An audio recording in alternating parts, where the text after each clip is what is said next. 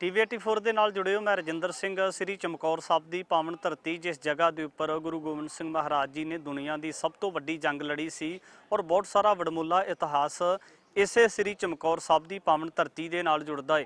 ਪਰ ਦੂਜੇ ਪਾਸੇ ਜਿਹੜੇ ਇੱਥੋਂ ਦੇ ਸਥਾਨਕ ਲੋਕ ਨੇ, ਉਹਨਾਂ ਦੇ ਵੱਲੋਂ ਇੱਕ ਵੱਡੀ ਚਿੰਤਾ ਪ੍ਰਗਟਾਈ ਜਾ ਰਹੀ ਹੈ ਕਿ ਹਾਲ ਦੇ ਵਿੱਚ ਜਿਹੜੀ ਇੱਕ ਨਵੀਂ ਪੇਪਰ ਮਿੱਲ ਲਗਾਈ ਜਾ ਰਹੀ ਹੈ, ਇਹਦੇ ਸੰਬੰਧ ਵਿੱਚ ਉਹਨਾਂ ਦੇ ਵੱਡੇ ਸਵਾਲੀਆ ਚਿੰਨ੍ਹ ਨੇ।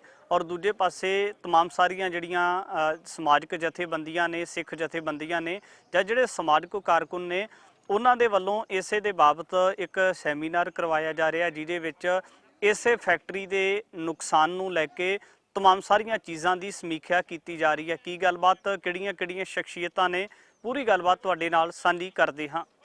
ਵਾਹਿਗੁਰੂ ਜੀ ਕਾ ਖਾਲਸਾ, ਵਾਹਿਗੁਰੂ ਜੀ ਕੀ ਫਤਿਹ। ਸਭ ਤੋਂ ਪਹਿਲਾਂ ਤਾਂ ਇਲਾਕਾ ਨਿਵਾਸੀ, ਸਾਡੇ ਕੋਲੋਂ ਬਾਹਰੋਂ ਜਿੰਨੇ ਵੀ ਸੱਜਣ ਮਿੱਤਰ, ਵਾਤਾਵਰਨ ਪ੍ਰੇਮੀ, ਬਾਹਰ ਦੀਆਂ ਕਮੇਟੀਆਂ, ਬੁਲਾਰੇ ਜਿੰਨੇ ਵੀ ਆਏ ਆ, ਅਸੀਂ ਤਹਿ ਦਿਲੋਂ ਉਹਨਾਂ ਦਾ ਜੀ ਆਇਆਂ ਕਹਿੰਦੇ ਆ ਜੀ। ਆਪ ਸਭ ਨੂੰ ਪਤਾ ਹੈ ਕਿ 30 ਅਪ੍ਰੈਲ ਨੂੰ ਪਬਲਿਕ ਹੀਅਰਿੰਗ ਹੋਣ ਜਾ ਰਹੀ ਆ। ਇਹਦੇ ਸਬੰਧ ਵਿੱਚ ਸਾਡੀ ਜਿਹੜੀ ਗੱਲਬਾਤ ਮੱਤੇਵਾੜਾ ਕਮੇਟੀ ਦੇ ਨਾਲ ਹੋਈ, ਜਿਨ੍ਹਾਂ ਨੂੰ ਮੱਤੇਵਾੜਾ ਕਮੇਟੀ ਨੂੰ ਬਹੁਤ ਨੇੜਿਓਂ, ਜਿਨ੍ਹਾਂ ਨੇ ਬਹੁਤ ਜ਼ਿਆਦਾ ਦਿਨ ਰਾਤ ਇੱਕ ਕਰਕੇ ਸਰਦਾਰ ਜਸਕੀਰ ਸਿੰਘ ਜੀ ਉਸ ਜੰਗਲ ਨੂੰ ਵੱਢਣ ਤੋਂ ਬਚਾਇਆ। ਮੈਂ ਬੇਨਤੀ ਕਰਾਂਗਾ ਸਰਦਾਰ ਜਸਕੀਰ ਸਿੰਘ ਜੀ ਮੱਤੇਵਾੜਾ ਕਮੇਟੀ ਤੋਂ ਕਿ ਆਪਣੀ ਸਟੇਜ ਸਾਂਭਣ। ਜਿਹੜੇ ਵੀ ਉਹਨਾਂ ਨੇ ਬੁਲਾਰੇ ਉਹਨਾਂ ਦੀ ਲਿਸਟ 'ਚ ਨੇ, ਉਹ ਬੁਲਾਰਿਆਂ ਦੇ ਮੁਤਾਬਕ, ਸਮੇਂ ਦੇ ਮੁਤਾਬਕ ਬੁਲਾ ਕੇ ਆਪਣੀ ਅੱਜ ਦਾ ਜੋ ਸੈਮੀਨਾਰ ਰੱਖਿਆ ਇਸ ਸੰਬੰਧੀ ਉਸ ਨੂੰ ਸ਼ੁਰੂ ਕਰਨ ਜੀ। ਵਾਹਿਗੁਰੂ ਜੀ ਕਾ ਖਾਲਸਾ, ਵਾਹਿਗੁਰੂ ਜੀ ਕੀ ਫਤਿਹ। ਤੁਹਾਡਾ ਤਾਂ ਨਗਰ ਹੀ ਬਹੁਤ ਇਤਿਹਾਸਕ ਹੈ, ਪਹਿਲੀ ਗੱਲ। ਦੂਸਰੀ ਗੱਲ, ਜੋ ਇੱਥੇ ਹੋਣ ਜਾ ਰਿਹਾ ਹੈ, ਇਹ ਵੀ ਇੱਕ ਨਵੀਂ ਇੱਕ ਗੱਲ ਹੈ ਕਿ ਇਹੋ ਜਿਹੇ ਇਲਾਕੇ ਦੇ ਵਿੱਚ ਵਾਤਾਵਰਨ ਲਈ ਖਤਰਨਾਕ ਕੋਈ ਵੀ ਇੰਡਸਟਰੀ ਆਉਂਦੀ ਹੈ ਤਾਂ ਉਹਦੇ ਦੋ ਬੜੇ ਵੱਡੇ ਮਾੜੇ ਪ੍ਰਭਾਵ ਪੈਣ ਦਾ ਡਰ ਹੈ। ਪਹਿਲਾ ਵਾਤਾਵਰਨ ਦੇ ਉੱਤੇ, ਸਿਹਤਾਂ ਦੇ ਉੱਤੇ, ਤੇ ਦੂਸਰਾ ਸਾਡੀ ਇਸ ਇਤਿਹਾਸਕ ਧਰਤੀ ਦੇ ਇਤਿਹਾਸ ਦੇ ਉੱਤੇ, ਕਿਉਂਕਿ ਆਪਾਂ ਗੁਰੂ ਸਾਹਿਬ ਦੀ ਇਸ ਧਰਤੀ ਦੇ ਉੱਤੇ ਰਹਿ ਰਹੇ ਹਾਂ ਤੇ ਸਾਡਾ ਵੀ ਫਰਜ਼ ਬਣਦਾ ਹੈ ਕਿ ਇਸ ਧਰਤੀ ਦਾ ਜਿਹੜੀ ਇਹਦੀ ਤਸੀਰ ਹੈ ਉਹ ਇੱਕ ਕੁਦਰਤ ਦੇ ਨੇੜੇ, ਰੱਬ ਦੇ ਨੇੜੇ ਰਵੇ, ਨਾ ਕਿ ਆਪਾਂ ਉਹਨੂੰ ਗੰਦਲਾ ਕਰਕੇ ਤੇ ਲਾਲ ਸ਼੍ਰੇਣੀ ਦੀਆਂ ਇੰਡਸਟਰੀਆਂ ਲਗਾ ਕੇ ਇੱਥੇ ਤੇ ਉਹਨੂੰ ਕੁਦਰਤ ਦਾ ਵੀ ਘਾਣ ਕਰਨ ਲਈ ਅਸੀਂ ਛੱਡ ਦਈਏ ਖੁੱਲ੍ਹਾ, ਤੇ ਸਾਡੇ ਬੱਚਿਆਂ ਦਾ, ਸਾਡੀਆਂ ਸਿਹਤਾਂ ਦਾ, ਸਾਡੇ ਬੱਚਿਆਂ ਦੀਆਂ ਸਿਹਤਾਂ ਦਾ, ਸਾਡੀ ਆਉਣ ਵਾਲੀਆਂ ਪੀੜ੍ਹੀਆਂ ਦਾ ਸਿਹਤਾਂ ਦਾ ਨੁਕਸਾਨ ਜਿਹੜਾ ਕਰਨ ਦਾ ਰਾਹ ਖੋਲ੍ਹ ਦਈਏ ਇੱਥੇ। ਸੋ ਇਸ ਕਰਕੇ ਬਹੁਤ ਜ਼ਰੂਰੀ ਹੈ ਕਿ ਅੱਜ ਦੀ ਜਿਹੜੀ ਇਹ ਗੱਲਬਾਤ ਹੈ ਉਹ ਉਸ ਸਮੇਂ 'ਤੇ ਹੋਣ ਜਾ ਰਹੀ ਹੈ ਜਦੋਂ ਇਹ ਇੰਡਸਟਰੀ ਨੇ ਆਪਣੇ ਲੱਗਣ ਦੀ ਪਰਮਿਸ਼ਨ ਜਿਹੜੀ ਹੈ ਹਾਲੇ 30 ਅਪ੍ਰੈਲ ਨੂੰ ਲੈਣੀ ਹੈ, ਔਰ ਉਹ ਪਰਮਿਸ਼ਨ ਦੇ ਵਿੱਚ ਸੰਗਤ ਦਾ ਬਹੁਤ ਵੱਡਾ ਰੋਲ ਹੈ। 30 ਅਪ੍ਰੈਲ ਨੂੰ ਜਿਹੜੀ ਗੱਲਬਾਤ ਇੱਥੇ ਹੋਣ ਜਾ ਰਹੀ ਹੈ ਇਸ ਇਲਾਕੇ ਦੇ ਵਿੱਚ, ਉਹ ਗੱਲਬਾਤ ਪੰਜਾਬ ਸਰਕਾਰ ਦਾ ਇੱਕ ਬਹੁਤ ਵੱਡਾ ਅਦਾਰਾ ਹੈ, ਪੰਜਾਬ ਪ੍ਰਦੂਸ਼ਣ ਕੰਟਰੋਲ ਬੋਰਡ, ਉਹ ਕਰਵਾ ਰਿਹਾ। ਜਿਹੜੀ 30 ਤਰੀਕ ਦਾ ਪ੍ਰੋਗਰਾਮ ਹੈ ਉਹ ਪੰਜਾਬ ਪ੍ਰਦੂਸ਼ਣ ਕੰਟਰੋਲ ਬੋਰਡ ਕਰਵਾ ਰਿਹਾ ਹੈ, ਔਰ ਉਹ ਇਸ ਕਰਕੇ ਕਰਵਾ ਰਿਹਾ ਹੈ ਤਾਂ ਕਿ ਪਤਾ ਲੱਗੇ ਕਿ ਇਲਾਕੇ ਨਿਵਾਸੀਆਂ ਦੀ ਇਸ ਬਾਰੇ ਕੀ ਰਾਏ ਹੈ ਜਾਂ ਪੰਜਾਬ ਦੇ ਹੋਰ ਲੋਕਾਂ ਦੀ ਇਸ ਬਾਰੇ ਕੀ ਰਾਏ ਹੈ। ਇਹ ਕਾਨੂੰਨ ਦੇ ਵਿੱਚ ਇੱਕ ਲੋਕਾਂ ਨੂੰ ਤਾਕਤ ਦਿੱਤੀ ਗਈ ਹੈ ਕਿ ਲੋਕ ਆਪਣੀ ਗੱਲ ਰੱਖ ਸਕਣ, ਆਪਣੀ ਕੀ ਮਰਜ਼ੀ ਹੈ ਉਹਦੇ ਬਾਰੇ ਦੱਸ ਸਕਣ, ਤੇ ਉਹਦੇ ਵਾਸਤੇ ਇਹ ਕਿ ਜਨਤਕ ਸੁਣਵਾਈ ਕਰਾਈ ਜਾਂਦੀ ਹੈ ਜਦੋਂ ਵੀ ਕੋਈ ਬਹੁਤ ਵੱਡਾ ਇਸ ਤਰ੍ਹਾਂ ਦਾ ਪ੍ਰੋਜੈਕਟ ਲੱਗਦਾ ਹੈ ਜਿਹਦੇ ਵਿੱਚ ਪ੍ਰਦੂਸ਼ਣ ਹੋਣ ਦਾ ਡਰ ਹੁੰਦਾ ਹੈ। ਇਹ ਕਿਹੜੇ ਕਾਨੂੰਨ ਦੇ ਤਹਿਤ ਹੋ ਰਹੀ ਹੈ, ਮੈਂ 1 ਮਿੰਟ ਉਹ ਵੀ ਥੋੜ੍ਹਾ ਜਿਹਾ ਤੁਹਾਨੂੰ ਦੱਸ ਦਿਆਂ ਕਿ ਜਿਹੜਾ ਇੱਕ ਕਾਨੂੰਨ ਸਾਡੇ ਦੇਸ਼ ਦਾ ਬਣਿਆ ਹੋਇਆ ਉਹਨੂੰ ਕਹਿੰਦੇ ਆ EIA, এনवायरमेंट ਇੰਪੈਕਟ ਅਸੈਸਮੈਂਟ। ਉਹਦੀ ਗੱਲ ਥੋੜ੍ਹੀ ਵਿਸਥਾਰ ਵਿੱਚ ਸਾਡੇ ਮਾਇਰ ਕਪਿਲ ਜੀ ਦੱਸਣਗੇ, ਪਰ এনवायरमेंट ਇੰਪੈਕਟ ਅਸੈਸਮੈਂਟ ਦੇ ਵਿੱਚ ਇਹ ਇੱਕ ਪ੍ਰੋਵੀਜ਼ਨ ਰੱਖਿਆ ਹੋਇਆ ਹੈ ਕਿ ਜਦੋਂ ਵੀ ਕੋਈ ਵੱਡਾ ਪ੍ਰਦੂਸ਼ਣ ਵਾਲਾ ਪ੍ਰੋਜੈਕਟ ਲੱਗੇਗਾ ਉੱਥੇ ਆਲੇ ਦੁਆਲੇ ਦੇ ਇਲਾਕੇ ਤੋਂ ਤੇ ਬਾਕੀ ਪੰਜਾਬ ਦੇ ਲੋਕਾਂ ਤੋਂ ਇਹ ਪੁੱਛਿਆ ਜਾਊਗਾ ਕਿ ਕੀ ਤੁਹਾਡੇ ਹਿਸਾਬ ਨਾਲ ਇਹ ਸਹੀ ਹੈ ਜਾਂ ਗਲਤ ਹੈ। ਜੇ ਤੁਸੀਂ ਸਹੀ ਸਮਝਦੇ ਹੋ ਤਾਂ ਕਿਉਂ ਸਹੀ ਸਮਝਦੇ ਹੋ, ਗਲਤ ਸਮਝਦੇ ਹੋ ਤਾਂ ਕਿਉਂ ਗਲਤ ਸਮਝਦੇ ਹੋ। ਹਾਲੇ ਤੱਕ ਕੀ ਹੁੰਦਾ ਆਇਆ ਹੈ ਕਿ ਬਹੁਤ ਵੱਡੇ ਵੱਡੇ ਪ੍ਰੋਜੈਕਟ ਲੱਗੇ, ਉਹਨਾਂ ਦੀਆਂ ਜਨਤਕ ਸੁਣਵਾਈਆਂ ਹੋਈਆਂ, ਉਹਦੇ ਵਿੱਚ ਲੋਕਾਂ ਨੇ ਬਹੁਤਾ ਧਿਆਨ ਨਹੀਂ ਦਿੱਤਾ। ਉਹਦਾ ਇੱਕ ਐਗਜ਼ਾਮਪਲ ਆਪਣੇ ਕੋਲ ਇੱਥੇ ਜੀਰਾ ਸ਼ਰਾਬ ਫੈਕਟਰੀ ਤੋਂ ਆਏ ਹੋਏ ਨੇ, ਜੀਰਾ ਸ਼ਰਾਬ ਫੈਕਟਰੀ ਦੇ ਇਲਾਕੇ ਤੋਂ ਰੋਮਨ ਬਰਾੜ ਜੀ ਆਏ ਹੋਏ ਨੇ, ਜਿਨ੍ਹਾਂ ਨੇ ਉੱਥੇ ਜੀਰਾ ਸਾਂਝਾ ਮੋਰਚਾ ਜਿਹੜਾ ਲਗਾਇਆ। ਉੱਥੇ ਲੱਗੀ ਹੋਈ ਇੱਕ ਸ਼ਰਾਬ ਫੈਕਟਰੀ ਦੇ ਵਿਰੁੱਧ। ਸ਼ਰਾਬ ਫੈਕਟਰੀ ਚਲੋ ਆਪਣੇ ਆਪ ਵਿੱਚ ਇੱਕ ਜੋ ਗੱਲ ਹੈ ਸੋ ਹੈ, ਉੱਥੇ ਉਹਨਾਂ ਨੇ ਪਾਣੀ ਜਿਹੜਾ ਉਹਨਾਂ ਦਾ ਗੰਦਾ ਪਾਣੀ ਸੀ ਉਹ ਧਰਤੀ ਹੇਠਾਂ ਬੋਰਵੈਲਾਂ ਦੇ ਰਾਹੀਂ ਪਾਣਾ ਸ਼ੁਰੂ ਕਰ ਦਿੱਤਾ। ਆਲੇ ਦੁਆਲੇ ਦੇ 50-60 ਪਿੰਡਾਂ ਦਾ ਪਾਣੀ ਜਿਹੜਾ ਹੈ ਉਹ ਖਰਾਬ ਕਰ ਦਿੱਤਾ। ਤੇ ਉੱਥੇ ਬਹੁਤ ਵੱਡੀ ਇੱਕ ਜੰਗ ਲੱਗੀ ਹੈ 2022 ਤੋਂ। 24 ਜੁਲਾਈ 2022 ਤੋਂ ਸ਼ੁਰੂਆਤ ਹੋਈ ਉਹਦੀ। ਉਹ ਨੈਸ਼ਨਲ ਗ੍ਰੀਨ ਟ੍ਰਿਬਿਊਨਲ ਕੋਰਟ 'ਚ ਵੀ ਚੱਲ ਰਹੀ ਹੈ ਤੇ ਲੋਕਾਂ ਦਾ ਜਿਹੜਾ ਦਬਾਅ ਹੈ, ਲੋਕਾਂ ਨੇ ਜਿਹੜਾ ਮੋਰਚਾ ਉੱਥੇ ਲਾਇਆ ਉਹਦੇ ਰਾਹੀਂ ਵੀ ਚੱਲ ਰਹੀ ਹੈ। ਉਹ ਫੈਕਟਰੀ ਇਸ ਵੇਲੇ ਬੰਦ ਹੈ, ਪਰ ਹੁਣ ਉੱਥੇ ਇਹ ਲੜਾਈ ਨੂੰ ਲੜਨਾ ਜ਼ਿਆਦਾ ਔਖਾ ਹੋ ਗਿਆ ਕਿਉਂਕਿ ਜਦੋਂ ਇਹ ਫੈਕਟਰੀ ਲੱਗ ਰਹੀ ਸੀ ਉਦੋਂ ਲੋਕਾਂ ਨੇ ਧਿਆਨ ਨਹੀਂ ਦਿੱਤਾ। ਆਪਣੇ ਕੋਲ ਅੱਜ ਇਹ ਮੌਕਾ ਹੈ ਵੀ 30 ਅਪ੍ਰੈਲ ਨੂੰ ਹਲੇ ਇਹਨਾਂ ਨੇ ਜਨਤਕ ਸੁਣਵਾਈ ਕਰਨੀ ਹੈ, ਪਬਲਿਕ ਹੀਅਰਿੰਗ ਹਲੇ ਹੋਣੀ ਹੈ। ਆਪਾਂ ਉਸ ਤੋਂ ਪਹਿਲਾਂ ਥੋੜਾ ਜਿਹਾ ਸ਼ੁਰੂ ਹੋ ਗਏ ਹਾਂ, ਜਿਹੜੀ ਕਿ ਬਹੁਤ ਚੰਗੀ ਗੱਲ ਹੈ ਕਿਉਂਕਿ ਹੁਣ ਆਪਣੇ ਕੋਲ ਇੱਕ ਹੱਥ ਦੇ ਵਿੱਚ ਸਮਾਂ ਹੈ ਥੋੜਾ। ਹਾਲਾਂਕਿ ਆਪਾਂ ਥੋੜੇ ਲੇਟ ਆ, ਉਹਦੀ ਤਿਆਰੀ ਕਰਨ ਨੂੰ ਆਪਾਂ ਲੇਟ ਹੋ ਗਏ, ਪਰ ਫਿਰ ਵੀ ਆਪਾਂ ਚਲੋ ਤਰੀਕ ਤੋਂ ਪਹਿਲਾਂ ਜਾਗ ਗਏ। ਤਰੀਕ ਤੋਂ ਪਹਿਲਾਂ ਅੱਜ ਆਪਾਂ ਗੱਲਬਾਤ ਕਰ ਰਹੇ ਹਾਂ। ਉਸੇ ਸਿਲਸਿਲੇ ਦੇ ਵਿੱਚ ਤਿਆਰੀ ਦਾ ਹੀ ਇੱਕ ਤਰੀਕਾ ਹੈ ਤੇ ਆਪਾਂ ਇਹ ਗੱਲ ਜਿਹੜੀ ਅੱਜ ਇਸੇ ਕਰਕੇ ਕਰ ਰਹੇ ਹਾਂ ਕਿ 30 ਅਪ੍ਰੈਲ ਤੋਂ ਪਹਿਲਾਂ ਸਾਨੂੰ ਪਤਾ ਹੋਵੇ ਕਿ ਕੀ ਹੋਣ ਜਾ ਰਿਹਾ ਹੈ ਤੇ ਉਹਦੇ ਵਾਸਤੇ ਅਸੀਂ ਆਪਣਾ ਜਿਹੜਾ ਵਿਚਾਰ ਹੈ, ਆਪਣੀ ਜਿਹੜੀ ਰਾਏ ਹੈ ਉਹ ਕਿਵੇਂ ਰੱਖਣੀ ਹੈ, ਭਾਵੇਂ ਕਿਸੇ ਨੂੰ ਉਹ ਠੀਕ ਲੱਗੇ ਜਾਂ ਗਲਤ ਲੱਗੇ। ਤੇ ਅਸੀਂ ਕਿਉਂਕਿ ਵਾਤਾਵਰਣ ਤੇ ਕੰਮ ਕਰਦੇ ਹਾਂ, ਕਿਉਂਕਿ ਜੀਰਾ ਸ਼ਰਾਬ ਫੈਕਟਰੀ ਵਾਲੇ ਕੇਸ ਤੇ ਵੀ ਅਸੀਂ ਬੜੀ ਨੇੜਿਓਂ ਦੇਖਿਆ ਵਾਤਾਵਰਣ ਦਾ ਪੰਜਾਬ ਦੇ ਵਿੱਚ ਬਹੁਤ ਘਾਣ ਹੋ ਰਿਹਾ ਹੈ। ਬਹੁਤ ਲਾਲ ਸ਼੍ਰੇਣੀ ਦੀਆਂ ਇੰਡਸਟਰੀਆਂ ਪੰਜਾਬ 'ਚ ਲਾਈਆਂ ਜਾ ਰਹੀਆਂ ਤੇ ਪੰਜਾਬ ਨੇ ਜੇ ਪੰਜਾਬ ਵਾਂਗ ਰਹਿਣਾ, ਸਾਫ਼ ਸੁਥਰੀ ਹਵਾ, ਸਾਫ਼ ਸੁਥਰਾ ਪਾਣੀ, ਸਾਫ਼ ਸੁਥਰੀ ਧਰਤੀ, ਇੱਕ ਸਿਹਤਮੰਦ ਮਾਹੌਲ ਜੇ ਪੰਜਾਬ ਨੇ ਰਹਿਣਾ ਤਾਂ ਸਾਨੂੰ ਪ੍ਰਦੂਸ਼ਣ ਵਾਲੀ ਇੰਡਸਟਰੀ ਤੋਂ ਬਚਣ ਦੀ ਬਹੁਤ ਜ਼ਿਆਦਾ ਲੋੜ ਹੈ। ਇਹ ਗੱਲਾਂ ਮੁੱਢਲੀਆਂ ਗੱਲਾਂ ਕਰਦਾ ਹੋਇਆ ਮੈਂ ਅੱਜ ਦਾ ਪ੍ਰੋਗਰਾਮ ਜਿਹੜਾ ਹੈ ਉਹਨੂੰ ਅੱਗੇ ਤੋਰਦਾ ਜੀ। ਆਪਣੇ ਕੋਲ ਬਹੁਤ ਪਤਵੰਤੇ ਸੱਜਣ ਆਏ ਨੇ, ਬਹੁਤ ਵੱਡੇ ਬਹੁਤ ਵਧੀਆ ਬੁਲਾਰੇ ਜਿਹੜੇ ਨੇ ਵਿਸ਼ੇ ਦੇ ਮਾਹਿਰ ਆਏ ਨੇ ਤੇ ਉਹਨਾਂ ਤੋਂ ਆਪਾਂ ਜਿਹੜੀ ਗੱਲਬਾਤ ਦੀ ਸ਼ੁਰੂਆਤ ਕਰਾਂਗੇ। ਅੱਜ ਆਪਾਂ 3 ਵਿਸ਼ੇ ਲੈ ਕੇ ਚੱਲ ਰਹੇ ਹਾਂ ਇਸ ਜਗ੍ਹਾ ਤੇ। 3 ਵਿਸ਼ਿਆਂ ਤੇ ਗੱਲ ਕਰਾਂਗੇ। ਇੱਕ ਤਾਂ ਕੁਦਰਤ ਦੀ ਗੱਲ ਹੈ, ਜੀਵ ਜੰਤੂਆਂ ਦੀ ਗੱਲ ਹੈ, ਉਹ ਕੀਤੀ ਜਾਊਗੀ। ਦੂਸਰਾ ਆਪਾਂ ਵਿਰਸਾ ਇਤਿਹਾਸ, ਜੋ ਇਸ ਇਲਾਕੇ ਦਾ ਬਹੁਤ ਵੱਡਾ ਇੱਕ ਵਿਰਸਾ ਤੇ ਇਤਿਹਾਸ ਹੈ, ਉਹਦੇ ਬਾਰੇ ਗੱਲਬਾਤ ਕਰਾਂਗੇ। ਤੇ ਤੀਸਰਾ ਆਪਾਂ ਮੋਰਚਿਆਂ ਤੇ ਸੰਘਰਸ਼ਾਂ ਦੀ ਗੱਲ ਕਰਾਂਗੇ ਜਿਹੜੇ ਵਾਤਾਵਰਣ ਦੇ ਨਾਲ ਸੰਬੰਧਿਤ ਨੇ ਤੇ ਪੰਜਾਬ ਦੇ ਵਿੱਚ ਜਾਂ ਤਾਂ ਲੜੇ ਗਏ ਨੇ ਪਿਛਲੇ ਕੁਝ ਸਾਲਾਂ ਵਿੱਚ ਜਾਂ ਇਸ ਵੇਲੇ ਚੱਲ ਰਹੇ ਨੇ। ਤੇ ਆਪਣੇ ਕੋਲ ਹੋਰ ਬੁਲਾਰੇ ਜਿਹੜੇ ਆ ਉਹਦੇ ਆ ਵੀ ਰਹੇ ਨੇ। ਉਹਨਾਂ ਵਿਸ਼ਿਆਂ ਤੇ ਗੱਲਬਾਤ ਜਿਹੜੀ ਹੈ ਆਪਾਂ ਹੁਣ ਅੱਗੇ ਤੋਰਦੇ ਹਾਂ ਜੀ। ਤੇ ਸਾਰੇ ਧਿਆਨ ਦੇਣਾ, ਗੱਲ ਧਿਆਨ ਨਾਲ ਸੁਣਨਾ ਕਿਉਂਕਿ ਸਾਡੇ ਭਵਿੱਖ ਦਾ ਮਸਲਾ ਹੈ। ਬਹੁਤ ਕੋਈ ਛੋਟੀ ਜੀ ਗੱਲ ਨਹੀਂ ਆਪਾਂ ਅੱਜ ਕਰ ਰਹੇ। ਇਹ ਸਾਡਾ ਬਹੁਤ ਲੰਮੇ ਸਮੇਂ ਤੱਕ ਭਵਿੱਖ ਨੇ ਸਾਡਾ ਤੈਅ ਕਰਨਾ ਹੈ ਤੇ ਇਸ ਕਰਕੇ ਗੱਲ ਜਿਹੜੀ ਹੈ ਬਹੁਤ ਧਿਆਨ ਨਾਲ ਸੁਣਨ ਵਾਲੀਆਂ ਗੱਲਾਂ ਨੇ। ਗੱਲਬਾਤ ਦੀ ਸ਼ੁਰੂਆਤ ਆਪਾਂ ਵਿਰਸਾ ਇਤਿਹਾਸ ਤੇ ਧਰਮ ਤੋਂ ਹੀ ਕਰੀਏ ਤਾਂ ਜ਼ਿਆਦਾ ਚੰਗੀ ਗੱਲ ਹੈ। ਇਹ ਗੁਰੂ ਸਾਹਿਬ ਦਾ ਖਿੱਤਾ ਹੈ, ਗੁਰੂ ਸਾਹਿਬ ਨਾਲ ਜੁੜੀ ਹੋਈ ਧਰਤੀ ਹੈ ਤੇ ਸਭ ਤੋਂ ਪਹਿਲਾਂ ਇਸ ਕਰਕੇ ਮੈਂ ਬੇਨਤੀ ਕਰਾਂਗਾ, ਸਿੰਘ ਸਾਹਿਬ ਆਏ ਨੇ, ਗਿਆਨੀ ਕੇਵਲ ਸਿੰਘ ਜੀ। ਸਭ ਤੋਂ ਪਹਿਲੇ ਮੈਂ ਉਹਨਾਂ ਨੂੰ ਬੇਨਤੀ ਕਰਾਂਗਾ ਕਿ ਸਾਨੂੰ ਇਸ ਧਰਤੀ ਦੇ ਇਤਿਹਾਸ, ਜਦੋਂ ਅਸੀਂ ਇਤਿਹਾਸ ਪੜ੍ਹਦੇ ਹਾਂ, ਇਤਿਹਾਸ ਦੇ ਅੰਦਰ ਸਾਨੂੰ ਸਾਡੇ ਸਰਪ੍ਰਾਂ ਦੇ ਉਹ ਬਿਆਨ ਬੇਸ਼ੱਕ ਮਿਲਦੇ ਨੇ।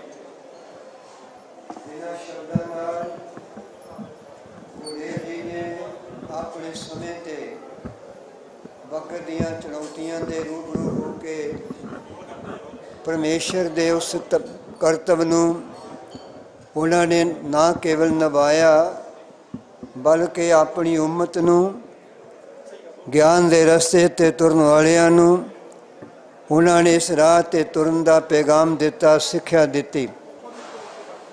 ਥੋੜ੍ਹਾ ਜਿਹਾ ਪਿੱਛੇ ਰੱਖੋ। ਉਹਨਾਂ ਨੇ ਇਸ ਰਸਤੇ 'ਤੇ ਤੁਰਨ ਲਈ ਤਿਆਰੀ ਕਰਵਾਈ ਕਿ ਕਿਵੇਂ ਵਕਤ ਦੀਆਂ ਵੰਗਾਰਾਂ ਦੇ ਸਾਹਮਣੇ ਖੜਾ ਹੋਇਆ ਜਾ ਸਕਦਾ ਹੈ।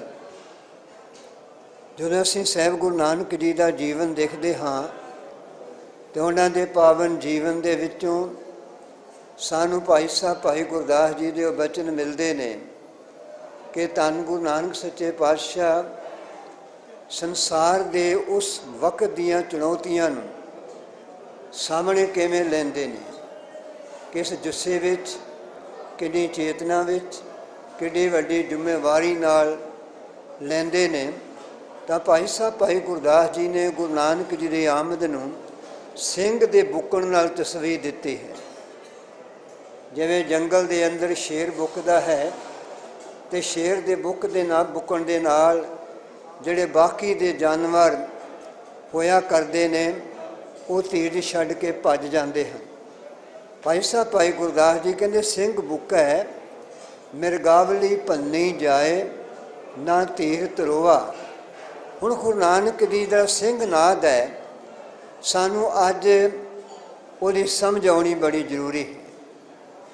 ਉਸ ਸਮੇਂ ਵੀ ਸਮਾਜ ਨੂੰ ਕੁਰੀਤੀਆਂ ਵਾਲੇ ਪਾਸੇ, ਗੁੰਮਰਾਹ ਕਰਨ ਵਾਲੇ ਪਾਸੇ ਆਪਣੇ ਆਪਣੇ ਢੰਗ ਦੇ ਅਪਰਾਧੀ ਲੋਕ ਜਿਹੜੇ ਸਨ ਉਹ ਕੰਮ ਕਰ ਰਹੇ ਸਨ। ਭਾਵੇਂ ਰਾਜ ਸੱਤਾ 'ਤੇ ਬੈਠੇ ਸਨ, ਭਾਵੇਂ ਸਮਾਜ ਦੀਆਂ ਧਰਮ ਸੱਤਾ 'ਤੇ ਬੈਠੇ ਸਨ, ਜਾਂ ਮੁਨਾਫਾਖੋਰੀ ਦੇ ਗੇੜੇ ਵਿੱਚ ਪੈ ਕੇ ਸਮਾਜ ਦਾ ਕਰਨ ਵਾਲੀਆਂ ਤਾਕਤਾਂ ਸਨ। ਜਿਹੜੀਆਂ ਚੁਣੌਤੀਆਂ ਅੱਜ ਸਾਨੂੰ ਨਵੇਂ ਦੌਰ ਵਿੱਚ ਦਿਖਾਈ ਦੇ ਰਹੀਆਂ ਨੇ, ਇਹ ਵਾਸਤਵ ਵਿੱਚ ਉਸ ਸਮੇਂ ਵੀ ਇਹੀ ਚੁਣੌਤੀਆਂ ਸਨ। ਚੁਣੌਤੀਆਂ ਦੇ ਜਿਹੜੇ ਜਨਮਦਾਤਾ ਹੁੰਦੇ ਨੇ ਆਕਾਸ਼ ਤੋਂ ਨਹੀਂ ਉਤਰਦੇ, ਉਹ ਸਮਾਜ ਦੇ ਵਿੱਚੋਂ ਹੀ ਪੈਦਾ ਹੁੰਦੇ ਨੇ। ਤੇ ਉਹ ਲੋਕ ਕੌਣ ਹੁੰਦੇ ਨੇ? ਉਹ ਲੋਕ ਹੁੰਦੇ ਨੇ ਜਿਨ੍ਹਾਂ ਦੇ ਅੰਦਰੋਂ ਮਨੁੱਖੀ ਜ਼ਿੰਦਗੀ ਦੇ ਸਰੋਕਾਰਾਂ ਨਾਲੋਂ ਉਹਨਾਂ ਦੇ ਸੰਬੰਧ ਟੁੱਟ ਚੁੱਕੇ ਹੁੰਦੇ ਨੇ। ਉਹ ਜਾਤੀ ਲਾਭਾਂ ਦੇ ਲਈ, ਜਾਤੀ ਸਵਾਰਥ ਦੇ ਲਈ ਆਪਣੇ ਆਪੇ ਨੂੰ ਸਮਾਜ ਦੀ ਲੁੱਟ ਖਸੁੱਟ ਵਾਸਤੇ ਤਿਆਰ ਕਰਿਆ ਕਰਦੇ ਹਨ। ਤਾਂ ਉਸ ਸਮੇਂ ਅਸੀਂ ਦੇਖਦੇ ਹਾਂ ਜਿਹੜੀ ਗੱਲ ਅੱਜ ਸਾਡੇ ਲਈ ਤਾਕਤ ਵਾਲੀ ਹੈ, ਤੁਸੀਂ ਜਿਹੜੀ ਅੱਜ ਇੱਥੇ ਗੱਲ ਵੱਡੇ ਇਕੱਠ ਵਿੱਚ ਕਰ ਰਹੇ ਹੋ, ਇਹ ਕੋਈ ਨਵੀਂ ਨਹੀਂ ਹੈ ਜਾਂ ਪੰਜਾਬ ਦੀ ਧਰਤੀ ਵਾਸਤੇ ਨਵੀਂ ਨਹੀਂ ਹੈ। ਇਸ ਧਰਤੀ 'ਤੇ ਕਿ ਸੰਘਰਸ਼ ਗੁਰੂ ਨਾਨਕ ਸੱਚੇ ਪਾਤਸ਼ਾਹ ਦੇ ਵਕਤ ਤੋਂ ਜਿਹੜਾ ਲੜਨਾ ਸ਼ੁਰੂ ਹੋਇਆ, ਅੱਜ ਵੀ ਉਹ ਪੰਜਾਬ ਦੀ ਧਰਤੀ 'ਤੇ ਜਾਏ ਆਪਣੇ ਢੰਗ ਨਾਲ ਲੜ ਰਹੇ ਨੇ। ਅਤੇ ਅਸੀਂ ਜੋ ਦੇਖਣਾ ਚਾਹੁੰਦੇ ਜਾਂ ਵਿਚਾਰ ਕਰਨਾ ਚਾਹੁੰਦੇ ਹਾਂ ਇਤਿਹਾਸ ਦੇ ਸੰਦਰਭ ਦੇ ਵਿੱਚ, ਕਈ ਵਾਰ ਅਸੀਂ ਇਤਿਹਾਸ ਨੂੰ ਬੜਾ ਸਹਿਜ ਜਿਹਾ ਲੈਂਦੇ ਹਾਂ। ਕਈ ਵਾਰ ਇਤਿਹਾਸ ਨੂੰ ਅਸੀਂ ਕਹਾਣੀ ਤੋਂ ਅੱਗੇ ਵੱਧ ਕੇ ਨਹੀਂ ਲੈਂਦੇ। ਕਦੇ ਅਸੀਂ ਗੁਰੂਆਂ ਦੇ ਜੀਵਨ ਨੂੰ ਪੂਜਣ ਤੋਂ ਅੱਗੇ ਜਾ ਕੇ ਨਹੀਂ ਲੈਂਦੇ। ਪਹਿਲੀ ਗੱਲ, ਗੁਰੂ ਨੂੰ ਇੱਕ ਚੇਤਨਾ ਦਾ ਕੇਂਦਰ ਮੰਨ ਕੇ ਤੁਰਨਾ ਪਏਗਾ। ਗੁਰੂ ਗਿਆਨ ਦਾ ਉਹ ਕੇਂਦਰ ਹੈ ਜਿਸ ਗਿਆਨ ਦੇ ਕੇਂਦਰ ਤੋਂ ਭੁੱਲਿਆਂ ਅਤੇ ਭਟਕਿਆਂ ਨੂੰ, ਜ਼ਿੰਦਗੀ 'ਚ ਗੁੰਮਰਾਹ ਹੋ ਗਏ ਲੋਕਾਂ ਨੂੰ ਸੇਧ ਮਿਲਦੀ ਹੈ, ਮਾਰਗ ਮਿਲਦਾ ਹੈ, ਜ਼ਿੰਦਗੀ ਜੀਉਣ ਦਾ ਸਹੀ ਢੰਗ ਤਰੀਕਾ ਮਿਲਦਾ ਹੈ। ਤਾਂ ਉਸ ਸਮੇਂ ਵੀ ਅਸੀਂ ਦੇਖਦੇ ਹਾਂ ਸਾਰੀਆਂ ਚੁਣੌਤੀਆਂ ਦਾ ਜਿਹੜਾ ਹੱਲ ਹੈ ਗੁਰੂ ਨਾਨਕ ਜੀ ਨੇ ਇੱਕ ਮੁਹਿੰਮ ਦੇ ਤੌਰ 'ਤੇ ਉਹਨਾਂ ਨੇ ਸਮਾਜ ਦੇ ਸਾਹਮਣੇ ਸਿਰਜਿਆ। ਉਸ ਦੇ ਗੁਰਦੇਵ ਦੀ ਉਸ ਕਰਨੀ ਨੂੰ ਕਦੇ ਆਪ ਨੇ ਪੜ੍ਹਿਆ ਹੋਏਗਾ, ਵਕਤ ਨਹੀਂ ਹੈ ਕਿ ਬੁਲਾਰੇ ਬਹੁਤ ਨੇ। ਉਹ ਹੈ ਭਾਈ ਸਾਹਿਬ ਭਾਈ ਗੁਰਦਾਸ ਜੀ ਦੇ ਬਚਨ ਨੇ। ਗੁਰਦੇਵ ਨੇ ਪਹਿਲਾਂ ਹਾਲਾਤਾਂ ਦਾ ਜਾਇਜ਼ਾ ਲਿਆ, ਉਸ ਤੋਂ ਬਾਅਦ ਉਹਨਾਂ ਨੇ ਨਿਰਣਾ ਕੀਤਾ ਕਿ ਇਹਨਾਂ ਹਾਲਾਤਾਂ ਨੂੰ ਸੋਧਣ ਦੇ ਲਈ, ਮਕਰ ਦੀਆਂ ਸ਼ਕਤੀਆਂ ਨਾਲ ਇਹਨਾਂ ਨੂੰ ਸੋਧਣ ਦੇ ਲਈ, ਸਿੱਧੇ ਰਸਤੇ 'ਤੇ ਪਾਉਣ ਦੇ ਲਈ ਇੱਕ ਲੰਮੀ ਜੱਦੋ-ਜਹਿਦ ਦੀ ਲੋੜ ਹੈ।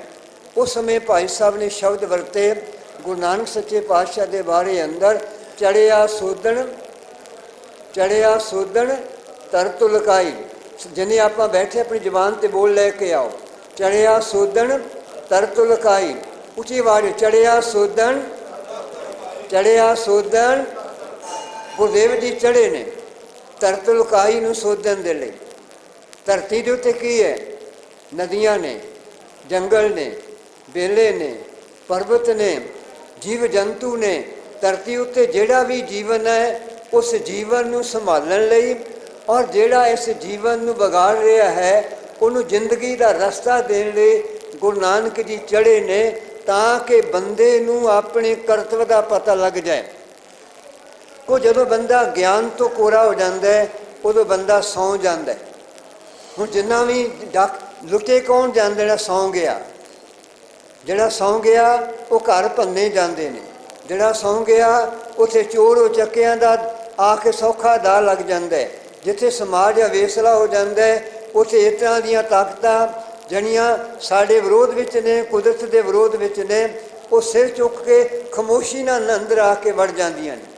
ਦਾਸ ਨੇ ਜਾਣਨ ਦੀ ਕੋਸ਼ਿਸ਼ ਕੀਤੀ ਇਹ ਜਿਹੜੀ ਅੱਜ ਆਪਾਂ ਵਿਰੋਧ ਵਿੱਚ ਖੜੇ ਹਾਂ ਇਹ ਕੀ ਸੁਤੇ ਸਿੱਧ ਹੋ ਗਿਆ? ਇੱਕ ਦਿਨ ਦੀ ਖੇਡ ਹੋ ਗਈ। ਤੇ ਦੱਸ ਰਹੇ ਨੇ ਸਰਦਾਰ ਜਸਪ੍ਰੀਤ ਸਿੰਘ ਹੋਣੀ, ਨਹੀਂ ਜੀ ਇਹ ਖੇਡ ਬੜੀ ਸਹਿਜ ਨਾਲ ਸ਼ੁਰੂ ਹੋਈ ਹੈ। 2 ਏਕੜ 4 ਏਕੜ 10 ਏਕੜ 15 ਏਕੜ 20 ਏਕੜ 24 ਏਕੜ ਕਰਦਿਆਂ ਇਹ ਸਿਲਸਿਲਾ ਅੱਗੇ ਨੂੰ ਵਧਿਆ। ਦੇਖੋ ਉਹ ਕਿੰਨੇ ਜਿਨ੍ਹਾਂ ਨੇ ਪੈਰ ਲਾਣੇ ਨੇ ਉਹਨਾਂ ਦੀਆਂ ਬਿਰਤੀਆਂ ਸਾਡੇ ਤੋਂ ਕਿੰਨਾ ਤੇਜ਼ ਸੋਚਦੇ ਨੇ, ਸਾਨੂੰ ਪਤਾ ਨਹੀਂ ਲੱਗਣ ਦਿੰਦੇ। ਦੂਜਾ ਪਾਸਾ ਆ ਗਿਆ ਜ਼ਮੀਨਾਂ ਵੇਚਣ ਵਾਲਿਆਂ ਦਾ। ਹੁਣ ਪੰਜਾਬ ਦੀ ਉਹ ਧਰਤੀ ਇੱਕ ਬੜਾ, ਆਪਾਂ ਸਾਰੇ ਪਿੰਡਾਂ ਨਾਲ ਜੁੜੇ ਬਹੁਤੇ ਬੈਠੇ ਹਾਂ। ਇੱਕ ਦਾ ਚੇਤਾ ਰੱਖਣਾ, ਪੰਜਾਬ ਦਾ ਜ਼ਿਮੀਂਦਾਰ ਜ਼ਮੀਨ ਨੂੰ ਵੇਚਣ ਕਿਉਂ ਲੱਗ ਪਿਆ? ਇਹ ਨੁਕਤਾ ਹੈ ਮੇਰੀ ਚਰਚਾ ਦਾ ਨਹੀਂ, ਤੁਹਾਡੇ ਸਾਰਿਆਂ ਦੀ ਚਰਚਾ ਦਾ। ਇਹ ਕਮਜ਼ੋਰੀ ਕਿਉਂ ਆ ਗਈ? ਕਿਸਾਨ ਤੇ ਜ਼ਮੀਨ ਨੂੰ ਮਾਂ ਕਹਿੰਦਾ ਸੀ, ਵੇਚਦਾ ਨਹੀਂ ਸੀ, ਖਰੀਦਿਆ ਕਰਦਾ ਸੀ। ਪਰ ਇਹਦੇ 'ਚ ਵੇਚਣ ਦੀ ਚੇਟਕਾ ਕਿੱਥੋਂ ਲੱਗੀ, ਕਿਉਂ ਲੱਗੀ? ਬੜੀ ਖੋਜ ਦਾ ਪੱਖ ਹੈ। ਇਹ ਕੀ ਹੈ? ਇਹ ਤੇ ਬੜੀ ਲੰਮੀ ਚੌੜੀ ਵਿਚਾਰ ਦੀ ਜ਼ਰੂਰਤ ਹੈ। ਆਪਾਂ ਫਿਰ ਉੱਥੇ ਆ ਜਾਈਏ।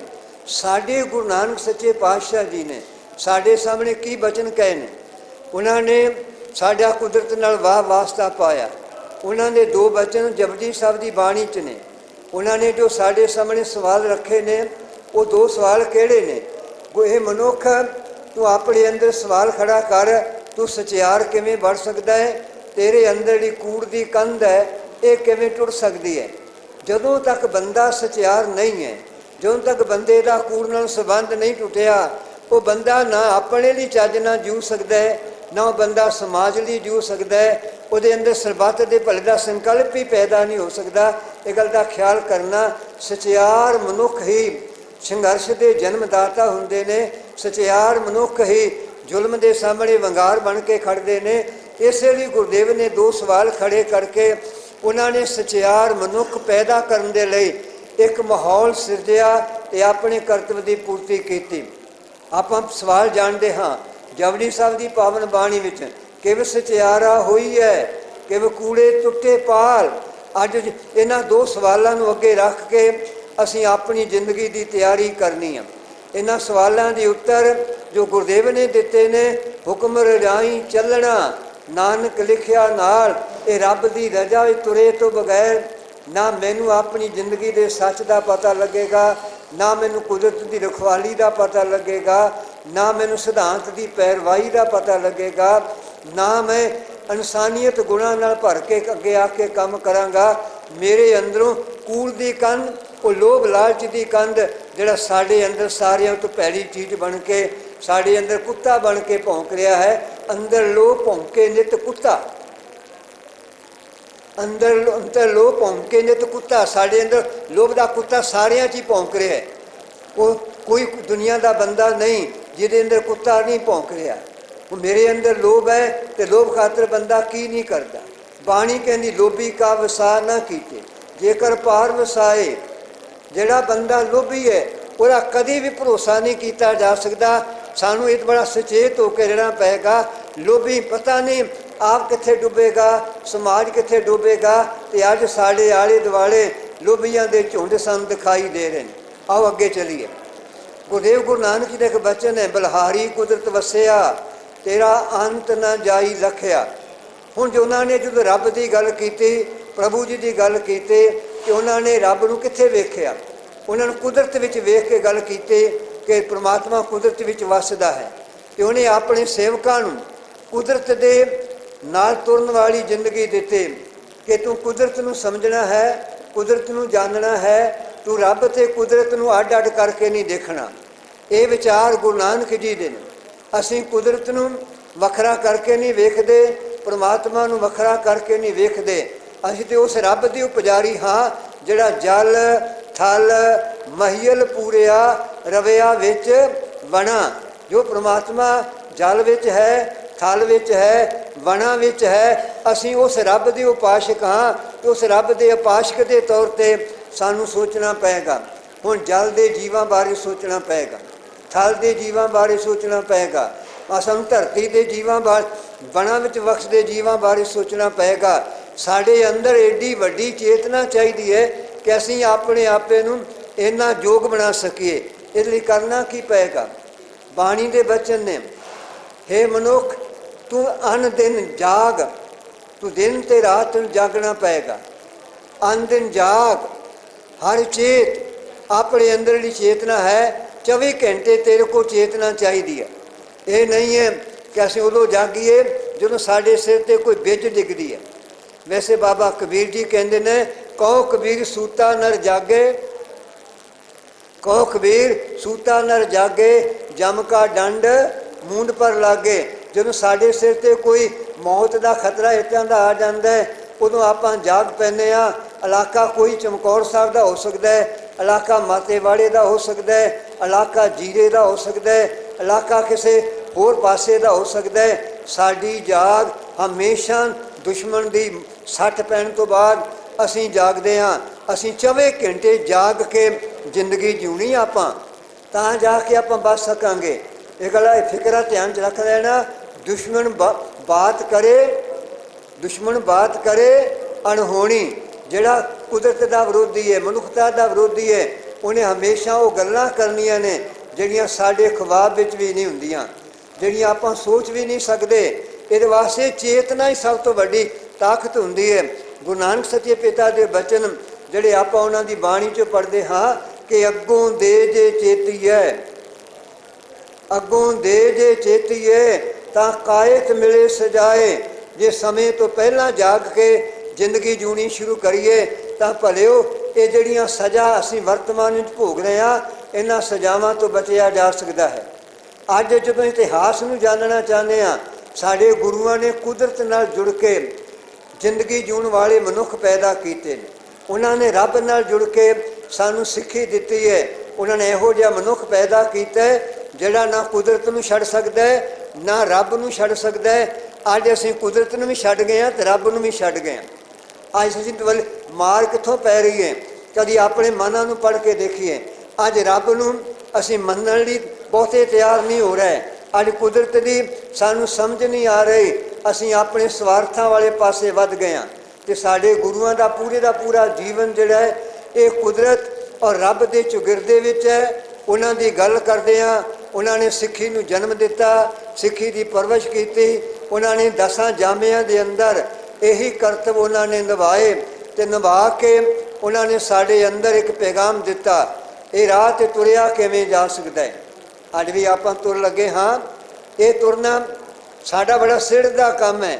ਸੰਘਰਸ਼ ਦਾ ਨਾਮ ਲੈਣਾ ਬੜਾ ਸੌਖਾ ਹੈ, ਪਰ ਸੰਘਰਸ਼ ਜਿਹੜੇ ਲੜਦੇ ਨੇ ਉਹਨਾਂ ਨੂੰ ਹੀ ਪਤਾ ਹੈ ਕਿ ਸੰਘਰਸ਼ ਦਾ ਆਦਿ ਤੇ ਹੁੰਦਾ ਹੈ, ਪਰ ਸੰਘਰਸ਼ ਦਾ ਕੋਈ ਅੰਤ ਨਹੀਂ ਹੁੰਦਾ। ਸੰਘਰਸ਼ ਦਾ ਆਦਿ ਹੁੰਦਾ ਹੈ, ਸੰਘਰਸ਼ ਦਾ ਅੰਤ ਨਹੀਂ ਹੁੰਦਾ। ਇਹ ਸੰਘਰਸ਼ ਤਾਂ ਲਗਾਤਾਰ ਚੱਲਦੇ ਰਹਿੰਦੇ ਨੇ। ਅੱਜ ਆਪਾਂ ਇਹ ਗੱਲ ਨੂੰ ਮੰਨ ਕੇ ਤੁਰਨਾ ਪਏਗਾ। ਸਾਨੂੰ ਸੰਘਰਸ਼ ਦਿੱਤਾ ਜ਼ਿੰਦਗੀ ਨੂੰ ਸਵਾਰਨ ਦਾ, ਕੁਦਰਤ ਨੂੰ ਸੰਭਾਲਣ ਦਾ। ਅੱਜ ਇਸ ਸੰਘਰਸ਼ ਨੂੰ ਅਸੀਂ ਦੇਖਦੇ ਹਾਂ ਕਿ ਦੁਸ਼ਮਣ ਸਾਡੇ ਬੜਾ ਨੇੜੇ ਆ ਗਿਆ। ਘੇਰਾ ਕਿੱਥੇ ਕਿੱਥੇ ਪਾ ਰਹੇ। ਉਹ ਨਾ ਸਾਡੇ ਇਤਿਹਾਸਕ ਥਾਵਾਂ ਨੂੰ ਛੱਡ ਰਿਹਾ ਹੈ, ਨਾ ਸਾਡਾ ਕੁਦਰਤ ਦੇ ਇਲਾਕੇ ਨੂੰ ਛੱਡ ਰਿਹਾ ਹੈ। ਉਹ ਨੇੜੇ ਨੇੜੇ ਘੁੰਮ ਕੇ ਸਾਨੂੰ ਘੇਰੀ ਤੁਰਿਆ ਜਾ ਰਿਹਾ। ਸਰਕਾਰਾਂ ਸਾਡੇ ਕੋਲ ਕੁਦਰਤ ਨੂੰ ਛੱਡ ਕੇ ਜ਼ਿੰਦਗੀ ਜਿਉਣ ਵਾਲੇ ਲੋਕਾਂ ਦੀਆਂ ਨੇ। ਕਦੇ ਸਰਕਾਰਾਂ ਨੂੰ ਹੈ ਤਾਂ ਸਾਡੀਆਂ ਨੇ, ਪਰ ਕਿੰਨੇ ਕੁ MLA ਨੇ ਜਿਹੜੇ ਕੁਦਰਤ ਨੂੰ ਜਾਣਦੇ ਨੇ? ਕਿੰਨੇ ਕੁ MLA ਨੇ ਜਿਹੜੇ ਰੱਬ ਨੂੰ ਜਾਣਦੇ ਨੇ? ਕਿੰਨਿਆਂ ਕਦੀ ਇਮਾਨਦਾਰੀ ਬਰਕਰਾਰ ਹੈ? ਅੱਜ ਸਾਨੂੰ ਦੇਖਣਾ ਪਏਗਾ, ਭਾਵੇਂ ਬੀਤੀਆਂ ਸਰਕਾਰਾਂ ਨੇ, ਭਾਵੇਂ ਅੱਜ ਦੀ ਸਰਕਾਰ ਹੈ, ਆਉਣ ਵਾਲੇ ਕੱਲ੍ਹ ਨੂੰ ਕੀ ਹੋਏਗਾ ਅਸੀਂ ਕੋਈ ਨਹੀਂ ਜਾਣਦੇ ਕਿ ਵਾਕਿਆ ਹੀ ਅਸੀਂ ਜਿਹੜੀ ਲੜਾਈ ਲੜ ਰਹੇ ਹਾਂ ਇਹਦੇ ਹਾਣ ਦੇ ਬੰਦੇ ਪੈਦਾ ਕਰ ਸਕਾਂਗੇ ਕਿ ਨਹੀਂ ਕਰ ਸਕਾਂਗੇ। ਇਸ ਲਈ ਸ੍ਰੀ ਗੁਰੂ ਗੋਬਿੰਦ ਸਿੰਘ ਪਾਤਸ਼ਾਹ ਦੀ ਪਾਵਨ ਧਰਤੀ, ਜਿਸ ਧਰਤੀ ਉੱਤੇ ਗੁਰੂ ਜੀ ਨੇ ਇੱਕ ਸੰਘਰਸ਼ ਲੜਿਆ, ਲੜਾਈ ਲੜੀ, ਜਿਹਨੂੰ ਚਮਕੌਰ ਦਾ ਯੁੱਧ ਕਹਿੰਦੇ ਆ। ਲੜਾਈ ਕਿਉਂ ਲੜੀ? ਲੜਾਈ ਮਗਰ ਗੁਰਦੇਵ ਦਾ ਕੋਈ ਆਪਣਾ ਸਵਾਰਥ ਹੈ? ਬਿਲਕੁਲ ਕੋਈ ਸਵਾਰਥ ਨਹੀਂ ਹੈ। ਉਹ ਲੜਾਈ ਸਮਾਜ ਨੂੰ ਬਚਾਉਣ ਦੇ ਲਈ, ਉਹਨਾਂ ਮਾਰੂ ਤਾਕਤਾਂ ਤੋਂ ਬਚਾਉਣ ਲਈ ਹੈ। ਜਿਹੜੀਆਂ ਮਾਰੂ ਤਾਕਤਾਂ ਇਨਸਾਨੀ ਜ਼ਿੰਦਗੀ ਦੇ ਹੱਕਾਂ ਤੇ ਛਾਪੇ ਤੇ ਡਾਕੇ ਮਾਰ ਕੇ ਮਨੁੱਖ ਦੀ ਜ਼ਿੰਦਗੀ ਨੂੰ ਹਮੇਸ਼ਾ ਦੁਸ਼ਵਾਰੀਆਂ ਦੇ ਡੂੰਘੀਆਂ ਖੱਡਾਂ ਸੁੱਟਣ ਦੇ ਲਈ ਦਿਨ ਰਾਤ ਕੰਮ ਕਰੀਆਂ ਸਨ। ਭਾਵੇਂ ਮੁਗਲ ਸ਼ਕਤੀਆਂ ਨੇ, ਭਾਵੇਂ ਪਹਾੜੀ ਸ਼ਕਤੀਆਂ ਨੇ, ਭਾਵੇਂ ਕੋਈ ਤਾਕਤ ਸੀ, ਉਹਨਾਂ ਸਾਰੀਆਂ ਤਾਕਤਾਂ ਦੇ ਰੂਬਰੂ ਹੋਣ ਦੇ ਲਈ ਜਿਹੜੀ ਗੱਲ ਪਹਿਲੇ ਜਾਮੇ 'ਚੋਂ ਗੁਰੂ ਨਾਨਕ ਜੀ ਨੇ ਸ਼ੁਰੂ ਕੀਤੇ, ਚੜਿਆ ਸੋਧਣ ਤਰਤਲਕਾਈ ਦਾ ਬਿਗਲ ਵਜਾਇਆ, ਉਹ ਤਰਤਲਕਾਈ ਨੂੰ ਸੋਧਣ ਦੇ ਲਈ ਪੰਚਮ ਪਾਤਸ਼ਾਹ ਨੂੰ ਸ਼ਹਾਦਤ ਦੇਣੀ ਪਈ। ਛੇਵੇਂ ਪਾਤਸ਼ਾਹ ਨੂੰ ਜੰਗਾਂ ਲੜਨੀਆਂ ਪਈਆਂ। ਉਹ ਅੱਗੇ ਚੱਲਦਿਆਂ ਸਤਵੇਂ ਪਾਤਸ਼ਾਹ ਨੂੰ 2200 ਘੋੜਾ ਸਵਾਰ ਰੱਖਣਾ ਪਿਆ। ਧੰਨ ਸ਼੍ਰੀ ਗੁਰੂ ਤੇਗ ਬਹਾਦਰ ਪਾਤਸ਼ਾਹ ਨੂੰ ਇਨਸਾਨੀਅਤ ਜ਼ਿੰਦਗੀ ਨੂੰ ਬਚਾਉਣ ਦੇ ਲਈ ਸਮੇਂ ਦੇ ਜਰਵਾਣਿਆਂ ਨਾਲ ਟੱਕਰ ਲੈ ਕੇ ਆਪਣੇ ਸੀਸ ਦਾ ਬਲੀਦਾਨ ਦੇਣ ਦੇ ਲਈ ਉਹਨਾਂ ਨੂੰ ਅੱਗੇ ਆ ਕੇ ਮਹਾਨ ਸੇਵਾ ਕਰਨ ਲਈ ਆਪਣੇ ਆਪ ਨੂੰ ਪੇਸ਼ ਕਰਨਾ ਪਿਆ। ਤੇ 10ਵੇਂ ਜਾਮੇ ਦੇ ਅੰਦਰ ਉਹਨਾਂ ਨੇ ਸਮਾਜ ਨੂੰ ਜਗਾਉਣ ਦੇ ਲਈ ਰਣਜੀਤ ਨਗਾਰਾ ਬਣਾਇਆ ਤੇ ਨਗਾਰਾ ਬਣਾ ਕੇ ਸਮਾਜ ਅੰਦਰ ਚੇਤਨਾ ਪੈਦਾ ਕੀਤੀ, ਉਹਨਾਂ ਦੀ ਤਾਕਤ ਪੈਦਾ ਕੀਤੀ, ਜਿਹੜੀਆਂ ਭਿੱਖ ਦੀਆਂ ਸਾਰੀਆਂ ਦੁਸ਼ਵਾਰੀਆਂ ਸਾਹਮਣੇ ਖੜੇ ਹੋ ਕੇ ਵੰਗਾਰਾਂ ਦੇ ਸਕੇ। ਅੱਜ ਸਾਨੂੰ ਸਮਝਣਾ ਪਏਗਾ ਕਿ ਸਮਾਂ ਜਦੋਂ ਮੁਸ਼ਕਲ ਦਾ ਆਉਂਦਾ ਹੈ, ਉਦੋਂ ਕੋਈ ਮਰਦ ਅੱਗੇ ਆਉਂਦਾ ਹੈ ਜਿਹੜਾ ਨਾਲ ਖੜਦਾ ਹੈ। ਤੇ ਆਪਣਾ ਇਲਾਕਾ ਬੜਾ ਭਾਗਾਂ ਵਾਲਾ ਹੈ ਜਿੱਥੇ ਸਾਨੂੰ ਉਹਨਾਂ ਲੋਕਾਂ ਦੇ ਇਤਿਹਾਸ ਮਿਲਦੇ ਨੇ ਜਿਹੜੇ ਉਸ ਸਮੇਂ ਵੀ ਗੁਰੂ ਨਾਲ ਖੜੇ, ਜਦੋਂ ਆਮ ਹਾਲਤਾਂ ਵਿੱਚ ਸਾਰੇ ਸਾਥ ਛੱਡ ਕੇ ਭੱਜ ਜਾਣ ਵਾਲੀ ਅਵਸਥਾ ਵਿੱਚ ਹੋਇਆ ਕਰਦੇ ਨੇ।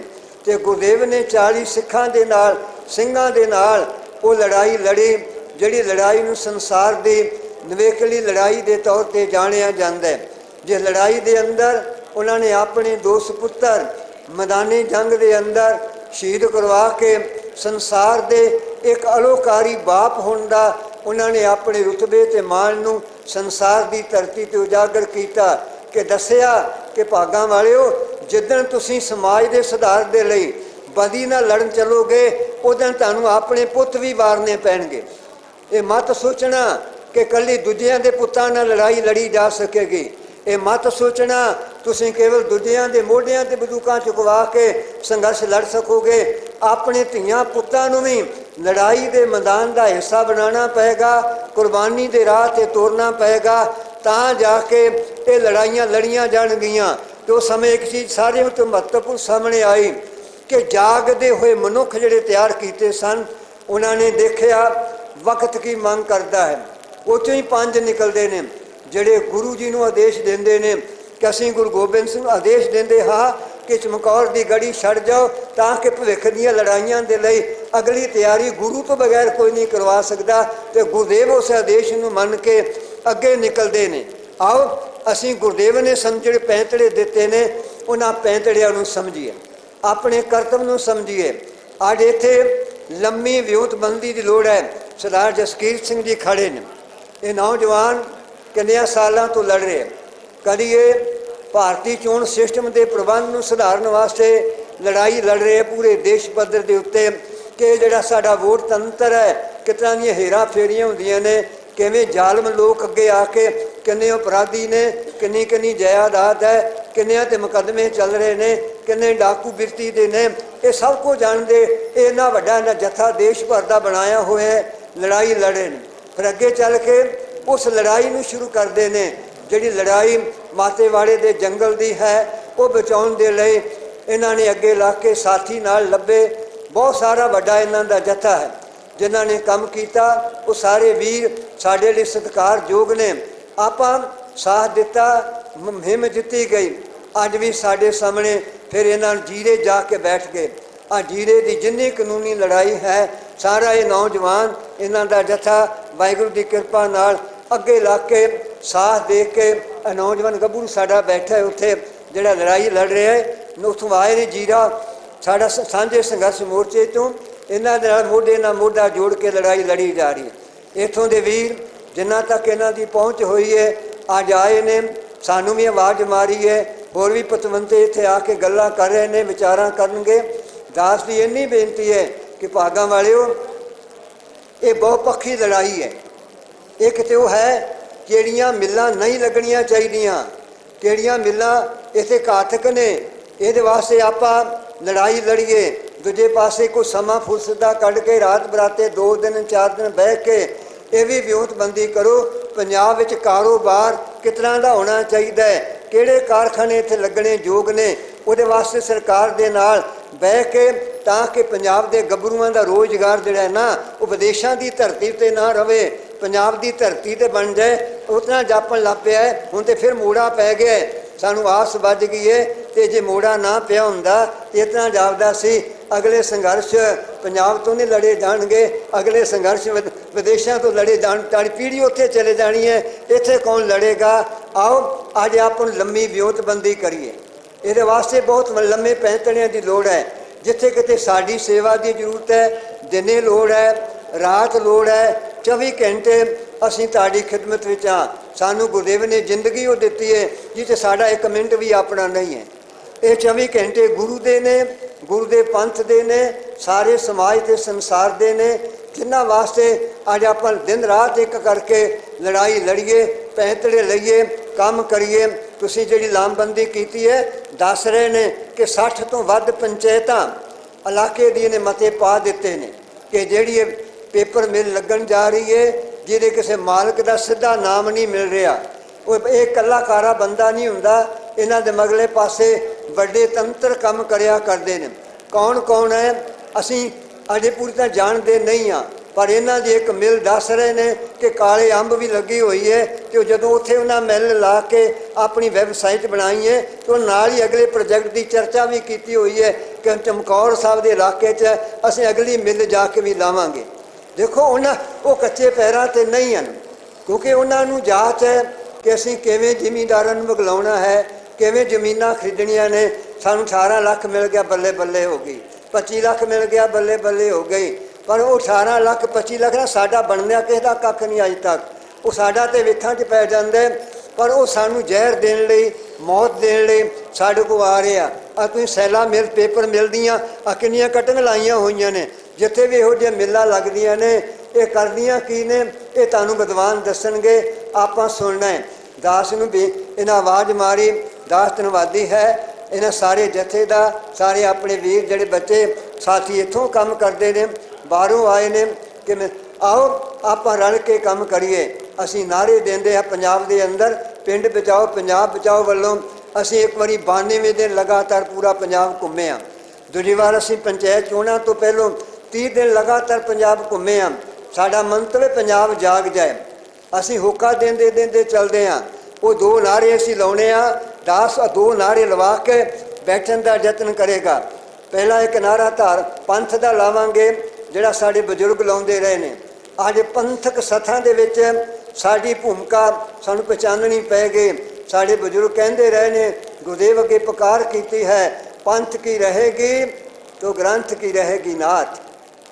ਪੰਥ ਕੀ ਰਹੇਗੀ, ਪੰਥ ਕੀ ਰਹੇਗੀ ਤੋ ਗ੍ਰੰਥ ਕੀ ਰਹੇਗੀ ਨਾਥ। ਜੇ ਪੰਥ ਇੰਜ ਹੈ ਤਾਂ ਗੁਰੂ ਗ੍ਰੰਥ ਸਾਹਿਬ ਦੇ ਸਾਹਮਣੇ ਕੋਈ ਚੁਣੌਤੀ ਨਹੀਂ ਹੈ। ਜੇ ਪੰਥ ਇਤਨਾ ਖਖੜੀ ਹੋ ਗਿਆ, ਫਿਰ ਸਾਰੀਆਂ ਚੁਣੌਤੀਆਂ ਗੁਰੂ ਗ੍ਰੰਥ ਸਾਹਿਬ ਦੇ ਸਾਹਮਣੇ ਆ ਜਾਣਗੀਆਂ। ਪੰਥ ਕੀ ਰਹੇਗੀ ਤੋ ਗ੍ਰੰਥ ਕੀ ਰਹੇਗੀ ਨਾਥ। ਤੇਰਾ ਪੰਥ ਨਾ ਰਹਾ ਤੇ ਗ੍ਰੰਥ ਕੌਣ ਮਾਨੇਗਾ। ਪੰਥ ਉੱਤੇ ਜ਼ਿੰਮੇਵਾਰੀਆਂ ਨੇ। ਇਹ ਧਰਤੀ ਪੰਥ ਦੀ ਧਰਤੀ ਹੈ, ਚਮਕੌਰ ਸਾਹਿਬ ਦੀ ਧਰਤੀ ਹੈ। ਇੱਥੇ ਲੜਾਈਆਂ ਲੜੀਆਂ ਗਈਆਂ ਨੇ, ਪੰਥ ਨੇ ਲੜਾਈ ਲੜੀ ਹੈ। ਤੇ ਅੱਜ ਪੰਥ ਦੇ ਵਾਰਸਾਂ ਨੂੰ ਪੰਥ ਲਈ ਜਾਗਣਾ ਪਏਗਾ। ਜਦੋਂ ਮੈਂ ਪੰਥ ਸ਼ਬਦ ਵਰਤ ਰਿਹਾ ਹਾਂ ਤੇ ਪੰਥ ਤੇ ਪੰਜਾਬ ਇਹ ਅੱਡ ਨੇ ਕਿ ਇਕੱਠੇ ਨੇ ਜੀ? ਕਿਉਂਕਿ ਪੰਥ ਤੇ ਪੰਜਾਬ ਅੱਡ ਨੇ ਇਕੱਠੇ ਨੇ? ਉੱਚੀ ਬੋਲ ਕੇ, ਇਕੱਠੇ ਨੇ। ਪੰਥ ਤੇ ਪੰਜਾਬ ਅੱਡ ਨੇ ਇਕੱਠੇ ਨੇ ਜੀ? ਇਕੱਠੇ ਨੇ। ਜਦੋਂ ਤੱਕ ਇਹਨਾਂ ਨੂੰ ਇਕੱਠਿਆਂ ਕਰਕੇ ਨਹੀਂ ਦੇਖਾਂਗੇ, ਜਦੋਂ ਤੱਕ ਇਹ ਸਾਨੂੰ ਆਪਸ ਇੰਨੇ ਇੰਜ ਨਹੀਂ ਹੋਵਾਂਗੇ, ਆਪਾਂ ਪੰਜਾਬ ਦਾ ਕੋਈ ਸੰਘਰਸ਼ ਨਾ ਠੀਕ ਤਰ੍ਹਾਂ ਲੜ ਸਕਾਂਗੇ, ਨਾ ਜਿੱਤ ਸਕਾਂਗੇ। ਇਸ ਵਾਸਤੇ ਅੱਜ ਹਰ ਪੱਖ ਤੋਂ ਆਪਣੀਆਂ ਭੂਮਿਕਾ ਪਛਾਣੀਆਂ। ਆਹ 2 ਨਾਅਰੇ ਲਾਈਏ। ਪਹਿਲਾ ਨਾਅਰਾ ਲਾਵਾਂਗੇ ਪਿੰਡਾਂ ਲਈ, ਫਿਰ ਲਾਵਾਂਗੇ ਪੰਜਾਬ ਲਈ। ਨਾਅਰਾ ਕੀ ਹੈ? ਦਾਸ ਬੋਲੇਗਾ, ਜਾਗਾਂਗੇ ਜਗਾਵਾਂਗੇ। ਸਾਰਿਆਂ ਨੇ ਬਾਹਾਂ ਉੱਚੀਆਂ ਕਰਨੀਆਂ ਨੇ। ਤੁਸੀਂ ਕਹਿਣਾ ਕਿ ਆਪਣੇ ਪਿੰਡ ਬਚਾਵਾਂਗੇ, ਜਾਗਾਂਗੇ ਜਗਾਵਾਂਗੇ, ਜਾਗਾਂਗੇ ਜਗਾਵਾਂਗੇ। ਦੂਜਾ ਨਾਅਰਾ ਲਾਵਾਂਗੇ, ਆਪਣਾ ਪੰਜਾਬ ਬਚਾਵਾਂਗੇ। ਜਾਗਾਂਗੇ ਜਗਾਵਾਂਗੇ, ਜਾਗਾਂਗੇ ਜਗਾਵਾਂਗੇ। ਬਹੁਤ ਬਹੁਤ ਧੰਨਵਾਦ ਜੀ ਤੁਹਾਡਾ ਇੱਥੇ ਆਉਣ ਤੇ ਜੀ ਆਇਆਂ ਵੀ ਪ੍ਰਬੰਧ ਕਰਨ ਦੇ ਲਈ ਵੀ। ਅਗਲੀਆਂ ਵਿਚਾਰਾਂ ਬੜੀਆਂ ਦੁਰਲੱਭ ਨੇ, ਨਿੱਠ ਕੇ ਬਹਿ ਕੇ ਸੁਣਨੀਆਂ। ਕਾਹਲ ਨਾ ਕਰਿਓ, ਇਹ ਸਾਡੇ ਲਈ ਸਬਕ ਨੇ ਜਿਨ੍ਹਾਂ ਤੋਂ ਸਾਨੂੰ ਅਗਲੀ ਤਿਆਰੀ ਮਿਲਣੀ ਹੈ ਤਾਂ ਆਪਾਂ ਲੜ ਸਕਾਂਗੇ। ਵਾਹਿਗੁਰੂ ਵਾਂਗ ਸੰਗ ਸਹਾਈ ਹੋਣ, ਸਹਾਇਤਾ ਕਰਨ। ਦਾਸ ਦੀ ਅਰਦਾਸ ਹੈ, ਗੱਜ ਕੇ ਫਤਿਹ ਬੁਲਾਓ ਜੀ। ਵਾਹਿਗੁਰੂ ਜੀ ਕਾ ਖਾਲਸਾ, ਵਾਹਿਗੁਰੂ ਜੀ ਕੀ ਫਤਿਹ।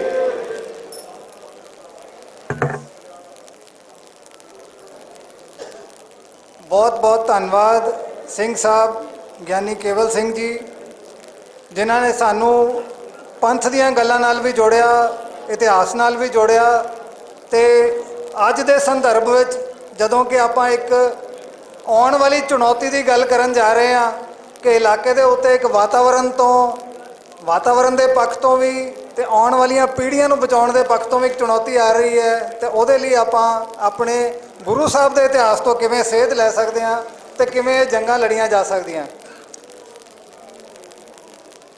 ਸਿੰਘ ਸਾਹਿਬ ਬਹੁਤ ਸਤਿਕਾਰਤ ਵੱਡੀ ਸ਼ਖਸੀਅਤ ਨੇ, ਇਸ ਕਰਕੇ ਔਰ ਇਹਨਾਂ ਦਾ ਵਿਸ਼ਾ ਵੀ ਇੰਨਾ ਜ਼ਰੂਰੀ ਸੀਗਾ ਕਿ ਇਹਨਾਂ ਵਾਸਤੇ ਬਿਲਕੁਲ ਖੁੱਲ੍ਹਾ ਸਮਾਂ ਸੀ, ਜਿੰਨਾ ਇਹ ਗੱਲ ਕਰਨਾ ਚਾਹਣ, ਜਿੰਨੀ ਇਹ ਗੱਲ ਕਰਨੀ ਰੱਖਣੀ ਚਾਹਣ। ਅਗਲੇ ਜਿੰਨੇ ਬੁਲਾਰੇ ਆਣਗੇ ਉਹਨਾਂ ਵਾਸਤੇ ਸਮਾਂ ਥੋੜ੍ਹਾ ਸੀਮਤ ਹੋਏਗਾ, ਤਾਂ ਸਾਰੇ ਥੋੜ੍ਹਾ ਧਿਆਨ ਰੱਖਣਾ ਜੀ। ਸਮਾਂ ਆਪਾਂ ਤਕਰੀਬਨ 7-8 ਮਿੰਟ ਲੈ ਸਕਦੇ ਹਾਂ। ਤੇ ਮੈਂ ਅਗਲੇ ਬੁਲਾਰਾ ਬੇਨਤੀ ਕਰਾਂਗਾ, ਕਿਉਂਕਿ ਸਾਡਾ ਜੋ ਇੱਥੇ ਫੈਕਟਰੀ ਲੱਗਣ ਜਾ ਰਹੀ ਹੈ, ਇੱਦਾਂ ਦਾ ਨੁਕਸਾਨ ਜੋ ਕਿਤੇ ਹੋਇਆ, ਜਿਹਨੇ ਭੁਗਤਿਆ, ਉਹ ਆਪਣਾ ਐਕਸਪੀਰੀਅੰਸ ਜਿਹੜਾ ਆ ਕੇ ਸਾਂਝਾ ਕਰੇ ਸਭ ਤੋਂ ਪਹਿਲਾਂ, ਤਾਂ ਕਿ ਸਾਨੂੰ ਇਹ ਸਮਝ ਆਵੇ ਕਿ ਕਿਉਂ ਇਹ ਲੜਾਈ ਲੜਨੀ ਜ਼ਰੂਰੀ ਹੈ। ਤਾਂ ਮੇਰੀ ਮੁਰਾਦ ਹੈਗੀ ਹੈ ਸਾਡੇ ਭਰਾ ਰੋਮਨ ਬਰਾੜ ਤੋਂ, ਜਿਹੜੇ ਪਿੰਡ ਮਈਆਂਵਾਲਾ ਕਲਾਂ ਜੀਰਾ ਤੋਂ ਨੇ। ਤੇ ਜੀਰਾ ਸ਼ਰਾਬ ਫੈਕਟਰੀ ਜਿਹੜੀ ਮਾਲਬਰੋਸ ਦੀ ਹੈ, 2 ਸਾਲ ਤੋਂ ਇਹਨਾਂ ਨੇ ਬੰਦ ਕਰਾਈ ਹੋਈ ਹੈ। ਉੱਥੇ ਪ੍ਰਦੂਸ਼ਣ ਉੱਥੇ ਉਹਨੇ ਬਹੁਤ ਜ਼ਿਆਦਾ ਕੀਤਾ ਸੀਗਾ, ਤੇ ਉਸ ਇਲਾਕੇ ਨੂੰ ਉਹਦਾ ਕੀ ਨੁਕਸਾਨ ਹੋਇਆ, ਕਿਵੇਂ ਲੜਾਈ ਲੜੀ ਗਈ। ਰੋਮਨ ਬਰਾੜ ਜੀ।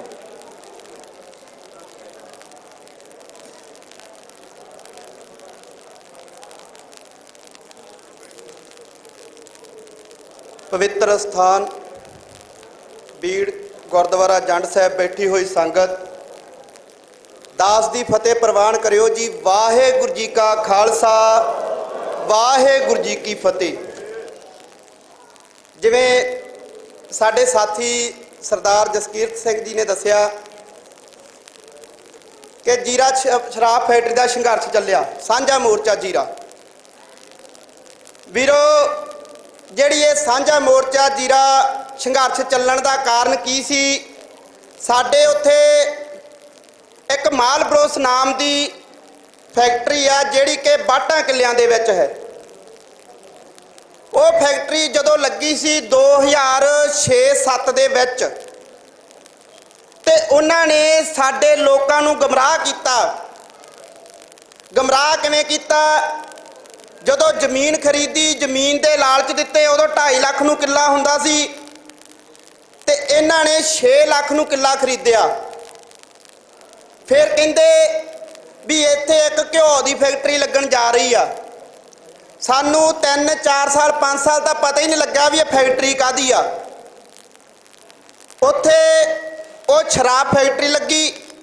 ਸ਼ਰਾਬ ਫੈਕਟਰੀ 2007 ਤੋਂ ਲੈ ਕੇ 2024 ਤੱਕ ਚੱਲਦੀ ਰਹੀ, ਜਿਹਦੇ ਵਿੱਚ 2016 ਦੇ ਵਿੱਚ ਉਹਨਾਂ ਨੇ ਇਥੋਨਲ ਪਲਾਂਟ ਵੀ ਲਗਾ ਲਿਆ।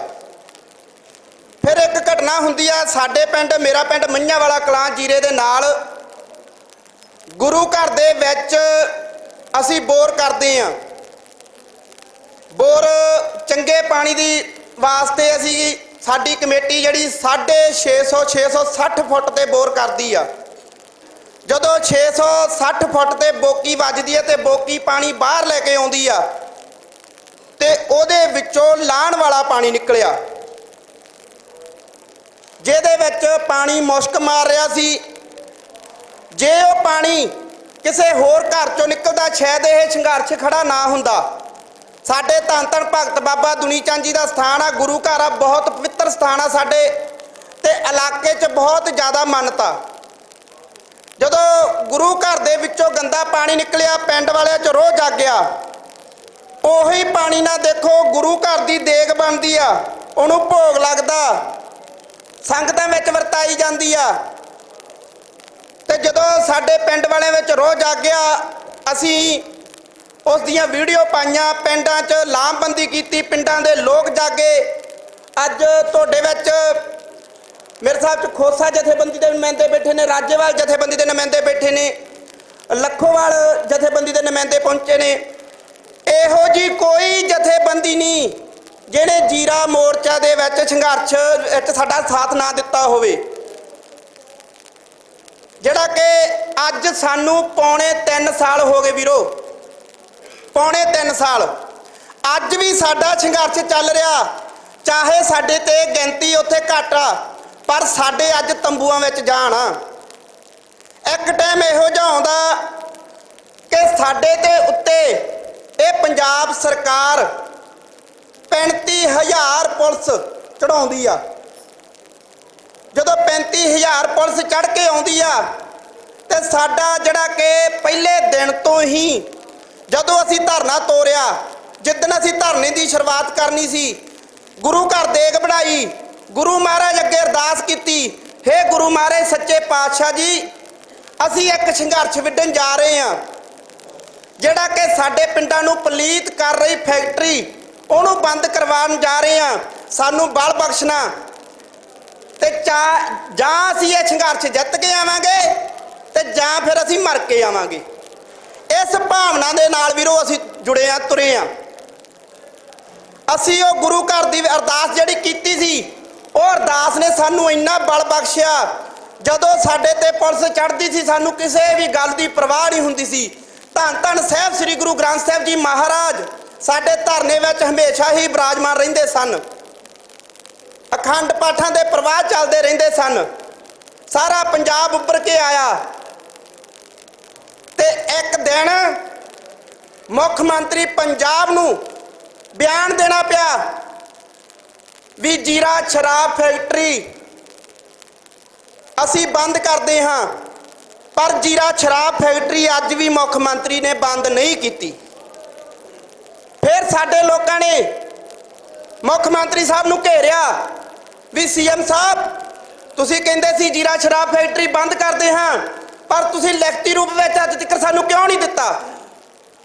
ਤੇ ਮੁੱਖ ਮੰਤਰੀ ਸਾਹਿਬ ਦਾ ਅੱਗੋਂ ਜਵਾਬ ਪਤਾ ਕੀ ਸੀ? ਆਂਦਾ ਸੀ ਆ ਮੈਂ ਗਲਾ ਖੱਟਿਆ ਤੇ ਆਹ ਗਲੇ ਦੀ ਮੈਨੂੰ ਸਹੁੰ, ਫੈਕਟਰੀ ਬੰਦ ਆ, ਮੇਰੀ ਸਰਕਾਰ ਵਿੱਚ ਚੱਲਦੀ ਨਹੀਂ। ਦੱਸੋ, ਮੌਕੇ ਦਾ ਮੁੱਖ ਮੰਤਰੀ ਹੋਵੇ ਤੇ ਗਲੇ ਦੀਆਂ ਸਹੁੰਆਂ ਖਾਂਦਾ ਹੋਵੇ, ਗਲੇ ਦੀਆਂ ਸਹੁੰਆਂ ਖਾਣ ਦੇ ਨਾਲ ਫੈਕਟਰੀ ਬੰਦ ਹੋ ਜਾਂਦੀ ਹੈ ਜੀ? ਗਲੇ ਦੀਆਂ ਸਹੁੰਆਂ ਖਾਣ ਨਾਲ ਫੈਕਟਰੀ ਬੰਦ ਨਹੀਂ ਹੁੰਦੀ।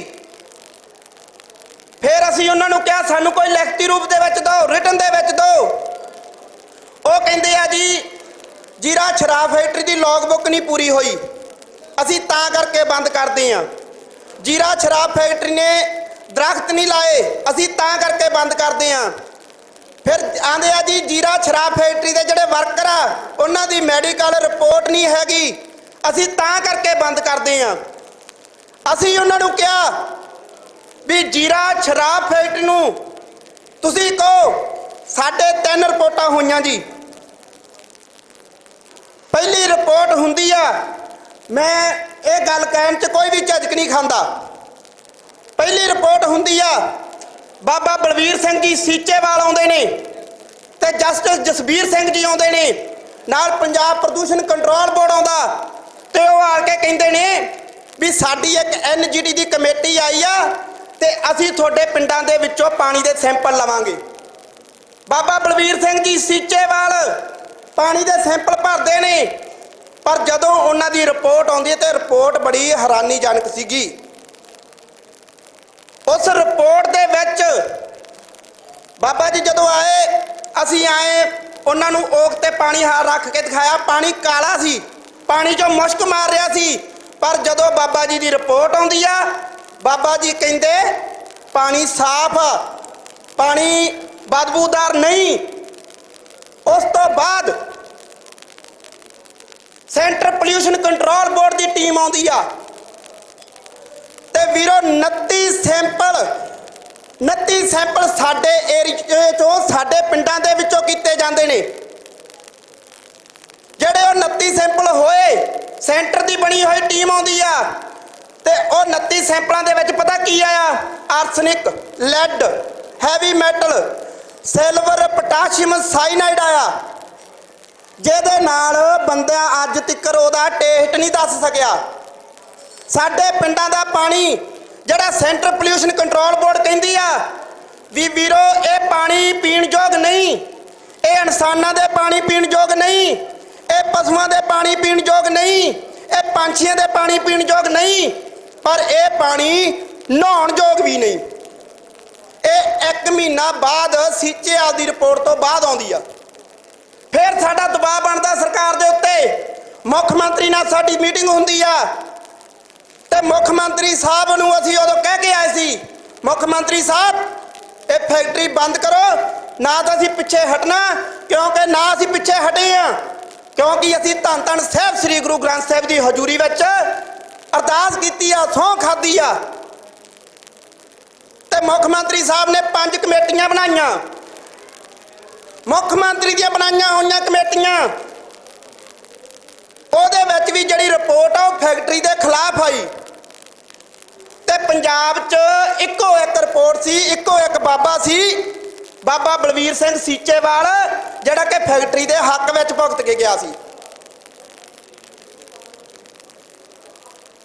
ਚਲੋ ਮੈਂ ਜ਼ਿਆਦਾ ਨਹੀਂ ਬੋਲਦਾ ਉਹਨਾਂ ਬਾਰੇ, ਪਰ ਸੀਚੇਵਾਲ ਸਾਹਿਬ ਨੂੰ ਅੱਜ ਤੱਕ ਅਸੀਂ ਜਵਾਬ ਮੰਗ ਰਹੇ ਹਾਂ। ਅੱਜ ਤੱਕ ਸਾਨੂੰ ਸੀਚੇਵਾਲ ਸਾਹਿਬ ਨੇ ਜਵਾਬ ਨਹੀਂ ਦਿੱਤਾ। ਅਸੀਂ ਉਹਨਾਂ ਨੂੰ ਕਿਹਾ ਬਾਬਾ ਜੀ ਤੁਸੀਂ ਇਹ ਤਾਂ ਦੱਸ ਦਿਓ ਰਿਪੋਰਟ ਕਿਵੇਂ ਫੈਕਟਰੀ ਦੇ ਹੱਕ ਵਿੱਚ ਆ ਗਈ, ਕਿਉਂ ਆ ਗਈ? ਅਸੀਂ ਤਾਂ 18 ਸਾਲ ਤੋਂ ਮਰ ਰਹੇ ਆ, ਸਾਡੇ ਪਿੰਡਾਂ 'ਚ ਕੈਂਸਰ, ਸਾਡੇ ਲੋਕ ਮਰ ਰਹੇ ਆ, ਉਹ ਸਾਡੇ ਪਸ਼ੂ ਮਰ ਰਹੇ ਆ। ਸਾਡੇ ਪਿੰਡ, ਮੇਰੇ ਪਿੰਡ ਦੇ ਨਾਲ ਮਨਸੂਰਵਾਲ ਕਲਾਂ ਪਿੰਡ ਆ ਜਿਹੜਾ ਕਿ ਫੈਕਟਰੀ ਦੇ ਵਿੱਚ ਆ, ਫੈਕਟਰੀ ਉਸ ਪਿੰਡ ਦੇ ਵਿੱਚ ਆ ਵੀਰੋ। 2 ਦਿਨਾਂ ਦੇ ਵਿੱਚ 85 ਮੱਝਾਂ ਮਰੀਆਂ। ਕੋਈ ਯਕੀਨ ਕਰੂਗਾ? 2 ਦਿਨਾਂ ਦੇ ਵਿੱਚ 85 ਮੱਝਾਂ ਮਰੀਆਂ। ਮਰਨ ਦਾ ਕਾਰਨ ਕੀ ਸੀ? ਸਿਆਲਾਂ ਦੇ ਵਿੱਚ ਬਰਸੀਨ ਵੱਢਦੇ ਸੀ, ਉਹ ਬਰਸੀਨ ਦੇ ਉੱਤੇ ਫੈਕਟਰੀ ਦੀ ਸਵਾਹ ਪੈਂਦੀ ਸੀ, ਨਿੱਤ ਜਦੋਂ ਫੈਕਟਰੀ ਦੀ ਸਵਾਹ ਪੈਂਦੀ ਸੀ ਨਿੱਤ ਜੰਮਦੀ ਸੀ। ਉਹ ਪੱਠੇ ਪਸ਼ੂਆਂ ਨੇ ਖਾਧੇ ਤੇ ਜਦੋਂ ਪੱਠੇ ਖਾਧੇ ਉਹ 85 ਪਸ਼ੂ 2 ਦਿਨਾਂ ਦੇ ਵਿੱਚ ਮਰੇ ਆ। ਇੱਕ ਟੀਮ ਆਉਂਦੀ ਆ, ਟੀਮ ਆਣ ਕੇ ਜਦੋਂ ਉੱਥੇ ਨਿਰੀਖਣ ਕਰਦੀ ਆ, ਨਿਰੀਖਣ ਕਰਦੀ ਦੇਖਦੀ ਆ ਤੇ ਟੀਮ ਕਹਿੰਦੀ ਆ ਵੀ ਭਾਈ ਇਹ ਤਾਂ ਫੈਕਟਰੀ ਕਰਕੇ ਮਰੇ ਆ ਪਸ਼ੂ, ਮੱਝਾਂ ਮਰੀਆਂ। ਪਰ ਜਦੋਂ ਉਹਨਾਂ ਦੀ ਰਿਪੋਰਟ ਆਉਂਦੀ ਆ, ਟੈਕਨੀਕਲ ਰਿਪੋਰਟ ਆਉਂਦੀ ਆ, ਉਦੋਂ ਕਹਿ ਦਿੰਦੇ ਆ ਜੀ ਯੂਰੀਆ ਵੱਧ ਸੀ। ਤੁਸੀਂ ਅੱਜ ਮੱਝ ਨੂੰ ਯੂਰੀਆ ਖਵਾ ਦਿਓ, ਛੇਤੀ ਮੱਝ ਮਰਦੀ ਨਹੀਂ। ਮਰ ਜੂਗੀ ਮੱਝ? ਦੱਸੋ ਕਿੰਨੀਆਂ ਕੁ ਮੱਝਾਂ ਮਰ ਜਾਣਗੀਆਂ? ਮੈਂ ਨਕਸ਼ਾ ਦੇਖ ਰਿਹਾ ਸੀਗਾ, ਇਤਿਹਾਸਕ ਗੁਰਦੁਆਰੇ 14 ਗੁਰਦੁਆਰੇ ਨੇ, ਗੁਰਦੁਆਰਾ ਸਾਹਿਬ ਸਾਰੇ ਇਤਿਹਾਸਕ ਤੇ ਵਿਚਾਲੇ ਫੈਕਟਰੀ ਲੱਗ ਰਹੀ ਆ ਤੁਹਾਡੇ ਵੀਰੋ। ਜਾਗੋ, ਤੁਸੀਂ ਜਾਗ ਚੁੱਕੇ ਹੋ, ਤੁਸੀਂ ਜਾਗਦੀਆਂ ਜ਼ਮੀਰਾਂ ਵਾਲੇ ਹੋ ਜਿਹੜੇ ਅੱਜ ਇੱਥੇ ਬੈਠੇ ਹੋ। ਸਾਨੂੰ 18 ਸਾਲਾਂ ਬਾਅਦ ਪਤਾ ਲੱਗਾ ਸੀ, ਪਰ ਤੁਸੀਂ ਪਹਿਲੀਆਂ 'ਚ ਬੈਠੇ ਹੋ। ਮੈਂ ਆਣਾ ਇਹ ਲੋਕਾਂ ਦੇ ਵਾਸਤੇ, ਇਹ ਪਿੰਡਾਂ ਦੇ ਵਾਸਤੇ ਜਿਹੜੇ ਜਾਗੇ ਹੋਏ ਨੇ, ਆਪਾਂ ਕਿ ਗੱਜ ਕੇ ਜਕਾਰਾ ਲਾਈਏ ਸਾਰੇ, ਐਨ ਹਰ ਪੂਰਾ ਗੱਜ ਕੇ ਜਕਾਰਾ ਲਾਓ ਜੀ, ਬੋਲੇ ਸੋ ਨਿਹਾਲ।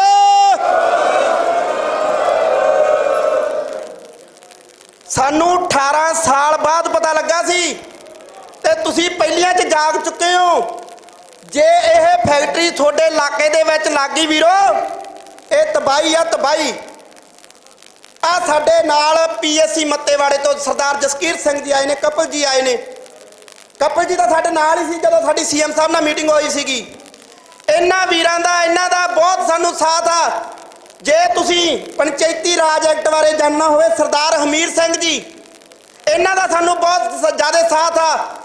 ਬਾਪੂ ਜੀ, ਬਾਪੂ ਗਿਆਨੀ ਕੇਵਲ ਸਿੰਘ ਜੀ ਬੈਠੇ ਨੇ, ਇਹਨਾਂ ਦਾ ਸਾਨੂੰ ਬਹੁਤ ਸਾਥ ਆ ਵੀਰੋ। ਜਥੇਬੰਦੀਆਂ ਨੂੰ ਨਾਲ ਲੈ ਕੇ ਚੱਲੋ, ਕਿਉਂਕਿ ਇਹ ਮੋਰਚਾ ਜਥੇਬੰਦੀਆਂ ਨਾਲ ਹੀ ਸਰ ਹੋਣਾ। ਤੇ ਮੈਂ ਤਾਂ ਇੱਕ ਬੇਨਤੀ ਕਰੂੰਗਾ, ਜਦੋਂ ਕੋਈ ਵੀ ਮੋਰਚਾ ਚੱਲਦਾ ਤੇ ਮੋਰਚੇ ਨੂੰ ਖਾੜਨ ਵਾਸਤੇ ਪਹਿਲਾਂ ਬੰਦੇ ਛੱਡੇ ਜਾਂਦੇ ਆ।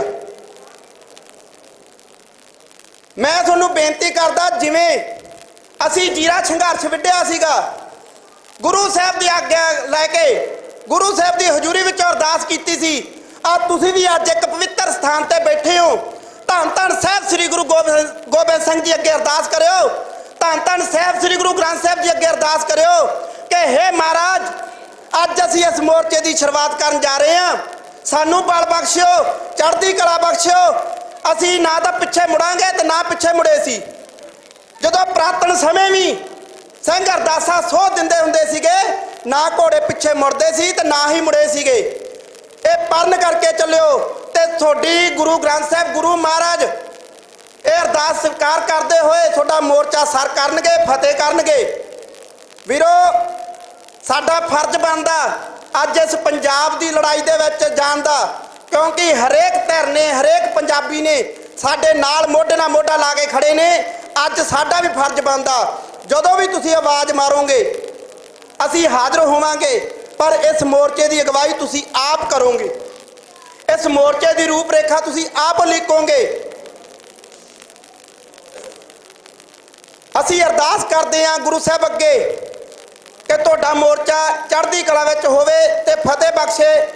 ਅੱਜ ਇੱਕ ਚੀਜ਼ ਮੈਂ ਹੋਰ ਬੋਲਣੀ ਚਾਹਣਾ ਕਿ ਪਿੰਡ ਅਖਾੜਾ ਨੇੜੇ ਜਗਰਾਓਂ, ਉੱਥੇ ਫੈਕਟਰੀ ਲੱਗ ਰਹੀ ਸੀਗੀ। ਪਿਛਲੇ 1 ਸਾਲ ਤੋਂ ਉੱਥੇ ਬੈਠੇ ਨੇ ਲੋਕ, 1 ਸਾਲ ਤੋਂ ਸੰਘਰਸ਼ ਕਰ ਰਹੇ ਨੇ, ਉਹ ਫੈਕਟਰੀ ਲੱਗਣ ਨਹੀਂ ਦੇ ਰਹੇ। ਪਰ ਆ ਭਗਵੰਤ ਮਾਨ ਦੀ ਸਰਕਾਰ ਨੇ ਜਿਵੇਂ ਸ਼ੰਭੂ ਟਰਾਲੀਆਂ ਚੋਰੀ ਕੀਤੀਆਂ ਸੀ, ਇੱਥੇ ਅਖਾੜੇ ਦਾ ਕੁਛ ਨਹੀਂ ਛੱਡਿਆ। ਪਤੰਦਰਾਂ ਨੇ ਆਟਾ ਵੀ ਚੋਰੀ ਕਰਨ ਲੱਗ ਗਏ, ਉੱਥੋਂ ਆਟਾ ਵੀ ਚੋਰੀ ਕਰਕੇ ਲੈ ਗਏ, ਉੱਥੋਂ ਖੰਡ ਵੀ ਚੋਰੀ ਕਰਕੇ ਲੈ ਗਏ, ਉੱਥੋਂ ਟਰਾਲੀਆਂ ਵੀ ਚੋਰੀ ਕਰਕੇ ਲੈ ਗਏ, ਬਿਸਤਰੇ ਵੀ ਲੈ ਗਏ। ਪਰ ਲੋਕ ਅੱਜ ਵੀ ਉੱਥੇ ਡਟੇ ਹੋਏ ਆ। ਕਿਸੇ ਗੱਲੋਂ ਘਾਬਰਿਓ ਨਾ, ਸਾਡਾ ਮੋਰਚਾ ਉਦਣ ਸਫਲ ਹੋਇਆ ਸੀ ਜਿੱਦਣ ਸਾਡੇ ਤੇ ਪੁਲਿਸ ਚੜੀ ਸੀ। ਉਦਣ ਸਾਡੇ ਮੋਰਚੇ ਦੇ ਵਿੱਚ ਪੂਰਾ ਪੰਜਾਬ ਉੱਭੜਿਆ ਸੀਗਾ। ਤੁਹਾਡਾ ਤਾਂ ਮੋਰਚੇ ਦੀ ਹਲੇ ਸ਼ੁਰੂਆਤ ਆ, ਤੁਹਾਡੇ ਫੈਕਟਰੀ ਲੱਗੀ ਨਹੀਂ, ਇਸ ਫੈਕਟਰੀ ਨੂੰ ਬੰਦ ਕਰਵਾ ਲਓ।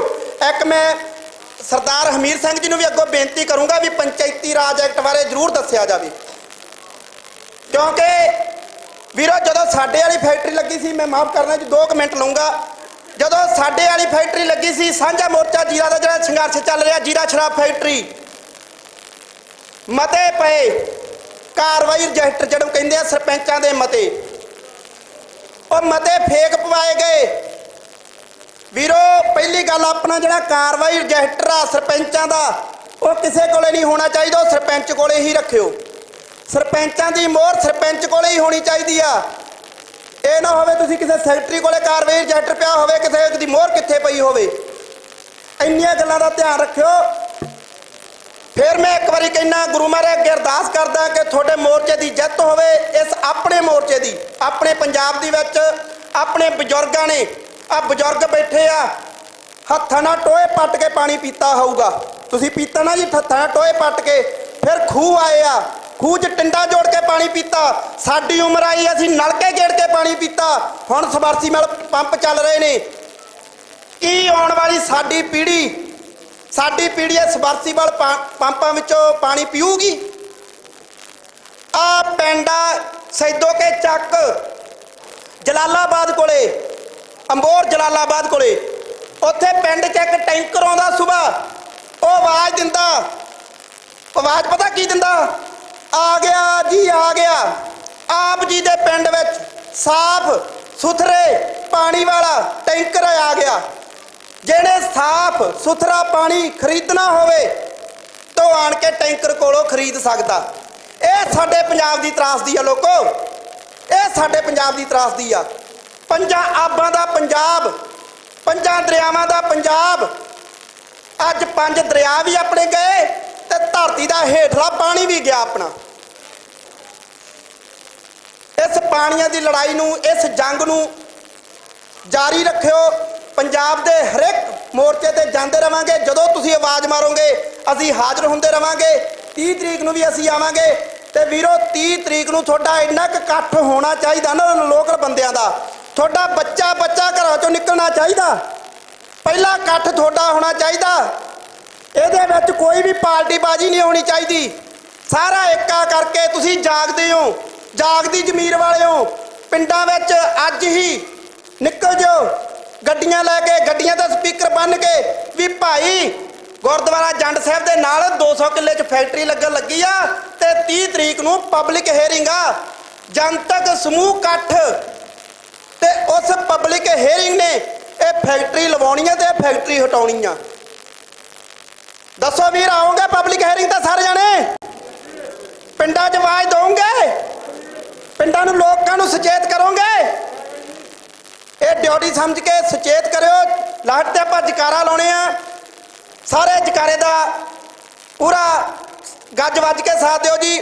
ਬੋਲੇ ਸੋ ਨਿਹਾਲ। ਵਾਹਿਗੁਰੂ ਜੀ ਕਾ ਖਾਲਸਾ, ਵਾਹਿਗੁਰੂ ਜੀ ਕੀ ਫਤਿਹ। ਬਹੁਤ ਬਹੁਤ ਧੰਨਵਾਦ ਸਾਡੇ ਵੀਰ ਰੋਮਨ ਬਰਾੜ ਦਾ, ਜਿਨ੍ਹਾਂ ਨੇ ਪਿੰਡੇ ਤੇ ਹੰਡਾਈ ਬਾਰੇ ਤੁਹਾਨੂੰ ਜਾਣਕਾਰੀ ਦਿੱਤੀ। 2.5 ਸਾਲ ਤੋਂ ਇਹ ਸੰਘਰਸ਼ ਲੜ ਰਹੇ ਨੇ। ਤੁਹਾਡੇ ਵਾਸਤੇ ਇਹਦੇ ਵਿੱਚ ਸਭ ਤੋਂ ਜ਼ਰੂਰੀ ਗੱਲ ਸਮਝਣ ਵਾਲੀ ਇਹ ਹੈ ਕਿ ਜਦੋਂ ਇਹੋ ਜਿਹੀਆਂ ਫੈਕਟਰੀਆਂ ਲੱਗ ਜਾਂਦੀਆਂ ਫਿਰ ਲੜਾਈ ਕਿੰਨੀ ਔਖੀ ਹੋ ਜਾਂਦੀ ਹੈ। ਇਹ ਤਾਂ ਲੱਗਣ ਤੋਂ ਪਹਿਲਾਂ ਜੇ ਆਪਾਂ ਰੋਕ ਲਈਏ ਤਾਂ ਲੜਾਈ ਜਿਹੜੀ ਹੈ ਉਹ 10 ਗੁਣਾ ਸੌਖੀ ਹੈ। ਜਦੋਂ ਲੱਗਣ ਤੋਂ ਬਾਅਦ ਲੜਾਈ ਲੜੀ ਜਾਂਦੀ ਹੈ ਤਾਂ ਫੈਕਟਰੀਆਂ ਬੰਦ ਕਰਵਾਉਣੀਆਂ ਜਿਹੜੀਆਂ ਉਹ 10 ਗੁਣਾ ਔਖੀਆਂ ਹੋ ਜਾਂਦੀਆਂ। ਸੋ ਇਸ ਕਰਕੇ ਅੱਜ ਤੋਂ ਹੀ ਜਿਹੜੀ ਹੈ ਆਪਾਂ ਆਪਣੀ ਮੁਹਿੰਮ ਤਕੜੀ ਕਰੀਏ ਤਾਂ ਕਿ ਇਹੋ ਜਿਹੇ ਕਿਸੇ ਘੜੀਕੀ ਵਿੱਚ ਆਪਾਂ ਅੱਗੋਂ ਨਾ ਫਸੀਏ। ਰੋਮਨ ਬਰਾੜ ਜੀ ਨੇ ਸਾਨੂੰ ਦੱਸਿਆ ਆਪਣੇ ਇਲਾਕੇ ਦੇ ਵਿੱਚ ਇੱਕ ਸ਼ਰਾਬ ਫੈਕਟਰੀ ਬਾਰੇ, ਜਿਹਨੇ ਥੱਲੇ ਧਰਤੀ ਹੇਠਲਾ ਪਾਣੀ ਗੰਦਾ ਕੀਤਾ।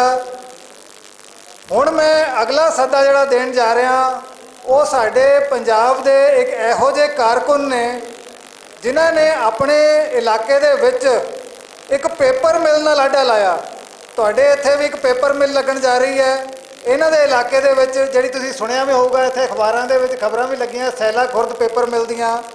ਇਹਨਾਂ ਨੇ ਉਸ ਲੜਾਈ ਦੇ ਵਿੱਚ ਵੱਧ ਚੜ੍ਹ ਕੇ ਹਿੱਸਾ ਲਿਆ। ਇਹ ਤੁਹਾਨੂੰ ਉਸ ਪੇਪਰ ਮਿਲ ਦੇ ਨਾਲ ਜਿਹੜੀ ਪ੍ਰਦੂਸ਼ਣ ਦੀ ਲੜਾਈ ਲੜੀ ਗਈ ਪਿਛਲੇ 25-30 ਸਾਲ ਤੋਂ ਮੇਰਾ ਖਿਆਲ ਹੈ, ਉਹਦੇ ਬਾਰੇ ਆਪਣਾ ਐਕਸਪੀਰੀਅੰਸ ਸਾਂਝਾ ਕਰਨਗੇ। ਮੇਰੀ ਮੁਰਾਦ ਹੈ ਸਰਦਾਰ ਪਰਵਿੰਦਰ ਸਿੰਘ ਜੀ ਕਿਤਨਾ ਤੋਂ। ਉਹਨਾਂ ਨੂੰ ਬੇਨਤੀ ਹੈ ਕਿ ਇੱਥੇ ਆਉਣ ਤੇ ਆਪਣੇ ਇਲਾਕੇ ਦੀ ਪੇਪਰ ਮਿਲ ਦੇ ਬਾਰੇ, ਉਹਨਾਂ ਦਾ ਪ੍ਰਦੂਸ਼ਣ ਦਾ ਜੋ ਟਰੈਕ ਰਿਕਾਰਡ ਹੈ ਪੁਰਾਣਾ, ਉਹਦੇ ਬਾਰੇ ਗੱਲ ਦੱਸਣ ਤੇ ਕਿਵੇਂ ਲੜਾਈ ਹਾਲੇ ਤੱਕ ਲੜੀ ਗਈ, ਕਿਵੇਂ ਅੱਗੋਂ ਲੜੀ ਜਾ ਰਹੀ ਹੈ, ਇਹਦੇ ਬਾਰੇ ਜਿਹੜਾ ਚਾਨਣਾ ਪਾਉਣ। ਪਰਵਿੰਦਰ ਸਿੰਘ ਜੀ ਕਿਤਨਾ ਜੀ।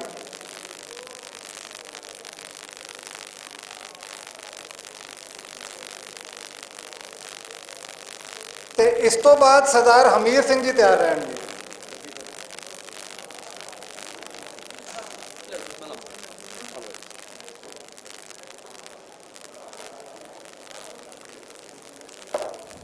ਵਾਹਿਗੁਰੂ ਜੀ ਕਾ ਖਾਲਸਾ, ਵਾਹਿਗੁਰੂ ਜੀ ਕੀ ਫਤਿਹ।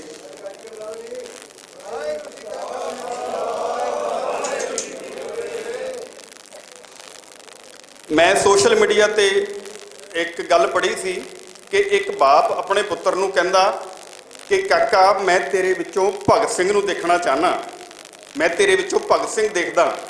ਉਹਦਾ ਕਹਿਣ ਦਾ ਮਤਲਬ ਇਹ ਸੀ ਕਿ ਤੁਸੀਂ ਹੋਰ ਹੀ ਹੋਰ ਕੰਮ ਕਰੀ ਜਾ ਰਹੇ ਹੋ, ਨੌਜਵਾਨ ਪੀੜ੍ਹੀ ਵਾਲਿਓ, ਵੀ ਮੈਂ ਤਾਂ ਤੁਹਾਡੇ ਤੋਂ ਆਸ ਰੱਖਦਾ ਕਿ ਤੁਸੀਂ ਭਗਤ ਸਿੰਘ ਬਣੋ। ਤੇ ਅੱਗੋਂ ਪੁੱਤਰ ਆਪਣੇ ਬਾਪ ਨੂੰ ਜਵਾਬ ਦਿੰਦਾ ਕਿ ਬਾਪੂ ਮੈਂ ਵੀ ਤੇਰੇ ਵਿੱਚੋਂ ਬਾਬਾ ਦੀਪ ਸਿੰਘ ਭਾਲ ਰਿਹਾ, ਮੈਂ ਤੇਰੇ ਵਿੱਚੋਂ ਬਾਬਾ ਦੀਪ ਸਿੰਘ ਦੇਖਦਾ। ਗੱਲ ਕੀ ਸੀ? ਪ੍ਰਦੂਸ਼ਣ ਦੇ ਮੁੱਦੇ ਤੇ ਇਸ ਗੱਲ ਨੂੰ ਜੇਕਰ ਆਪਾਂ ਜੋੜ ਕੇ ਦੇਖੀਏ, ਸਾਡੇ ਇਲਾਕੇ ਵਿੱਚ ਇੱਕ ਪੇਪਰ ਮਿਲ ਹੈ, ਹੁਣ ਉਹਦਾ ਨਾਮ ਹੈ ਕੁਆਂਟਮ ਪੇਪਰ ਮਿਲ, ਪਹਿਲਾਂ ਸੀ ਉਸ ਦਾ ਨਾਮ ABC ਪੇਪਰ ਮਿਲ। ਅੱਜ ਤੋਂ 50-60 ਸਾਲ ਪਹਿਲਾਂ ਜਦੋਂ ਉਹ ਮਿਲ ਲੱਗੀ ਹੋਏਗੀ, ਸਾਡੇ ਬਜ਼ੁਰਗ ਬੜੇ ਖੁਸ਼ ਹੋਏ ਹੋਣਗੇ ਕਿ ਸਾਡੇ ਇਲਾਕੇ ਨੂੰ ਰੁਜ਼ਗਾਰ ਮਿਲੇਗਾ। ਲੇਕਿਨ ਅੱਜ ਜੋ ਉਸ ਦੀ ਹਾਲਤ ਹੈ, ਅਸੀਂ ਤੇ ਸਾਡੇ ਹੋਰ ਸਾਥੀ ਕਹਿ ਰਹੇ ਨੇ, ਸਾਡੇ ਬਜ਼ੁਰਗ ਉਦੋਂ ਸੁੱਤੇ ਪਏ ਸੀ ਜਿਨ੍ਹਾਂ ਨੇ ਇਹ ਪੇਪਰ ਮਿਲ ਇੱਥੇ ਲੱਗਣ ਦੇ ਦਿੱਤੀ। ਸੋ ਇਹ ਉਲੰਭਾ ਸਾਡੀਆਂ ਆਉਣ ਵਾਲੀਆਂ ਪੀੜ੍ਹੀਆਂ ਸਾਨੂੰ ਨਾ ਦੇਣ, ਇਸ ਕਰਕੇ ਸਾਨੂੰ ਇਕੱਠੇ ਹੋ ਕੇ ਕੰਮ ਕਰਨ ਦੀ ਲੋੜ ਹੈ। ਜਿਹੜੀ ਇਹ ਕੁਆਂਟਮ ਪੇਪਰ ਮਿਲ ਸੈਲਾ ਖੁਰਦ ਹੈ, ਆ ਜਿੰਨੀਆਂ ਵੀ ਤੁਸੀਂ ਇੱਧਰ ਖਬਰਾਂ ਲੱਗੀਆਂ ਹੋਈਆਂ, ਔਰ ਸਭ ਤੋਂ ਉੱਪਰ ਇੱਕ ਖਬਰ ਹੈ ਚਮੜੀ ਦੇ ਰੋਗਾਂ ਬਾਰੇ, ਤੇ ਨੀਚੇ ਲਿਖਿਆ ਹੋਇਆ ਪੇਪਰ ਮਿਲ ਨੇ ਕੀਤੀ ਖੁਸ਼ੀਪੱਦੀ ਵਾਸੀਆਂ ਦੀ ਜ਼ਿੰਦਗੀ ਵਰਕਾ ਵਰਕਾ। ਉਹ ਜਿਹੜੀਆਂ ਬੀਬੀਆਂ ਕੁਰਸੀਆਂ ਤੇ ਬੈਠੀਆਂ ਨੇ ਉਹ ਸਾਰੀਆਂ ਵਿਧਵਾਵਾਂ ਨੇ, ਔਰ ਸਾਰਿਆਂ ਦੇ ਜਿਹੜੇ ਪਤੀ ਹੈ ਉਹ ਇਸ ਪ੍ਰਦੂਸ਼ਣ ਦੇ ਕਰਕੇ ਮੌਤ ਹੋਈ ਹੈ। ਕਿਸੇ ਨੂੰ ਕਾਲਾ ਪੀਲੀਆ ਹੋਇਆ, ਕਿਸੇ ਨੂੰ ਕੈਂਸਰ ਹੋਇਆ, ਕਿਸੇ ਨੂੰ ਕੋਈ ਹੋਰ ਬਿਮਾਰੀ ਲੱਗੀ ਹੈ। ਸੋ ਜਿਹੜੀ ਉਹ ਪੇਪਰ ਮਿਲ ਹੈ ਉਹਦੇ ਨਾਲ ਲੜਾਈ ਦੀ ਮੈਂ ਤੁਹਾਨੂੰ ਸ਼ੁਰੂਆਤ ਦੱਸਦਾ। 2008 ਦੇ ਵਿੱਚ ਅਸੀਂ ਇੱਕ ਮਨੁੱਖੀ ਅਧਿਕਾਰ ਕਮਿਸ਼ਨ ਪੰਜਾਬ ਨੂੰ ਕੰਪਲੇਂਟ ਕੀਤੀ ਕਿ ਇਸ ਮਿਲ ਦੇ ਪ੍ਰਦੂਸ਼ਣ ਕਰਕੇ ਸਾਨੂੰ ਬਹੁਤ ਜ਼ਿਆਦਾ ਸਮੱਸਿਆ ਆ ਰਹੀ ਹੈ, ਤੁਸੀਂ ਇਸ ਤੇ ਕਾਰਵਾਈ ਕਰੋ। ਮਿਲ ਨੂੰ ਨੋਟਿਸ ਜਾਰੀ ਕੀਤਾ ਮਨੁੱਖੀ ਅਧਿਕਾਰ ਕਮਿਸ਼ਨ ਨੇ, ਤੇ ਨੋਟਿਸ ਜਾਰੀ ਹੋਣ ਤੋਂ ਬਾਅਦ ਸਾਡੇ ਕੋਲ ਬੰਦੇ ਉਹਨਾਂ ਦੇ ਆਣੇ ਸ਼ੁਰੂ ਹੋ ਗਏ। ਵਿੱਚੇ ਮਿਲ ਦੇ ਜਿਹੜੇ ਮੈਨੇਜਰ ਸੀਗੇ ਉਹਨਾਂ ਨੇ ਕੋਈ ਪੁਲਿਸ ਅਫਸਰ ਨਹੀਂ ਛੱਡਿਆ, ਕੋਈ ਰਾਜਸੀ ਨੇਤਾ ਨਹੀਂ ਛੱਡਿਆ ਜਿਹਨੇ ਸਾਡੇ ਤੱਕ ਪਹੁੰਚ ਨਹੀਂ ਕੀਤੀ। ਕਹਿੰਦੇ ਕਿ ਜੀ ਤੁਸੀਂ ਆਪਣੀ ਸ਼ਿਕਾਇਤ ਵਾਪਸ ਲੈ ਲਓ, ਤੇ ਅਸੀਂ ਕਿਹਾ ਵੀ ਤੁਸੀਂ ਜੋ ਵੀ ਜਵਾਬ ਦੇਣਾ ਤੁਸੀਂ ਉੱਥੇ ਕਮਿਸ਼ਨ ਦੇ ਜਾ ਕੇ ਦਿਓ। ਫਿਰ ਉਹਨਾਂ ਦੇ ਕੁਝ ਬੰਦੇ ਇਕੱਠੇ ਹੋ ਕੇ ਮੇਰੇ ਕੋਲ ਆਏ, ਮੈਨੂੰ ਇੱਕ ਡੱਬਾ ਦੇਣ ਲੱਗੇ ਸਾਡੇ ਦਫ਼ਤਰ ਵਿੱਚ ਆ ਕੇ। ਮੈਂ ਕਿਹਾ ਜੀ ਇਹਦੇ ਵਿੱਚ ਕੀ ਆ? ਕਹਿੰਦੇ ਜੀ ਦੀਵਾਲੀ ਦਾ ਗਿਫਟ ਹੈ। ਮੈਂ ਕਿਹਾ ਆਪਣਾ ਕੇਸ ਚੱਲਦਾ ਤੁਹਾਡੇ ਨਾਲ, ਅਸੀਂ ਇੱਕ ਦੂਜੇ ਦੇ ਵਿਰੋਧੀ ਆ, ਗਿਫਟ ਤਾਂ ਮਿੱਤਰਾਂ ਦੋਸਤਾਂ ਨੂੰ ਦਿੱਤੇ ਜਾਂਦੇ ਆ ਜਾਂ ਰਿਸ਼ਤੇਦਾਰਾਂ ਨੂੰ ਦਿੱਤੇ ਜਾਂਦੇ ਆ। ਉਹ ਕਹਿੰਦੇ ਨਹੀਂ ਜੀ ਕਿ ਅਸੀਂ ਹੁਣ ਤੁਹਾਡੇ ਵਾਸਤੇ ਲੈ ਆਏ ਆ, ਤੁਸੀਂ ਆਪਣੇ ਨਵਾਂ ਸ਼ਹਿਰ 'ਚ ਨਾ ਕਿਸੇ ਗਰੀਬਾਂ ਨੂੰ ਵੰਡ ਦਿਓ। ਮੈਂ ਕਿਹਾ ਗਰੀਬ ਇਕੱਲੇ ਨਵਾਂ ਸ਼ਹਿਰ 'ਚ ਨਹੀਂ ਰਹਿੰਦੇ, ਤੁਸੀਂ ਸੈਲਾ ਖੁਰਦ ਵਿੱਚ ਵੰਡ ਦਿਓ। ਫਿਰ ਉਹ ਵਾਪਸ ਲੈ ਗਏ। ਦੁਬਾਰਾ ਉਹਨਾਂ ਦਾ ਇੱਕ ਵਫਦ ਫੇਰ ਆਇਆ, ਉਹਨਾਂ ਨੇ ਮੈਨੂੰ 2008 ਦੀ ਗੱਲ ਦੱਸ ਰਿਹਾ ਆਫਰ ਦਿੱਤੀ ਕਿ ਤੁਹਾਡੇ ਪਿੰਡਾਂ ਦੇ ਵਿੱਚ ਘਰ ਘਰ ਟੂਟੀ ਲਾਵਾਂਗੇ, ਸਾਰੀਆਂ ਗਲੀਆਂ ਨਾਲੀਆਂ ਪੱਕੀਆਂ ਕਰਾਂਗੇ, ਹੋਰ ਜੋ ਵੀ ਤੁਸੀਂ ਕਹੋਗੇ ਤੁਹਾਨੂੰ ਕਰਾਂਗੇ, ਲੇਕਿਨ ਤੁਸੀਂ ਮਿਲ ਦੇ ਪ੍ਰਦੂਸ਼ਣ ਬਾਰੇ ਖਬਰ ਨਹੀਂ ਲਵਾਉਣੀ, ਕੋਈ ਕਿਤੇ ਕੰਪਲੇਂਟ ਨਹੀਂ ਕਰਨੀ। ਅਸੀਂ ਮਨੁੱਖੀ ਅਧਿਕਾਰ ਕਮਿਸ਼ਨ ਤੋਂ ਆਸ ਰੱਖਦੇ ਸੀ ਕਿ ਸਾਨੂੰ ਕੋਈ ਰਾਹਤ ਮਿਲੇਗੀ, ਪਰ ਉਹਨਾਂ ਨੇ ਉੱਥੋਂ ਤੱਕ ਅਪਰੋਚ ਕੀਤੀ ਤੇ ਮਨੁੱਖੀ ਅਧਿਕਾਰ ਕਮਿਸ਼ਨ ਨੇ ਕੇਸ ਬੰਦ ਕਰ ਦਿੱਤਾ। ਉਸ ਤੋਂ ਬਾਅਦ 26 ਮਈ 2018 ਨੂੰ ਅਸੀਂ ਇੱਕ ਵੀਡੀਓ ਬਣਾਈ।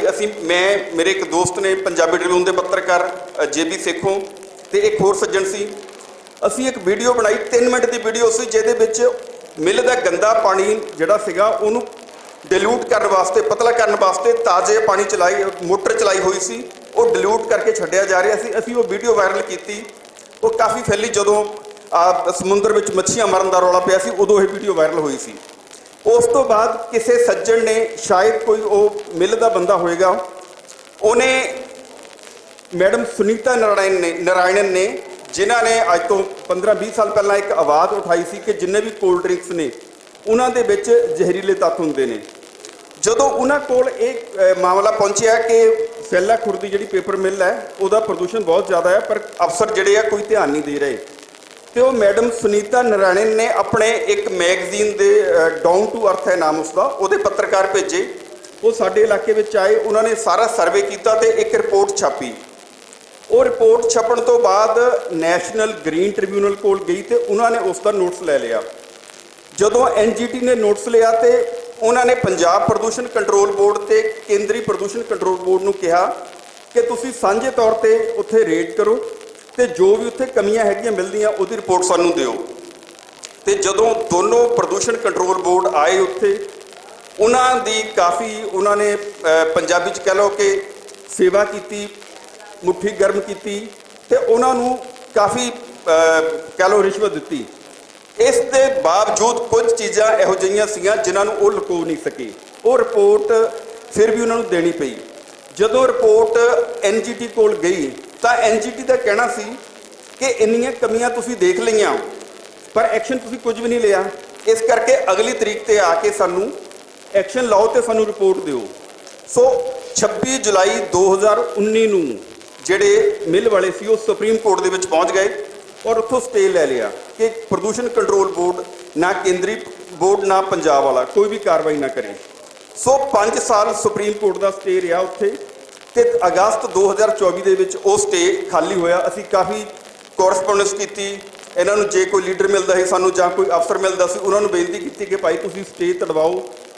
ਤੇ ਸਾਡੇ ਇਲਾਕੇ ਦੇ ਵਿੱਚ ਹਾਲਾਂਕਿ ਦੁਆਬਾ ਇਸ ਕਰਕੇ ਮੰਨਿਆ ਜਾਂਦਾ ਕਿ ਲੋਕ ਬੜੇ ਰਿਚ ਨੇ, NRI ਨੇ, ਪਰ ਮੈਂ ਦੁਆਬੇ ਤੋਂ ਹੋਣ ਦੇ ਬਾਵਜੂਦ ਇਹ ਕਹਿ ਰਿਹਾ ਕਿ ਸਾਡੇ ਲੋਕ ਸੰਘਰਸ਼ ਕਰਨ ਜੋਗੇ ਨਹੀਂ ਹੈਗੇ। ਦੁਆਬੇ ਵਾਲੇ ਵਿਦੇਸ਼ ਜਾਣ ਨੂੰ ਸਭ ਤੋਂ ਪਹਿਲੇ ਨੰਬਰ ਤੇ ਆ, ਲੇਕਿਨ ਜਦੋਂ ਸੰਘਰਸ਼ ਦੀ ਗੱਲ ਹੁੰਦੀ ਹੈ ਉਹ ਤੁਹਾਡੇ ਵੱਲ ਦੇਖਦੇ ਆ, ਮਾਲਵੇ ਦੇ ਲੋਕਾਂ ਵੱਲ ਦੇਖਦੇ ਆ। ਸੋ ਜਦੋਂ ਉਹਨਾਂ ਨੇ ਕੋਈ ਵੀ ਮਤਲਬ ਮੈਂ ਲੋਕਾਂ ਨੂੰ ਬਹੁਤ ਕਿਹਾ ਕਿ ਤੁਸੀਂ ਸੁਪਰੀਮ ਕੋਰਟ ਦੇ ਵਿੱਚ ਜਾਓ, NGT ਦੇ ਵਿੱਚ ਜਾਓ, ਉਹਨਾਂ ਦਾ ਜਿਹੜਾ ਸਟੇ ਵਿਕੇਟ ਕਰਾ ਕੇ ਉਹਨਾਂ ਦੇ ਖਿਲਾਫ ਕਾਰਵਾਈ ਕਰਾਓ, ਲੇਕਿਨ ਕੁਝ ਵੀ ਨਹੀਂ ਹੋਇਆ। ਹੁਣ ਮੇਰਾ ਖਿਆਲ ਹੈ ਕਿ ਸ਼ਾਇਦ 10 ਮਈ ਤਰੀਕ ਪਈ ਹੋਈ ਹੈ ਉੱਥੇ, ਉਦੋਂ ਕੋਈ ਪੋਸੀਬਿਲਿਟੀ ਬਣ ਸਕਦੀ ਹੈ ਕਿ ਮਿਲ ਕੇ ਕੋਈ ਕਾਰਵਾਈ ਹੋਵੇ। ਦੂਜੀ ਜਿਹੜੀ ਮੈਂ ਗੱਲ ਦੱਸਣੀ ਚਾਹੁੰਦਾ ਕਿ ਆਪਾਂ ਜਿੰਨੀਆਂ ਮਰਜ਼ੀ ਉਹਨਾਂ ਦੀਆਂ ਮਿੰਨਤਾਂ ਕਰ ਲਈਏ, ਅਫਸਰਾਂ ਕੋਲ ਚਲ ਜਾਈਏ, ਕਿਤੇ ਸੁਣਵਾਈ ਨਹੀਂ ਹੁੰਦੀ। ਪੁਲਿਸ ਦੀਆਂ ਸਾਰੀਆਂ ਗੱਡੀਆਂ ਦਾ ਜਿਹੜਾ ਤੇਲ ਹੈ ਉਹ ਸੈਲਾ ਖੁਰਦ ਦੀ ਜਿਹੜੀ ਕੁਆਂਟਮ ਪੇਪਰ ਮਿਲ ਹੈ ਉਹ ਪਾਉਂਦੀ ਹੈ। ਜਿੰਨੇ ਅਫਸਰਾਂ ਦੇ ਵੱਡੇ ਫੰਕਸ਼ਨ ਹੁੰਦੇ ਆ ਉਹ ਸਾਰੇ ਮਿਲ ਦੇ ਸਪਾਂਸਰ ਕੀਤੇ ਹੁੰਦੇ ਆ। ਅੱਜ ਤੋਂ ਜਿਹੜੀ 7-8 ਸਾਲ ਪਹਿਲਾਂ ਦੀ ਗੱਲ ਇਹ ਸੀ, ਜੋ ਮੈਨੂੰ ਪਤਾ ਲੱਗਿਆ ਕਿ ਉਹ ਕਹਿੰਦੇ ਕਿ ਸਾਡਾ ਜਿਹੜਾ ਟ੍ਰੀਟਮੈਂਟ ਪਲਾਂਟ ਹੈ ਉਹਨੂੰ ਜੇਕਰ ਚਲਾਉਣੇ ਆ ਤੇ 50 ਲੱਖ ਤੋਂ ਜ਼ਿਆਦਾ ਖਰਚਾ ਆਉਂਦਾ। ਇਸ ਕਰਕੇ ਅਸੀਂ ਹਰੇਕ ਮਹੀਨੇ 50 ਲੱਖ ਰੁਪਈਆ ਰਿਜ਼ਰਵ ਰੱਖ ਲਈਦਾ, ਉਹ ਚਾਹੇ ਪੱਤਰਕਾਰਾਂ ਨੂੰ ਦੇਣਾ ਪੈ ਜਾਵੇ, ਚਾਹੇ ਲੀਡਰਾਂ ਨੂੰ ਦੇਣਾ ਪੈ ਜਾਵੇ ਤੇ ਚਾਹੇ ਅਫਸਰਾਂ ਨੂੰ। ਸੋ ਇਸ ਕਰਕੇ ਕਿਤੇ ਕੋਈ ਸੁਣਵਾਈ ਨਹੀਂ ਹੁੰਦੀ। ਉਹਨਾਂ ਹੀ ਦਿਨਾਂ ਦੀ ਮੈਂ ਤੁਹਾਨੂੰ ਗੱਲ ਦੱਸਦਾ ਕਿ ਜਿਹੜੇ ਪੰਜਾਬ ਪ੍ਰਦੂਸ਼ਣ ਕੰਟਰੋਲ ਬੋਰਡ ਦੇ ਸੈਕਟਰੀ ਸੀਗੇ ਬਾਬੂ ਰਾਮ, ਉਹ ਉਸ ਮਿਲ ਦੇ ਵਿੱਚ ਨੌਕਰੀ ਕਰਨ ਲੱਗ ਪਏ। ਉਹਨਾਂ ਨੇ ਇਹ ਦੇਖੋ ਕਿ ਪਹਿਲਾਂ ਜਦੋਂ ਉਹ ਸੈਕਟਰੀ ਸੀਗੇ ਪ੍ਰਦੂਸ਼ਣ ਕੰਟਰੋਲ ਬੋਰਡ ਦੇ, ਉਹਨਾਂ ਨੇ ਕੀ ਪ੍ਰਦੂਸ਼ਣ ਰੋਕਿਆ ਹੋਊਗਾ ਕਿ ਇੱਕ ਐਡੇ ਵੱਡੇ ਅਹੁਦੇ ਤੋਂ ਰਿਟਾਇਰ ਹੋ ਕੇ ਇਸ ਮਿਲ ਦੀ ਨੌਕਰੀ ਕਰਨ ਲੱਗ ਪਏ।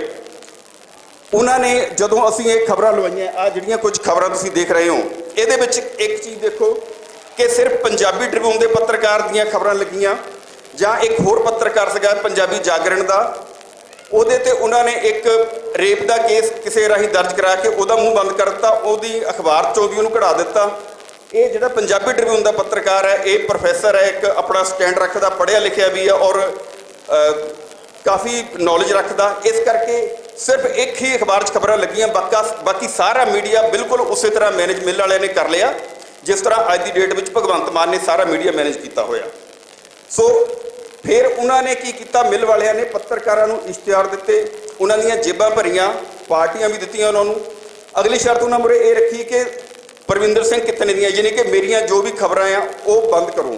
ਉਹਨਾਂ ਨੇ, ਤੁਸੀਂ ਯਕੀਨ ਕਰੋ ਕਿ ਪੱਤਰਕਾਰਾਂ ਨੇ ਲੋਕਾਂ ਦੀ ਆਵਾਜ਼ ਤਾਂ ਕੀ ਬਣਨਾ ਸੀ, ਉਹਨਾਂ ਨੇ ਇਕੱਠੇ ਹੋ ਕੇ ਮੇਰਾ ਬਾਈਕਾਟ ਕਰ ਦਿੱਤਾ ਇਕੱਲੇ ਦਾ, ਕਿ ਇਹਦੀਆਂ ਖਬਰਾਂ ਨਹੀਂ ਲਾਣੀਆਂ, ਸਿਰਫ ਇਸ ਕਰਕੇ ਕਿ ਮਿਲ ਵਾਲਿਆਂ ਦੇ ਕਹਿਣ 'ਤੇ। ਸੋ ਇਸ ਤਰ੍ਹਾਂ ਦੀ ਸਿਚੁਏਸ਼ਨ ਹੈਗੀ ਹੈ। ਇਹ ਹੈਗੀ ਹੈ ਕੁਆਂਟਮ ਪੇਪਰ ਮਿਲ ਜਿਹੜੀ ਤੁਹਾਡੇ ਲੱਗਣ ਜਾ ਰਹੀ ਹੈ।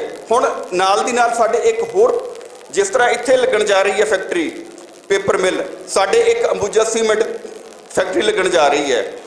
ਤੁਹਾਡੀ ਕਿਸਮਤ ਚੰਗੀ ਹੈ ਕਿ ਤੁਹਾਨੂੰ ਐਡਵਾਂਸ ਦੇ ਵਿੱਚ ਇਹ ਪਤਾ ਲੱਗ ਗਿਆ ਕਿ ਉਹਨਾਂ ਦੀ ਜਨਤਕ ਸੁਣਵਾਈ 30 ਅਪ੍ਰੈਲ ਨੂੰ ਹੈ। ਜਦੋਂ ਸਾਡੇ ਇਲਾਕੇ ਵਿੱਚ ਅੰਬੂਜਾ ਦੀ ਜਿਹੜੀ ਸੁਣਵਾਈ ਹੋਈ ਸੀ, 3 ਪਿੰਡਾਂ ਦੀ ਜ਼ਮੀਨ ਤੇ ਉਹ ਫੈਕਟਰੀ ਲੱਗਣੀ ਹੈ ਤੇ 3 ਪਿੰਡਾਂ ਦੇ ਸਿਰਫ 7 ਬੰਦੇ ਗਏ ਸੀ ਉਸ ਜਨਤਕ ਸੁਣਵਾਈ ਦੇ ਵਿੱਚ, ਔਰ 37 ਬੰਦੇ ਉਸ ਕੰਪਨੀ ਦੇ ਆਪਣੇ, ਕੁਝ ਪੁਲਿਸ ਵਾਲੇ ਤੇ ਕੁਝ ਹੋਰ ਜਿਹੜੇ ਉਹਨਾਂ ਨੇ ਡੇਲੀ ਬੇਸ ਤੇ ਲਿਆਂਦੇ, ਦਿਹਾੜੀ ਤੇ ਲਿਆਂਦੇ ਬੰਦੇ।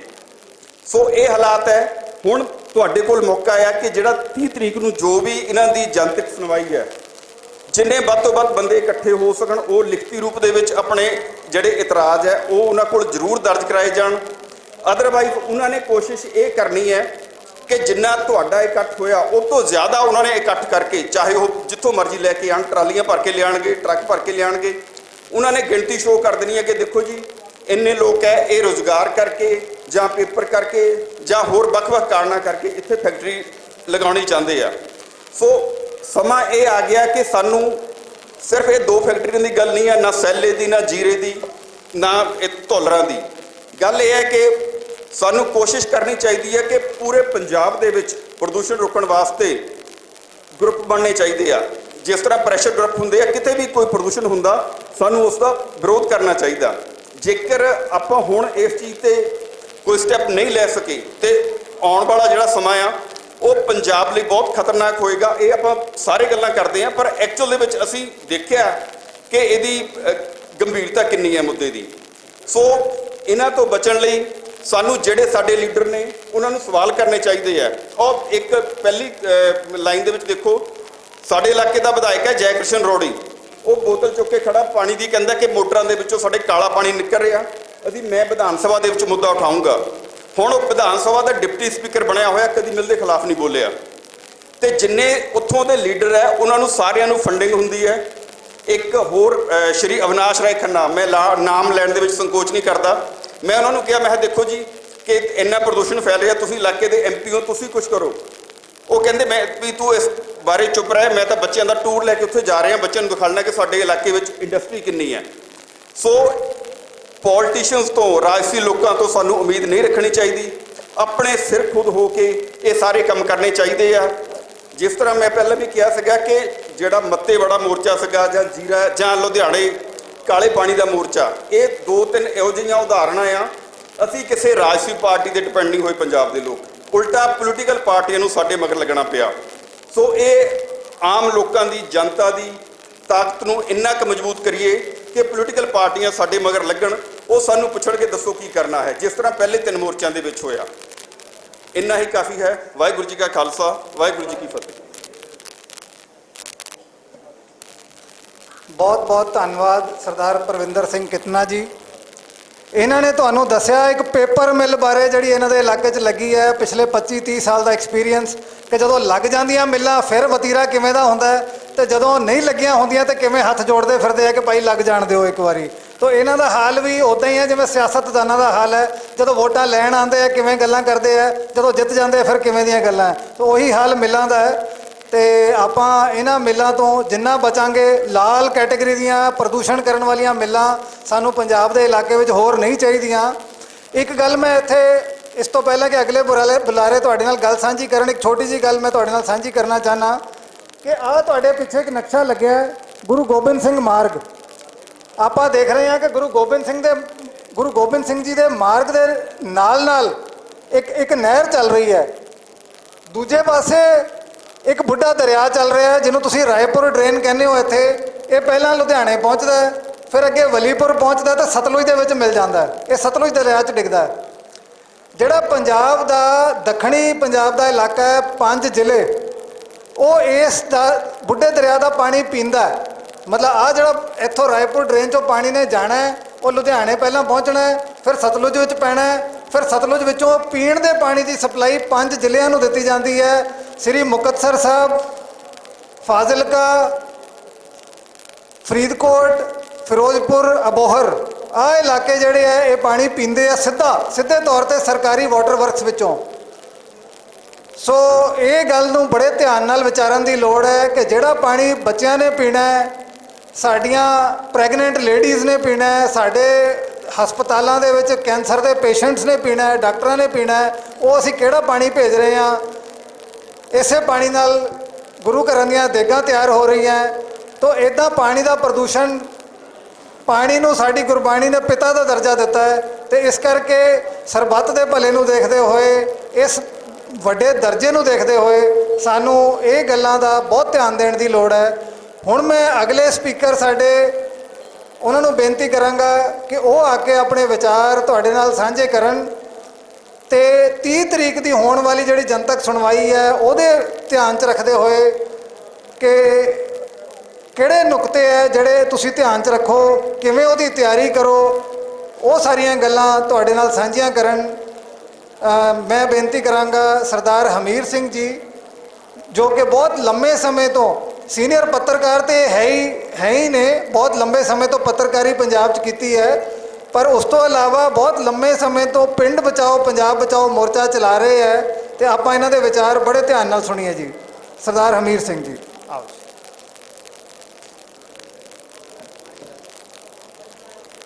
ਬਹੁਤ ਸਤਿਕਾਰਯੋਗ ਸਾਧ ਸੰਗਤ ਜੀ, ਵਾਹਿਗੁਰੂ ਜੀ ਕਾ ਖਾਲਸਾ, ਸ੍ਰੀ ਵਾਹਿਗੁਰੂ ਜੀ ਕੀ ਫਤਿਹ।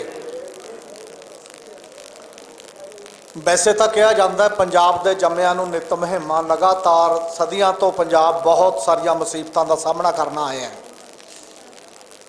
ਅੱਜ ਦੇ ਦੌਰ ਦੇ ਵਿੱਚ ਮੈਂ ਇਹਨੂੰ 3-4 ਹਿੱਸਿਆਂ ਦੇ ਵਿੱਚ ਗੱਲ ਕਰਨਾ ਚਾਹੁੰਦਾ ਜੋੜ ਕੇ। ਇੱਕ, ਪਾਲਿਸੀ ਪੱਧਰ ਤੇ ਕਾਨੂੰਨ ਪੱਧਰ ਦੇ ਉੱਤੇ, ਕੇਂਦਰ ਸਰਕਾਰ ਹੋਵੇ, ਸੂਬਾ ਸਰਕਾਰ ਹੋਵੇ, ਉਦਯੋਗਪਤੀ ਹੋਣ, ਇਹ ਕਿਵੇਂ ਜੁੜ ਗਏ ਨੇ ਆਪਸ ਦੇ ਵਿੱਚ, ਕਿਵੇਂ ਕਲਿੱਕ ਕਰ ਗਿਆ।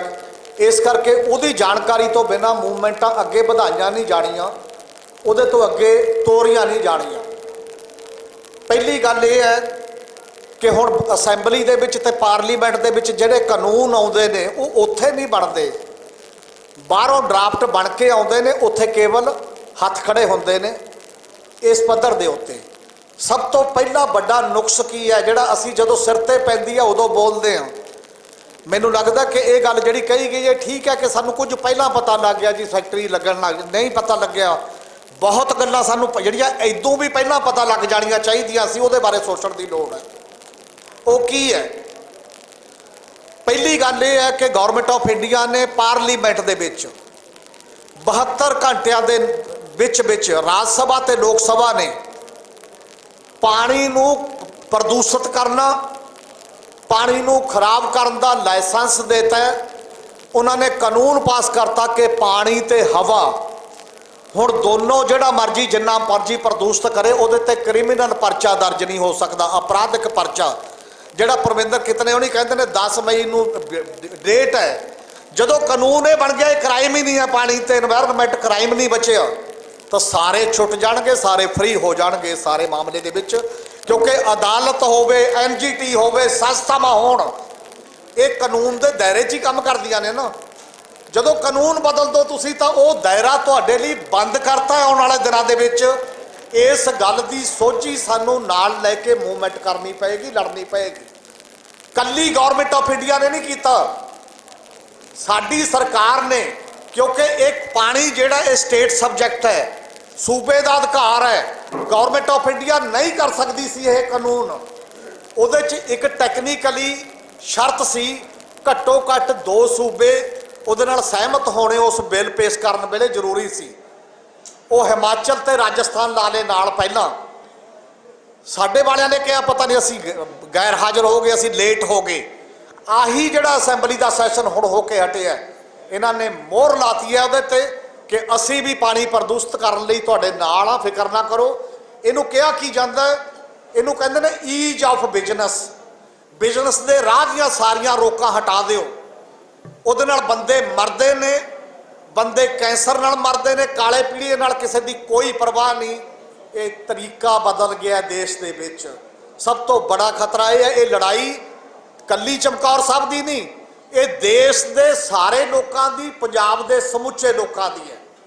ਇਸੇ ਤਰ੍ਹਾਂ ਦੂਜੀ ਗੱਲ ਜਿਹੜੀ ਬਦਲ ਦਿੱਤੀ ਗਈ ਹੈ, ਕਦੇ ਬਾਬਾ ਬੰਦਾ ਸਿੰਘ ਬਹਾਦਰ ਨੇ ਲੜਾਈ ਲੜ ਕੇ ਜਿਹੜਾ ਸਿੱਖ ਰਾਜ ਸਥਾਪਿਤ ਹੋਇਆ, ਉਹਦੇ 'ਚ ਕੀ ਕੀਤਾ ਸੀ? Land to the tailor.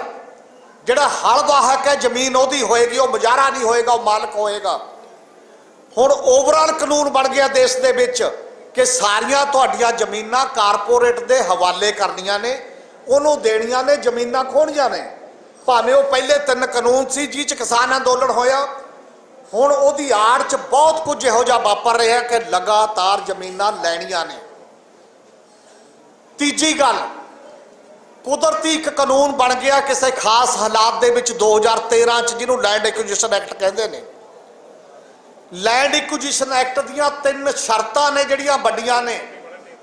ਜਦੋਂ ਜਨਤਕ ਹੀਅਰਿੰਗ ਹੋਏਗੀ ਪੁੱਛਣ ਦੀ ਕੋਸ਼ਿਸ਼ ਕਰਨਾ, ਘੱਟੋ ਘੱਟ ਜੇ ਸਾਡੀ ਸਮਝ ਦਾ ਹਿੱਸਾ ਹੋਏਗਾ ਤਾਂ ਅਸੀਂ ਪੁੱਛ ਸਕਦੇ ਹਾਂ, ਨਹੀਂ ਪੁੱਛਿਆ ਨਹੀਂ ਜਾਣਾ।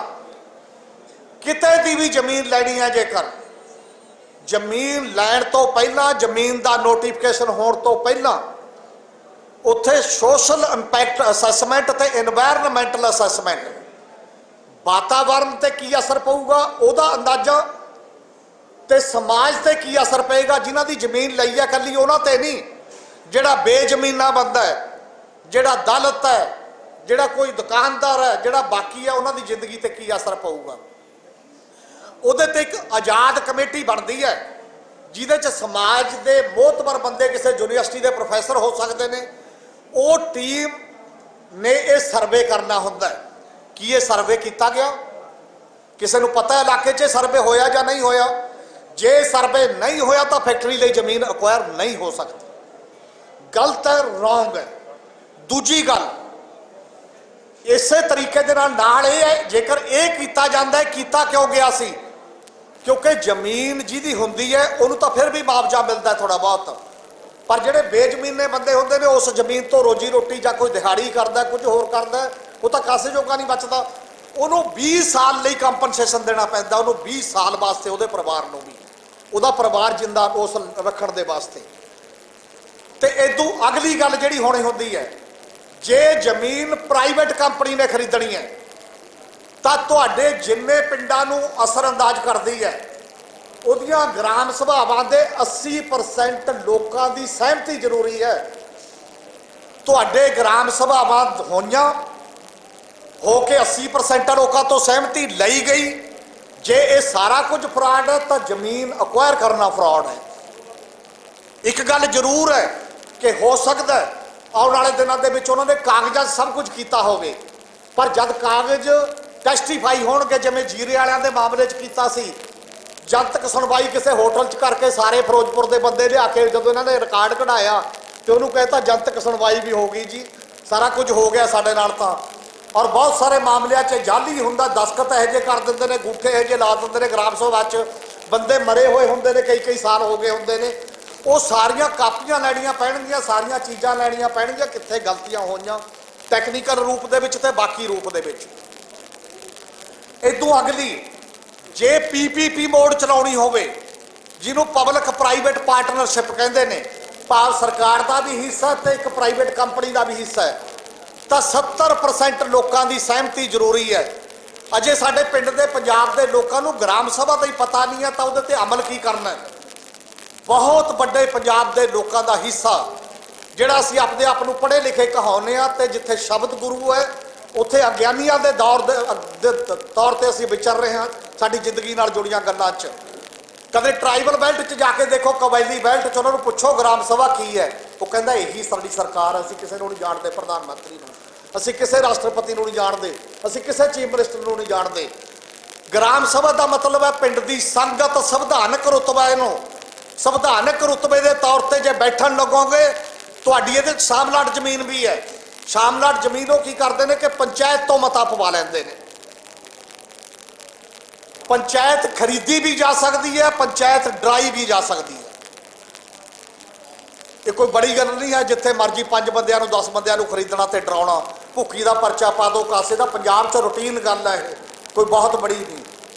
ਪਰ ਜਿਹੜਾ ਸਵਾਲ ਗ੍ਰਾਮ ਸਭਾ ਦਾ ਹੁੰਦਾ ਹੈ, ਇਸ ਲਈ ਸਾਰਾ ਪਿੰਡ ਐ ਜੇ ਗ੍ਰਾਮ ਸਭਾ ਸੰਗਤ 'ਚ ਬਰਕਤ ਕਿਉਂ ਹੈ, ਸੰਗਤ ਨੂੰ ਰੱਬ ਦਾ ਰੂਪ ਕਿਉਂ ਮੰਨਿਆ ਜਾਂਦਾ ਹੈ। ਅੱਜ ਤੱਕ ਦੁਨੀਆ 'ਚ ਨਾ ਸੰਗਤ ਨੂੰ ਕੋਈ ਖਰੀਦਣ ਵਾਲਾ ਜੰਮਿਆ ਤੇ ਨਾ ਡਰਾਉਣ ਵਾਲਾ ਜੰਮਿਆ। ਇਸੇ ਕਰਕੇ ਉਹ ਗ੍ਰਾਮ ਸਭਾ ਸੰਗਤ ਦਾ ਰੂਪ ਹੈ। ਆਪਣੇ ਆਪਣੇ ਪਿੰਡਾਂ 'ਚ ਕਿਰਪਾ ਕਰਕੇ, ਚਾਹੇ ਪੰਚਾਇਤਾਂ ਜਿੰਨੀਆਂ ਸਹਿਮਤ ਨੇ ਉਹ ਵੀ ਤੇ ਬਾਕੀ ਵੀ, ਪੰਚਾਇਤ ਸਰਪੰਚ ਤੇ ਪੰਚ ਨੂੰ ਸਸਪੈਂਡ ਕਰ ਸਕਦਾ ਡੀਡੀਪੀਓ। ਗ੍ਰਾਮ ਸਭਾ ਨੂੰ ਸਸਪੈਂਡ ਨਾ ਪ੍ਰਧਾਨ ਮੰਤਰੀ ਤੇ ਨਾ ਰਾਸ਼ਟਰਪਤੀ ਨਾ ਚੀਫ ਮਿਨਿਸਟਰ, ਕਿਸੇ ਦੀ ਕੋਈ ਔਕਾਤ ਨਹੀਂ ਹੈ। ਇਹ ਪਰਮਾਨੈਂਟ ਸੰਸਥਾ ਹੈ। ਇਸ ਲਈ ਜਿੰਨੇ ਕੁ ਸੰਵਿਧਾਨਕ ਹੱਕ ਵੀ ਸਾਡੇ ਕੋਲ ਪਹਿਲਾਂ ਨੇ, ਕਾਨੂੰਨ ਉਹਨੂੰ ਵਰਤੀਏ, ਉਹਨੂੰ ਹਥਿਆਰ ਦੇ ਤੌਰ ਦੇ ਉੱਤੇ। ਜਿਵੇਂ ਜਿਵੇਂ ਵਰਤਣ ਲੱਗਾਂਗੇ ਤਿਵੇਂ ਤਿਵੇਂ ਅਗਲੇ ਪੜਾਅ ਖੁੱਲਣਗੇ, ਅਗਲੀਆਂ ਗੱਲਾਂ ਆਉਣਗੀਆਂ। ਤੇ ਇਹ ਦੋ ਗੱਲਾਂ ਬਿਲਕੁਲ ਜਨਤਕ ਹੀਅਰਿੰਗ 'ਚ ਪਹਿਲਾਂ ਪਬਲਿਕ ਹੀਅਰਿੰਗ ਬਾਅਦ ਦੀ ਗੱਲ ਹੈ। ਉੱਥੇ ਰਿਕਾਰਡ ਦਰਜ ਕਰਾਓ 80% ਤੋਂ ਕਦੋਂ ਗ੍ਰਾਮ ਸਭਾਵਾਂ ਕਰਾਈਆਂ ਨੇ ਤੁਸੀਂ। ਕਿੱਥੇ ਆ ਤੁਹਾਡੀ ਰਿਪੋਰਟ এনवायरमेंट ਦੀ, ਕਿੱਥੇ ਆ ਸੋਸ਼ਲ ਇੰਪੈਕਟ ਅਸੈਸਮੈਂਟ ਦੀ ਰਿਪੋਰਟ। ਜਨਤਕ ਹੀਅਰਿੰਗ ਉਦੋਂ ਬਾਅਦ ਦੀ ਗੱਲ ਹੈ, ਉਦੋਂ ਪਹਿਲਾਂ ਅਸੀਂ ਨਹੀਂ ਦੇਣੀ ਇਹ ਚੀਜ਼। ਇਸੇ ਕਰਕੇ ਉਹਦੇ ਨਾਲ ਬਾਕੀ ਦੀਆਂ ਜਿਹੜੀਆਂ ਗੱਲਾਂ ਜੁੜਦੀਆਂ ਨੇ, ਜਦੋਂ ਅਸੀਂ ਗੱਲ ਕਰਦੇ ਹਾਂ ਤਾਂ ਉਹ ਇਸ ਪੱਧਰ ਦੀ ਗੱਲ ਹੈ ਕਿ ਹੁਣ ਜਿਵੇਂ ਜਿਵੇਂ ਇਹ ਮੂਵਮੈਂਟਾਂ ਬਣਨਗੀਆਂ ਜਾਂ ਕੱਲੇ ਕੱਲੇ ਦੇ ਤੌਰ ਤੇ ਬਣਦੀਆਂ ਨੇ, ਸਾਡਾ ਪਾਣੀ ਪ੍ਰਦੂਸ਼ਿਤ ਹੋ ਚੁੱਕਿਆ ਓਵਰਆਲ ਸਾਰੇ ਬਲਾਕਾਂ ਦਾ, ਪੰਜਾਬ ਦਾ। ਸਾਡਾ ਬਾਕੀ ਪਾਣੀ ਵੀ, ਦਰਿਆਈ ਪਾਣੀ ਵੀ ਪ੍ਰਦੂਸ਼ਿਤ ਹੋ ਚੁੱਕਿਆ ਪੂਰੀ ਤਰ੍ਹਾਂ। ਇਹ ਹੋਇਆ ਨਹੀਂ ਹੈ, ਇਹ ਕੀਤਾ ਗਿਆ ਕਿਉਂਕਿ ਕਾਰਪੋਰੇਟ ਦਾ ਇਹ ਫੰਡ ਹੈ। ਪਹਿਲਾਂ ਗੰਦ ਪਾਓਗੇ, ਫਿਰ ਸਾਫ਼ ਕਰਨ ਦੇ ਨਾਂ ਤੇ ਪਹਿਲਾਂ ਗੰਦਗੀ ਦੇ ਵੀ ਪੈਸੇ ਲੈਣੇ ਨੇ, ਫਿਰ ਸਾਫ਼ ਕਰਨ ਦੇ ਨਾਂ ਤੇ ਵੀ ਪੈਸੇ ਲੈਣੇ ਨੇ, ਤੇ ਉਸ ਤੋਂ ਬਾਅਦ ਅਹਿਸਾਨ ਕਰਨਾ ਕਿ ਮੈਂ ਦੇਖੋ ਤੁਹਾਡਾ ਸਾਰਾ ਕੁਝ ਕਰ ਰਿਹਾ। ਇਹ ਬਹੁਤ ਬੜੀ ਲੜਾਈ, ਜ਼ਿੰਦਗੀ ਦੀ ਲੜਾਈ ਹੈ, ਛੋਟੀ ਲੜਾਈ ਨਹੀਂ ਹੈ, ਹੋਂਦ ਦੀ ਲੜਾਈ ਹੈ। ਇੱਕ ਇਹ ਹੈ, ਇੱਕ ਵਾਰ ਪ੍ਰਕਾਸ਼ ਸਿੰਘ ਬਾਦਲ ਨੂੰ ਚੀਫ ਮਿਨਿਸਟਰ ਸੀ, ਜਦੋਂ ਥਰਮਲ ਲੱਗੇ ਨੇ ਬਹੁਤ ਜ਼ਿਆਦਾ, ਸਾਰੇ ਕਿਤੇ ਲਹਿਰੇ ਮੁਹੱਬਤ ਦਾ ਜੁੰਟ ਵੀ ਵੱਡਾ ਕੀਤਾ, ਇੱਧਰ ਤਲਵੰਡੀ ਸਾਬੋ ਵੀ ਲਾਇਆ, ਨਲਾਸ ਲਾਇਆ ਰਾਜਪੁਰੇ ਕੋਲੇ। ਉਦੋਂ ਇੱਕ ਸਵਾਲ ਇਹ ਕੀਤਾ ਕਿ ਕੀ ਕਰ ਰਹੇ ਹੋ ਤੁਸੀਂ, ਪੰਜਾਬ ਦੇ ਸਿਰ 'ਚ ਸੁਆਹ ਪਾ ਰਹੇ ਹੋ, ਨਾਰਮਲੀ ਇਹ ਥਰਮਲ ਜੇ ਉੱਥੇ ਲਾਉਣੇ ਨੇ ਜਿੱਥੋਂ ਕੋਲਾ ਲਿਆਉਣਾ ਤਾਂ ਵੀ ਸਸਤਾ ਪੈਂਦਾ ਤੇ ਘੱਟੋ ਘੱਟ এনवायरमेंट ਠੀਕ ਨਹੀਂ ਹੋਏਗਾ। ਤਾਂ ਪ੍ਰਕਾਸ਼ ਸਿੰਘ ਬਾਦਲ ਕੀ ਕਹਿੰਦੇ, ਤੁਸੀਂ ਟਿਕਣੇ ਨਹੀਂ ਦਿੰਦੇ ਜੀ। ਪਹਿਲਾਂ ਤਾਂ ਕਹਿੰਦੇ ਹੋ ਬਿਜਲੀ ਪੂਰੀ ਕੀਤੀ ਹੈ ਤੇ ਹੁਣ ਤੁਸੀਂ ਦੂਜਾ ਫਾਨਾ ਫਸਾ ਰਹੇ ਹੋ ਵਿੱਚ ਲਿਆ ਕੇ ਵਾਤਾਵਰਣ ਦੀ ਕੋਈ ਚੀਜ਼ ਹੈ। ਤੇ ਇੱਕ ਸਵਾਲ ਕਾਊਂਟਰ ਪ੍ਰਕਾਸ਼ ਸਿੰਘ ਬਾਦਲ ਨੂੰ ਇਹ ਕੀਤਾ ਗਿਆ ਜਿਹੜਾ ਮੈਂ ਤੁਹਾਨੂੰ ਵੀ ਕਰਦਾ ਕਿ ਪੰਜਾਬ ਦੇ ਲੋਕਾਂ ਦੀ ਜ਼ਿੰਦਗੀ 24 ਘੰਟੇ ਬਿਜਲੀ ਵਾਲੇ ਤੇ ਏਸੀ 'ਚ ਆਰਾਮ ਨਾਲ ਪਰ ਕੈਂਸਰ ਤੇ ਕਾਲਾ ਪੀਲੀਏ ਦਾ ਰੋਗ ਲਵਾ ਕੇ ਉੱਥੇ ਐਸ਼ ਨਾਲ ਸੌਣ ਲਈ ਹੈ, ਜਾਂ 10 ਘੰਟੇ ਗਰਮੀ 'ਚ ਮਰ ਕੇ ਵੀ ਤੰਦਰੁਸਤ ਬੰਦਾ ਜ਼ਿੰਦਗੀ ਜੋਏ ਆਪਣੇ ਤਰੀਕੇ ਦੇ ਨਾਲ ਬਿਜਲੀ ਤੋਂ ਬਿਨਾਂ ਵੀ। ਅਸੀਂ ਕਿਹੜੀ ਜ਼ਿੰਦਗੀ ਚਾਹੀਦੀ ਹੈ ਸਾਨੂੰ? ਜ਼ਿੰਦਗੀ ਦਾ ਫੈਸਲਾ ਕਰਨਾ ਪਏਗਾ। ਮਟੀਰੀਅਲ ਸੁੱਖ ਚਾਹੀਦਾ ਜਾਂ ਆਤਮਿਕ ਤੇ ਸਰੀਰਕ ਤੰਦਰੁਸਤੀ ਚਾਹੀਦੀ ਹੈ? ਦੋਨਾਂ ਦੇ ਵਿੱਚ ਸਰਕਾਰਾਂ ਨੇ ਰਸਤਾ ਚੁਣ ਲਿਆ ਮਟੀਰੀਅਲ ਸੁੱਖ ਦਾ। ਸਾਨੂੰ ਵੀ ਸਹਿਜੇ ਜਚਾਤਾ ਕਿ ਇਹੀ ਵਿਕਾਸ ਹੁੰਦਾ ਹੈ। ਇਹ ਭਾਰਤਮਾਲਾ ਪ੍ਰੋਜੈਕਟ ਟੋਟਲੀ ਪੰਜਾਬ ਦੀ ਜ਼ਮੀਨ ਤੇ ਕਬਜ਼ੇ ਦਾ ਪ੍ਰੋਜੈਕਟ ਹੈ। ਪਾਕਿਸਤਾਨ ਦਾ ਬਾਘਾ ਗੇਟ ਬੰਦ ਕਰ ਦਿਓ ਤੇ ਇੱਥੋਂ ਸਾਰਾ ਮਾਲ ਕੱਚਾ ਉਧਰ ਹੀ ਜਾਏਗਾ ਜਿੱਧਰ ਜਾਏਗਾ ਜਾਮਨਗਰ ਤੇ ਬਾਕੀ ਦੀਆਂ ਚੀਜ਼ਾਂ ਦੇ ਵਿੱਚ ਜਾ ਕੇ, ਤੇ ਉਹਨੂੰ ਪੜੋਗੇ ਤੇ ਪੰਜਾਬ ਤੇ ਅੱਖ ਹੈ, ਬਹੁਤ ਜ਼ਿਆਦਾ ਮੈਲੀ ਅੱਖ ਹੈ ਉਸ ਲੈਵਲ ਤੇ। ਜਿਹੜੇ ਲੋਕ ਭਾਰਤਮਾਲਾ ਪ੍ਰੋਜੈਕਟ ਦਾ ਵਿਰੋਧ ਕਰਦੇ ਨੇ ਕਹਿੰਦੇ ਵਿਕਾਸ ਵਿਰੋਧੀ ਨੇ। ਤੁਸੀਂ ਵੀ ਫੈਕਟਰੀ ਦਾ ਵਿਰੋਧ ਕਰੋਗੇ ਕਹਿਣਗੇ ਵਿਕਾਸ ਵਿਰੋਧੀ ਨੇ। ਤੇ ਵਿਕਾਸ ਕੀ ਹੁੰਦਾ, ਕਿਹੜੀ ਚਿੜੀਆ ਦਾ ਨਾਂ ਹੈ? ਪਹਿਲਾਂ ਇਹਦਾ ਤਾਂ ਪਰਿਭਾਸ਼ਾ ਦੇਖ ਲਓ ਨਾ, ਵਿਕਾਸ ਕਹਿੰਦੇ ਕਿਹਨੂੰ ਨੇ? ਇਹ ਡਿਸਾਈਡ ਹੋ ਗਿਆ ਵਿਕਾਸ ਕੀ ਹੁੰਦਾ। ਵਿਕਾਸ ਹੁੰਦਾ ਕਿ ਲੋਕਾਂ ਦੇ ਬੁਨਿਆਦੀ ਹੱਕ ਨੇ, ਪੀਣ ਵਾਲਾ ਸ਼ੁੱਧ ਪਾਣੀ ਮਿਲੇ, ਚੱਜ ਦੀ ਆਬੋ ਹਵਾ ਹੋਵੇ ਜਿਹੜੀ ਬਿਮਾਰੀਆਂ ਤੋਂ ਰਹਿਤ ਹੋਵੇ, ਚੰਗੀ ਖੁਰਾਕ ਹੋਵੇ ਜਿਹੜੀ ਖੁਰਾਕ ਤੰਦਰੁਸਤ ਸਰੀਰ ਪੈਦਾ ਕਰੇ, ਭਾਈਚਾਰਾ ਬਣੇ, ਲੋਕ ਆਪਸਦਾਰੀ ਦੇ ਵਿੱਚ ਰਹਿਣ। ਤੇ ਅਸੀਂ ਸਾਰਾ ਕੁਝ ਹੀ ਉਦੋਂ ਉਲਟ ਕਰ ਰਹੇ ਹਾਂ ਜਿਹੜੀਆਂ ਚੀਜ਼ਾਂ ਨੇ। ਇਸੇ ਕਰਕੇ ਇਸ ਪਾਸੇ ਵੱਲ ਚੱਲ ਕੇ ਸਭ ਤੋਂ ਪਹਿਲੀ ਲੋੜ ਮੈਨੂੰ ਇਹ ਲੱਗਦੀ ਹੈ ਕਿ ਅਸੀਂ ਟੁਕੜਿਆਂ 'ਚ ਤਾਂ ਅੱਜ 14 ਜਗ੍ਹਾ ਧਰਨੇ ਚੱਲ ਰਹੇ ਨੇ ਵਾਤਾਵਰਣ ਦੇ ਖਿਲਾਫ, ਪ੍ਰੈਜ਼ੈਂਟ ਧਰਨੇ ਵੱਖ-ਵੱਖ ਜਗ੍ਹਾ ਪੰਜਾਬ ਦੇ ਵਿੱਚ। ਅਖਾੜੇ ਵਾਲੀ ਗੱਲ ਜਿਹੜੀ ਰੋਮਨ ਨੇ ਕੀਤੀ ਹੈ, ਕੱਲ ਸਵੇਰੇ 4 ਵਜੇ ਪੁਲਿਸ ਗਈ ਹੈ, 4 ਵਜੇ ਜਾ ਕੇ ਸਭ ਨੂੰ ਚੱਕ ਕੇ ਉਹਨਾਂ ਦਾ 10 ਲੱਖ ਰੁਪਇਆ ਉੱਤੇ ਲੱਗਿਆ ਸੀ ਸਾਈਡ ਸੁੱਟ ਤੇ, ਉਹ ਵੀ ਸਾਰਾ ਕਰਤਾ। ਕਹਿੰਦੇ ਕਿਵੇਂ ਹੋ? ਕਹਿੰਦੇ ਨੇ ਜੀ 30 ਤਰੀਕ ਨੂੰ ਹਾਈ ਕੋਰਟ ਦੇ ਵਿੱਚ ਪੇਸ਼ੀ ਹੈ, ਅਸੀਂ ਕੁਝ ਤਾਂ ਦਿਖਾਉਣਾ ਹੈ। ਲੌਜਿਕ ਕੀ ਹੈ? ਦਲੀਲ ਇਹ ਹੈ। ਇਸੇ ਤਰ੍ਹਾਂ ਜਦੋਂ ਪੁਲਿਸ ਚੜ ਕੇ ਜਾਂਦੀ ਹੈ ਬਾਕੀ ਉਹ ਕਹਿੰਦੇ ਇਹ ਨੇ ਸਾਡੇ ਹੁਕਮਰਾਨ ਦੀਆਂ ਲੱਤਾਂ ਇੰਨਾ ਕੁ ਭਾਰ ਨਹੀਂ ਚੱਲਦੀਆਂ ਕਿ ਉਹ ਇਹ ਕਹਿ ਸਕੇ ਮੈਂ 15,000 ਆਬਾਦੀ ਚੋਂ 15,000 ਬੰਦਾ ਇੱਕ ਪਾਸੇ, ਇੱਕ ਬੰਦਾ ਇੱਕ ਪਾਸੇ, ਮੈਂ 15,000 ਤੇ ਟੈਂਕ ਚਾੜ ਕੇ ਮਾਰਦਾ। ਅਦਾਲਤ ਹੁਕਮ ਕਰਦੀ ਹੈ 15,000 ਨੂੰ ਮਾਰਨ ਦਾ। ਤੁਹਾਡੀ ਟੰਗ ਤੋੜ ਲੂਗਾ ਸਰਕਾਰ, ਕੀ ਕਰ ਲੂਗੀ ਅਦਾਲਤ? ਜਿਹੜੇ ਔਰ ਬਹੁਤੇ ਮਾਮਲੇ ਜਿਹੜੇ ਤੁਸੀਂ ਨਹੀਂ ਮੰਨ ਰਹੇ ਹੁੰਦੇ ਅਦਾਲਤ ਦੇ, ਉਹ ਤਾਂ ਕੋਈ ਨਹੀਂ ਮੰਨਦੇ, ਉਡਾ ਦਿੰਦੇ ਹੋ ਹਵਾ ਦੇ ਵਿੱਚ। ਆਉਣ ਵਾਲੇ ਦਿਨਾਂ 'ਚ ਭਾਰਤਮਾਲਾ ਪ੍ਰੋਜੈਕਟ ਤੇ ਵੀ ਜਿਹੜਾ ਵੀ ਕੇਸ ਜਾਂਦਾ ਅਦਾਲਤ ਡੰਡਾ ਮਾਰਦੀ ਹੈ ਕਿ ਉਹ ਕਬਜ਼ਾ ਕਿਉਂ ਨਹੀਂ ਕਰਾਉਂਦੇ ਜਿੱਥੇ ਕਿਤੇ ਲਾਠੀ ਚਾਰਜ ਹੋ ਰਿਹਾ। ਅਦਾਲਤ ਹੋਵੇ, ਪੋਲੀਟੀਸ਼ੀਅਨ ਹੋਵੇ, ਬਿਊਰੋਕਰੇਟ ਹੋਵੇ, ਇਹ ਇੱਕ ਲਾਈਨ 'ਚ ਖੜੇ ਹੋ ਚੁੱਕੇ ਨੇ। ਇਹ ਜਿੰਨਾ ਚਿਰ ਕਲੈਰਿਟੀ ਨਹੀਂ ਆਉਂਦੀ ਦਿਮਾਗ ਦੇ ਵਿੱਚ ਉਹਨਾਂ ਚਿਰ ਲੜਾਈ ਕਲੀਅਰ ਕੱਟ ਨਹੀਂ ਲੜੀ ਜਾਣੀ ਕਿਸੇ ਵੀ ਰੂਪ ਦੇ ਵਿੱਚ। ਹਾਂ, ਕਦੇ ਕਦੇ ਸੇਫਟੀ ਵਾਲਵ ਦੇ ਤੌਰ ਤੇ ਮਾੜਾ ਮੋਟਾ ਕਿਸੇ ਨੂੰ ਰਿਆਇਤ ਮਿਲ ਗਈ, ਕਿਸੇ ਨੂੰ ਨਾ ਮਿਲ ਗਈ, ਉਹ ਥੋੜਾ ਬਹੁਤ ਚੀਜ਼ਾਂ ਚੱਲਦੀਆਂ ਰਹਿੰਦੀਆਂ ਨੇ। ਪਹਿਲੀ ਗੱਲ ਸਿਧਾਂਤਕ ਲੜਾਈ ਲੜਨੀ ਪੈਣੀ ਹੈ ਇਹ ਵੱਡੇ ਪੱਧਰ ਤੇ ਲਾਈਨ ਕੱਢ ਕੇ ਸਮੁੱਚੇ ਪੰਜਾਬੀਆਂ ਨੂੰ। ਔਰ ਇਕੱਲੇ ਤੁਹਾਡੇ ਚਮਕੌਰ ਸਾਹਿਬ ਦੀ ਲੜਾਈ ਨਹੀਂ, ਲੜਨਾ ਤਾਂ ਕਈ ਵਾਰ ਇੱਕ ਤੋਂ ਹੀ ਪੈਂਦਾ ਹੈ, ਪਰ ਇਹ ਪੂਰੇ ਪੰਜਾਬ ਦਾ ਮਸਲਾ ਹੈ। ਪੂਰੇ ਪੰਜਾਬ ਦੇ ਮਸਲੇ ਦੇ ਤੌਰ ਦੇ ਉੱਤੇ ਉਸ ਲੈਵਲ ਤੇ ਲੜਨਾ ਪਏਗਾ। ਦੂਜੀ ਗੱਲ ਇਹਦੇ 'ਚ ਇੱਕ ਹੋਰ ਗੱਲ ਅਟੈਚ ਕਰਨੀ ਪਏਗੀ ਜਿਹੜੀ ਮੱਤੇਵਾੜਾਂ ਦੇ ਵਿੱਚ ਵੀ ਰਹੇਗੀ ਲੜਾਈ 'ਚ, ਅਧੂਰੀ ਲੜਾਈ ਹੈ ਉਹ। ਮਾਫ ਕਰਨਾ ਮੈਨੂੰ, ਅਧੂਰੀ ਲੜਾਈ ਕਿਉਂ ਮੈਂ ਕਹਿ ਰਿਹਾ? ਕਿਉਂਕਿ ਉਹ ਪਿੰਡ ਜਿਹੜਾ ਸੇਖੂਪੁਰ ਹੈ ਟੋਟਲ ਦਲਿਤ ਪਿੰਡ ਹੈ। ਇੱਕ ਔਰਾ ਵੀ ਜ਼ਮੀਨ ਦਾ ਆਪਣਾ ਨਹੀਂ ਆਪਣੇ ਕੋਲੇ ਹੈ। ਉਹ ਦਲਿਤ ਪਿੰਡ ਉਜਾੜ ਦੇਣ ਤੇ ਹੁਣ ਵੀ ਗਮਾਡਾ ਜਿਹੜੀ ਉਹਦੇ ਕੋਲੇ ਹੈ ਜ਼ਮੀਨ, ਤਾਂ ਇਹ ਲੁਧਿਆਣੇ ਦੇ ਕੋਲ ਹੈ, ਜ਼ਮੀਨ ਤਾਂ ਅਕਵਾਇਰ ਹੋ ਗਈ ਨਾ। ਉਹਨੇ ਵਾਤਾਵਰਣ ਤੋਂ ਕੀ ਲੈਣਾ ਜਿਹਦੀ ਰੋਟੀ ਖੁੱਸ ਗਈ ਉਸੇ ਦਿਨ ਦੇ ਵਿੱਚ ਰੋਟੀ, ਉਹਨੂੰ ਕੱਲ੍ਹ ਨੂੰ ਰੋਟੀ ਚਾਹੀਦੀ ਹੈ। ਇਸ ਲਈ ਦਲਿਤ ਪਰਿਵਾਰਾਂ ਦੀ ਜ਼ਮੀਨ ਦੇ ਹੱਕ ਦਾ ਜਿਹੜਾ ਸਵਾਲ ਹੈ, ਔਰ ਜਿੰਨੀਆਂ ਸਾਮਲਾਟ ਜ਼ਮੀਨਾਂ ਨੇ ਕਾਨੂੰਨ ਬਣਿਆ ਹੋਇਆ 1961 ਦਾ, ਤੀਜਾ ਹਿੱਸਾ ਸਾਮਲਾਟ ਜ਼ਮੀਨ ਦੀ ਬੋਲੀ ਦਲਿਤ ਪਰਿਵਾਰਾਂ ਵਿੱਚੋਂ ਹੀ ਕੋਈ ਦੇ ਸਕਦਾ। ਕਾਨੂੰਨ ਤਾਂ ਇਹ ਕਹਿੰਦਾ ਤੇ ਉਹੀ ਲੈ ਸਕਦੇ ਨੇ। ਪੰਜਾਬ ਦੇ ਵਿੱਚ ਤਿਆਰੀ ਹੋਈ ਹੈ ਕਦੇ ਕਿਸੇ ਦੀ ਪੰਜਾਬ ਦੇ ਜੱਟ ਕਿਸਾਨੀ ਦੀ ਜਾਂ ਬਾਕੀ ਦੀ? ਜਿੱਥੇ ਕਿਤੇ ਉਹ ਡਿਮਾਂਡ ਕਰਦੇ ਨੇ ਉਹਨਾਂ ਦੇ ਸਿਰ ਪਾੜਦੇ ਨੇ, ਉਹਨਾਂ ਤੇ ਮੁਕੱਦਮੇ ਦਰਜ ਹੁੰਦੇ ਨੇ। ਉੱਥੇ ਅਸੀਂ ਨਾਲ ਰਲਦੇ ਹਾਂ ਪ੍ਰਸ਼ਾਸਨ ਦੇ, ਮੇਰਾ ਵੀਡੀਓ ਸਾਹਿਬ, ਮੇਰਾ ਫਲਾਨਾ ਸਾਹਿਬ। ਜਿੱਥੇ ਗੱਲ ਭਾਈ ਜੈਤੇ ਦੀ ਆਉਂਦੀ ਹੈ, ਰੰਘਰੇਟਾ ਗੁਰੂ ਕਾ ਬੇਟੇ ਦੀ ਆਉਂਦੀ ਹੈ, ਅਸੀਂ ਚਮਕੌਰ ਸਾਹਿਬ ਦੀ ਧਰਤੀ ਦੀ ਗੱਲ ਤਾਂ ਕਰਦੇ ਹਾਂ, ਪਰ ਉਹ ਸਿਧਾਂਤ ਤੋਂ ਗੱਲ ਵੱਖਰੀ ਕਦੋਂ ਪਾਵਾਂਗੇ ਆਪਸ ਦੇ ਵਿੱਚ? ਤੇਰਾ ਤੀਜਾ ਹਿੱਸਾ ਮੈਂ ਦੇ ਰਿਹਾ। ਜਿੰਨੀ ਸ਼ਾਮਲਾਟ ਜ਼ਮੀਨ ਐਕਵਾਇਰ ਕੀਤੀ ਜਾ ਰਹੀ ਹੈ, ਇਹਦਾ ਮਤਲਬ ਪਰਮਾਨੈਂਟ ਦਲਤ ਦਾ 1/3 ਜਾ ਰਿਹਾ ਹੈ ਉਹਦੇ 'ਚ ਟੋਟਲੀ। ਇਹਨੂੰ ਕੱਲੀ ਕਿਸਾਨੀ ਦੀ ਮੂਵਮੈਂਟ ਦਾ ਸਵਾਲ ਨਾ ਬਣਾਓ, ਇਹਨੂੰ ਪੰਜਾਬ ਦੇ ਪਿੰਡਾਂ, ਪੰਜਾਬ ਦੇ ਸਾਰੇ ਲੋਕਾਂ ਦੀ ਜ਼ਮੀਨ ਦਾ ਤੇ ਜਾਇਦਾਦ ਦੇ ਸਵਾਲ ਬਣਾਉਣ ਦੀ ਲੋੜ ਹੈ। ਉਹਦਾ ਹਿੱਸਾ ਜਾ ਰਿਹਾ ਉਹਦੇ 'ਚੋਂ। ਹਜੇ ਹਿੱਸਾ ਉਹਨੂੰ ਤਾਂ ਨਹੀਂ ਲੱਗ ਰਿਹਾ ਕਿ ਮੈਨੂੰ ਤਾਂ ਤੁਸੀਂ ਦਿੰਦੇ ਹੀ ਨਹੀਂ, ਕਰਦੇ ਹੋ ਤਾਂ ਕੀ ਕਰਦੇ ਹੋ? ਉਸ ਵੱਡੇ ਕੈਨਵਸ ਤੇ ਥੋੜਾ ਜਿਹਾ ਸੋਚਣ ਦਾ ਸਵਾਲ ਹੈ ਉਸ ਲੈਵਲ ਦੇ ਉੱਤੇ। ਜਾਤ ਪਾਤ ਦਾ ਜਿਹੜਾ ਇੱਕ ਕੀੜਾ ਸਾਡੇ ਦਿਮਾਗ 'ਚ ਲਗਾਤਾਰਤਾ ਦੇ ਵਿੱਚ ਹੈ, ਉਹਨੂੰ ਕੱਢਣਾ ਪਏਗਾ ਤੇ ਉਹਨੂੰ ਵੱਖ-ਵੱਖ ਮਾਮਲਿਆਂ ਦੇ ਵਿੱਚ ਜੇ ਕੱਢ ਨਹੀਂ ਸਕਦੇ ਥੋੜਾ ਹੇਠਾਂ ਕਰਨਾ ਪਏਗਾ, ਅਜੇ ਹੌਲੀ-ਹੌਲੀ ਉਧਰ ਨੂੰ ਲਿਜਾਣਾ ਪਏਗਾ। ਇਸੇ ਕਰਕੇ ਇਹ ਹੈ, ਉਦੋਂ ਬਾਅਦ ਅੰਦੋਲਨ ਨਾ ਛੱਡ ਦੋ, ਜੇਤੂ ਹੱਥਸਬਾਜ਼ੀ ਨਾ ਚਲਾ ਦੋ ਕਿ ਹੋਗੀ। ਉਹ ਅੱਧੀ ਲੜਾਈ ਆ ਮੱਤੇਵਾਲ 'ਚ, ਦੁਬਾਰਾ ਲੜੋ ਦਲਤਾਂ ਦੀ ਲੜਾਈ ਕਿ ਉਹ ਜ਼ਮੀਨ ਵਾਪਸ ਕਰੋ। ਤੇ ਜ਼ਮੀਨ ਜੇ ਉਹ ਵਾਪਸ ਹੁੰਦੀ ਹੈ ਤਾਂ ਸੰਪੂਰਨ ਲੜਾਈ ਵੱਲ ਵਧਿਆ ਜਾਏਗਾ। ਇਸੇ ਤਰ੍ਹਾਂ ਬਾਕੀ ਦੀਆਂ ਲੜਾਈਆਂ ਜਿੰਨੀਆਂ ਵੀ ਹੈਗੀਆਂ ਨੇ, ਚਾਹੇ ਉਹ ਜੀਰੇ ਫੈਕਟਰੀ ਦੀ ਹੈ, ਚਾਹੇ ਉਹ ਅਖਾੜੇ ਪਿੰਡ ਦੀ ਹੈ, ਚਾਹੇ ਉਹ ਨਾਲ ਲੱਗਦੇ ਹੋਰ ਖੰਨੇ ਦੇ ਏਰੀਆ ਦੇ ਜਿਹੜੇ ਪਿੰਡਾਂ ਦੀਆਂ ਲੜਾਈਆਂ ਨੇ, ਇਹ ਸਾਰੀਆਂ ਅਸਲ 'ਚ ਜ਼ਮੀਨ, ਪਾਣੀ, ਇਦੋਂ ਵੀ ਉੱਤੇ ਸਾਡੀ ਹੋਂਦ ਬਚਾਉਣ ਦੀਆਂ ਲੜਾਈਆਂ ਨੇ। ਹੋਂਦ ਉਦੋਂ ਬਚਦੀ ਹੈ ਜਦੋਂ ਸਪਸ਼ਟਤਾ ਜ਼ਿਆਦਾ ਆਉਂਦੀ ਹੈ। ਆਪੋ ਆਪਣੇ ਪਿੰਡਾਂ ਦੇ ਵਿੱਚ ਘੱਟੋ ਘੱਟ ਇੱਕ ਗੱਲ ਜ਼ਰੂਰ ਹੋਕਾ ਦੇਣ ਦੀ ਲੋੜ ਹੈ, ਪਿੰਡਾਂ 'ਚ ਭਾਈਚਾਰਾ ਕਾਇਮ ਕਰਨਾ ਬੇਹੱਦ ਜ਼ਰੂਰੀ ਗੱਲ ਹੈ। ਪਾਰਟੀਆਂ ਨੇ ਪਿੰਡ ਪਾਟੋ ਧਾੜ ਕਰਤੇ ਨੇ ਪੂਰੀ ਤਰ੍ਹਾਂ, ਮੈਂ ਫਲਾਣੇ ਲੀਡਰ ਨਾਲ, ਮੈਂ ਫਲਾਣੇ ਲੀਡਰ ਦਾ ਝੋਲੀ ਚੱਕ, ਮੈਂ ਤੀਜੇ ਨਾਲ, ਮੈਂ ਚੌਥੇ ਨਾਲ, ਮੈਂ ਇੱਧਰ, ਮੈਂ ਉੱਧਰ। ਜਿਹੜੀ ਮਰਜ਼ੀ ਪਾਰਟੀ ਨਾਲ ਰਹੋ, ਸਾਡਾ ਕੋਈ ਸੰਬੰਧ ਨਹੀਂ ਕਿਹੜੀ ਪਾਰਟੀ ਦੇ ਤੁਸੀਂ ਹੈਗੇ ਹੋ, ਕਿਹੜੀ ਦੇ ਨਹੀਂ। ਘੱਟੋ ਘੱਟ ਹੱਥ ਜੋੜ ਕੇ ਇੰਨਾ ਤਾਂ ਕਹਿ ਦਿਓ ਕਿ ਮੇਰੇ ਪਿੰਡ ਦੇ ਮਾਮਲੇ 'ਚ ਨਾ ਆਈ ਭਾਈ, ਇਹ ਅਸੀਂ ਆਪੀ ਨਿਬੇੜ ਲਾਂਗੇ, ਬਾਹਰ ਤੈਨੂੰ ਵੋਟ ਪਾ ਦਾਂਗੇ ਜਿੱਥੇ ਪਾਉਣੀ ਹੈ। ਜੇ ਇੰਨੀ ਕਹਿਣ ਦੀ ਵੀ ਜ਼ਰੂਰਤ ਨਹੀਂ ਹੋਏਗੀ, ਉੱਪਰੋਂ ਇੱਕ ਬੌਸ ਟੈਲੀਫੋਨ ਕਰੇਗਾ ਤੇ ਅਸੀਂ ਉਹਦਾ ਝੋਲੀ ਚੁੱਕ ਬਣ ਜਾਾਂਗੇ, ਫਿਰ ਤਾਂ ਚਮਕੌਰ ਦੀ ਧਰਤੀ ਤੇ ਵਸਣ ਦਾ ਵੀ ਮਤਲਬ ਨਹੀਂ, ਨਾ ਕਿਸੇ ਹੋਰ ਧਰਤੀ ਤੇ ਵਸਣ ਦਾ ਮਤਲਬ ਹੈ ਪੰਜਾਬ ਦੀ ਤੇ ਜਾ ਕੇ, ਜੇ ਓਡੀ ਹਿੰਮਤ ਸਾਡੇ 'ਚ ਪੈਦਾ ਨਹੀਂ ਹੁੰਦੀ।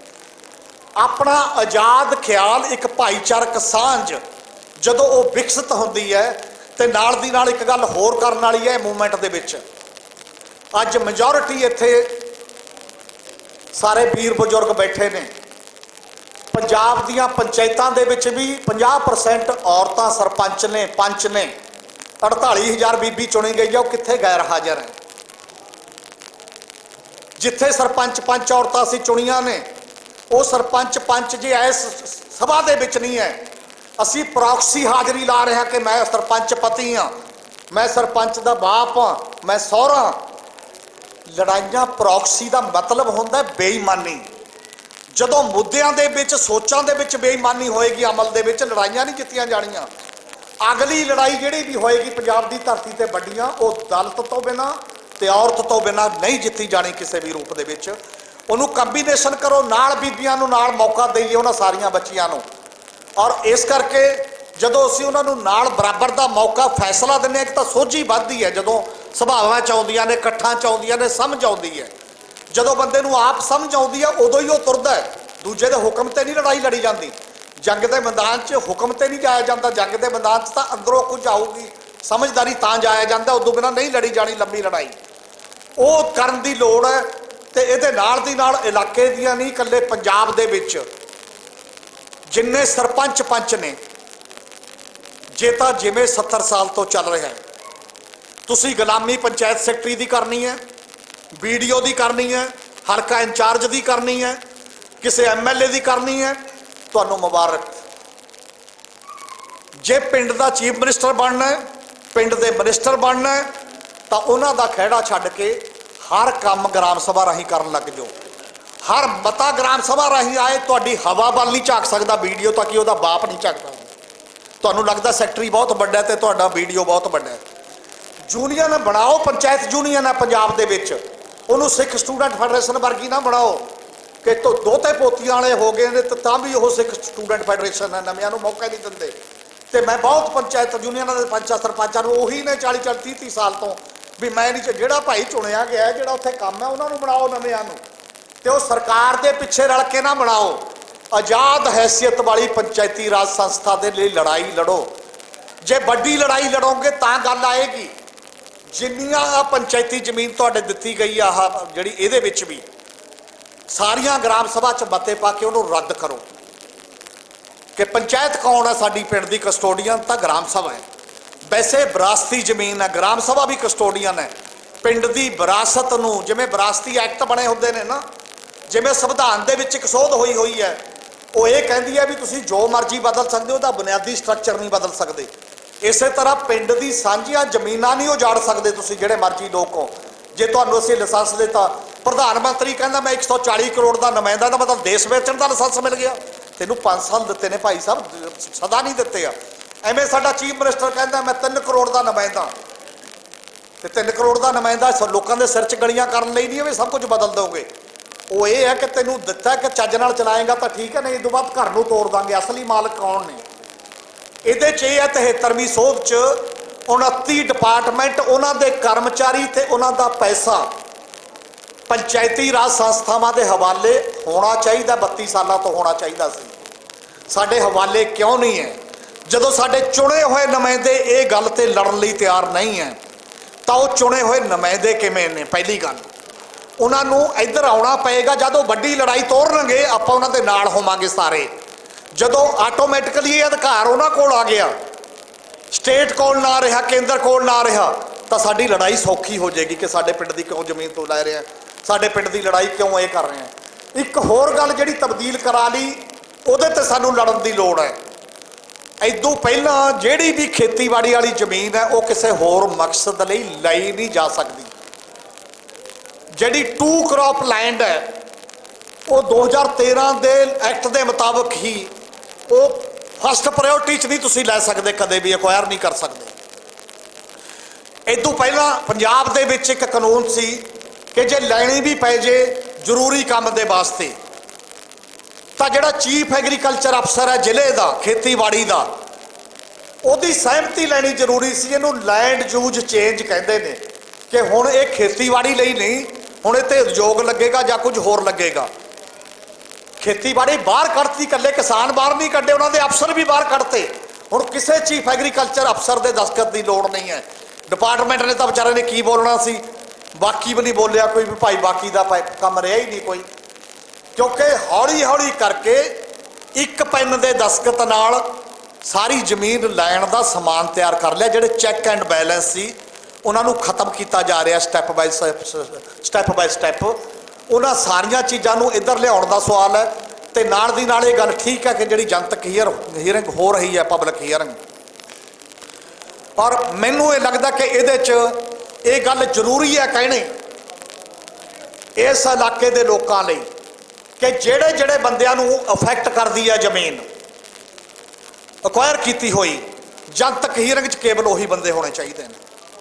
ਤੁਸੀਂ ਕਿਤੋਂ ਵੀ ਟਰੱਕ ਭਰ ਕੇ 10 ਟਰੱਕ ਭਰ ਕੇ ਲੈ ਆਉਂਗੇ, ਤੁਹਾਡੇ ਕੋਲ ਤਾਕਤ ਹੁੰਦੀ ਹੈ, ਸਟੇਟ ਦੀ ਤਾਕਤ। ਆਮ ਬੰਦਿਆਂ ਕੋਲ ਸਟੇਟ ਦੀ ਤਾਕਤ ਨਹੀਂ ਹੁੰਦੀ। ਇਹ ਆਵਾਜ਼ ਉਠਾਉਣੀ ਚਾਹੀਦੀ ਹੈ ਕਿ ਜ਼ਮੀਨ ਸਾਡੀ ਜਾ ਰਹੀ ਹੈ। ਇਨਵਾਇਰਨਮੈਂਟ ਵੀ ਸਭ ਤੋਂ ਜ਼ਿਆਦਾ ਸਾਡੇ ਨੇੜੇ ਖਰਾਬ ਕਰ ਰਹੇ ਹੋ, ਬਾਕੀ ਚੀਜ਼ਾਂ ਸਾਡੀਆਂ ਨੇ। ਤੁਸੀਂ ਬਾਹਰੋਂ ਤਾਂ ਜ਼ਿਆਦਾ ਬੰਦੇ, ਤੁਹਾਡੇ ਵਾਲਿਆਂ ਨੂੰ ਪੁਲਿਸ ਰੋਕ ਲੂਗੀ 10 ਪਿੰਡਾਂ 'ਚ ਇੱਧਰ ਉੱਧਰ ਉਹਨਾਂ ਚਿਰ ਜਾ ਕੇ, ਤੇ ਬਾਕੀਆਂ ਨੂੰ ਜਿਨ੍ਹਾਂ ਨੂੰ ਉਹ ਕਹਿਣਗੇ ਉਹਨਾਂ ਨੂੰ ਉਹ ਜਾਣ ਦੇਣਗੇ ਉਸ ਮਾਮਲੇ ਦੇ ਵਿੱਚ, ਕਾਗਜ਼ ਪੱਤਰ ਤੇ ਕਹਿਣਗੇ, ਵੀਡੀਓ ਵੀ ਬਣਾ ਦੇਣਗੇ, ਮੈਜੋਰਟੀ ਸਾਡੇ ਨਾਲ। ਪ੍ਰਿੰਸੀਪਲੀ ਇਸ ਗੱਲ ਦਾ ਵਿਰੋਧ ਕਰਨਾ ਚਾਹੀਦਾ। ਮੈਨੂੰ ਇਹ ਲੱਗਦਾ, ਕਈ ਵਾਰ ਸਾਨੂੰ ਲੱਗਦਾ ਹੁੰਦਾ ਬਾਹਰਲਾ ਬੰਦਾ ਆ ਕੇ ਗੱਲ ਕਰਨ ਨੂੰ, ਤੁਹਾਡੇ ਪੱਖ 'ਚ ਵੀ ਕਰਨ ਨੂੰ ਚੰਗਾ ਹੋਊਗਾ, ਪਰ ਜਦੋਂ ਮੂਵਮੈਂਟਾਂ ਦਾ ਕੁਐਸਚਨ ਆਉਂਦਾ ਤਾਂ ਉਹਨਾਂ ਨੂੰ ਬਹੁਤ ਸਿੱਧਤ ਰੂਪ ਦੇ ਵਿੱਚ ਡਿਮਾਂਡ ਕਰਨ ਦੀ ਲੋੜ ਹੈ। ਜਿੱਥੇ ਦਾ ਲੈ ਰਹੇ ਹੋ, ਜਿੱਥੇ ਨੁਕਸਾਨ ਕਰ ਰਹੇ ਹੋ, ਜਨਤਕ ਹੀਅਰਿੰਗ ਉਹਨਾਂ ਲੋਕਾਂ ਦੇ ਵਿੱਚੋਂ ਹੀ ਹੋਣੀ ਚਾਹੀਦੀ ਹੈ। ਬਾਹਰਲੀ ਕਲਾਜ ਕੇਵਲ ਇਸ ਲਈ ਪਾਈ ਜਾਂਦੀ ਹੈ ਕਿ ਲੋਕਲ ਬੰਦੇ ਤਾਂ ਸਾਡੇ ਖਿਲਾਫ ਹੋ ਜਾਂਦੇ ਨੇ, ਆਪਾਂ ਬਾਹਰੋਂ ਲੈ ਚੱਲਾਂਗੇ ਜਿੰਨੇ ਭਰ ਕੇ ਲਿਜਾਣੇ ਨੇ, ਬਾਕੀ ਲੋਕਾਂ ਨੂੰ ਇੱਧਰ ਉੱਧਰ ਕਰ ਦੇਣਾ ਹੈ। ਇਸ ਲਈ ਜਨਤਕ ਹੀਅਰਿੰਗ ਦੇ ਵਿੱਚ ਕਈ ਪੁਆਇੰਟ ਲਿਖ ਕੇ ਦੇਣੇ ਪੈਣਗੇ ਸਾਰੇ। ਇਹਦੇ ਨਾਲ ਦੀ ਨਾਲ ਬਾਕੀ ਗੱਲਾਂ ਕਰਨੀਆਂ ਪੈਣਗੀਆਂ ਕਿ ਅਸੀਂ ਇਹਨੂੰ ਨਹੀਂ ਅਲਾਉ ਕਰਦੇ ਇਸ ਪੱਧਰ ਦੇ ਉੱਤੇ ਜਾ ਕੇ। ਇੱਕ ਗੱਲ ਇਹ ਜ਼ਰੂਰ ਲਿਖ ਕੇ ਦਿਓ ਕਿ ਸਾਡੇ ਪਿੰਡਾਂ ਦੀਆਂ ਗ੍ਰਾਮ ਸਭਾਵਾਂ ਦੀ ਸਹਿਮਤੀ ਲਓ, ਉਹਨਾਂ ਚਿਰ ਕੋਈ ਜਨਤਕ ਹੀਅਰਿੰਗ ਨਹੀਂ ਹੋਏਗੀ। ਅਸੀਂ ਇਹਨੂੰ ਪ੍ਰਵਾਨ ਨਹੀਂ ਕਰਦੇ ਤੇ ਇਹ ਗੈਰ ਕਾਨੂੰਨੀ ਆ ਉਸ ਪੱਧਰ ਦੇ ਉੱਤੇ। ਔਰ ਤੁਹਾਨੂੰ ਮੈਂ ਤਾਂ ਦੱਸਦਾ ਕਿ ਉੜੀਸਾ ਦਾ ਕਦੇ ਨੈੱਟ ਤੇ ਜਾ ਕੇ ਦੇਖਣਾ, ਵੇਦਾਂਤਾ ਗਰੁੱਪ ਦੀਆਂ ਬਹੁਤ ਜ਼ਿਆਦਾ ਫੈਕਟਰੀਆਂ ਜਿਹੜੀਆਂ ਉੱਥੇ ਕੱਢ ਰਹੇ ਸੀ, ਖਣਿਜ ਕੱਢ ਰਹੇ ਸੀ, ਸੁਪਰੀਮ ਕੋਰਟ ਤੱਕ ਕੇਸ ਗਿਆ ਤੇ ਉਹ ਕਹਿੰਦੇ ਗ੍ਰਾਮ ਸਭਾ ਤੋਂ ਪੁੱਛਿਆ, ਕਹਿੰਦੇ ਨਹੀਂ ਜਾ ਕੇ ਪੁੱਛੋ। 12 ਪਿੰਡਾਂ ਦੀਆਂ ਗ੍ਰਾਮ ਸਭਾਵਾਂ ਦੇ ਕੋਲ ਗਏ, ਗਵਰਨਮੈਂਟ ਆਫ ਇੰਡੀਆ ਵੀ ਉਹਨਾਂ ਦੇ ਨਾਲ ਹੈ, ਉੜੀਸਾ ਸਰਕਾਰ ਵੀ ਉਹਨਾਂ ਦੇ ਨਾਲ ਹੈ, ਕਾਰਪੋਰੇਟ ਤਾਂ ਵੇਦਾਂਤਾ ਹੈ ਹੀ ਹੈ, ਪਰ ਉਹ 12 ਗਰੀਬ ਪਿੰਡ ਦਲਿਤ ਜਿਨ੍ਹਾਂ ਦੇ ਕੱਪੜਾ ਨਹੀਂ ਹੈ, ਜਿਹੜੇ ਟਰਾਈਬਲ ਨੇ, 12 ਦੀਆਂ 12 ਪਿੰਡਾਂ 'ਚ ਹਰਾਤੇ ਤਿੰਨੋਂ।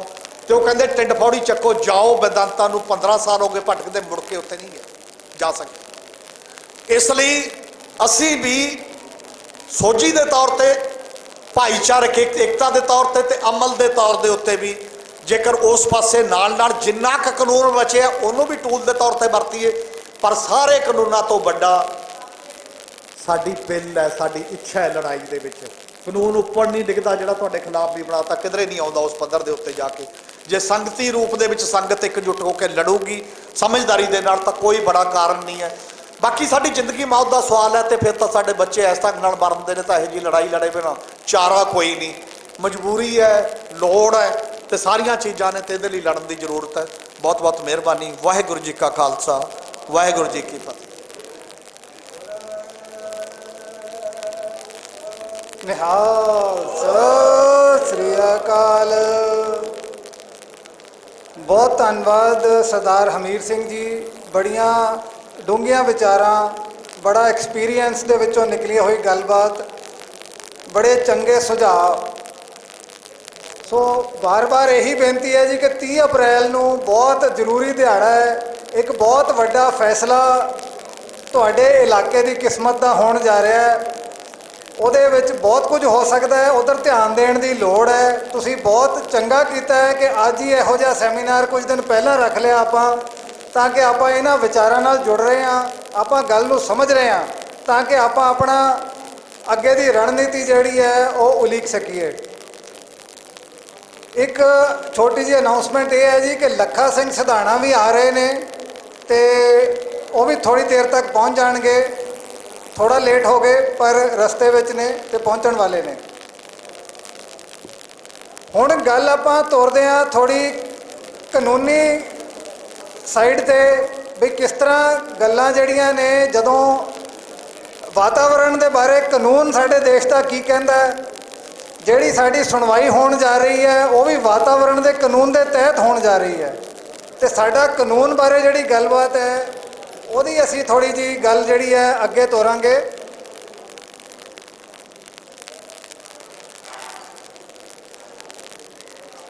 ਮੇਰੀ ਅਗਲੇ ਸਪੀਕਰ ਜਿਹੜੇ ਹੋਣਗੇ ਸਾਡੇ, ਉਹ ਕਪਿਲ ਅਰੋੜਾ ਜੀ ਹੋਣਗੇ। ਕਪਿਲ ਅਰੋੜਾ ਜੀ ਕਾਨੂੰਨੀ ਐਕਸਪਰਟ ਨੇ। ਇਹਨਾਂ ਨੇ ਮੱਤੇਵਾੜੇ ਦੀ ਲੜਾਈ ਦੇ ਵਿੱਚ ਤੇ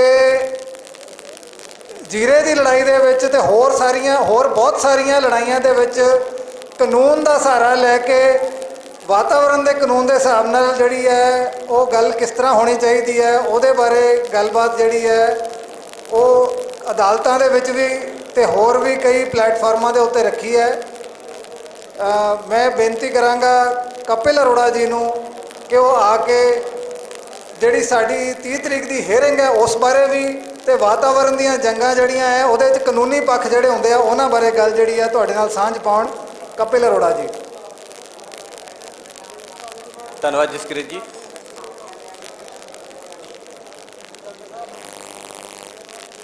ਵਾਹਿਗੁਰੂ ਜੀ ਕਾ ਖਾਲਸਾ, ਵਾਹਿਗੁਰੂ ਜੀ ਦੀ ਫਤਿਹ। ਅੱਜ ਇਤਿਹਾਸ ਨੂੰ ਲੈ ਕੇ, ਇਸ ਜ਼ਮੀਨ ਦੇ ਇਤਿਹਾਸ ਨੂੰ ਲੈ ਕੇ ਗਿਆਨੀ ਕੇਵਲ ਸਿੰਘ ਜੀ ਨੇ ਤੁਹਾਡੇ ਨਾਲ ਗੱਲਬਾਤ ਕੀਤੀ। ਗ੍ਰਾਮ ਸਭਾ ਦੀ ਤਾਕਤ ਨੂੰ ਲੈ ਕੇ ਸਰਦਾਰ ਹਮੀਰ ਸਿੰਘ ਜੀ ਨੇ ਤੁਹਾਡੇ ਨਾਲ ਗੱਲਬਾਤ ਕੀਤੀ ਤੇ ਜਿਸ ਤਰ੍ਹਾਂ ਲੜਾਈਆਂ ਲੜੀਆਂ ਜਾਂਦੀਆਂ ਤੇ ਰੋਮਨ ਬਰਾੜ ਨੇ ਜਿਹੜਾ ਜੀਰਾ ਸਾਂਝਾ ਮੋਰਚਾ ਹੈ ਉਹਨਾਂ ਨੇ ਆਪਣੇ ਜਿੰਨਾ ਵੀ ਉਹਨਾਂ ਨੇ ਕਾਰਵਾਈ ਕੀਤੀ ਪਿਛਲੇ ਪੌਣੇ 3 ਸਾਲ ਤੋਂ ਲੜਾਈ ਲੜ ਰਹੇ ਨੇ ਉਹਦੇ ਬਾਰੇ ਤੁਹਾਡੇ ਨਾਲ ਉਹਨਾਂ ਨੇ ਆਪਣਾ ਜਿਹੜਾ ਵੀ ਹੈ ਲੜਾਈ ਬਾਰੇ ਸਾਂਝਾ ਕੀਤਾ ਵਿਚਾਰ ਤੇ ਕੁਝ ਟੈਕਨੀਕਲ ਗੱਲਾਂ ਨੇ ਜਿਸ ਤਰ੍ਹਾਂ ਐਨਜੀਟੀ ਨੂੰ ਲੈ ਕੇ ਨੇ। ਸਭ ਤੋਂ ਪਹਿਲੇ ਮੈਂ ਇਸ ਨਕਸ਼ੇ ਦੇ ਉੱਤੇ ਤੁਹਾਨੂੰ ਲਿਆਣਾ ਕਿ ਜਿਹੜਾ ਇਹ ਫੈਕਟਰੀ ਲੱਗਣ ਜਾ ਰਹੀ ਹੈ ਪੇਪਰ ਮਿਲ, ਉਹਦੇ ਇੱਕ ਪਾਸੇ ਆਪਣੀ ਸਰਹੰਦ ਨਹਿਰ ਹੈ ਤੇ ਦੂਜੇ ਪਾਸੇ ਆਪਾਂ ਇੱਥੇ ਬੁੱਢਾ ਨਾਲਾ ਲਿਖਿਆ ਹੋਇਆ। ਅੱਜ ਨਾਲੇ ਦੀ ਜਿਹੜੀ ਡੈਫੀਨੇਸ਼ਨ ਹੈ, ਨਾਲੇ ਨੂੰ ਜੋ ਅਸੀਂ ਕਹਿੰਦੇ ਆ ਉਹ ਇੱਕ ਗੰਦੇ ਨਾਲੇ ਦਾ ਨਾਮ ਦਿੱਤਾ ਜਾ ਚੁੱਕਾ ਹੈ, ਜਦ ਕਿ ਸਾਡਾ ਇੱਕ ਬੁੱਢਾ ਦਰਿਆ ਸੀ। ਆਉਣ ਵਾਲੀ ਜਨਰੇਸ਼ਨ, ਅੱਜ ਸਾਨੂੰ ਤਾਂ ਪਤਾ ਹੈ ਕਿ ਇਹ ਬੁੱਢਾ ਦਰਿਆ ਸੀ, ਲੇਕਿਨ ਅਗਲੀ ਜਨਰੇਸ਼ਨ ਲਈ ਤਾਂ ਇੱਕ ਨਾਲਾ ਬਣ ਕੇ ਰਹਿ ਜਾਏਗਾ। ਇਸੇ ਕਰਕੇ ਜਿਹੜੀ ਫੈਕਟਰੀਆਂ ਲਗਾਈਆਂ ਜਾ ਰਹੀਆਂ ਨੇ ਉਹ ਪਾਣੀ ਦੇ ਸਰੋਤਾਂ ਨਾਲ ਕਿਉਂ ਲਗਾ ਰਹੇ ਨੇ? ਕਿਉਂਕਿ ਉਹਨਾਂ ਨੂੰ ਪਤਾ ਕਿ ਜ਼ੀਰੋ ਲਿਕੁਇਡ ਡਿਸਚਾਰਜ, ਜਿਹੜੀ ਵੀ ਫੈਕਟਰੀ ਚੱਲਦੀ ਹੈ ਉਹਦੇ ਲਈ ਪਾਣੀ ਜਿਹੜਾ ਵਰਤਦੀ ਹੈ ਉਹਨੂੰ ਵਰਤ ਕੇ ਸਾਫ਼ ਕਰਕੇ ਦੁਬਾਰਾ ਵਰਤਣਾ ਹੁੰਦਾ ਹੈ। ਜ਼ੀਰੋ ਲਿਕੁਇਡ ਡਿਸਚਾਰਜ ਨਾਲ ਚੱਲਣਾ ਜ਼ਰੂਰੀ ਹੈ। ਪਰ ਪੰਜਾਬ ਦੇ ਵਿੱਚ ਅੱਜ ਤੱਕ ਜਿਨ੍ਹਾਂ ਨੂੰ ਵੀ ਜ਼ੀਰੋ ਲਿਕੁਇਡ ਡਿਸਚਾਰਜ ਦੇ ਹੁਕਮ ਹੋਏ ਨੇ, ਜਿਨ੍ਹਾਂ ਨੂੰ ਇਨਵਾਇਰਨਮੈਂਟ ਕਲੀਅਰੈਂਸ ਮਿਲੀ ਹੈ, ਉਹ ਵੀ ਆਪਣਾ ਪਾਣੀ ਜਿਹੜਾ ਹੈਗਾ ਉਹ ਸਿੱਧਾ ਦਾ ਸਿੱਧਾ ਬੁੱਢੇ ਦਰਿਆ ਦੇ ਵਿੱਚ ਪਾ ਕੇ ਉਹਨੂੰ ਬੁੱਢਾ ਨਾਲਾ ਬਣਾਤਾ ਹੈ। ਇਹੀ ਬੁੱਢਾ ਦਰਿਆ ਜਿਹੜਾ ਹੈਗਾ ਜਦੋਂ ਲੁਧਿਆਣੇ ਪਹੁੰਚਦਾ ਹੈ, ਉਸ ਤੋਂ ਪਹਿਲੇ ਦਾ ਪਾਣੀ ਨਹਾਉਣ ਦੇ ਲਾਇਕ ਵੀ ਹੈ, ਪੀਣ ਦੇ ਲਾਇਕ ਵੀ ਹੈ। ਲੇਕਿਨ ਜਦੋਂ ਬੁੱਢਾ ਦਰਿਆ ਲੁਧਿਆਣੇ ਨੂੰ ਕ੍ਰੋਸ ਕਰਦਾ ਹੈ, ਸਤਲੁਜ 'ਚ ਪੈਂਦਾ ਹੈ, ਸਤਲੁਜ ਦਾ ਪਾਣੀ ਜਿਹੜਾ ਹੈਗਾ ਉਹ ਨਾ ਪੀਣ ਜੋਗਾ ਰਹਿੰਦਾ, ਨਾ ਨਹਾਉਣ ਜੋਗਾ ਰਹਿ ਰਿਹਾ। ਇਹ ਜਿਹੜੀ ਫੈਕਟਰੀਆਂ ਲਗਾਈਆਂ ਜਾ ਰਹੀਆਂ ਨੇ, ਇਹ ਇੰਨਾ ਕੁ ਘਾਣ ਕਰ ਚੁੱਕੀਆਂ ਜਿਹੜਾ ਲੁਧਿਆਣੇ ਦੇ ਵਿੱਚ ਹੀ, ਲੁਧਿਆਣੇ ਦੇ ਵਿੱਚ ਜਿਹੜੇ ਪਿੰਡ ਬੁੱਢੇ ਨਾਲੇ ਦੇ ਨਾਲ, ਜਿਹੜੇ ਬੁੱਢਾ ਦਰਿਆ ਦੇ ਨਾਲ ਨਾਲ ਪੈਂਦੇ ਨੇ, ਉਹਨਾਂ ਦੇ ਘਰਾਂ ਵਿੱਚ ਕੈਂਸਰ ਪਹੁੰਚ ਚੁੱਕਾ ਹੈ, ਹੈਪੇਟਾਈਟਸ ਬੀ, ਕਾਲਾ ਪੀਲੀਆ ਉਹ ਪਹੁੰਚ ਚੁੱਕਾ ਹੈ, ਤੇ ਨਾਲ ਨਾਲ ਬੱਚਿਆਂ ਨੂੰ ਪੇਟ ਦੀਆਂ ਬਿਮਾਰੀਆਂ ਤੇ ਉਹਨਾਂ ਦੇ ਦੰਦ ਖੁਰ ਰਹੇ ਨੇ। ਆਸੇ ਪਾਸੇ 2-2 ਕਿਲੋਮੀਟਰ ਦਾ ਪਾਣੀ ਜਿਹੜਾ ਨੀਚੇ ਜ਼ਮੀਨ ਦਾ ਪੀਣ ਦਾ ਲਾਇਕ ਨਹੀਂ ਰਿਹਾ। ਲੁਧਿਆਣੇ ਵਿੱਚ ਤਾਂ ਫਿਰ ਪਾਣੀ 60-70 ਫੁੱਟ ਤੇ ਪਹਿਲੇ ਪਤਨ ਤੇ ਆਂਦਾ ਸੀ, ਹੁਣ ਤਾਂ ਸ਼ਾਇਦ ਉਹ 120 ਫੁੱਟ ਦੇ ਨੇੜੇ ਤੇੜੇ ਪਹੁੰਚ ਗਿਆ। ਤੁਹਾਡੀ ਇੱਥੇ ਜ਼ਮੀਨ ਦਾ ਜਿਹੜਾ ਪਾਣੀ ਹੈ 15-20 ਫੁੱਟ ਤੇ ਹੈ। ਤੁਸੀਂ ਇਹ ਲਾਓ ਕਿ ਜਦੋਂ ਇਹ ਫੈਕਟਰੀ ਲੱਗੇਗੀ, ਇਹ ਆਪਣਾ ਗੰਦ ਕਿੱਥੇ ਸੁੱਟੇਗੀ? ਇਹਦੇ ਇੱਥੇ ਲੱਗਣ ਦਾ ਕਾਰਨ ਹੀ ਇਹੀ ਹੈ ਕਿ ਇਹਨੂੰ ਇੱਕ ਪਾਸਿਓਂ ਪਾਣੀ ਮਿਲਣਾ ਹੈ ਸਰਹੰਦ ਨਹਿਰ 'ਚੋਂ, ਬੁੱਢੇ ਦਰਿਆ ਦੇ ਵਿੱਚ ਇਹਨੇ ਪਾਣੀ, ਗੰਦਾ ਪਾਣੀ ਆਪਣਾ ਪਾਣਾ ਹੈ। ਇਹ ਉਹੀ ਫੈਕਟਰੀ ਹੈ ਜਿਹੜੀ ਕਾਲੇ ਅੰਬ 'ਚ ਲੱਗੀ ਹੋਈ ਹੈ, ਤੇ ਕੇਂਦਰ ਪ੍ਰਦੂਸ਼ਣ ਕੰਟਰੋਲ ਬੋਰਡ ਨੇ ਇਹਨੂੰ 2 ਵਾਰੀ ਫੜਿਆ ਤੇ ਲੱਖਾਂ ਰੁਪਏ ਜੁਰਮਾਨਾ ਕੀਤਾ ਇਹਦੇ ਤੇ। ਇਹਨੂੰ ਆਪਣਾ ਕਾਲਾ ਪਾਣੀ, ਗੰਦਾ ਪਾਣੀ ਜਿਹੜਾ ਹੈ ਉਹ ਕਿਸੇ ਡਰੇਨ 'ਚ ਪਾਉਣ ਦੀ ਇਜਾਜ਼ਤ ਨਹੀਂ ਸੀਗੀ। ਇਹਨੇ ਆਪਣਾ ਪਾਣੀ ਸਾਫ਼ ਕਰਨਾ ਸੀਗਾ ਤੇ ਪਲਾਂਟੇਸ਼ਨ ਵਾਸਤੇ ਯੂਜ਼ ਕਰਨਾ ਸੀ। 2 ਵਾਰ ਫੜੇ ਜਾਣ ਦੇ ਬਾਵਜੂਦ ਵੀ ਅੱਜ ਉਹ ਫੈਕਟਰੀ ਚੱਲ ਰਹੀ ਹੈ, ਜਦ ਕਿ ਸਟੇਟ ਪੋਲਿਊਸ਼ਨ ਕੰਟਰੋਲ ਬੋਰਡ ਨੂੰ, ਕੇਂਦਰ ਪੋਲਿਊਸ਼ਨ ਕੰਟਰੋਲ ਬੋਰਡ ਨੇ ਹਦਾਇਤਾਂ ਵੀ ਦਿੱਤੀਆਂ ਕਿ ਇਹ ਜਿਹੜਾ ਹੈਗਾ ਇਹਦੇ ਉੱਤੇ ਕਾਰਵਾਈ ਕਰੋ। ਹਜੇ ਤੱਕ ਉੱਥੇ ਕੋਈ ਤਰੀਕੇ ਨਾਲ ਕਾਰਵਾਈ ਨਹੀਂ ਹੋਈ। ਤੇ ਉਹੀ ਫੈਕਟਰੀ ਅੱਜ ਪੰਜਾਬ ਦੇ ਵਿੱਚ, ਉਹ ਪੰਜਾਬ ਜਿਹਦੇ ਕੋਲ ਸਿਰਫ ਜਿਹੜਾ ਸਾਡਾ ਕੁਦਰਤੀ ਸਰੋਤ, ਨੈਚੁਰਲ ਰਿਸੋਰਸਿਸ ਸਾਡੇ ਕੋਲ ਪਾਣੀ ਦੇ ਨੇ ਜਾਂ ਸਾਡੀ ਉਪਜਾਊ ਜ਼ਮੀਨ ਹੈ, ਉੱਥੇ ਆ ਕੇ ਇੱਕ ਫੈਕਟਰੀ ਲੱਗਣ ਜਾ ਰਹੀ ਹੈ। ਰੈੱਡ ਕੈਟਾਗਰੀ ਦੀ ਫੈਕਟਰੀ ਹੈ। ਰੈੱਡ ਕੈਟਾਗਰੀ ਜਿਹੜੀ ਸਭ ਤੋਂ ਪੋਲਿਊਟ ਕਰਦੀ ਹੈ, ਜਿਹੜੀ ਸਭ ਤੋਂ ਪ੍ਰਦੂਸ਼ਿਤ ਕਰਦੀ ਫੈਕਟਰੀਆਂ ਹੁੰਦੀਆਂ, ਉਹਨਾਂ ਨੂੰ ਕਿਹਾ ਜਾਂਦਾ ਹੈ। ਇਸ ਤੋਂ ਇਲਾਵਾ ਜਿਹੜਾ ਹੈਗਾ ਕਿ ਜੇ ਹੁਣ ਆਪਾਂ ਅੱਜ ਗੱਲ ਕਰੀਏ ਕਿ NGT ਦੇ ਵਿੱਚ ਜਾਣ ਦੀ ਅੱਜ, ਕਿਉਂਕਿ ਹਜੇ ਫੈਕਟਰੀ ਇੱਥੇ ਨਹੀਂ ਲੱਗੀ, ਹਜੇ ਤਾਂ ਜਿਹੜੀ ਵੀ ਤੁਹਾਡੀ ਕਾਰਵਾਈ ਹੋਏਗੀ ਉਹ ਗ੍ਰਾਮ ਸਭਾ ਦੇ ਮਤਿਆਂ ਦੇ ਨਾਲ ਹੋ ਕੇ ਉਸ ਤੋਂ ਬਾਅਦ ਸਿੱਧਾ ਹਾਈ ਕੋਰਟ ਦੇ ਵਿੱਚ ਕੇਸ ਜਾ ਸਕਦਾ ਹੈ, ਜਿਹਦੇ ਵਿੱਚ ਤੁਸੀਂ ਆਪਣਾ ਗ੍ਰਾਮ ਸਭਾ ਦੇ ਜਿਹੜੇ ਸਭਾ ਦੇ ਮਤੇ ਪਾਏ ਹੋਏ ਹੋਣਗੇ, ਜਿਹਦੇ 'ਚ ਸਰਦਾਰ ਹਮੀਰ ਸਿੰਘ ਜੀ ਨੇ ਦੱਸਿਆ ਕਿ 80% ਉਹਨਾਂ ਨੂੰ ਮਨਜ਼ੂਰੀ ਦੀ ਲੋੜ ਸੀ।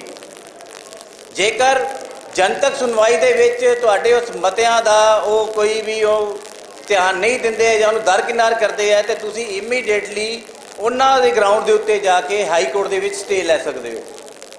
NGT ਦੇ ਵਿੱਚ ਜਾਣ ਦੇ ਲਈ ਪਹਿਲੇ ਕੋਈ ਪ੍ਰਦੂਸ਼ਣ ਹੋਇਆ ਹੋਵੇ, ਕਿਉਂਕਿ ਕੋਰਟ ਕਹੇਗੀ ਜਦ ਤੱਕ ਉਹ ਫੈਕਟਰੀ ਪ੍ਰਦੂਸ਼ਣ ਨਹੀਂ ਕਰਦੀ ਤਦ ਤੱਕ ਉਹ NGT ਉਸ ਕੇਸ ਨੂੰ ਨਹੀਂ ਸੁਣੇਗੀ।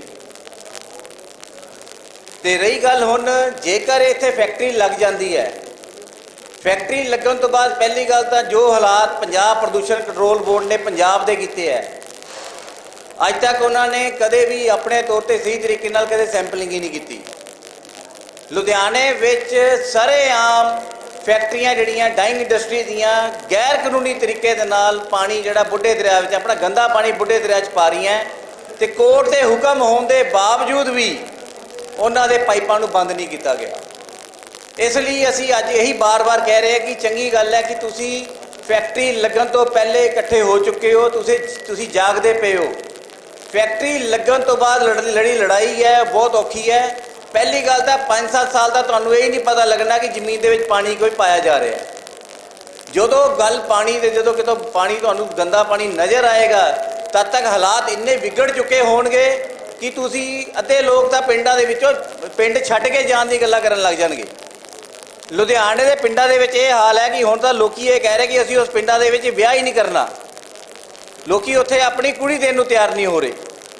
ਕੀ ਇਹ ਹਾਲਾਤ ਆਪਾਂ ਆਪਣੇ ਪਿੰਡਾਂ ਦੇ ਹੋਣ ਦੇਣਾ ਚਾਹੁੰਦੇ ਹਾਂ? 80 ਪਿੰਡਾਂ ਦੀ ਪੰਚਾਇਤ, 80 ਪਿੰਡਾਂ ਦੀ ਜਿਹੜੀ ਗ੍ਰਾਮ ਸਭਾ ਹੈ, ਗ੍ਰਾਮ ਸਭਾ ਆਪਣਾ ਜਦੋਂ ਮਤਾ ਪਾਸ ਕਰੇਗੀ ਤਾਂ ਇਹ ਜਿਹੜਾ ਘਾਣ ਹੋਣ ਜਾ ਰਿਹਾ ਹੈ ਇੱਕੋ ਦਮ ਰੁਕ ਜਾਏਗਾ। ਇਹਦੇ ਲਈ ਜੇ ਸੰਘਰਸ਼ ਵੀ ਕਰਨਾ ਪੈਂਦਾ ਤੇ ਸੰਘਰਸ਼ ਅਸੀਂ ਕਿਸਾਨੀ ਮੋਰਚੇ ਤੋਂ ਸਿੱਖਿਆ ਹੀ ਹੈ। ਕਿਸਾਨੀ ਮੋਰਚੇ ਨੂੰ ਸਿੱਖਦੇ ਹੋਏ ਜ਼ੀਰਾ ਮੋਰਚਾ, ਉਸ ਤੋਂ ਪਹਿਲੇ ਜਿਹੜਾ ਮੱਤੇਵਾੜਾ ਮੋਰਚਾ ਲੱਗਿਆ ਸੀ, ਉਹਦੇ ਕਰਕੇ ਪੰਜਾਬ ਸਰਕਾਰ ਨੂੰ ਪਿੱਛੇ ਹਟਣਾ ਪਿਆ। ਮੱਤੇਵਾੜਾ ਮੋਰਚਾ ਵੀ ਤਾਂ ਜਿੱਤ ਹੋਈ ਸੀਗੀ ਕਿਉਂਕਿ ਅਜੇ ਉੱਥੇ ਕੋਈ ਫੈਕਟਰੀ ਨਹੀਂ ਆਈ ਸੀ। ਜੇ ਕੋਈ ਫੈਕਟਰੀ ਆਈ ਹੁੰਦੀ ਸ਼ਾਇਦ ਲੜਾਈ ਹੋਰ ਲੰਬੀ ਹੋ ਜਾਂਦੀ, ਜਿਸ ਦਾ ਕਿ ਅੱਜ ਬੁੱਢੇ ਦਰਿਆ ਦੀ ਲੜਾਈ ਲੁਧਿਆਣੇ ਦੇ ਵਿੱਚ ਹੋਈ ਹੈ। ਤੇ ਇਸ ਲਈ ਸਾਡੀ ਇਹੀ ਰਿਕੁਐਸਟ ਹੈ ਕਿ 30 ਤਰੀਕ ਨੂੰ ਵੱਧ ਤੋਂ ਵੱਧ ਗਿਣਤੀ ਦੇ ਵਿੱਚ ਇੱਥੋਂ ਦੇ ਲੋਕਲ ਲੋਕ ਪਹੁੰਚਣ ਉੱਥੇ। ਪਬਲਿਕ ਐਕਸ਼ਨ ਕਮੇਟੀ ਜਿਹੜੀ ਤੁਹਾਡੇ ਨਾਲ ਹੈ, ਤੇ 30 ਤਰੀਕ ਨੂੰ ਪਬਲਿਕ ਐਕਸ਼ਨ ਕਮੇਟੀ ਦੇ ਨੁਮਾਇੰਦੇ ਵੀ ਆਉਣਗੇ, ਤੇ ਜੋ ਵੀ ਉੱਥੇ ਤੁਹਾਡੇ ਨਾਲ ਗੱਲਬਾਤ ਕਰਕੇ ਜੋ ਵਧੀਆ ਤਰੀਕੇ ਨਾਲ ਉੱਥੇ ਅਸੀਂ ਸੁਣਵਾਈ ਦੇ ਵਿੱਚ ਆਪਣਾ ਪੱਖ ਰੱਖ ਸਕਾਂਗੇ, ਤੁਹਾਡਾ ਪੱਖ ਰਖਵਾਉਣ ਦੀ ਕੋਸ਼ਿਸ਼ ਕਰਾਂਗੇ, ਉਹ ਅਸੀਂ ਤੁਹਾਡੇ ਨਾਲ ਖੜਾਂਗੇ। ਤੇ ਸਾਨੂੰ ਇਹੀ ਉਮੀਦ ਹੈ ਕਿ 30 ਤਰੀਕ ਨੂੰ ਵੱਧ ਤੋਂ ਵੱਧ ਗਿਣਤੀ ਦੇ ਵਿੱਚ ਲੋਕੀ ਹਿੱਸਾ ਲੈਣਗੇ ਤੇ ਇਸ ਪੰਜਾਬ ਦੇ ਵਾਤਾਵਰਣ ਦੇ ਹੋਣ ਵਾਲੇ ਘਾਣ ਦੇ ਖਿਲਾਫ ਆਵਾਜ਼ ਚੱਕਣਗੇ। ਧੰਨਵਾਦ।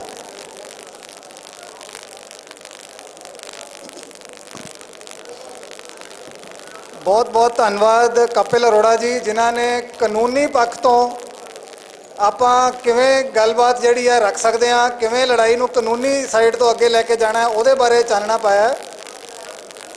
ਤੋ ਆਪ ਸਾਰਿਆਂ ਨੂੰ ਬੇਨਤੀ ਹੈ ਜੀ ਕਿ ਇਹ ਗੱਲਾਂ ਜਿਹੜੀਆਂ ਨੇ ਬਹੁਤ ਜ਼ਰੂਰੀ ਇਸ ਕਰਕੇ ਨੇ ਕਿਉਂਕਿ ਆਪਾਂ ਬੜੇ ਕ੍ਰਿਟੀਕਲ ਟਾਈਮ 'ਚੋਂ, ਬੜੇ ਇੱਕ ਨਾਜ਼ੁਕ ਸਮੇਂ ਦੇ ਵਿੱਚ ਬੈਠੇ ਹਾਂ।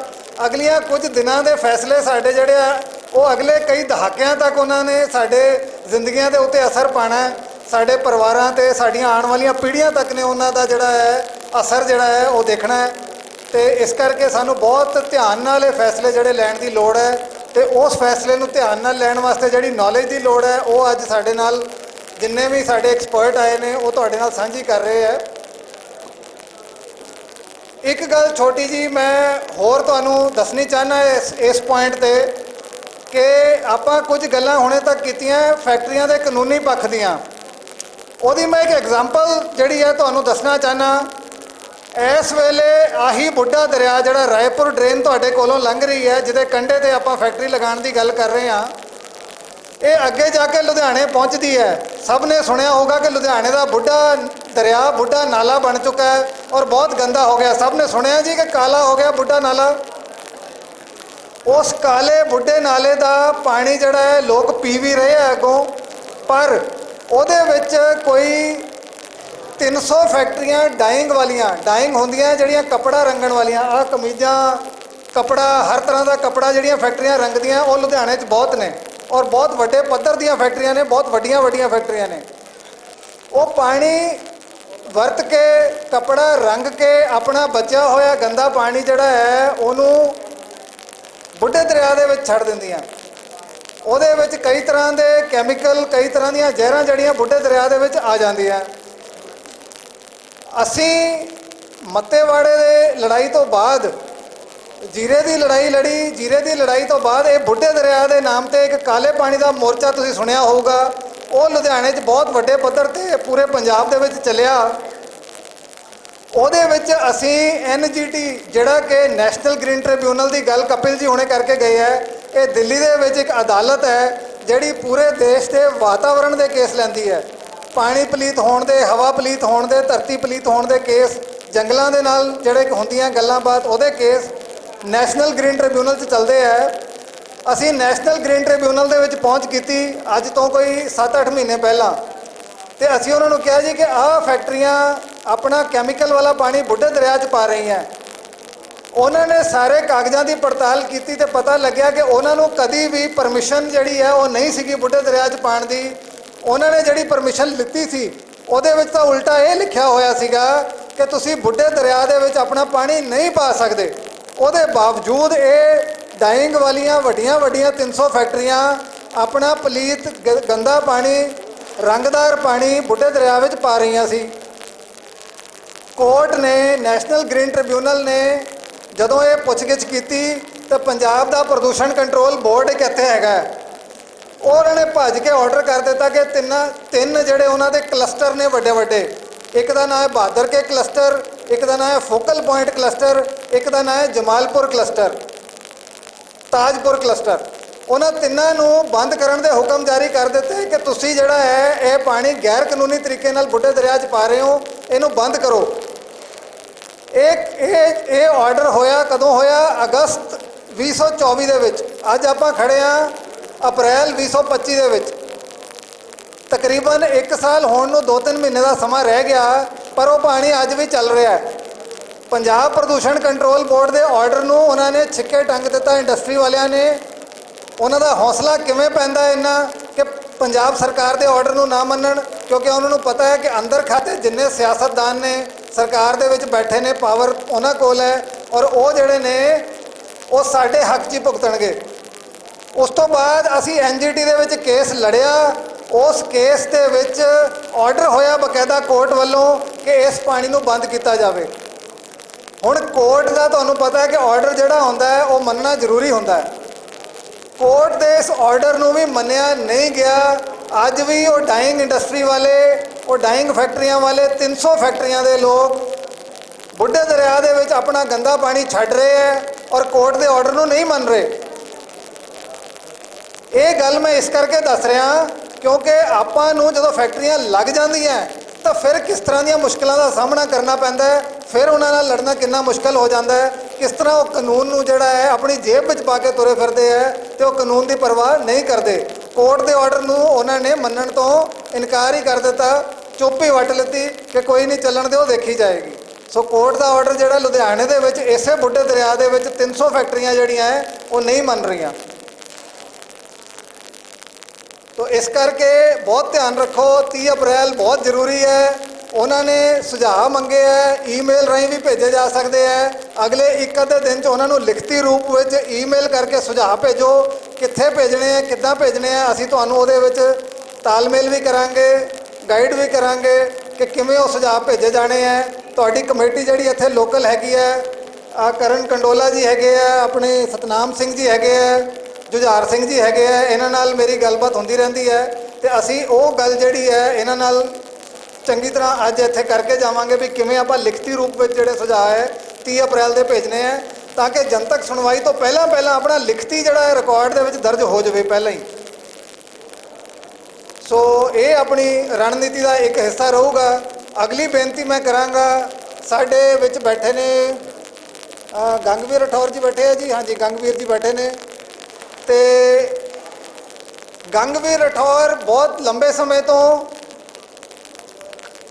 ਐਕਟਿਵਿਜ਼ਮ ਕਰ ਰਹੇ ਪੰਜਾਬ ਦੇ ਵਾਸਤੇ, ਪੰਜਾਬੀਆਂ ਵਾਸਤੇ, ਪੰਜਾਬ ਦੇ ਵੱਖਰੇ ਵੱਖਰੇ ਮੁੱਦਿਆਂ ਵਾਸਤੇ, ਪੰਥ ਦੇ ਮੁੱਦਿਆਂ ਵਾਸਤੇ ਤੇ ਵਾਤਾਵਰਣ ਦੇ ਮੁੱਦਿਆਂ ਵਾਸਤੇ। ਤੋ ਇੱਥੇ ਸਾਰੀਆਂ ਗੱਲਾਂ ਇਕੱਠੀਆਂ ਜਿਹੜੀਆਂ ਨੇ ਮਿਲਦੀਆਂ ਨੇ।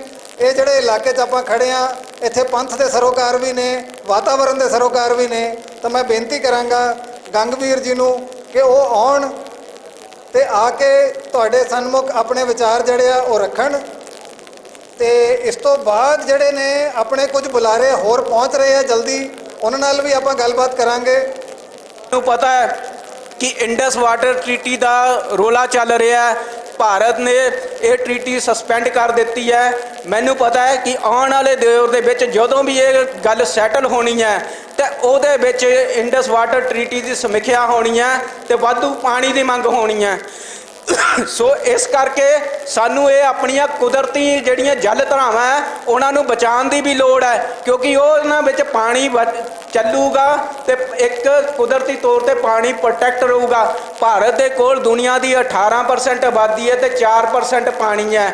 ਇਸੇ ਕਰਕੇ ਸਾਰਾ ਜਿਹੜਾ ਸਾਊਥ ਏਸ਼ੀਆ ਦੇ ਵਿੱਚ ਇਹ ਮਸਲਾ ਦਰਿਆਵਾਂ ਦਾ ਇੱਕ ਟੈਨਸ਼ਨ ਦਾ ਮਸਲਾ ਬਣਿਆ ਹੋਇਆ ਹੈ। ਪਰ ਦੂਸਰੇ ਪਾਸੇ ਅਸੀਂ ਦੇਖਦੇ ਹਾਂ ਕਿ ਜਦੋਂ ਪੰਜਾਬ ਦੇ ਕੰਟੈਕਸਟ 'ਚ ਗੱਲ ਆਉਂਦੀ ਹੈ, ਪੰਜਾਬ ਦੇ ਜਿਹੜੇ ਨੁਮਾਇੰਦੇ ਆਪਾਂ ਚੁਣ ਕੇ ਭੇਜਦੇ ਹਾਂ, ਪੰਜਾਬ ਦੀ ਪੋਲੀਟੀਕਲ ਜਮਾਤ, ਪੰਜਾਬ ਦੀ ਇਲੀਟ ਜਮਾਤ ਜਿਹੜੀ ਹੈ ਉਹ ਇਸ ਤੋਂ ਸਭ ਤੋਂ ਅੱਖਾਂ ਮੂੰਦ ਕੇ ਬੈਠੀ ਹੈ। ਜੇ ਗੱਲ ਆਉਂਦੀ ਹੈ ਵੀ ਆਪਾਂ ਕਹਿ ਦਿੰਦੇ ਵੀ ਕੋਈ ਪੋਲੀਟੀਕਲ ਪਾਰਟੀ ਕੋਲ ਨਹੀਂ ਆਪਾਂ ਜਾਵਾਂਗੇ, ਲੋਕ ਲੜਾਈ ਲੜਾਂਗੇ, ਪਰ ਜੇ ਆਪਾਂ ਉਹਨਾਂ ਨੂੰ ਵਿਧਾਨ ਸਭਾ 'ਚ ਭੇਜਿਆ ਤਾਂ ਕਾਹਦੇ ਲਈ ਭੇਜਿਆ? ਜੇ ਉਹ ਸੰਸਦ 'ਚ ਭੇਜਿਆ ਤਾਂ ਕਾਹਦੇ ਲਈ ਭੇਜਿਆ?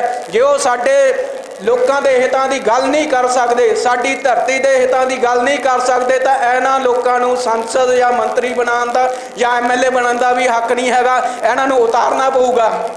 ਸੋ ਇਸ ਕਰਕੇ ਇਹ ਆ ਕਿ ਪੋਲੀਟੀਕਲ ਪਾਰਟੀਆਂ ਨੂੰ ਆਪਾਂ ਕਹਿ ਦਿੰਦੇ ਆ ਵੀ ਇਹਨਾਂ ਨੂੰ ਪਾਸੇ ਰੱਖਾਂਗੇ, ਨਹੀਂ, ਇਹਨਾਂ ਨੂੰ ਘੜੀਸ ਕੇ ਲੈ ਕੇ ਆਓ, ਇਹਨਾਂ ਦੀ ਜਵਾਬਦੇਹੀ ਮੰਗੋ। ਜਿਹੜੇ ਵੀ ਹੈਗੇ ਆ, ਇਹ ਜਿਹੜੀ ਆਪਾਂ ਧਰਤੀ ਦੀ ਗੱਲ ਕਰਦੇ ਆ, ਇਹ ਧੋਲੜਾ ਪਿੰਡ 50% ਆਬਾਦੀ ਦੱਸਦੇ ਕਿ ਦਲਿਤਾਂ ਦੀ ਹੈ, ਪਰ ਇਹ ਹੈਰਾਨੀ ਦੀ ਗੱਲ ਹੈ ਕਿ ਪੰਜਾਬ ਦੇ ਵਿੱਚ ਦਲਿਤਾਂ ਦਾ ਮਸੀਹਾ ਅਖਵਾਉਣ ਵਾਲਾ ਚਰਨਜੀਤ ਸਿੰਘ ਚੰਨੀ ਉਹੀ ਇਸ ਜ਼ਮੀਨ ਨੂੰ ਜਿਹੜਾ ਫੈਕਟਰੀ ਨੂੰ ਦੇ ਕੇ ਗਿਆ, ਤਾਂ ਉਹਦੇ ਕੋਲ ਜਵਾਬਦੇਹੀ ਕੌਣ ਮੰਗੂਗਾ? ਉਹਨੂੰ ਆਪਾਂ ਸੈਲੀਬ੍ਰੇਟ ਕਰਨ ਆ ਜਾਂਦੇ ਆ ਤਾਂ ਕਹਿੰਦੇ ਜੀ ਦਲਿਤਾਂ ਦੀ ਆਵਾਜ਼ ਬਣਿਆ, ਪਰ ਉਹਨੇ ਦਲਿਤਾਂ ਲਈ ਕੀ ਕੰਮ ਕੀਤਾ? ਜਦੋਂ ਮੱਤੇਆੜੇ ਦੀ ਫੈਕਟਰੀ ਦਾ ਮਸਲਾ ਸੀਗਾ, ਮੱਤੇਆੜੇ ਦਾ ਸੰਘਰਸ਼, ਕਾਂਗਰਸ ਸਰਕਾਰ ਵੀ ਉਸ ਵੇਲੇ ਸ਼ਾਮਲ ਸੀਗੀ। ਇਹਨਾਂ ਨੇ ਹੀ ਲੈਂਡ ਐਕਵਾਇਰ ਕਰਨ ਦੀ ਸਾਰੀ ਪਲੈਨਿੰਗ ਬਣਾਈ। ਚੰਨੀ ਸਾਹਿਬ ਜਦੋਂ ਮੁੱਖ ਮੰਤਰੀ ਬਣੇ ਉਦੋਂ ਇਹਨਾਂ ਨੇ ਪ੍ਰੋਜੈਕਟ ਰੱਦ ਕਰਨ ਦਾ ਕੀ ਕੀਤਾ? ਕੁਝ ਨਹੀਂ ਕੀਤਾ।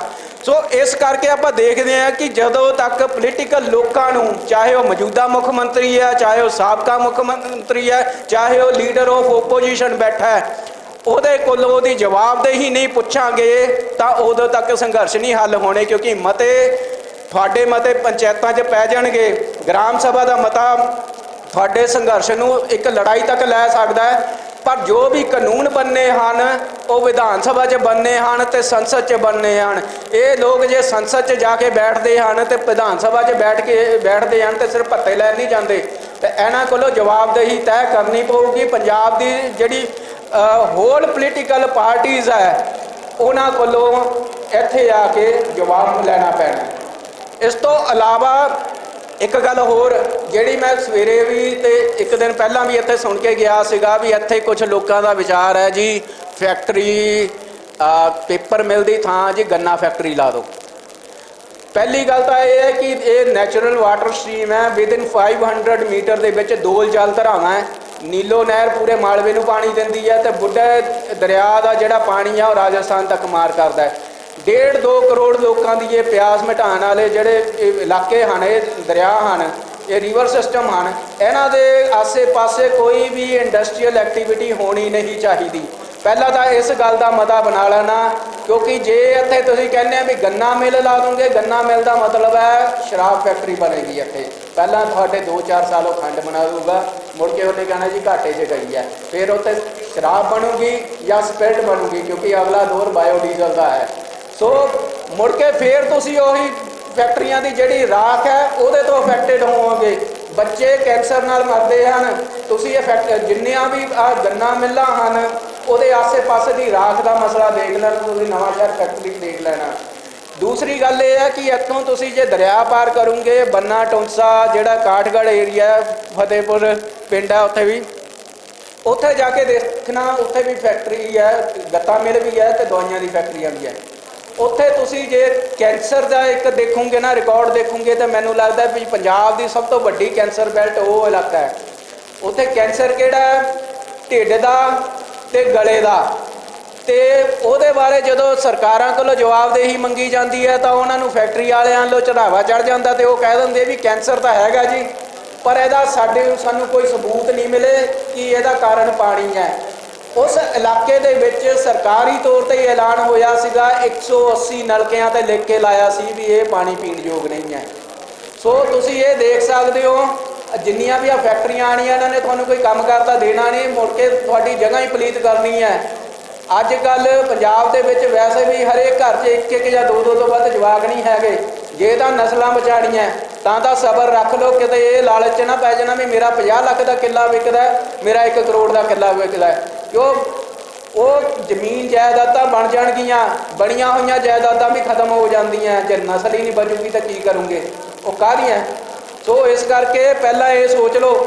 ਦੂਸਰੀ ਗੱਲ, 30 ਅਪ੍ਰੈਲ ਲਈ ਜਿੰਨੇ ਵੀ ਲੋਕ ਹਨ ਆਪਣੇ ਓਬਜੈਕਸ਼ਨ ਕਲੀਅਰ ਕਰਕੇ ਆਉਣ।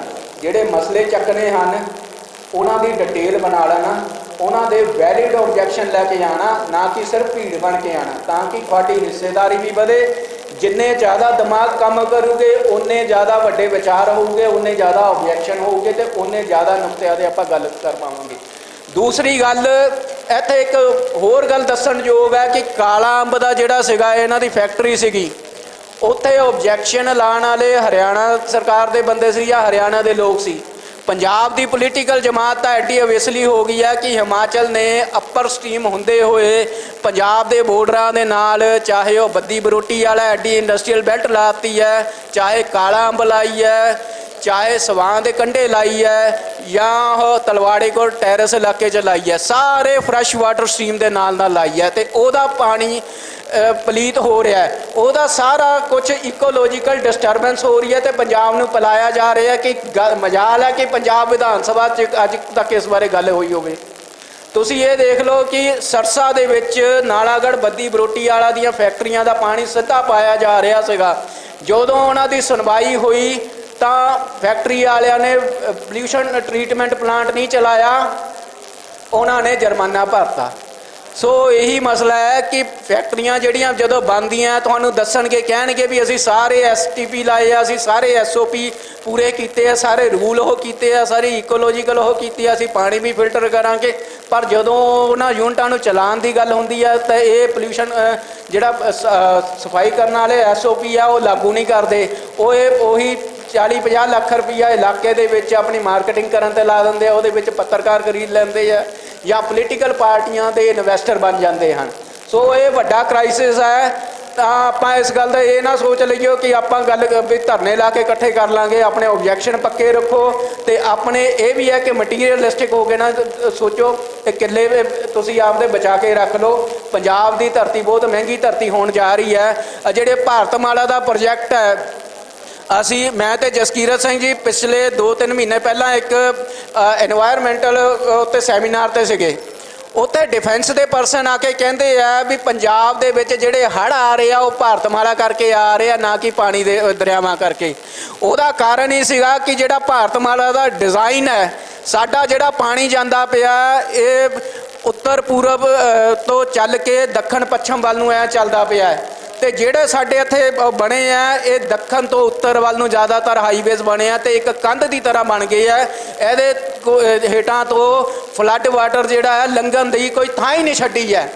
ਸੋ ਇਸ ਕਰਕੇ ਜਿਹੜਾ ਪਿਛਲਾ ਹੜ੍ਹ ਵੀ ਆਇਆ ਸੀਗਾ, ਤੁਸੀਂ ਦੇਖਣਾ ਵੀ ਰੋਪੜ ਦਾ ਜਿਹੜਾ ਹਾਈਵੇ ਬਣਿਆ ਸੀਗਾ ਉਹ ਇੱਕ ਕੰਧ ਬਣ ਗਿਆ ਸੀਗਾ। ਇਸੇ ਤਰ੍ਹਾਂ ਨਵਾਂ ਸ਼ਹਿਰ ਦੇ ਕੋਲ ਚਿੱਟੀ ਬਈ ਦਾ ਇਲਾਕਾ ਸੀਗਾ, ਉਹ ਚਿੱਟੀ ਬਈ ਦਾ ਲਾਂਘਾ ਸੀਗਾ, ਉਹਦੇ ਨਾਲ ਹਾਈਵੇ ਕੱਢਦਾ ਅਤੇ ਇੱਕ ਕੰਧ ਬਣਾਤੀ। ਮੁੜ ਕੇ ਜਦੋਂ ਪਾਣੀ ਪਿੱਛੇ ਭਰ ਗਿਆ, 20-25 ਪਿੰਡਾਂ 'ਚ ਹੜ੍ਹ ਆ ਗਿਆ ਤਾਂ ਸੜਕ ਤੋੜ ਕੇ ਪਾਣੀ ਕੱਢਿਆ ਗਿਆ।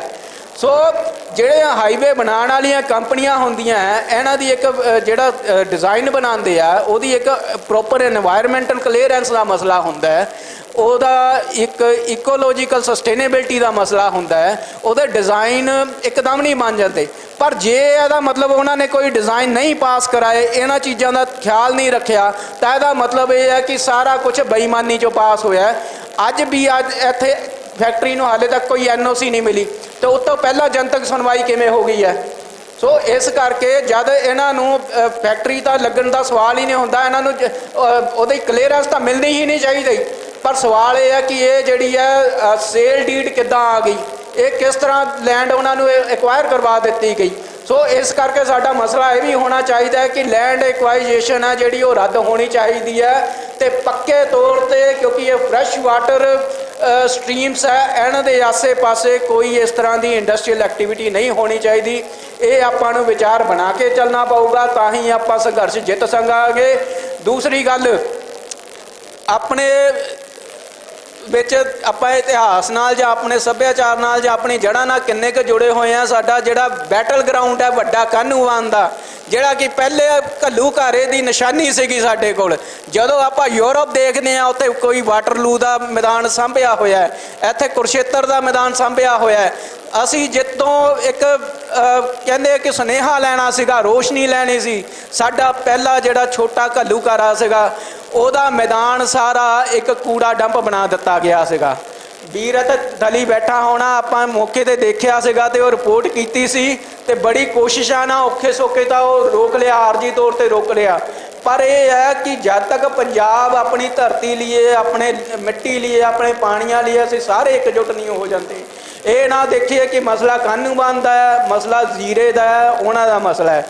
ਅੱਜ ਜੇ ਲੋਕ ਤੁਹਾਡੇ ਕੋਲ ਆਏ ਆ, ਇਹ ਇਸ ਕਰਕੇ ਨਹੀਂ ਆਏ ਵੀ ਇਹ ਤੁਹਾਡਾ ਮਸਲਾ ਹੈ, ਇਹ ਪੂਰੇ ਪੰਜਾਬ ਦਾ ਮਸਲਾ ਹੈ, ਪੰਜਾਬ ਦੀ ਸਿਵਲਾਈਜੇਸ਼ਨ ਦਾ ਮਸਲਾ ਹੈ। ਇਸ ਕਰਕੇ ਲੋਕ ਆ ਰਹੇ ਆ ਅਤੇ ਇਸ ਕਰਕੇ ਸਾਨੂੰ ਇਕਜੁੱਟ ਹੋਣਾ ਹੈ ਤਾਂ ਇਸ ਤਰ੍ਹਾਂ ਹੀ ਹੋਣਾ ਪੈਣਾ ਵੀ ਜੇ ਕਿਤੇ ਦੂਜੀ ਥਾਂ ਵੀ ਤੁਹਾਡੇ ਵਰਗਾ ਹੀ ਸੰਘਰਸ਼ ਚੱਲ ਰਿਹਾ ਹੁੰਦਾ, ਤੁਹਾਡੇ ਵਰਗਾ ਹੀ ਸੰਘਰਸ਼ ਚੱਲ ਰਿਹਾ ਹੈ ਜਾਂ ਕੋਈ ਕ੍ਰਾਈਸਿਸ ਆ ਰਿਹਾ ਇਕੋਲੋਜੀਕਲ, ਤੇ ਤੁਹਾਨੂੰ ਵੀ ਉਸ ਦਾ ਹਿੱਸਾ ਬਣਨਾ ਪਊਗਾ। ਸੋ ਇਸੇ ਕਰਕੇ ਆਪਾਂ ਪੰਜਾਬ ਜਿਹੜਾ ਹੈ ਆਪਾਂ ਬਚਾ ਸਕਦੇ ਹਾਂ। ਖੈਰ ਬਚਾਉਣਾ ਤਾਂ ਮਹਾਰਾਜ ਨੇ ਹੈ। ਜਿਹੜੀ ਅੱਜ ਗਿਆਨੀ ਕੇਵਲ ਸਿੰਘ ਉਹਨਾਂ ਨੇ ਗੱਲ ਕੀਤੀ ਹੈ, ਬਹੁਤ ਖੁਸ਼ੀ ਹੋਈ ਕਿ ਉਹਨਾਂ ਨੇ ਪੰਥ ਪ੍ਰਕਾਸ਼ ਦਾ ਹਵਾਲਾ ਦਿੱਤਾ, ਤੇ ਸਾਨੂੰ ਇਹ ਕਦੀ ਮੌਕਾ ਮਿਲੇ ਤਾਂ ਪੰਥ ਪ੍ਰਕਾਸ਼ ਜ਼ਰੂਰ ਪੜ੍ਹਨਾ, ਉਹਦੇ ਵਿੱਚੋਂ ਦੇਖਣਾ ਕਿ ਉਹ 100 ਸਾਲ ਦਾ ਜਿਹੜਾ ਸਮਾਂ ਸੀਗਾ ਕਿੱਡਾ ਮੁਸ਼ਕਲ ਸਮਾਂ ਸੀਗਾ। ਖਾਣ ਨੂੰ ਰੋਟੀ ਨਹੀਂ ਸੀਗੀ, ਤਨ ਤੇ ਕੱਪੜਾ ਨਹੀਂ ਸੀਗਾ, ਪਰ ਜਿਸ ਸਪਿਰਿਟ ਨਾਲ ਖਾਲਸਾ ਲੜਿਆ ਤੇ ਉਸੇ ਸਪਿਰਿਟ ਤੋਂ ਅੱਗੇ ਜਾ ਕੇ ਖਾਲਸਾ ਦਾ ਜਿਹੜਾ ਅੱਗੇ ਰਾਜ ਆਇਆ, ਲਾਹੌਰ ਦਰਬਾਰ ਆਇਆ, ਤੇ ਸਿੱਖ ਜਿਹੜੇ ਹੈ ਰਾਜਾਂ ਦੇ ਮਾਲਕ ਬਣੇ। ਸਿੱਖ ਹਰ ਰੋਜ਼ ਜਿਹੜਾ ਰਾਜ ਕਰੇਗਾ ਖਾਲਸਾ ਦਾ, ਆਪਾਂ ਗੱਲ ਕਰਦੇ ਹਾਂ ਰਾਜ ਕਰੇਗਾ ਖਾਲਸਾ ਦਾ ਮਤਲਬ ਹੈ ਹਲੀਮੀ ਰਾਜ। ਹਲੀਮੀ ਰਾਜ ਮਤਲਬ ਕਿ ਹਾਸ਼ੀਏ ਤੇ ਬੈਠਾ ਜਿਹੜਾ ਬੰਦਾ ਗਰੀਬ ਗੁਰਬਾ ਵੀ ਬੈਠਾ ਹੈ, ਉਹ ਵੀ ਰਾਜ ਦਾ ਹੱਕਦਾਰ ਹੈ ਤੇ ਉਹ ਵੀ ਬਰਾਬਰੀ ਦਾ ਹੱਕਦਾਰ ਹੈ। ਅਸੀਂ ਉਸੇ ਹਲੀਮੀ ਰਾਜ ਕਰਕੇ ਇੱਕ ਅਰਦਾਸ ਕਰਦੇ ਹਾਂ ਤੇ ਉਸੇ ਹਲੀਮੀ ਰਾਜ ਤੋਂ ਪ੍ਰੇਰਨਾ ਲੈਂਦੇ ਹਾਂ ਕਿ ਅਤੇ ਆਪਣੇ ਆਪ ਨੂੰ ਉਸ ਦੇ ਲਈ ਸਮਰਪਿਤ ਕਰਦੇ ਹਾਂ। ਸੋ ਇਸ ਕਰਕੇ ਆਉਣ ਵਾਲੀ ਜਿਹੜੀ ਲੜਾਈ ਹੈ ਘੱਟੋ ਘੱਟ 25-30 ਸਾਲ ਤੁਸੀਂ ਰੋਕ ਸਕਦੇ ਹੋ ਤਾਂ ਰੋਕ ਲਓ, ਕਿਉਂਕਿ 25-30 ਸਾਲ ਆਪਾਂ ਆਪਣੇ ਡੈਮਾਂ ਨੂੰ ਬਚਾ ਲਿਆ, ਆਪਣੇ ਦਰਿਆਵਾਂ ਨੂੰ ਬਚਾ ਲਿਆ, ਅੱਗਿਓਂ ਤੁਹਾਡੇ ਤੋਂ ਬਾਅਦ ਤੁਹਾਡੀਆਂ ਨਸਲਾਂ ਆ ਕੇ ਲੜੂਗੀਆਂ। ਪਰ ਜੇ ਸਵਾਲ ਇਹ ਆ ਜਾਂਦਾ ਜੇ ਤੁਸੀਂ ਹੀ ਨਹੀਂ ਲੜੇ ਤਾਂ ਨਸਲਾਂ ਦੇ ਵਿੱਚ ਕਿੱਥੋਂ ਜਜ਼ਬਾ ਹੋਊਗਾ। ਸੋ ਇੰਨਾ ਕਹਿੰਦਾ ਹੋਇਆ ਹੀ ਮੈਂ ਭੁੱਲ ਚੁੱਕ ਲਈਏ ਮਾਫੀ ਵੀ ਮੰਗਾਂਗਾ। ਧੰਨਵਾਦ। ਵਾਹਿਗੁਰੂ ਜੀ ਕਾ ਖਾਲਸਾ, ਵਾਹਿਗੁਰੂ ਜੀ ਕੀ ਫਤਿਹ।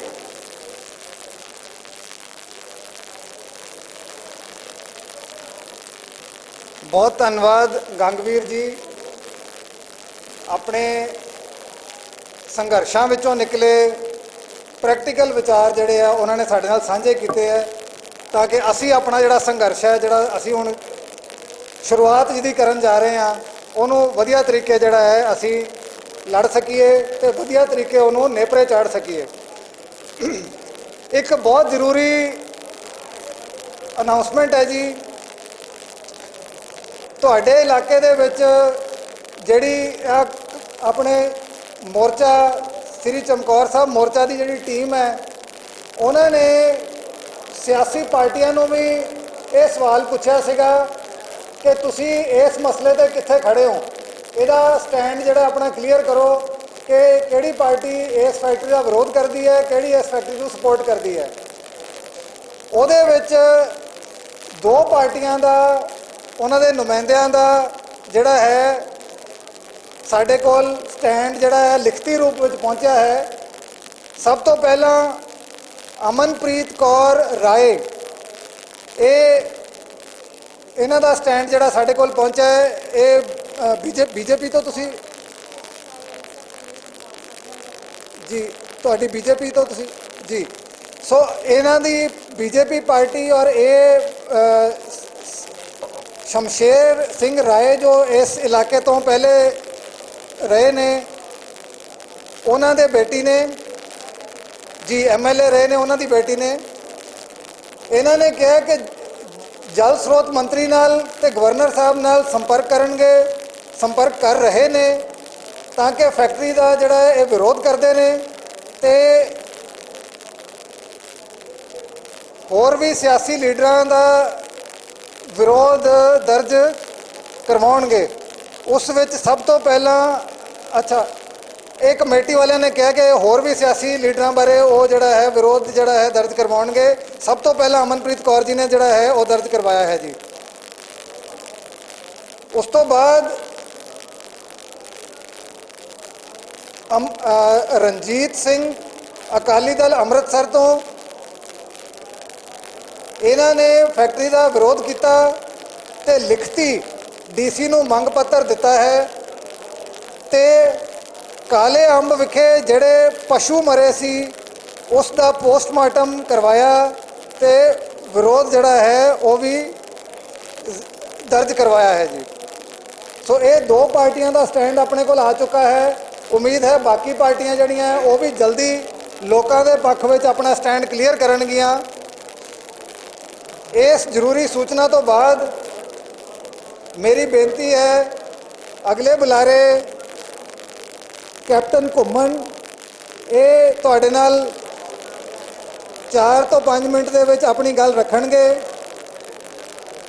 ਤੇ ਉਸ ਤੋਂ ਬਾਅਦ ਆਪਾਂ ਕੁਝ ਅਮਿਤੋਜ ਮਾਨ ਜੀ ਪਹੁੰਚ ਚੁੱਕੇ ਨੇ ਸਾਡੇ ਵਿੱਚ, ਉਹਨਾਂ ਦੇ ਸਾਥੀ ਵੀ ਆਏ ਨੇ, ਉਹਨਾਂ ਨਾਲ ਅਸੀਂ ਜਿਹੜੀ ਹੈ ਉਹ ਗੱਲਬਾਤ ਕਰਾਂਗੇ।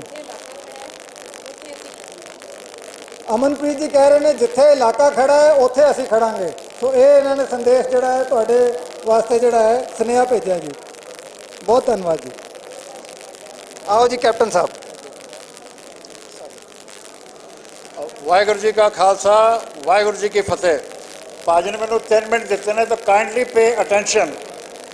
ਇਹ ਜਿਹੜੀ ਫੈਕਟਰੀ ਲੱਗ ਰਹੀ ਹੈ ਇਹ ਸਾਡੇ ਸਰਕਾਰ ਦਾ, ਸਾਡੇ ਲੀਡਰਾਂ ਦਾ ਜਿਉਂਦਾ ਜਾਗਤਾ ਨਲਾਇਕੀ ਐਂਡ ਲਾਲਚ ਦੀ ਨਿਸ਼ਾਨੀ ਹੈ। ਵਨਸ ਅਗੇਨ ਭਾਜੀ ਅਟੈਂਸ਼ਨ ਕਰੋ ਯਾਰ, 3 ਮਿੰਟ ਬੋਲਣਾ ਹੈ। ਤੇ ਇਹਨਾਂ ਦੀ ਨਲਾਇਕੀ ਹੈ। ਨਲਾਇਕੀ ਕਿਵੇਂ ਵੇ? ਇਹ ਲਵਾਂ ਕੀ ਜਾ ਰਹੇ ਨੇ ਜੀ ਪੇਪਰ ਮਿਲ। ਪੇਪਰ ਮਿਲ ਦਾ ਮਤਲਬ ਕੀ ਹੁੰਦਾ ਹੈ? ਪੇਪਰ ਮਿਲ ਦਾ ਰॉ ਮਟੀਰੀਅਲ ਕੀ ਹੁੰਦਾ ਹੈ? ਲੱਕੜੀ। ਦੈਟ ਮੀਨਸ ਤੁਸੀਂ ਇਹ ਲਾਓਗੇ ਦਰਖਤ ਕੱਟੋਗੇ। ਚਲੋ ਸਾਰੀਆਂ ਗੱਲਾਂ ਮੁਕਾਨਾ, ਤੁਸੀਂ ਫੈਕਟਰੀ ਲਾ ਲਈ, ਲਾਉਣ ਦੇ ਬਾਅਦ ਨੌਕਰੀਆਂ ਕਿਹਨੂੰ ਮਿਲਣਗੀਆਂ? ਇੰਨੇ ਹੁਣ ਜਿੰਨੇ ਵੀ ਇੱਥੇ ਲੱਗੇ ਨੇ ਕਾਰੋਬਾਰ ਹੋਏ ਨੇ, ਪਿਛਲੇ ਨੇ 240 ਨੌਕਰੀਆਂ, 180 ਹਰਿਆਣੇ ਦੇ ਸੀ, ਤੇ ਫੈਕਟਰੀਆਂ ਪਰ ਲੱਗਣ ਕਿਵੇਂ ਦੇਵਾਂਗੇ? ਦੂਜਾ ਇਹ ਗੱਲ ਹੈ ਕਿ ਕਹਿੰਦੇ ਨੇ always pray to your strength. Punjab ਦੀ ਸਟਰੈਂਥ ਕੀ ਹੈ? ਐਗਰੀਕਲਚਰ। ਅਰੇ ਸਾਡੀਆਂ ਫਸਲਾਂ ਮੰਡੀਆਂ ਦੇ ਵਿੱਚ ਤਬਾਹ ਹੁੰਦੀਆਂ ਪਈਆਂ ਨੇ, ਤੇ ਹੂ ਵਾਂਟਸ ਦਿਸ ਥਿੰਗ? ਐਂਡ ਜੇ ਹੋਰ ਕਰੋ ਪੇਪਰ, ਦੁਨੀਆ ਇਜ਼ ਬਿਕਮਿੰਗ ਪੇਪਰਲੈਸ। ਦੁਨੀਆ ਪੇਪਰਲੈਸ ਹੋ ਰਹੀ ਹੈ ਕਿ ਵੀ ਡੋਂਟ ਨੀਡ ਪੇਪਰ। ਤੇ ਜਿਹੜੀ ਚੀਜ਼ ਦੀ ਲੋੜ ਹੀ ਨਹੀਂ ਤੁਸੀਂ ਉਹ ਫੈਕਟਰੀ ਲਵਾ ਰਹੇ ਹੋ, ਫਸਲਾਂ 'ਚ ਤੁਹਾਨੂੰ ਉਹ ਕੋਈ ਹੈ ਨਹੀਂ। ਐਂਡ ਤੀਜੀ ਗੱਲ ਜਿਹੜੀ ਸਭ ਤੋਂ important, this is our land. ਇਹ ਗੁਰੂਆਂ ਦੀ ਨਗਰੀ ਹੈ, ਗੁਰੂਆਂ ਦੀ ਜ਼ਮੀਨ ਹੈ। ਇਸ ਜ਼ਮੀਨ ਕਰਕੇ ਸਿਰ ਤੇ ਪੱਗਾਂ ਨੇ ਸਾਡੇ, ਇਸ ਜ਼ਮੀਨ ਕਰਕੇ ਅਸੀਂ ਸਰਦਾਰ ਹਾਂ। ਜ਼ਮੀਨ ਗਈ ਤੇ ਪੱਗਾਂ ਗਈਆਂ, ਸਰਦਾਰੀਆਂ ਗਈਆਂ। ਪਗੜੀ ਸੰਭਾਲ ਜੱਟਾ, ਪਗੜੀ ਸੰਭਾਲ, ਇਹ ਉਹ ਟਾਈਮ ਜੇ। ਤਾਂ ਵਨਸ ਅਗੇਨ ਤੁਸੀਂ ਫੈਕਟਰੀ ਇਹ ਅੱਛਾ। ਦੂਜਾ ਅੱਗ ਜਦੋਂ ਲੱਗਦੀ ਹੈ ਜੇ ਤੇ ਨਾਲ ਦੇ ਨਾਲ ਬੁਝਾ ਲਓ, ਤੁਸੀਂ ਪੈਰ ਮਾਰ ਕੇ ਬੁਝਾ ਸਕਦੇ ਹੋ ਪਾਣੀ ਦਾ ਲੋਟਾ। ਤਾਂ ਇਹ ਫੈਕਟਰੀ ਲੱਗਣੀ ਹੀ, ਐਸੇ ਹੱਥ ਚੁੱਕੋ, ਸਹੁੰ ਚੁੱਕੋ, ਇਹ ਫੈਕਟਰੀ ਨਹੀਂ ਲੱਗੇਗੀ। ਅਸੀਂ ਇੱਥੇ 30 ਤਰੀਕ ਨੂੰ ਕਿ ਦਾ ਸ਼ੋਰ ਹੋ ਕੇ ਮਰਦਾਬਾਦ ਜਿੰਦਾਬਾਦ ਕਰਨਾ ਨਹੀਂ ਹੋਣਾ। ਜੋ ਕਰਨ ਹੋਣਾ ਕੋਈ ਫਾਇਦਾ ਨਹੀਂ। ਫੈਕਟਰੀ ਇੱਕ ਵਾਰ ਲੱਗ ਗਈ, ਤਬਾਹੀ ਸਿਰ 'ਤੇ ਆ ਗਈ। ਮੈਂ ਫਿਰ ਕਹਿ ਰਿਹਾ ਗੁਰੂਆਂ ਦੀ ਜ਼ਮੀਨ ਹੈ, ਇਹਦੇ ਸਿਰ 'ਤੇ ਸਾਡੀਆਂ ਪੱਗਾਂ ਨੇ। ਪਗੜੀ ਸੰਭਾਲ ਲੈ ਕੇ ਚੱਲੋ, ਕਿਸੇ ਹਾਲਤ 'ਤੇ ਜ਼ਮੀਨ ਨਹੀਂ ਬਣਨੀ ਚਾਹੀਦੀ। ਇਹਦਾ ਕੋਈ ਫਾਇਦਾ ਨਹੀਂ ਜੇ, ਇਹਦਾ ਕੋਈ ਫਾਇਦਾ ਨਹੀਂ ਹੈ। ਅਰੇ ਨਲਾਇਕ ਤੋਂ ਨਲਾਇਕ ਬੰਦਾ ਵੀ ਕੁਝ ਸ਼ੁਰੂ ਕਰਨ ਤੋਂ ਪਹਿਲਾਂ ਮਿਲਦਾ ਇਹਦਾ ਫਾਇਦਾ ਕਿ ਨੁਕਸਾਨ ਹੈ? ਇਹਦੇ ਸਿਰਫ ਨੁਕਸਾਨ ਹੀ ਨੁਕਸਾਨ ਹੈ। ਤੇ how can you light that happen? तो ये बिल्कुल नहीं लगनी चाहिए। जिंदाबाद मुर्दाबाद ਅਸੀਂ ਘੱਟ ਕਰਾਂਗੇ, ਇਹ ਕਿਸੇ ਹਾਲਤ ਨਹੀਂ ਲੱਗਣੀ ਚਾਹੀਦੀ। That is my point. Thank you.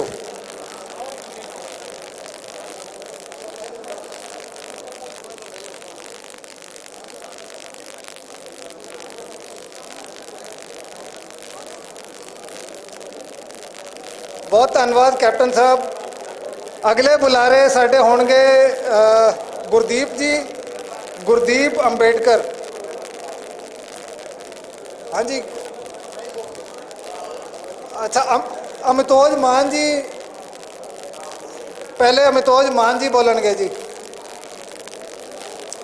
Amitoj मान जी, तुसी बहुते लोग इन्हां नूं शायद जानते पछाणते भी हो, ते ਇਹ ਲੰਮੇ ਸਮੇਂ ਤੋਂ ਪੰਜਾਬ ਵਾਸਤੇ ਕੰਮ ਵੀ ਕਰ ਰਹੇ ਨੇ, ਫਿਲਮਾਂ ਵੀ ਬਣਾਉਂਦੇ ਨੇ, ਬੰਬੇ ਦੇ ਵਿੱਚ ਕਾਫੀ ਨਾਮ ਵੀ ਕਮਾਇਆ ਤੇ ਪੰਜਾਬ ਦੀ ਜਿਹੜੀ ਹੈ, ਪੰਜਾਬ ਦੀ ਰਵਾਇਤਾਂ ਦੇ ਹਿਸਾਬ ਨਾਲ ਫਿਲਮਾਂ ਵੀ ਬਣਾਈਆਂ ਨੇ। ਪੰਜਾਬ ਦਾ ਪੱਖ ਜਿਹੜਾ ਸਾਰੇ ਦੁਨੀਆ ਦੇ ਵਿੱਚ ਰੱਖਿਆ ਆਪਣੀਆਂ ਫਿਲਮਾਂ ਦੇ ਰਾਹੀਂ ਵੀ, ਤੇ ਹੁਣ ਜਿਹੜਾ ਹੈ ਕਾਰਕੁਨ ਦੇ ਤੌਰ ਤੇ ਵੀ ਪੰਜਾਬ ਲਈ ਲੜ ਰਹੇ ਨੇ, ਖੜ ਰਹੇ ਨੇ। ਅਮਿਤੋਜ ਮਾਨ ਜੀ, ਆਓ ਜੀ। ਉਸ ਤੋਂ ਪਹਿਲਾਂ ਜੀ ਮੈਂ ਸਾਰੇ ਵੀਰਾਂ ਨੂੰ ਜਿਹੜੇ ਬਾਹਰ ਵੀ ਖੜੇ ਆ, ਲੰਗਰ ਹਾਲ ਦੇ ਬਾਹਰ ਖੜੇ ਆ, ਮੈਂ ਉਹ ਵੀਰਾਂ ਨੂੰ ਬੇਨਤੀ ਕਰਦਾ, ਆਪਾਂ ਇੱਕ ਸੰਘਰਸ਼ ਲੜਨ ਲੱਗੇ ਆ। ਉਸ ਦੇ ਵਿੱਚ ਆਪਾਂ ਧੁੱਪਾਂ 'ਚ ਵੀ ਮਰਨਾ ਪੈਂਦਾ, ਡੰਡੇ ਵੀ ਖਾਣੇ ਪੈਂਦੇ ਆ। ਜੇ ਤੁਸੀਂ ਪੱਖਿਆਂ ਦੇ ਥੱਲੇ ਬੈਠ ਕੇ ਵਿਚਾਰ ਤੱਕ ਨਹੀਂ ਸੁਣ ਸਕਦੇ, ਆਪਾਂ ਸੰਘਰਸ਼ ਕਿਵੇਂ ਲੜਾਂਗੇ? ਠੀਕ ਹੈ ਨਾ ਜੀ। ਸਾਰੇ ਵੀਰਾਂ ਨੂੰ ਬੇਨਤੀ ਕਰਦਾ, ਜਿਹੜੇ ਬਾਹਰ ਵੀ ਖੜੇ ਆ, ਗੱਲਾਂ ਬਾਅਦ 'ਚ ਮਾਰ ਲਿਓ। ਤੁਹਾਡੇ ਕੋਲ ਗੱਲਾਂ ਦਾ ਮੁੱਦਾ ਬਣ ਜਾਣਾ, ਗੱਲਾਂ ਕਰਨ ਦਾ ਬਾਅਦ 'ਚ ਕਰ ਲਿਓ।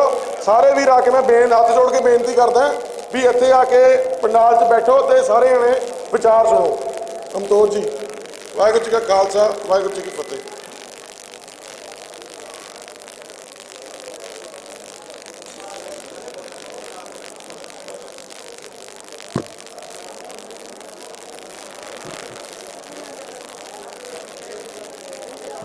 ਹਾਂਜੀ, ਇੱਕ ਤਾਂ ਪਹਿਲਾਂ ਮੈਂ ਬਾਈ ਜੀ ਵਾਲੀ ਗੱਲ ਕਹੂੰਗਾ, ਜਿੰਨੇ ਪਿੱਛੇ ਆਪਣੇ ਖੜੇ ਹੋਏ ਨੇ ਨਾ, ਜੇ ਤੁਸੀਂ ਗੱਲ ਹੀ ਨਹੀਂ ਸੁਣ ਸਕਦੇ ਤਾਂ ਆਪਾਂ ਲੜਾਂਗੇ ਸਵਾਹ ਯਾਰ।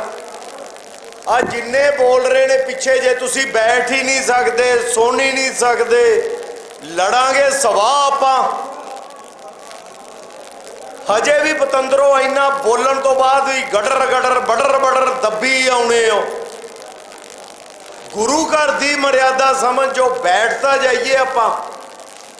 ਮੈਂ ਹਜੇ ਵੀ ਕਹੂੰਗਾ, ਬੀਬੀ ਜੀ ਹਰੀ ਪਿੱਛੇ ਖੜੇ ਬੋਲ ਰਹੇ ਨੇ, ਕੋਈ ਇਹਨਾਂ ਨੂੰ ਸਮਝਾਓ ਯਾਰ। ਬਹਿ ਕੇ ਗੱਲ ਸੁਣ ਲਓ, ਫੇਰ ਗੱਲਾਂ ਕਰ ਲਿਓ ਜੀ। ਜੇ ਆਪਾਂ ਇੱਕ ਦੂਜੇ ਨੂੰ ਨਹੀਂ ਸੁਣ ਸਕਦੇ, ਕੰਮ ਦੀ ਗੱਲ ਨਹੀਂ ਕਰ ਸਕਦੇ, ਤਾਂ ਆਪਾਂ ਫਿਰ ਸਮਝੋ ਹੋ ਗਿਆ ਕੰਮ ਜੋ ਹੋਣਾ ਸੀ। ਆਪਾਂ ਅੱਜ ਇਕੱਠੇ ਕਾਹਦੇ ਵਾਸਤੇ ਹੋਏ ਆ? ਚਾਰ ਗੱਲਾਂ ਕਰਨ ਵਾਸਤੇ ਇਕੱਠੇ ਹੋਏ ਆ ਨਾ। ਦੋ ਕਹੀਏ, ਚਾਰ ਸੁਣੀਏ। ਆ ਤੁਸੀਂ ਆਪ ਸੁਣ ਲਓ, ਹਾਲ 'ਚ ਕਿੰਨੀ ਆਵਾਜ਼ ਆ ਰਹੀ ਹੈ। ਹਜੇ ਵੀ ਆਪਾਂ ਫੋਨ ਕਰੀ ਜਾ ਰਹੇ ਆ। ਕੋਈ ਮਰਿਆਦਾ ਵਾਲੀ ਗੱਲ ਹੈ ਆਪਣੇ 'ਚ? ਜੇ ਆਪਾਂ ਨਹੀਂ ਸੁਣ ਸਕਦੇ ਯਾਰ, ਬਾਹਰ ਚਲੇ ਜਾਓ ਉੱਠ ਕੇ। ਸੋ ਸਾਰੀ ਪਹੁੰਚੀ ਹੋਈ ਸੰਗਤ ਗੁਰਦੁਆਰਾ ਸਾਹਿਬ ਜੰਡ ਸਾਹਿਬ ਦੇ ਵਿੱਚ ਪਹਿਲਾਂ ਇੱਕ ਵਾਰੀ ਫਤਿਹ ਦੀ ਸਾਂਝ ਪਾ ਲਈਏ, ਔਰ ਫਿਰ ਕੁਝ ਕੁ ਜ਼ਰੂਰੀ ਗੱਲਾਂ ਆਪਾਂ ਕਰ ਕੀ ਸਕਦੇ ਆ।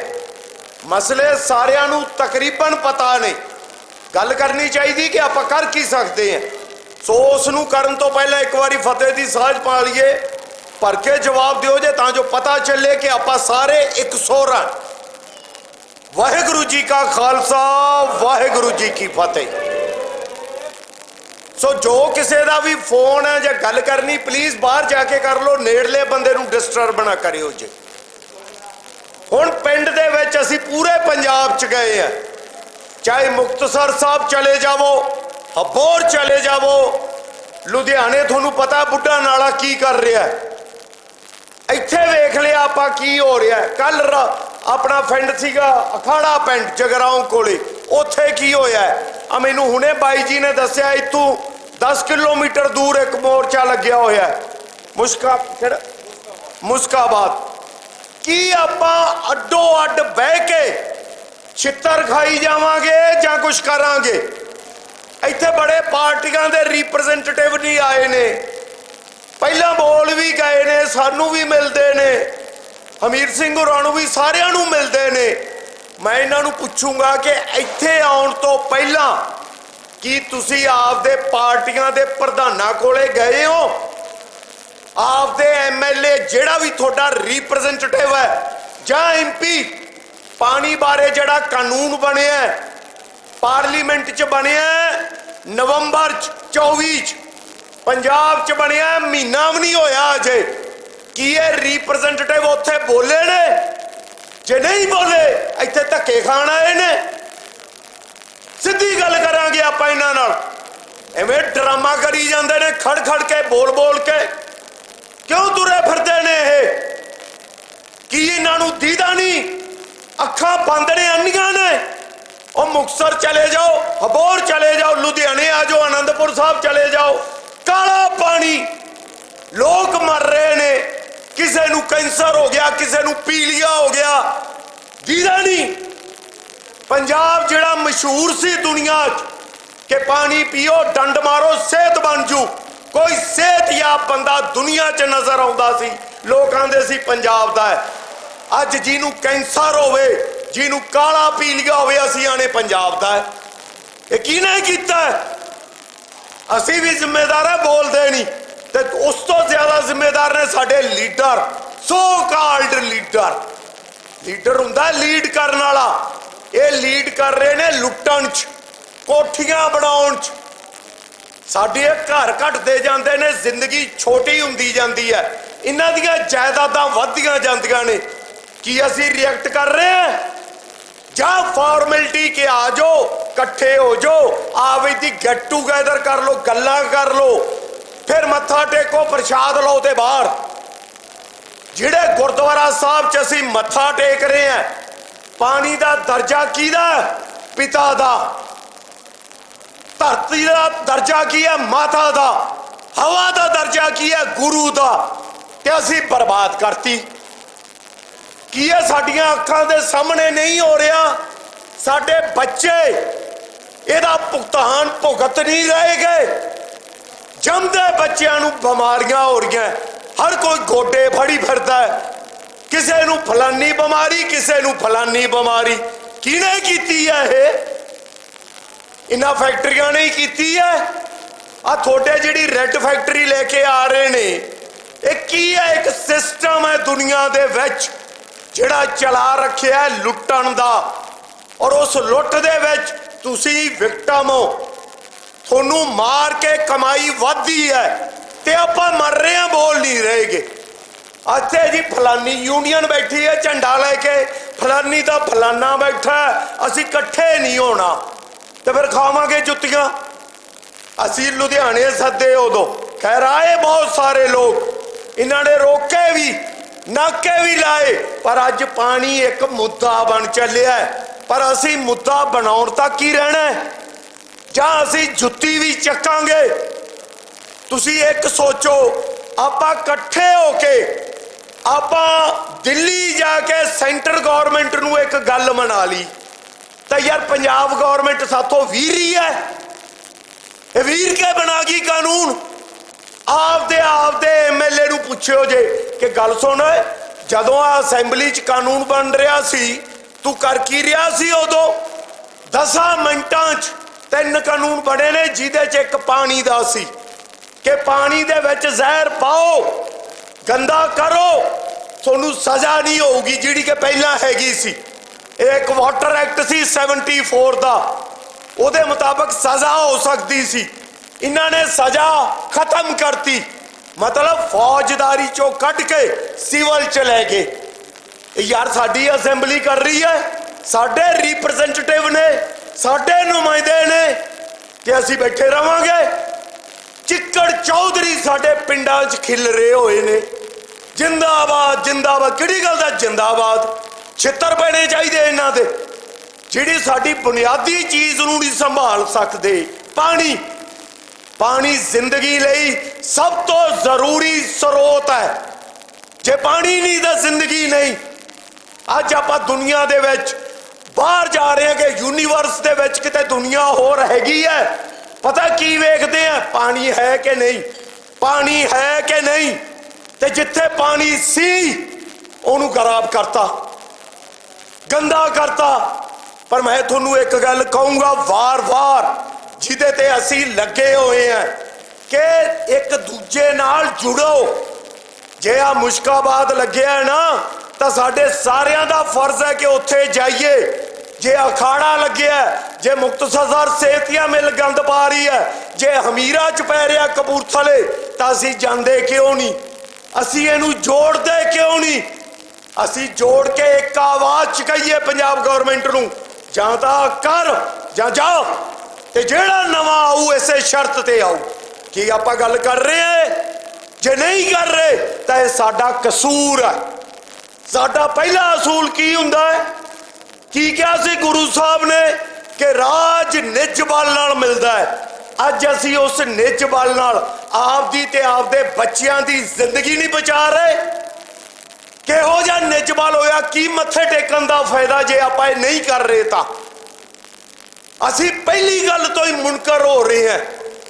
ਆਪਣੇ ਆਪ ਨੂੰ ਬਚਾਉਣਾ, ਆਪਣੇ ਪਰਿਵਾਰ ਦੀ ਜ਼ਿੰਦਗੀ ਨੂੰ ਬਚਾਉਣਾ, ਫਿਰ ਆਪਦੇ ਕੌਮ ਤੇ ਪੰਜਾਬ ਨੂੰ ਬਚਾਉਣਾ, ਇਹ ਕਦੋਂ ਕਰਾਂਗੇ? ਅਸੀਂ ਸਿਰਫ ਗੱਲਾਂ ਕਰ ਲੋ, ਬਹੁਤ ਮਾੜਾ ਹੈ, ਬਹੁਤ ਮਾੜਾ ਹੈ, ਤੇ ਫਿਰ ਜਾ ਕੇ ਉਸੇ ਐਮਐਲਏ ਨਾਲ ਗੱਡੀ 'ਚ ਬਹਿ ਜਾਓ। ਇਹ ਸਾਡੀਆਂ ਬਿਮਾਰੀਆਂ ਕਹਿ ਲੋ ਜਿਹੜੀਆਂ ਦਿਮਾਗੀ ਤੌਰ ਤੇ ਨੇ। ਸਾਡਾ ਇਖਲਾਕ ਗਿਰਦਾ ਜਾ ਰਿਹਾ ਹੈ। ਇਸ ਚੀਜ਼ ਤੋਂ ਬਚੀਏ ਔਰ ਬੋਲੀਏ ਔਰ ਇਹ ਕਿਸੇ ਹੋਰ ਲਈ ਨਹੀਂ ਬੋਲਣਾ, ਤੁਸੀਂ ਆਪਦੇ ਲਈ ਬੋਲਣਾ, ਆਪਦੇ ਬੱਚਿਆਂ ਲਈ ਬੋਲਣਾ ਹੈ। ਅੱਜ ਬੱਚੇ ਜੀ ਬਾਹਰ ਜਾ ਰਹੇ ਆ, ਕਿਉਂ ਬਾਹਰ ਜਾ ਰਹੇ ਨੇ? ਕਿ ਸਾਡੇ ਸਿਸਟਮ ਨਹੀਂ ਸਹੀ। ਸਿਸਟਮ ਕਿਹਨੇ ਬਣਾਉਣਾ ਹੈ? ਸਰਕਾਰ ਨੇ। ਤੇ ਸਰਕਾਰ ਕਿਹਨੇ ਚੁਣੀ ਹੈ? ਆਪਾਂ। ਤੇ ਕਸੂਰਵਾਰ ਕੌਣ ਹੈ? ਉੱਤੋਂ ਆਊਗਾ ਕੋਈ ਅਵਤਾਰ ਆਊਗਾ? ਅਸੀਂ ਕਰਨਾ ਹੈ ਮੱਥੇ ਟੇਕ ਕੇ। ਅਸੀਂ ਕਹਿੰਦੇ ਸਾਡੀ ਹਿਸਟਰੀ ਆ ਸੀ, ਬਚਿੱਤਰ ਸਿੰਘ ਕੱਲੇ ਨੇ ਹਾਥੀ ਨਾਲ ਲੜ ਗਿਆ। ਤੇ ਅਸੀਂ ਕੀ ਹੈ ਯਾਰ? ਅਸੀਂ ਉਸੇ ਕੌਮ ਦੇ ਅੱਜ ਦੀ ਡੇਟ 'ਚ ਨੁਮਾਇੰਦੇ ਨਹੀਂ ਗਏ, ਅਸੀਂ ਰਿਪਰੈਜ਼ੈਂਟੇਟਿਵ ਨਹੀਂ ਗਏ, ਅਸੀਂ ਉਹਦੇ ਹਿੱਸੇ ਨਹੀਂ ਗਏ, ਸਾਡੇ ਉਹ ਪੂਰਵਜ ਨਹੀਂ ਸੀ। ਤਾਂ ਮੇਰੀ ਤੁਹਾਨੂੰ ਹੱਥ ਜੋੜ ਕੇ ਬੇਨਤੀ ਹੈ, ਆਪਾਂ ਇਕੱਠੇ ਹੋਈਏ, ਵਰਨਾ ਇਹ ਲੁੱਟਣ ਵਾਲੇ ਲੁੱਟ ਰਹੇ ਨੇ। ਇੱਕ ਵਰਲਡ ਦਾ ਸਿਸਟਮ ਚੱਲ ਰਿਹਾ ਹੈ ਔਰ ਇਹ ਸਿਸਟਮ ਹੋਰ ਭਿਆਨਕ ਹੁੰਦਾ ਜਾਣਾ ਹੈ ਜੇ ਆਪਾਂ ਨਾ ਬੋਲੇ। ਦੁਨੀਆ ਵੇਖ ਲਓ ਕੀ ਕਰ ਰਹੀ ਹੈ। ਆ ਟਰੰਪ ਜਾਂ ਮੋਦੀ, ਇਹ ਸਭ ਕੌਣ ਨੇ? ਇਹਨਾਂ ਨੂੰ ਚਲਾਉਂਦਾ ਕੌਣ ਹੈ? ਫੈਕਟਰੀਆਂ ਵਾਲੇ। ਮਸਕ ਕੌਣ ਹੈ ਜਿਹਨੇ ਸਾਰਾ ਪੈਸਾ ਲਾਇਆ ਟਰੰਪ ਦੇ ਪਿੱਛੇ? ਅਡਾਨੀ ਕੌਣ ਹੈ? ਅੰਬਾਨੀ ਕੌਣ ਹੈ? ਇਹ ਉਹ ਫੈਕਟਰੀਆਂ ਵਾਲੇ ਨੇ ਜੋ ਆਂਦੇ ਨੇ ਤੁਸੀਂ ਸਾਡੇ ਲਈ ਕੀੜੇ ਮਕੌੜੇ ਹੋ, ਸਾਡੀ ਫੈਕਟਰੀ ਐਂ ਚੱਲੂ, ਤੇ ਜੇ ਕੋਈ ਰੋਕੂ ਤਾਂ ਅਸੀਂ ਕਾਨੂੰਨ ਬਣਾ ਕੇ ਉਹਨੂੰ ਪਾਸੇ ਕਰ ਦਿਆਂਗੇ। ਇਹ ਸਾਡਾ ਫਰਜ਼ ਬਣਦਾ ਹੈ ਕਿ ਅਸੀਂ ਕੁਝ ਕਰੀਏ। ਕੀ ਕਰ ਸਕਦੇ ਹਾਂ? ਮੈਂ ਤੁਹਾਨੂੰ ਫੇਰ ਆਣਾ, ਸਿਰ ਦੇਣ ਦੀ ਲੋੜ ਨਹੀਂ ਗੀ, ਸਿਰ ਦਾ ਇਸਤੇਮਾਲ ਕਰਨ ਦੀ ਲੋੜ ਹੈ, ਸਿਰ ਜੋੜਨ ਦੀ ਲੋੜ ਹੈ। ਜਿਸ ਦਿਨ ਆਪਾਂ ਸਿਰ ਜੋੜ ਲੈਨੇ ਆ ਸਾਡੀ ਗੱਲ ਮੰਨੀ ਜਾਂਦੀ ਹੈ। ਆ ਕਿਸਾਨ ਅੰਦੋਲਨ 'ਚ ਨਹੀਂ ਹੋਇਆ ਸੀ ਸਿੱਗੂ ਤੇ ਟਿਕਰੀ? ਸਿਰਫ ਸਿਰ ਜੋੜ ਲਈਏ। ਔਰ ਸਿਰ ਜੁੜਨਗੇ ਕਿਵੇਂ? ਅੱਜ ਜਿੰਨੇ ਪਾਣੀ ਦੇ ਮਸਲੇ ਚੱਲ ਰਹੇ ਨੇ, ਅੱਜ ਮੈਂ ਜਸਕੀਰਤ ਜੀ ਰੋਣੂ ਔਰ ਸਾਰਿਆਂ ਨੂੰ ਸਾਹਮਣੇ ਰੱਖ ਕੇ ਆਣਾ, ਅਸੀਂ ਆ ਕੱਲ ਤੋਂ ਹੀ ਬਲਕਿ ਅੱਜ ਤੋਂ ਹੀ ਹਰ ਜਗ੍ਹਾ ਤੇ ਜਿੱਥੇ ਵੀ ਮੋਰਚਾ ਲੱਗਿਆ ਅਸੀਂ ਜਾਣਾ ਉਹਨਾਂ ਕੋਲੇ ਔਰ ਉਹਨਾਂ ਨੂੰ ਕਹਿਣਾ ਇੱਕ ਲੜੀ 'ਚ ਪਰੋਈਏ ਔਰ ਪੰਜਾਬ ਦੀ ਆਵਾਜ਼ ਬਣਾ ਕੇ ਇਸ ਗਵਰਨਮੈਂਟ ਨੂੰ ਕਹੀਏ ਕਿ ਮੰਨ ਨਹੀਂ ਤਾਂ ਜਾ। ਤੇ ਜਿਹੜਾ ਨਵਾਂ ਆਊ ਇਸ ਸ਼ਰਤ ਤੇ ਆਊਗਾ। ਇਹ ਜਿਹੜੇ ਲੁਟੇਰੇ ਸਾਡੇ ਐਮਐਲਏ ਜਾਂ ਐਮਪੀ ਜਾਂ ਮਿਨਿਸਟਰ ਜਾਂ ਮੁੱਖ ਮੰਤਰੀ ਬਣ ਕੇ ਤੁਰੇ ਫਿਰਦੇ ਨੇ, ਇਹਨਾਂ ਨੂੰ ਕਦੇ ਪੁੱਛਿਓ ਜੇ ਜ਼ਰੂਰ, ਇਹ ਪਾਣੀ ਅੱਜ ਤਾਂ ਨਹੀਂ ਖਰਾਬ ਹੋਇਆ? ਕਦੋਂ ਦਾ ਹੋ ਰਿਹਾ? ਕੀ ਕੀਤਾ ਇਹਨਾਂ ਨੇ? ਆ ਬੁੱਢਾ ਨਾਲਾ ਕਦੋਂ ਦਾ ਖਰਾਬ ਹੈ? ਆ ਸੇਤੀਆਂ ਮਿਲ ਕਦੋਂ ਦੀ ਲੱਗੀ ਹੈ? ਆ ਜਗਤਜੀਤ ਕਦੋਂ ਦੀ ਲੱਗੀ ਹੈ? ਕੋਈ ਬੋਲਿਆ? ਜਿਹੜੇ ਸਾਡੇ ਨੁਮਾਇੰਦੇ ਕਹਿੰਦੇ ਨੇ, ਮੁੱਖ ਮੰਤਰੀ ਕਹਿੰਦੇ ਨੇ, ਕਿਤੇ ਸਾਡੇ ਲਈ ਬੋਲਦੇ ਨੇ? ਵੋਟਾਂ ਸਾਡੀਆਂ, ਨਾਅਰੇ ਸਾਡੇ ਤੇ ਰਿਪਰੈਜ਼ੈਂਟੇਸ਼ਨ ਇੰਡਸਟਰੀ ਲਿਸਟਾਂ ਦੀ। ਪਤਾ ਕਿਉਂ? ਪਹਿਲਾਂ ਬੋਲਦੇ ਨੇ ਵੋਟ ਲੈਣੀ ਹੁੰਦੀ ਹੈ, ਬਾਅਦ ਚ ਨਹੀਂ ਬੋਲਦੇ ਕਿਉਂਕਿ ਨੋਟ ਲੈਣੇ ਹੁੰਦੇ ਨੇ। ਆਹੀ ਮੁੱਖ ਮੰਤਰੀ ਭਗਵੰਤ ਸਿੰਘ ਮਾਨ, ਆਹੀ ਕੁਲਤਾਰ ਸਿੰਘ ਸੰਧਵਾ, ਆਹੀ ਬੁੱਢੇ ਨਾਲੇ ਤੇ ਮਾਰਚ ਕਰਦੇ ਹੁੰਦੇ ਸੀ। ਹੁਣ ਇਹਨਾਂ ਨੂੰ ਸੱਪ ਸੁੰਘ ਗਿਆ ਹੈ। ਪਤਾ ਕਿਉਂ ਨਹੀਂ ਬੋਲਦੇ? ਕਿਉਂਕਿ ਇਹਨਾਂ ਨੂੰ ਲੱਗਦਾ ਵੋਟ ਤਾਂ ਅਸੀਂ ਬਿਜਲੀ ਘੱਟ ਕਰਕੇ ਲੈ ਲਾਂਗੇ, 1000 ਰੁਪਇਆ ਵੰਡ ਕੇ ਲੈ ਲਾਂਗੇ, ਆਹ ਕੰਮ ਕਰਨ ਦੀ ਸਾਨੂੰ ਕੀ ਲੋੜ ਹੈ? ਕਰਜ਼ਾ ਤੁਹਾਡੇ ਸਿਰ 4.5 ਲੱਖ ਕਰੋੜ ਹੋ ਗਿਆ, ਕਿੱਥੋਂ ਦੇਵਾਂਗੇ?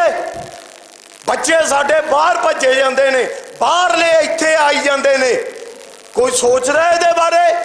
ਅਸੀਂ ਪੰਜਾਬ ਦੇ ਵਿੱਚ ਪੰਜਾਬੀ ਮਾਈਨੋਰਿਟੀ ਹੋਣ ਜਾ ਰਹੇ ਹਾਂ, ਮੈਜੋਰਿਟੀ ਤੋਂ ਮੈਜੋਰਿਟੀ ਮਤਲਬ ਘੱਟ ਗਿਣਤੀ ਹੋਣ ਜਾ ਰਹੇ ਹਾਂ। ਕਿਹਨੂੰ ਕਵਾਂਗੇ ਫਿਰ? ਕਿਹੜੀ ਲੈਂਗੁਏਜ 'ਚ ਬੋਲੂਗੇ, ਭਾਸ਼ਾ 'ਚ ਬੋਲੂਗੇ? ਇਹਦੇ ਬਾਰੇ ਸੋਚੋ। ਮੇਰੀ ਬੇਨਤੀ ਹੈ ਤੁਹਾਨੂੰ, ਹੱਥ ਜੋੜ ਕੇ ਸੋਚੋ ਇਹਦੇ ਬਾਰੇ।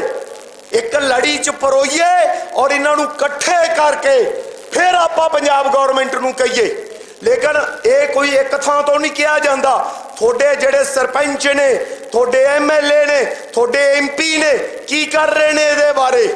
ਉਹਦੇ ਕੁਝ ਕਾਨੂੰਨ ਨੇ ਜਿਹਦੇ ਬਾਰੇ ਸਭ ਦੱਸ ਚੁੱਕੇ ਨੇ। ਮੈਂ ਤੁਹਾਨੂੰ ਸਿਰਫ ਇੱਕੋ ਗੱਲ ਕਹਿ ਰਿਹਾ, ਜਿੰਨਾ ਚਿਰ ਇੱਕ ਲੜੀ 'ਚ ਪਰੋ ਕੇ ਅਸੀਂ ਇਹਨਾਂ ਨੂੰ ਕਹਿੰਦੇ ਨਹੀਂ ਗਵਰਨਮੈਂਟ ਵਾਲਿਆਂ ਨੂੰ ਜਾਂ ਤਾਂ ਕਰ ਜਾਂ ਦਫਾ ਹੋ, ਤੇਰੀ ਥਾਂ ਤੇ ਕੋਈ ਹੋਰ ਬਣੂਗਾ, ਇਸ ਸ਼ਰਤ ਤੇ ਬਣੂਗਾ, ਉਹਨਾਂ ਚਿਰ ਕੁਝ ਨਹੀਂ ਹੋਣਾਗਾ। ਐਂ ਗੱਲਾਂ ਕਰਾਂਗੇ, ਜਾਵਾਂਗੇ ਔਰ ਬੱਚਿਆਂ ਨੂੰ ਸਾਡਿਆਂ ਨੂੰ ਕਾਲਾ ਪੀਲੀਆ, ਸਰੋਸਸ ਔਰ ਕੈਂਸਰ ਹੋਊਗਾ। ਸੋ ਉਹਦੇ ਲਈ ਮੇਰੀ ਅੱਜ ਪਹਿਲੀ ਗੱਲ ਔਰ ਇਹੀ ਗੱਲ ਵੱਡੀ ਬਣੂਗੀ ਕਿ ਆਪਾਂ ਇੱਕ ਲੜੀ 'ਚ ਪਰੋਈਏ, ਇੱਕ ਲੜੀ 'ਚ ਪਰੋ ਕੇ ਸਾਰੇ ਥਾਵਾਂ ਤੇ ਜੋ ਵਿਰੋਧ ਚੱਲ ਰਿਹਾ ਉਹਨੂੰ ਇਕੱਠਾ ਕਰੀਏ ਔਰ ਉਹਦੇ ਲਈ ਫਿਰ ਇੱਕ ਮੁੱਠ ਹੋ ਕੇ ਇਹਨੂੰ ਕਹੀਏ ਕਿ ਕਰ ਨਹੀਂ ਤਾਂ ਜਾ, ਔਰ ਇਹ ਮੁੱਦਾ ਬਣਾ ਲਓ। ਮੈਂ ਫਿਰ ਕਹੂੰਗਾ ਸਾਰਿਆਂ ਨੂੰ, ਆਖਰੀ ਗੱਲ ਕਹਿ ਰਿਹਾ, ਇਹਨੂੰ ਮੁੱਦਾ ਬਣਾ ਲਓ ਆਪਦਾ।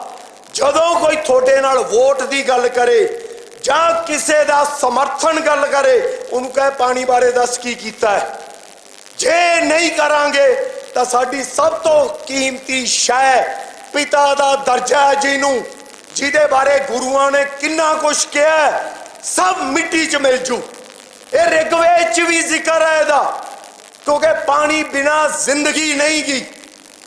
ਔਰ ਬਾਕੀ ਸਾਰੀਆਂ ਗੱਲਾਂ ਦਾ ਬਦਲ ਹੈ, ਆਲਟਰਨੇਟਿਵ ਹੈ, ਚਾਹੇ ਉਹ ਇੰਡਸਟਰੀ ਹੋਵੇ, ਚਾਹੇ ਉਹ ਕੋਈ ਵੀ ਚੀਜ਼ ਹੋਵੇ, ਪਰ ਪਾਣੀ ਦਾ ਕੋਈ ਬਦਲ ਨਹੀਂ। ਪਾਣੀ ਕੁਦਰਤ ਦੀ ਦੇਣ ਹੈ ਔਰ ਇਹ ਅਮੁੱਕ ਨਹੀਂਗਾ, ਇਹ ਮੁੱਕ ਜੂਗਾ ਜੇ ਆਪਾਂ ਨਾ ਸੁਧਰੇ। ਤੇ ਫਿਰ ਮੈਂ ਮਹਾਰਾਸ਼ਟਰ 'ਚ ਰਿਹਾ, ਮੱਧ ਪ੍ਰਦੇਸ਼ 'ਚ ਵੇਖਿਆ, ਇੱਕ ਬਾਲਟੀ ਲੈਣ ਲਈ ਪੂਰੀ ਰਾਤ ਇੱਕ ਔਰਤ ਲਾਈਨ 'ਚ ਲੱਗ ਕੇ ਖੜਦੀ ਹੈ। ਹੁਣ ਤੁਸੀਂ ਸੋਚ ਲਓ, ਇੱਕ ਬਾਲਟੀ ਨਾਲ ਕੀ ਨਹਾਉਣਗੇ, ਕੀ ਬਣਾਉਣਗੇ, ਕੀ ਪੀਣਗੇ। ਔਰ ਅਸੀਂ ਉਧਰ ਪਹੁੰਚ ਚੱਲੇ ਆ, ਅਸੀਂ ਜਾ ਰਹੇ ਹਾਂ। 1.5 ਅਰਬ ਲੀਟਰ ਪਾਣੀ ਹਰ ਰੋਜ਼ ਇੰਡਸਟਰੀ ਥੱਲਿਓਂ ਕੱਢਦੀ ਹੈ ਜਾਂ ਦਰਿਆਵਾਂ ਦਾ ਰਹਿੰਦੀ ਹੈ, ਔਰ ਉਹਨੂੰ ਗੰਦਾ ਕਰਕੇ ਵਾਪਸ ਪਾਉਂਦੀ ਹੈ ਦਰਿਆਵਾਂ 'ਚ ਜਾਂ ਧਰਤੀ ਥੱਲੇ। ਇਹ ਸਾਡੀਆਂ ਮੋਟਰਾਂ ਦਾ ਰੋਣਾ ਰੋਂਦੇ ਨੇ, ਗਲਤ ਹੈ ਮੋਟਰਾਂ ਵੀ, ਪਰ ਕਿੰਨੀ ਕੁ ਪਾਣੀ ਕੱਢਦੀਆਂ ਨੇ ਤੇ ਇੰਡਸਟਰੀ ਕਿੰਨਾ ਕੱਢ ਰਹੀ ਹੈ, ਇਹਦੇ ਬਾਰੇ ਕੋਈ ਬੋਲਦਾ ਹੀ ਨਹੀਂ। ਇਹ ਸਾਡੇ ਰਿਪਰੈਜ਼ੈਂਟੇਟਿਵਾਂ ਦਾ ਕੰਮ ਹੈ, ਜਿਹੜੇ ਇੱਥੇ ਵੀ ਮੈਮੋਰੰਡਮ ਦਿੰਦੇ ਫਿਰਦੇ ਨੇ ਕਿ ਇਹ ਆਪਦੀਆਂ ਪਾਰਟੀਆਂ 'ਚ ਬੋਲਦੇ ਨੇ, ਉੱਥੇ ਉਹਨਾਂ ਨਾਲ ਜਿੰਦਾਬਾਦ, ਇੱਥੇ ਆ ਕੇ ਸਾਡੇ ਨਾਲ ਬਹਿ ਜਾਂਦੇ ਨੇ। ਐਡੀ ਹੱਦ ਦਰਜੇ ਦੀ ਬੇਸ਼ਰਮੀ। ਇਹ ਬੇਸ਼ਰਮੀ ਕਿਉਂ ਹੈ? ਕਿਉਂਕਿ ਅਸੀਂ ਇਹਨਾਂ ਨੂੰ ਭਾ ਲੈਂਦੇ ਹਾਂ ਆਪਦੇ ਨਾਲ, ਅਸੀਂ ਇਹਨਾਂ ਦੇ ਹੱਕ 'ਚ ਨਾਅਰੇ ਲਾ ਦਿੰਦੇ ਹਾਂ, ਅਸੀਂ ਇਹਨਾਂ ਦੀਆਂ ਵੋਟਾਂ ਪਾ ਦਿੰਦੇ ਹਾਂ, ਤਾਂ ਹੈ। ਸੋ ਇਹ ਤੋਂ ਬਚੋ ਔਰ ਇੱਕ ਲੜੀ 'ਚ ਪਰੋ ਕੇ ਆਪਾਂ ਵਿਰੋਧ ਨੂੰ ਅੱਗੇ ਵਧਾਈਏ, ਔਰ ਵਿਰੋਧ ਨਾਲ ਵਿਦਿਨ ਈਅਰ, 1 ਸਾਲ ਦੇ ਅੰਦਰ ਅੰਦਰ ਇਹਦਾ ਹੱਲ ਕੱਢ ਦਈਏ। ਫਿਰ ਆ ਗੱਲ, ਨਹੀਂ ਤਾਂ ਹੱਡ ਅੱਡ ਬੈਠ ਕੇ ਆ ਕਰਨ ਦਾ ਕੋਈ ਫਾਇਦਾ ਨਹੀਂ ਹੋਣਾ। ਇੱਕ ਬਾਬੁਲੰਦ ਆਵਾਜ਼, ਬਾਂਹ ਚੱਕ ਕੇ ਮੁੱਠੀ ਮੀਚ ਕੇ ਕਹਿਣਾ ਪਾਣੀ ਸੁਧਾਰੋ ਨਹੀਂ ਤਾਂ ਜਾਓ। ਇਹ ਗੱਲ ਨੂੰ ਸੋਚ ਲਓ ਔਰ ਬਣਾ ਲਓ। ਵਾਹਿਗੁਰੂ ਜੀ ਕਾ ਖਾਲਸਾ, ਵਾਹਿਗੁਰੂ ਜੀ ਕੀ ਫਤਿਹ।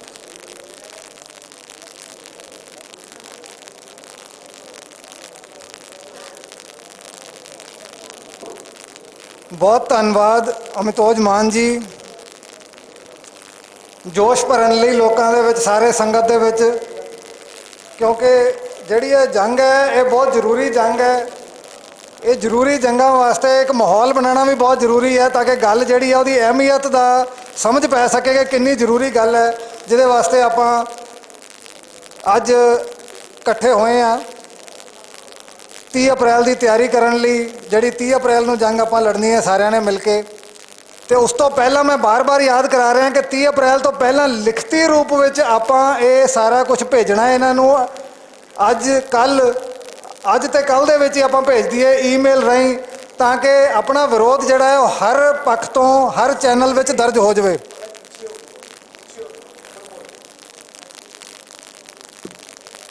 ਸੋ ਆਪਾਂ ਆਪਣਾ ਵਿਰੋਧ ਹਰ ਪੱਖ ਤੋਂ, ਹਰ ਤਰੀਕੇ ਨਾਲ ਜਿਹੜਾ ਦਰਜ ਕਰਾਉਣਾ ਹੈ। ਈਮੇਲ ਰਾਹੀਂ, ਲਿਖਤੀ ਰੂਪ ਵਿੱਚ ਵੀ ਆਪਾਂ ਜਿਹੜੇ ਹੈ ਆਪਣੇ ਜੋ ਵਿਰੋਧ ਵਾਲੇ ਪੁਆਇੰਟ ਹੈ ਉਹ ਸਰਕਾਰ ਨੂੰ ਭੇਜਣੇ ਹੈ। ਤੇ 30 ਤਰੀਕ ਨੂੰ ਆਪਾਂ ਉੱਥੇ ਹਾਜ਼ਰੀ ਵੀ ਲਵਾਉਣੀ ਹੈ, ਵੱਡੇ ਪੱਧਰ ਤੇ ਸਾਰੇ ਇਲਾਕੇ ਨੇ ਇਕੱਠੇ ਹੋ ਕੇ।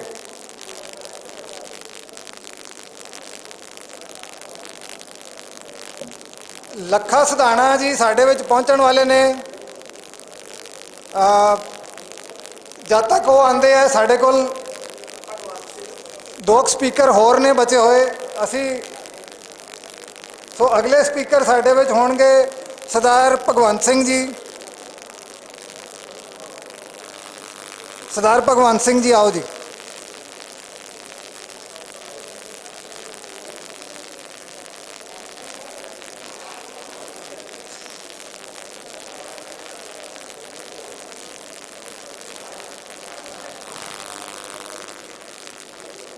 ਵਾਹਿਗੁਰੂ ਜੀ ਕਾ ਖਾਲਸਾ ਵਾਹਿਗੁਰੂ ਜੀ ਕੀ ਫਤਿਹ। ਬਾਈ ਜੀ ਆਪਾਂ ਪਹਿਲਾਂ ਤਾਂ ਇਹ ਗੱਲ ਸੋਚੀਏ ਵੀ ਆਪਾਂ ਆਏ ਕਾਹਦੇ ਵਾਸਤੇ ਆ ਇੱਥੇ। ਜੇ ਤਾਂ ਆਪਾਂ ਐਂ ਗੱਲਾਂ ਆਪਣੀਆਂ ਹੀ ਕਰ ਰਹੀਆਂ ਫਿਰ ਤਾਂ ਕੋਈ ਫਾਇਦਾ ਹੈ ਨਹੀਂ। ਆਏ ਨਹੀਂ ਕਦੇ ਜੰਗ ਜਿੱਤੇ ਜਾਂਦੇ, ਐਂ ਜੋ ਮਰਜ਼ੀ ਕਰ ਲਓ, ਇਹ ਜੰਗ ਨਹੀਂ ਜਿੱਤੇ ਜਾਂਦੇ। ਤੇ ਆਹ ਚੀਜ਼ਾਂ ਸਾਰੀਆਂ ਰਿਕਾਰਡ ਹੁੰਦੀਆਂ ਨੇ, ਉਹ ਵੇਖਦੇ ਆ ਵੀ ਸਾਡੇ ਕਿੰਨੇ ਕੁ ਲੋਕ ਜਿਹੜੇ ਸਾਡੇ ਖਿਲਾਫ ਬੈਠੇ ਸੀ ਉਹਨਾਂ 'ਚ ਕਿੰਨੀ ਕੁ ਚੇਤਨਾ ਹੈਗੀ ਆ, ਕਿੰਨੇ ਕੁ ਉਹ ਸੁਹਿਰਦ ਹੈਗੇ ਨੇ ਮਸਲੇ ਲੈ ਕੇ। ਸਿਰਫ ਇੱਕ ਭੀੜ ਇਕੱਠੀ ਨਹੀਂ ਕਰਨੀ ਇੱਥੇ ਵੀ ਆਪਾਂ ਭੀੜ ਇਕੱਠੀ ਕਰਤੀ, ਅਮਦੋਜ ਬਾਈ ਬੋਲ ਗਏ, ਉਹਨਾਂ ਦੇ ਨਾਲ ਹੋਰ ਕਈ ਬੋਲ ਗਏ, ਚਲੋ ਮੁੱਕਿਆ ਕੰਮ। ਇਹ ਨਹੀਂ ਹੁੰਦਾ। ਜੇ ਤਾਂ ਵਾਕਈ ਕੋਈ ਹੱਲ ਕਰਾਉਣਾ ਹੈ ਤਾਂ ਸਾਨੂੰ ਸੁਣਨਾ ਵੀ ਪੈਣਾ, ਕਹਿਣਾ ਵੀ ਪੈਣਾ, ਪੁੱਛਣਾ ਵੀ ਪੈਣਾ ਤੇ ਦੱਸਣਾ ਵੀ ਪੈਣਾ। ਸਾਡੀਆਂ ਆ ਬੰਦ ਜ਼ੁਬਾਨਾਂ ਨੇ ਹੀ ਸਾਨੂੰ ਇੱਥੇ ਤੱਕ ਪਹੁੰਚਾਇਆ। ਸਾਡੀ ਨੌਨ ਸੀਰੀਅਸਨੈਸ ਨਹੀਂ ਸਾਨੂੰ ਇੱਥੇ ਤੱਕ ਜਿਹੜਾ ਪਹੁੰਚਾ ਦਿੱਤਾ, ਕਿਉਂਕਿ ਅਸੀਂ ਕਦੇ ਧਿਆਨ ਨਹੀਂ ਦਿੱਤਾ ਇਹ ਚੀਜ਼ਾਂ ਉੱਤੇ। ਅਸਲ 'ਚ ਸਾਡਾ ਮਸਲਾ ਕੀ ਹੈ ਕਦੇ ਸੋਚਿਆ ਹੀ ਨਹੀਂ ਹੈ। ਗੁਰਬਾਣੀ ਪੜ੍ਹਦੇ ਹੁੰਦੇ ਕਿ ਨਹੀਂ ਪੜ੍ਹਦੇ ਹੁੰਦੇ? ਪਵਨ ਗੁਰੂ ਪਾਣੀ ਪਿਤਾ ਮਾਤਾ ਧਰਤ ਮਹਤ, ਇਹ ਸਿਰਫ ਪੜ੍ਹਨ ਤੱਕ ਨਹੀਂ ਹੈਗਾ। ਜਪਜੀ ਸਾਹਿਬ ਕਿਉਂ ਕਿਹਾ ਸੀ ਮਹਾਰਾਜ ਨੇ ਡੇਲੀ ਪੜ੍ਹੋ ਔਰ ਹਰ ਰੋਜ਼ ਪੜ੍ਹੋ? ਕਿਉਂਕਿ ਉਸ ਅਕਾਲ ਪੁਰਖ ਨੂੰ ਪਤਾ ਹੈ ਕਿ ਬੰਦਾ ਭੁੱਲਣ ਯੋਗ ਹੈ, ਭੁੱਲ ਜਾਂਦਾ। ਤੇ ਜਦੋਂ ਆਪਾਂ ਡੇਲੀ ਹਰ ਰੋਜ਼ ਪੜ੍ਹੀਏ ਨਾ ਤਾਂ ਫਿਰ ਸਾਨੂੰ ਯਾਦ ਰਹਿੰਦਾ ਵੀ ਅਸੀਂ ਕੌਣ ਹੈ, ਕਿੱਥੇ ਆ ਤੇ ਕਿਹਦੇ ਵਾਰਸ ਹੈ। ਇਸ ਕਰਕੇ ਜੇਕਰ ਅਸੀਂ ਇਹ ਆਪਣੇ ਜੰਗ ਨੂੰ ਜਿੱਤਣਾ ਹੈ, ਆਪਣੇ ਪੰਜਾਬ ਨੂੰ ਪੰਜਾਬ ਬਣਾਉਣਾ ਹੈ, ਤਾਂ ਇਹਦੇ ਵਾਸਤੇ ਸਾਨੂੰ ਬਿਲਕੁਲ ਇਕਾਗਰ ਹੋਣਾ ਪੈਣਾ। ਰੀਲਾਂ ਦਾ ਪਤਾ ਤੁਹਾਨੂੰ? ਇੱਕ ਰੀਲਾਂ ਜਿਹੜੀਆਂ ਚੱਲਦੀਆਂ ਫੇਸਬੁੱਕ ਤੇ YouTube ਤੇ, ਜਿੱਦਾਂ ਵੀ ਇਹ ਕਿੱਡਾ ਵੱਡਾ ਸਾਡੇ ਦੇ ਉੱਤੇ ਹਮਲਾ ਹੈ। ਤੁਸੀਂ ਕਹਿਣਾ ਇਹ ਕਿਹੜਾ ਹਮਲਾ ਹੈ? ਮੈਂ ਦੱਸਾਂ, ਧਿਆਨ ਨਾਲ ਸੁਣ ਲਿਓ। ਹੁਣ ਇਹ ਜੇ ਕਿਤੇ ਸ਼ੱਕ ਹੋਇਆ ਤਾਂ ਪੁੱਛ ਲਿਓ, ਮੈਂ ਦੱਸ ਦੂੰਗਾ। ਕੋਈ ਧਰਮ, ਕੋਈ ਗ੍ਰੰਥ, ਕਿਸੇ ਚੀਜ਼ ਨੂੰ ਵੀ ਪੜ੍ਹ ਲਓ। ਉਹਨਾਂ ਨੇ ਇਹ ਕਿਹਾ ਸੀ ਕਿ ਆਪਣਾ ਮਨ ਇਕਾਗਰ ਕਰਨਾ ਸਿੱਖੋ, ਆਪਣੀ ਬਿਰਤੀ ਲਗਾਣੀ ਸਿੱਖੋ। ਬਿਲਕੁਲ ਜਿਹੜਾ ਇਕਾਗਰ ਕਰਨਾ ਮਨ ਕਿਸ ਤਰ੍ਹਾਂ ਕਰਨਾ। ਤੇ ਜਦੋਂ ਆਪਾਂ ਪਾਠ ਜਿਹਦਾ ਸਹਿਜ ਪਾਠ ਕਰਦੇ ਆ ਤਾਂ 2 ਘੰਟੇ ਗ੍ਰਾਤੀ ਸਿੰਘ ਬਹਿੰਦਾ, ਤਾਂ ਜਿਹੜੇ ਰਿਸ਼ੀ ਮੁਨੀ ਹੁੰਦੇ ਸੀ ਤਪੱਸਿਆ ਦੇ ਵਿੱਚ ਬੈਠੇ ਰਹਿਣਾ ਚੌਂਕੜੇ ਲਾ ਕੇ, ਤੁਹਾਡੇ ਕੋਲੋਂ 10 ਮਿੰਟ ਨਹੀਂ ਚੌਂਕੜਾ ਲੱਗਦਾ। ਰੀਲਾਂ 15 ਸੈਕਿੰਡ ਦੀਆਂ ਨੇ, ਇਹ 15 ਸੈਕਿੰਡ ਦੇ ਵਿੱਚ ਤੁਸੀਂ ਆਏ ਕਰੀ ਜਾਂਦੇ ਤੇ 15 ਸੈਕਿੰਡ ਦੇ ਵਿੱਚ ਤੁਹਾਡਾ ਮਨ ਨਹੀਂ ਲੱਗ ਰਿਹਾ, ਟਿਕ ਨਹੀਂ ਰਿਹਾ ਇੱਕ ਜਗ੍ਹਾ। ਤੇ ਨਾ ਹੀ ਆਪਾਂ ਆਪਣੇ ਬੱਚਿਆਂ ਨੂੰ ਰੋਕ ਰਹੇ। ਇਹ ਸਭ ਤੋਂ ਘਾਤਕ ਹੈ ਸਾਡੇ ਵਾਸਤੇ। ਸਾਨੂੰ ਇੱਕ ਕਿਤੇ ਮਨ ਇਕਾਗਰ ਹੁੰਦਾ ਨਹੀਂ ਸਾਡਾ। ਅਸੀਂ 15 ਸੈਕਿੰਡ ਵੀ ਪੂਰੇ ਨਹੀਂ ਦੇਖਦੇ। ਉਹ 15 ਸੈਕਿੰਡ ਜੋ ਵੀ 10 ਕੁ ਸੈਕਿੰਡ ਦੇਖਿਆ ਗਾਂਹ ਕਰਤਾ। ਇਹਦੇ ਨਾਲ ਸਾਡੀ ਇਕਾਗਰਤਾ ਭੰਗ ਹੁੰਦੀ। ਜਦੋਂ ਆਪਾਂ 15 ਸੈਕਿੰਡ ਦੀ ਬੈਠ ਸਕਦੇ ਤਾਂ ਕਦੋਂ 2 ਘੰਟੇ ਬੈਠੇ ਆਪਾਂ? ਕਦੋਂ ਆਪਾਂ ਆਪਣਾ ਮਾਣ ਮੱਤਾ ਇਤਿਹਾਸ ਪੜ੍ਹਨਾ, ਕਦੋਂ ਇਤਿਹਾਸ ਨਾਲ ਜੁੜਨਾ? ਕਿਉਂਕਿ ਇਹਨਾਂ ਦਾ ਸਮਾਂ ਹੀ ਸਾਡੇ ਕੋਲ ਹੈ ਨਹੀਂ। ਕਾਹਲੀ ਪਤਾ ਨਹੀਂ ਕੀ ਚੀਜ਼ ਦੀ ਹੈ ਤੇ ਕਰਨਾ ਵੀ ਕੁਛ ਨਹੀਂ ਹੈ, ਬਿਜੀ ਜ਼ਿਆਦਾ ਹੈ, ਕੰਮ ਕੋਈ ਨਹੀਂ ਹੈ। ਇਹਨਾਂ ਸਾਰੀਆਂ ਗੱਲਾਂ ਕਰਕੇ ਮੇਰਾ ਵੀਰ ਅਸੀਂ ਇੱਥੇ ਤੱਕ ਪਹੁੰਚ ਗਏ। ਸਾਨੂੰ ਆਪਣੀ ਧਰਤੀ ਵਾਸਤੇ ਲੜਨ ਲਈ ਇਕੱਠ ਕਰਨੇ ਪੈਂਦੇ ਤੇ ਉਹਨਾਂ ਇਕੱਠਾਂ ਨੂੰ ਬੇਨਤੀ ਕਰਨੀ ਪੈਂਦੀ ਕਿ ਬਾਈ ਜੀ ਸੁਣ ਲਓ, ਬਾਈ ਜੀ ਅਸੀਂ ਕੁਝ ਕਹਿਣ ਆਏ, ਸੁਣ ਲਓ। ਮੈਂ ਇੱਕ ਗੱਲ ਤੁਹਾਨੂੰ ਹੋਰ ਦੱਸਾਂ, ਆਹ ਸਾਡੀ ਜਿਹੜੀ ਪੀੜ੍ਹੀ ਹੈ ਨਾ, ਇਹ ਤੋਂ ਬਾਅਦ ਇੱਕ ਗਾਰੰਟੀ ਹੈ, ਇਹ ਤੋਂ ਬਾਅਦ ਬੋਲਣ ਵਾਲੇ ਵੀ ਕੋਈ ਨਹੀਂ ਰਹਿਣਾ। ਬਾਈ ਲੱਖਾ ਸਧਾਣਾ ਬੋਲ ਰਿਹਾ, ਬਾਈ ਅਮਦੋਜ ਮਾਨ ਬੋਲ ਰਿਹਾ, ਇਹਨਾਂ ਵੱਲ ਦੇਖ ਕੇ ਅਸੀਂ ਬੋਲਣ ਲੱਗ ਗਏ। ਸਭ ਤੋਂ ਬਾਅਦ ਇਹ ਦੇਖ ਲਿਓ ਵੀ ਕਿਹੜਾ ਬੋਲਣ ਵਾਲਾ ਰਹਿ ਗਿਆ। ਆ 4-5 ਆਵਾਜ਼ਾਂ ਹੈ, ਜਿੱਦਣ ਇਹ ਬੰਦ ਹੋ ਗਿਆ ਨਾ ਤਾਂ ਪੰਜਾਬ ਨਹੀਂ ਰਹਿਣ ਦੇਣਾ ਇਹਨਾਂ ਨੇ। ਉਸ ਦਿਨ ਪਛਤਾਣਾ ਤੁਸੀਂ ਮੱਥੇ ਨੂੰ ਹੱਥ ਮਾਰ ਕੇ। ਤੁਹਾਡੇ ਤੇ ਸਭ ਤੋਂ ਵੱਡਾ ਹਮਲਾ ਕਨਵੈਂਟ ਸਕੂਲਾਂ ਦਾ ਹੋਇਆ। ਕਨਵੈਂਟ ਸਕੂਲਾਂ 'ਚ ਜਾ ਕੇ ਤੁਹਾਡੇ ਬੱਚੇ ਤੁਹਾਡੇ ਇਤਿਹਾਸ ਨਾਲ ਟੁੱਟ ਗਏ। ਸਾਡੀ ਪਛਾਣ ਹੀ ਸਾਡਾ ਇਤਿਹਾਸ ਸੀਗਾ ਤੇ ਸਾਨੂੰ ਇਤਿਹਾਸ, ਸਾਡੇ ਬੱਚਿਆਂ ਨੂੰ ਇਤਿਹਾਸ ਨਹੀਂ ਪਤਾ ਅੱਜ। ਤੇ ਜੇ ਜਿਹਨੂੰ ਇਤਿਹਾਸ ਨਹੀਂ ਪਤਾ, ਜਿਹਨੂੰ ਪਤਾ ਹੀ ਨਹੀਂ ਸਰਦਾਰ ਹਰੀ ਸਿੰਘ ਨਲੂਆ ਕੌਣ ਸੀ, ਜਿਹਨੂੰ ਮਹਾਰਾਜਾ ਰਣਜੀਤ ਸਿੰਘ ਜੀ ਹੋਣਾ ਦਾ ਨਹੀਂ ਪਤਾ, ਤੇ ਉਹ ਰਾਜ ਦੀ ਗੱਲ ਕਦੋਂ ਕਰਨਗੇ, ਕਿੱਥੋਂ ਕਰਨਗੇ? ਉਹ ਤਾਂ ਐਂ ਗੱਲਾਂ ਕਰੂੰਗੇ, ਹੁੰਦਾ ਹੋਊਗਾ ਬਈ ਐਂ ਗੱਲਾਂ ਕਰਦੇ ਸੀ ਸਿਆਣੇ, ਪਰ ਇਹ ਸ਼ਾਇਦ ਕਿਤਾਬਾਂ 'ਚ ਹੋਣਾ, ਕਦੇ ਹੋਇਆ ਨਹੀਂ ਹੋਣਾ। ਅੱਜ ਮੈਂ ਇੱਕ ਛੋਟੀ ਜਿਹੀ ਕਹਾਣੀ ਸੁਣ ਕੇ ਆਇਆ ਸਵੇਰੇ। ਬਾਬਾ ਬਾਘ ਸਿੰਘ, ਸ਼ਾਇਦ ਨਾਂ ਸੀ ਬਾਘ ਸਿੰਘ। ਤੇ ਜਦੋਂ ਬਾਬਾ ਬਾਗ ਸਿੰਘ ਲੜੇ ਸੀ ਨਾ ਤਾਂ ਉਹਨਾਂ ਨੂੰ ਜੋ ਉਸ ਸਮੇਂ ਦੇ ਜਿਹੜਾ ਹੁਕਮਰਾਨ ਸੀ ਉਹਨੇ ਕਿਹਾ ਸੀ ਕਿ ਬਾਗ ਸਿੰਘ ਜੇ ਤੂੰ ਵਾਕਈ ਸਿੰਘ ਹੈ, ਦੋ ਸਿੰਘ ਸੀ ਤੁਸੀਂ, ਵੀ ਐਂ ਕਰਦੇ ਹੋ ਤੁਸੀਂ ਦੋ ਸਿੰਘ ਤੁਹਾਡੇ ਤੇ ਸ਼ੇਰ ਛੱਡ ਦਿੰਦੇ ਆ। ਤਾਂ ਉਹਨਾਂ ਨੇ ਕਿਹਾ ਸੀ ਵੀ ਇਹ ਤਾਂ ਫਿਰ ਨਾ ਇਨਸਾਫੀ ਹੈ ਜੀ। ਉਹ ਕਹਿੰਦੇ ਡਰ ਗਏ, ਉਹ ਕਹਿੰਦੇ ਸਾਡੇ ਨਾਲ ਨਹੀਂ ਸ਼ੇਰ ਨਾਲ, ਕਿਉਂਕਿ ਪਹਿਲਾਂ ਮੇਰਾ ਨਾਮ ਬਾਗ ਉੱਤੋਂ ਸਿੰਘ ਆਈ, ਪਹਿਲੇ ਮੇਰੇ ਦੇ ਨਾਲ ਤਾਂ ਦੋ ਬਣ ਗਏ ਤੇ ਇੱਕ ਨਾਲ ਸਿੰਘ ਹੋਰ ਤੁਸੀਂ ਦੇ ਦਿੱਤਾ, ਜਾਂ ਤਿੰਨ ਹੋ ਗਏ। ਲੜੂੰਗਾ ਮੈਂ ਇਕੱਲਾ, ਸ਼ੇਰ ਦੋ ਛੱਡੋ, ਇਹ ਇਤਿਹਾਸ ਹੈ। ਜੇ ਹੁਣ ਆਪਾਂ ਬੱਚਿਆਂ ਨੂੰ ਸੁਣਾਈਏ ਤਾਂ ਬੱਚੇ ਮੰਨਣਗੇ ਨਹੀਂ ਵੀ ਇਹ ਕਹਾਣੀ ਹੋਣੀ ਕੋਈ, ਇਹ ਹਕੀਕਤ ਹੈ, ਇਹ ਸਾਡੇ ਇਤਿਹਾਸ ਨੇ ਜਦੋਂ ਅਸੀਂ ਬੱਚਿਆਂ ਨੂੰ ਬਹੁਤ ਦੂਰ ਕਰਤਾ। ਤੇ ਜਦੋਂ ਫਿਰ ਕੱਲਾ ਸਿੰਘ ਲੜਿਆ ਸੀ ਦੋ ਸ਼ੇਰਾਂ ਨਾਲ, ਦੋਨੋਂ ਸ਼ੇਰ ਮਾਰਤੇ ਸੀ, ਆਪ ਵੀ ਚਲੋ ਲਹੂ ਲਹਾਨ ਹੋਣਾ ਸੀ ਸ਼ੇਰ ਦੇ ਨਾਲ ਲੜ ਕੇ। ਇਹ ਇਤਿਹਾਸ ਆਪਾਂ ਗੁੰਮ ਕਰਤਾ, ਗਵਾਤਾ ਇਹ ਚੀਜ਼ਾਂ ਨੂੰ, ਜਿਹਦਾ ਖਮਿਆਜਾ ਸਾਨੂੰ ਭੁਗਤਣਾ ਪੈ ਰਿਹਾ। ਧਰਨੇ ਲਾ ਰਹੇ ਪੈ ਰਹੇ ਆਪਣੀ ਧਰਤੀ ਕਰਕੇ, ਆਪਣੇ ਪਾਣੀ ਕਰਕੇ, ਆਪਣੀ ਹਵਾ ਕਰਕੇ, ਜਿਹਦਾ ਜ਼ਿਕਰ ਗੁਰਬਾਣੀ ਦੇ ਵਿੱਚ ਹੈ। ਜੇ ਅਸੀਂ ਸੱਚੇ ਸਿੱਖ ਹੈ, ਪਰ ਜੇ ਉਹ ਗੁਰਬਾਣੀ 'ਚ ਦਰਜ ਆ ਉਹ ਚੀਜ਼ਾਂ ਨੂੰ ਤਾਂ ਬਚਾ ਲਈਏ। ਜੇ ਉਹ ਵੀ ਨਹੀਂ ਬਚਾਈਆਂ ਗਈਆਂ ਫਿਰ ਤਾਂ ਸਾਡੇ ਸਿੱਖ ਹੋਣ ਤੇ ਵੀ ਕੋਈ ਫਾਇਦਾ ਨਹੀਂ ਹੈਗਾ। ਪਵਨ ਗੁਰੂ, ਪਾਣੀ ਪਿਤਾ, ਮਾਤਾ ਧਰਤ ਮਾਤ। ਵਾਹਿਗੁਰੂ ਜੀ ਕਾ ਖਾਲਸਾ, ਵਾਹਿਗੁਰੂ ਜੀ ਕੀ ਫਤਿਹ। ਬਹੁਤ ਧੰਨਵਾਦ ਸਰਦਾਰ ਭਗਵੰਤ ਸਿੰਘ ਜੀ। ਅਗਲੇ ਬੁਲਾਰੇ ਸਰਦਾਰ ਭੁਪਿੰਦਰ ਸਿੰਘ ਮੋਹਾਲੀ, ਲੱਖਾ ਸਿੰਘ ਸਿਧਾਣਾ ਪਹੁੰਚਣ ਵਾਲੇ ਨੇ, ਉਹਨਾਂ ਦਾ ਹੁਣੇ ਮੈਸੇਜ ਆਇਆ ਤੇ ਅੱਛਾ ਆ ਕੇ ਪਹੁੰਚ ਗਏ, ਚਲੋ ਬਹੁਤ ਵਧੀਆ। ਆਓ ਜੀ ਭੁਪਿੰਦਰ ਸਿੰਘ ਜੀ। ਬੈਠੀ ਹੋਈ ਸੰਗਤ ਨੂੰ ਫਤਿਹ ਦੀ ਸਾਂਝ ਪਾਈਏ। ਵਾਹਿਗੁਰੂ ਜੀ ਕਾ ਖਾਲਸਾ, ਸ਼੍ਰੀ ਵਾਹਿਗੁਰੂ ਜੀ ਕੀ ਫਤਿਹ। ਮੈਂ ਅੰਦਰ ਜਦੋਂ ਦਰਬਾਰ ਸਾਹਿਬ 'ਚ ਵੜਨ ਲੱਗਿਆ, ਮੈਂ ਛੋਟੀ ਜਿਹੀ ਤੁਹਾਡੇ ਨਾਲ ਘਟਨਾ ਸਾਂਝੀ ਕਰ ਰਿਹਾ। ਉੱਥੇ ਬਜ਼ੁਰਗ ਸੀਗੇ, ਕਹਿੰਦੇ ਵੀ ਸਾਡੇ ਪੈਰ ਸੜ ਗਏ। ਹਾਂਜੀ ਹਾਂਜੀ ਹਾਂਜੀ, ਕੋਈ ਗੱਲ ਨਹੀਂ। ਹੈਲੋ। ਤੇ ਮੇਰੇ ਨਾਲ ਉਹ ਬਜ਼ੁਰਗਾਂ ਨੇ ਗੱਲ ਕਰੀ, ਕਹਿੰਦੇ ਬੜੀ ਗਰਮੀ ਹੋ ਗਈ, ਸਾਡੇ ਪੈਰ ਸੜ ਗਏ। 2 ਮਿੰਟਾਂ 'ਚ ਅਸੀਂ ਥੋੜ੍ਹਾ ਤੁਰੇ, ਜਿੱਦਾਂ ਮੈਟ ਨਹੀਂ ਸੀਗੇ ਉੱਥੇ। ਤੇ ਮੈਂ ਉਹਨਾਂ ਨਾਲ 2 ਮਿੰਟ ਖੜ੍ਹ ਕੇ ਗੱਲ ਕਰੀ। ਮੈਂ ਕਿਹਾ ਬਜ਼ੁਰਗੋ, ਇਹ ਹਲੇ ਸ਼ੁਰੂਆਤਾਂ ਹੈਗੀਆਂ ਵੀ ਜਿੱਦਾਂ ਅਸੀਂ ਦਰਖਤ ਵੱਢ ਰਹੇ ਹਾਂ, ਜਿੱਦਾਂ ਅਸੀਂ ਪਾਣੀ ਦੀ ਵੇਸਟੇਜ ਕਰ ਰਹੇ ਹਾਂ, ਪਾਣੀ ਦੀ ਦੁਰਵਰਤੋਂ ਕਰ ਰਹੇ ਹਾਂ, ਉਹ ਸਾਡੇ ਨਾਲੋਂ ਸਿਆਣੇ ਆ। ਦੇਖੋ ਉਹਨਾਂ ਨੂੰ ਸਭ ਕੁਝ ਦੇਖਿਆ ਹੋਇਆ। ਪਰ ਹੁਣ ਜਿੱਦਾਂ ਅਸੀਂ ਕਹਿੰਦੇ ਵੀ ਸਾਡੇ ਕੋਲ ਕੱਪੜਾ ਹੋਵੇ, ਸਾਡੇ ਕੋਲ ਗੱਡੀ ਹੋਵੇ, ਜਾਂ ਅਸੀਂ ਜੋ ਬੇਸਿਕ ਨੀਡਸ, ਬੇਸਿਕ ਜਿਹੜੀ ਸਾਡੀਆਂ ਜ਼ਰੂਰਤਾਂ ਹੈ, ਉਹਨਾਂ ਦੇ ਬਾਰੇ ਅਸੀਂ ਦੌੜਦੇ ਭੱਜਦੇ ਫਿਰਦੇ ਹਾਂ। ਕੁਝ ਕੁ ਸਮੇਂ ਬਾਅਦ ਸਾਨੂੰ ਇਹ ਚੀਜ਼ਾਂ ਛੋਟੀਆਂ ਲੱਗਣੀਆਂ ਸ਼ੁਰੂ ਹੋ ਜਾਣੀਆਂ। ਸਾਡੇ ਵਾਸਤੇ ਪਾਣੀ ਬਹੁਤ ਜ਼ਿਆਦਾ ਮਹੱਤਵ ਹੋ ਜਾਣਾ ਵੀ ਹਾਂ, ਸਾਨੂੰ ਪੀਣ ਵਾਸਤੇ ਪਾਣੀ ਮਿਲ ਜਾਵੇ ਤਾਂ ਸਾਡੇ ਵਾਸਤੇ ਇਹ ਬਹੁਤ ਬੜੀ ਗੱਲ ਹੈ। ਬਜ਼ੁਰਗਾਂ ਨੇ ਫਿਰ ਅੱਗੇ ਗੱਲ ਕਰੀ ਵੀ ਕਿੱਦਾਂ ਦਰਖਤ ਵੱਢ ਹੋ ਰਹੇ ਹੈ, ਪਾਣੀ ਦਾ ਕਿੱਦਾਂ ਦੁਰਵਰਤੋਂ ਹੋ ਰਹੀ ਹੈ।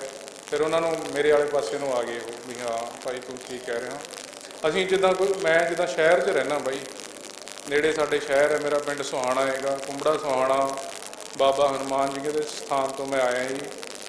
ਅਤੇ ਉੱਥੇ ਅਸੀਂ ਜੋ ਵੀ ਸਾਡੀ ਜਿੰਨੀ ਕੁ ਸਾਡੀ ਔਕਾਤ ਹੈ ਅਸੀਂ ਗੱਲਾਂ ਕਰਦੇ ਹਾਂ, ਕਿਤੇ ਕਿਸੇ ਆਪਣੇ ਭਾਈਚਾਰੇ 'ਚ ਜਾਂ ਕਿਸੇ ਅਸੀਂ ਸੈਮੀਨਾਰ ਕਰਕੇ, ਜਾਂ ਦਰਖਤ ਲਾਉਂਦੇ ਹਾਂ ਅਸੀਂ, ਜਾਂ ਪਾਣੀ ਦੀ ਜਿੱਥੇ ਲੱਗਦਾ ਵੀ ਇੱਥੇ ਦੁਰਵਰਤੋਂ ਹੁੰਦੀ ਹੈ, ਗੁਰੂ ਘਰ ਦੇ ਵਿੱਚ ਵੀ ਅਸੀਂ ਜੋ ਉਪਰਾਲਾ ਹੁੰਦਾ ਅਸੀਂ ਕਰਦੇ ਹਾਂ। ਅਤੇ ਇੱਦਾਂ ਹੀ ਅਸੀਂ ਜਿੱਦਾਂ ਹੁਣ ਪਾਣੀ ਦੇ ਬਾਰੇ ਕਿਸੇ ਬਜ਼ੁਰਗ ਨਾਲ ਅਸੀਂ ਗੱਲ ਕਰੀ ਸੀ, ਮੈਂ ਉਹਨਾਂ ਦੇ ਹਿਸਾਬ ਨਾਲ ਉਹ ਠੀਕ ਹੈ ਗੱਲ ਵੀ ਹਾਂ ਪਾਣੀ ਕਿੱਥੇ ਮੁੱਕਦਾ ਹੈਗਾ। ਮੈਨੂੰ ਕਹਿੰਦਾ ਯਾਰ ਤੂੰ ਤਾਂ ਵੀ ਮਰੀ ਜਾਂਦਾ, ਕਹਿੰਦਾ ਪਾਣੀ ਕਿੱਥੇ ਮੁੱਕ ਜੂਗਾ ਧਰਤੀ ਤੋਂ, ਕਹਿੰਦਾ ਤੂੰ ਤਾਂ ਵੀ ਗੱਲਾਂ ਕਰੀ ਜਾਂਦਾ, ਕਹਿੰਦਾ ਪਾਣੀ ਥੋੜ੍ਹੀ ਮੁੱਕਦਾ ਹੁੰਦਾ, ਧਰਤੀ ਦੇ ਥੱਲੇ ਤਾਂ ਹਜ਼ਾਰਾਂ ਲੀਟਰ ਕਰੋੜਾਂ ਲੀਟਰ ਪਾਣੀ ਹੈਗਾ। ਅਤੇ ਮੈਂ ਉਹਦੇ ਨਾਲ 2 ਮਿੰਟ ਬਹਿ ਕੇ ਵਿਚਾਰ ਕਰੀ ਤਾਂ ਉਹ ਕਹਿੰਦਾ ਵੀ ਹਾਂ ਮੈਂ ਅੱਗੇ ਤੋਂ ਆਪਣਾ ਜਿਹੜਾ ਪਾਣੀ ਹੈ ਉਹਦਾ ਬੜਾ ਬਚਾਓ ਕਰਕੇ ਤਰੀਕੇ ਨਾਲ ਉਹਨੂੰ ਸੰਭਾਲ ਕੇ ਹੈ ਨਾ ਵਰਤਿਆ ਕਰੂੰਗਾ। ਅਤੇ ਬਾਕੀ ਦੇਖੋ ਸਾਰੀ ਗੱਲਾਂ ਸਾਰਿਆਂ ਨੇ ਹੀ ਦੱਸ ਚੁੱਕੇ ਹਾਂ ਸਾਰੇ। ਹਰੇਕ ਬੰਦੇ ਦਾ ਆਪਣਾ, ਜਿੱਦਾਂ ਹੁਣ ਅਸੀਂ ਕਹਿ ਰਹੇ ਹਾਂ ਫੈਕਟਰੀਆਂ ਹਰੇਕ ਦੇਸ਼ ਦੇ ਵਿੱਚ ਲੱਗਦੀਆਂ ਹੈਗੀਆਂ। ਜਿੰਨੇ ਵੀ ਵਿਕਸਿਤ ਦੇਸ਼ ਨੇ ਸਾਰਿਆਂ ਦੇ ਵਿੱਚ ਇਹ ਲੱਗਦੀਆਂ ਨੇ। ਪਰ ਹਰੇਕ ਫੈਕਟਰੀ ਦਾ ਜੋ ਰੂਲ ਐਂਡ ਰੈਗੂਲੇਸ਼ਨ ਹੁੰਦੇ ਆ ਵੀ ਉੱਥੇ ਜੋ ਪਾਣੀ ਹੈ ਉਹਦੀ ਵਰਤੋਂ ਕਰਕੇ ਕਿੱਦਾਂ ਤੁਸੀਂ ਉਹ ਸਾਫ਼ ਪਾਣੀ ਦੇ ਵਿੱਚ ਪਾਣਾ ਹੈਗਾ, ਕਿੱਦਾਂ ਉਹਦੇ ਵਿੱਚ ਜੋ ਸਰਕਾਰ ਵੱਲੋਂ ਕਿਆ ਰੂਲ ਬਣਾਏ ਹੋਏ ਨੇ ਉਹਨਾਂ ਨੂੰ ਲਾਗੂ ਕਰਕੇ ਕਿੱਦਾਂ ਉਹ ਚਲਾਉਣੀਆਂ ਨੇ ਫੈਕਟਰੀਆਂ। ਉਹਨਾਂ ਫੈਕਟਰੀਆਂ ਨੂੰ ਥੋੜ੍ਹਾ ਸਮਾਂ ਤਾਂ ਉਹ ਬੜੇ ਵਧੀਆ ਢੰਗ ਨਾਲ ਚਲਾਉਂਦੇ ਨੇ, ਪਰ ਜਦੋਂ ਉਹਨਾਂ ਨੂੰ ਪਤਾ ਲੱਗਦਾ ਹੈ ਕਿ ਜਿਹੜਾ ਆਹ ਢੰਗ ਹੈਗਾ ਜੋ ਸਰਕਾਰਾਂ ਨੇ ਸਾਡੇ ਵਾਸਤੇ ਅਪਣਾਇਆ ਹੈ ਇਹਦੇ ਨਾਲ ਸਾਨੂੰ ਕੋਈ ਬੈਨੀਫਿਟ ਨਹੀਂ ਹੋ ਰਿਹਾ, ਫਿਰ ਉਹ ਅੰਦਰੋਂ ਖਾਤੀ ਕੋਈ ਸਰਕਾਰਾਂ ਨਾਲ ਗੱਠਸੱਟ ਕਰਦੇ ਨੇ ਵੀ ਅਸੀਂ ਜਿਹੜਾ STP ਹੈ ਜਾਂ ਪਾਣੀ ਨੂੰ ਸੋਧਣ ਵਾਲਾ ਜੋ ਯੰਤਰ ਹੁੰਦਾ ਹੈਗਾ ਵੀ ਉਹ ਬੜਾ ਮਹਿੰਗਾ ਪੈ ਰਿਹਾ ਸਾਨੂੰ, ਤੇ ਅਸੀਂ ਥੋੜ੍ਹੇ ਕੁ ਪੈਸੇ ਦੇ ਕੇ ਅੰਦਰੋਂ ਖਾਤੀ ਤੇ ਅਸੀਂ ਕੋਈ ਸੈਟਿੰਗ ਕਰ ਲਈਏ ਤੇ ਉਹ ਪਾਣੀ ਫਿਰ ਉਹ ਜਾਂ ਤਾਂ ਥੱਲੇ ਟੋਏ ਪਾ ਕੇ ਗੇਰਦੇ ਨੇ ਜਾਂ ਫਿਰ ਜਿਹੜਾ ਸਾਡਾ ਸਾਫ਼ ਪਾਣੀ ਹੈ। ਤੁਸੀਂ ਜ਼ਿਆਦਾਤਰ ਦੇਖਿਓ ਬਾਈ ਆਹ ਚੀਜ਼ ਨੋਟ ਕਰਿਓ, ਜਿਹੜੀਆਂ ਇਸ ਤਰ੍ਹਾਂ ਦੀਆਂ ਇੰਡਸਟਰੀਆਂ ਨੇ ਉਹ ਜਿੱਥੇ ਸਾਡਾ ਕੋਈ ਦਰਿਆ ਹੈ ਉਹਦੇ ਨੇੜੇ ਤੇੜੇ ਲੱਗਦੀਆਂ ਨੇ। ਉਹਦੇ ਨੇੜੇ ਤੇੜੇ ਤਾਂ ਲੱਗਦੀਆਂ ਨੇ ਵੀ ਉਹ ਰਾਤ ਨੂੰ ਜਾਂ ਦਿਨ ਚੜ੍ਹਨ ਤੋਂ ਪਹਿਲਾਂ ਵੀ ਅਸੀਂ ਉਹ ਸਾਫ਼ ਪਾਣੀ ਦੇ ਵਿੱਚ ਪਾ ਸਕੀਏ ਅਤੇ ਲੋਕ ਕੋਈ ਜ਼ਿਆਦਾ ਉਹਨੂੰ ਦੇਖ ਨਾ ਸਕਣ। ਅਸੀਂ ਇੱਥੇ ਚਹਿਲ ਪਿੰਡ ਸੀਗਾ, ਦੇਖੋ ਇਹ ਤਾਂ ਇੱਕ ਆਪਾਂ ਪਾਣੀ ਦੀ ਗੱਲ ਕਰਦੇ ਹਾਂ, ਹੌਲੀ ਹੌਲੀ ਇਸ ਇਲਾਕੇ ਨੂੰ ਹੋਰ ਵੀ ਬਹੁਤ ਪ੍ਰੋਬਲਮ ਆਉਣੀਆਂ ਨੇ। ਜਿੱਦਾਂ ਉੱਥੇ ਪ੍ਰਵਾਸੀਆਂ ਦਾ ਮੁੱਦਾ ਸੀਗਾ ਜੀ, ਪ੍ਰਵਾਸੀ ਉਸ ਪਿੰਡ ਦੇ ਵਿੱਚ ਆ ਕੇ ਉਹਨਾਂ ਦੀ ਧੀਆਂ ਭੈਣਾਂ ਨਾਲ ਛੇੜਖਾਨੀਆਂ ਕਰਦੇ ਸੀਗੇ ਜੀ। ਜਿੱਦਾਂ ਉਹਨਾਂ ਦੀ ਬੱਚੀਆਂ ਨੇ ਸਕੂਲਾਂ ਤੋਂ ਘਰ ਨੂੰ ਜਾਣਾ ਹੈਗਾ ਤੇ ਉੱਥੇ ਪ੍ਰਵਾਸੀ ਬੰਦੇ ਰੱਖੇ ਹੋਏ ਸੀ, 800 ਤੋਂ 1000 ਬੰਦਾ ਉੱਥੇ ਰਹਿੰਦਾ ਸੀਗਾ ਜੀ। ਤੇ ਫਿਰ ਉਹ ਸ਼ਾਮ ਨੂੰ ਜਿੱਦਾਂ ਪ੍ਰਵਾਸੀਆਂ ਦੀ ਹੁੰਦੀ ਹੈ ਰੀਤ ਵੀ ਉਹਨਾਂ ਨੇ ਸ਼ਰਾਬਾਂ ਪੀਣੀਆਂ ਤੇ ਉਹ ਬੱਚੀਆਂ ਨੂੰ ਤੰਗ ਕਰਦੇ ਸੀਗੇ।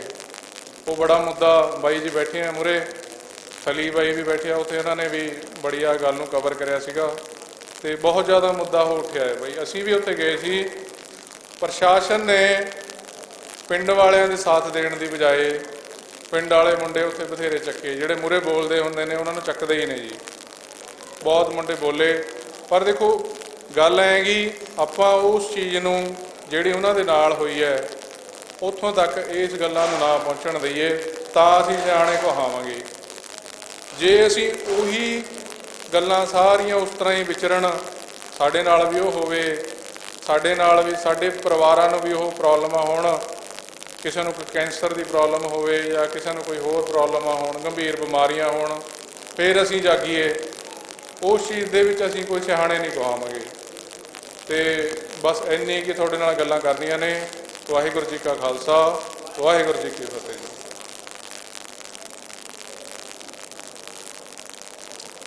ਬਹੁਤ ਧੰਨਵਾਦ ਭੁਪਿੰਦਰ ਸਿੰਘ ਜੀ। ਇੱਕ ਮੈਨੂੰ ਰਿਕੁਐਸਟ ਕੀਤੀ ਹੈ ਸਾਡੇ ਇੱਥੇ ਕਿਸੇ ਭਾਈ ਸਾਹਿਬ ਨੇ ਕਿ ਜਿਹੜੀਆਂ ਫੈਕਟਰੀਆਂ ਲੁਧਿਆਣੇ ਵਿੱਚ ਚੱਲ ਰਹੀਆਂ ਉਹਨਾਂ ਦੇ ਵਿੱਚ ਰੁਜ਼ਗਾਰ ਦੇ ਕੀ ਹਾਲਾਤ ਨੇ ਉਹਦੇ ਬਾਰੇ ਜ਼ਰੂਰ ਗੱਲ ਕੀਤੀ ਜਾਵੇ। ਸੋ ਇਹ ਬਹੁਤ ਚੰਗਾ ਸਵਾਲ ਹੈ ਕਿਉਂਕਿ ਬਹੁਤ ਵਾਰੀ ਇਹ ਕਿਹਾ ਜਾਂਦਾ ਹੈ ਕਿ ਭਾਈ ਇਹਦਾ ਤਾਂ ਬਹੁਤ ਫਾਇਦਾ ਹੋਊਗਾ, ਇਹਦਾ ਤਾਂ ਬੜਾ ਰੁਜ਼ਗਾਰ ਮਿਲੂਗਾ, ਇਹਦੇ ਨਾਲ ਤਾਂ ਤਨਖਾਹਾਂ ਮਿਲਿਆ ਕਰਨਗੀਆਂ, ਇੱਦਾਂ ਬੜੀਆਂ ਸੋਹਣੀਆਂ ਸੋਹਣੀਆਂ ਗੱਲਾਂ ਕਈ ਵਾਰੀ ਜਿਹੜੀਆਂ ਸੁਣਾਈਆਂ ਜਾਂਦੀਆਂ। ਤਾਂ ਭਾਈ ਲੁਧਿਆਣੇ ਦੀ ਗੱਲ, ਕਿਉਂਕਿ ਮੈਂ ਲੁਧਿਆਣੇ ਰਹਿਣਾ, ਲੁਧਿਆਣੇ ਦੇ ਵਿੱਚ ਬਹੁਤ ਵੱਡੇ ਪੱਧਰ 'ਤੇ ਇੰਡਸਟਰੀ ਲੱਗੀ ਹੋਈ ਹੈ। ਆ ਜਿਹੜਾ ਬੁੱਢੇ ਦਰਿਆ ਦਾ ਬੁਰਾ ਹਾਲ ਕੀਤਾ ਹੈ, ਜਿਹੜਾ ਆਪਾਂ ਸੁਣਦੇ ਹਾਂ, ਉਹ ਲੁਧਿਆਣੇ ਨਹੀਂ ਕੀਤਾ। ਔਰ ਲੁਧਿਆਣਾ ਹੀ ਜਿਹੜਾ ਹੈ ਉਹ ਆਪਣਾ ਜ਼ਹਿਰ ਵਾਲਾ ਪਾਣੀ ਦੱਖਣੀ ਪੰਜਾਬ ਨੂੰ ਤੇ ਰਾਜਸਥਾਨ ਤੱਕ ਭੇਜ ਰਿਹਾ ਹੈ, ਜਿਹਦੇ ਕਰਕੇ ਬਹੁਤ ਵੱਡੇ ਪੱਧਰ 'ਤੇ ਬਿਮਾਰੀਆਂ ਜਿਹੜੀਆਂ ਉਹਨਾਂ ਇਲਾਕਿਆਂ 'ਚ ਵੱਧ ਰਹੀਆਂ। ਲੁਧਿਆਣੇ ਵਿੱਚ ਇਹਨਾਂ ਫੈਕਟਰੀਆਂ ਦੇ ਵਿੱਚ ਰੁਜ਼ਗਾਰ ਦੇ ਵਿੱਚ ਜਿਹੜਾ ਪੰਜਾਬੀ ਬੰਦਾ ਹੈ ਉਹਨੂੰ ਬਹੁਤ ਘੱਟ ਰੁਜ਼ਗਾਰ ਹੈ। ਕੋਈ ਥੋੜ੍ਹਾ ਬਹੁਤ ਕੋਈ ਸਿਕਿਉਰਿਟੀ ਗਾਰਡ ਲੱਗਿਆ ਹੋਊਗਾ, ਕੋਈ ਡਰਾਈਵਰ ਲੱਗਿਆ ਹੋਊਗਾ। ਆਪਣੇ ਪੰਜਾਬੀ ਬੰਦੇ ਛੋਟੀਆਂ ਮੋਟੀਆਂ ਥੋੜ੍ਹੀਆਂ ਬਹੁਤ ਨੌਕਰੀਆਂ ਜਿਹੜੀਆਂ ਜ਼ਰੂਰ ਕਰ ਰਹੇ ਹੈ, ਪਰ ਵੱਡੀਆਂ ਵੱਡੀਆਂ ਫੈਕਟਰੀਆਂ ਦੇ ਵਿੱਚ ਜੋ ਬਹੁਤ ਵੱਡੇ ਪੱਧਰ 'ਤੇ ਰੁਜ਼ਗਾਰ ਦਿੱਤਾ ਜਾ ਰਿਹਾ ਹੈ ਉਹ ਪ੍ਰਵਾਸੀਆਂ ਨੂੰ ਹੀ ਦਿੱਤਾ ਜਾ ਰਿਹਾ ਹੈ। ਇਹ ਤਾਂ ਲੁਧਿਆਣੇ ਦੇ ਵਿੱਚ ਜੋ ਹੁਣ ਫੈਕਟਰੀਆਂ ਚੱਲ ਰਹੀਆਂ ਉਹਨਾਂ ਦੇ ਹਾਲਾਤ ਨੇ। ਇੱਕ ਗੱਲ ਮੈਂ ਤੁਹਾਡੇ ਨਾਲ ਹੋਰ ਇਹਦੇ ਬਾਰੇ ਸਾਂਝੀ ਕਰਦਾ ਰੁਜ਼ਗਾਰ ਬਾਰੇ ਕਿ ਜਦੋਂ ਮੱਤੇਵਾੜੇ ਦਾ ਮੋਰਚਾ ਲੱਗਿਆ, ਇਹ 2020 ਦੀ ਗੱਲ ਹੈ, ਧਿਆਨ ਨਾਲ ਸੁਣਿਓ। 2020 ਦੇ ਵਿੱਚ ਮੱਤੇਵਾੜੇ ਦੇ ਵਿੱਚ ਜਦੋਂ ਸਰਕਾਰ ਨੇ ਕਿਹਾ ਕਿ ਅਸੀਂ 1000 ਕਿੱਲੇ ਦੇ ਵਿੱਚ ਟੈਕਸਟਾਈਲ ਪਾਰਕ ਲਗਾਉਣ ਜਾ ਰਹੇ ਹਾਂ, ਤੇ ਜਿਹੜਾ ਟੈਕਸਟਾਈਲ ਪਾਰਕ ਹੋਊਗਾ ਉਹਦੇ ਵਿੱਚ ਬਹੁਤ ਤਰ੍ਹਾਂ ਦੀਆਂ ਡਾਈਂਗ ਦੀਆਂ ਇੰਡਸਟਰੀਆਂ ਲਾਈਆਂ ਜਾਣਗੀਆਂ ਜਾਂ ਹੋਰ ਕੱਪੜੇ ਦੇ ਨਾਲ ਸੰਬੰਧਿਤ ਇੰਡਸਟਰੀਆਂ ਲਾਈਆਂ ਜਾਣਗੀਆਂ। ਕੱਪੜਾ ਬਣਾਉਣ ਵਾਲੀਆਂ, ਕੱਪੜਾ ਰੰਗਣ ਵਾਲੀਆਂ, ਧਾਗਾ ਬਣਾਉਣ ਵਾਲੀਆਂ, ਕੱਪੜੇ ਸੀਣ ਵਾਲੀਆਂ। ਉਦੋਂ ਇੱਕ ਮੀਟਿੰਗ ਹੋਈ ਇੰਡਸਟਰੀ ਵਾਲਿਆਂ ਦੀ ਗਲਾਡਾ ਦੇ ਦਫ਼ਤਰ ਦੇ ਵਿੱਚ, ਤੇ ਅਸੀਂ ਉਸ ਮੀਟਿੰਗ ਨੂੰ ਅਟੈਂਡ ਕੀਤਾ। ਕੋਵਿਡ ਦਾ ਟਾਈਮ ਸੀ, ਉਦੋਂ ਕਰੋਨਾ ਫੈਲਿਆ ਹੋਇਆ ਸੀ, ਲੋਕੀ ਮਾਸਕ ਲਾ ਕੇ ਜਾਂਦੇ ਸੀ, ਅਸੀਂ ਵੀ ਮਾਸਕ ਲਾ ਕੇ ਉਸ ਮੀਟਿੰਗ ਵਿੱਚ ਚਲੇ ਗਏ ਤੇ ਸਾਨੂੰ ਕਿਸੇ ਨੇ ਪਛਾਣਿਆ ਨਾ। ਉੱਥੇ ਮੀਟਿੰਗ ਤਾਂ ਇੰਡਸਟਰੀ ਵਾਲਿਆਂ ਦੀ ਸੀ, ਪਰ ਕਿਉਂਕਿ ਮਾਸਕ ਲੱਗੇ ਸੀ ਕਿਸੇ ਨੂੰ ਪਤਾ ਨਾ ਲੱਗਿਆ। ਅਸੀਂ ਉੱਥੇ ਬੈਠ ਕੇ ਜੋ ਗੱਲਾਂ ਸੁਣੀਆਂ, ਉਹਦੇ ਵਿੱਚ ਮੈਂ ਤੁਹਾਨੂੰ ਇੱਕ ਛੋਟੀ ਜਿਹੀ ਗੱਲ ਦੱਸਦਾ ਕਿੰਨੀ ਖਤਰਨਾਕ ਤੇ ਕਿੰਨੀ ਵੱਡੀ ਗੱਲ ਸੀ।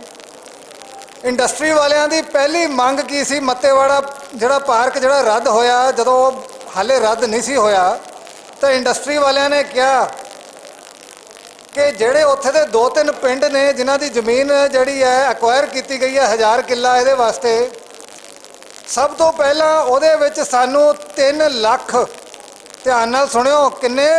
3 ਲੱਖ ਪ੍ਰਵਾਸੀ ਮਜ਼ਦੂਰ ਲਿਆ ਕੇ ਉਹਨਾਂ ਨੂੰ ਵਸਾਉਣ ਵਾਸਤੇ ਕੋਈ ਕੁਆਟਰ ਬਣਾਉਣ ਦੀ ਜਗ੍ਹਾ ਦਿਓ। ਪਹਿਲੇ ਉੱਥੇ ਜਿਹੜੇ ਛੋਟੇ ਛੋਟੇ ਘੁਰਨੇ ਜਿਹੇ ਬਣਾ ਦਿੰਦੇ ਕੁਆਟਰ, 3 ਲੱਖ ਪ੍ਰਵਾਸੀ ਮਜ਼ਦੂਰ, 1000 ਏਕੜ ਜਗ੍ਹਾ ਦੇ ਵਿੱਚ ਫੈਕਟਰੀਆਂ ਲੱਗਣੀਆਂ ਤੇ 3 ਲੱਖ ਮਜ਼ਦੂਰ ਉਹਨਾਂ ਨੂੰ ਚਾਹੀਦਾ।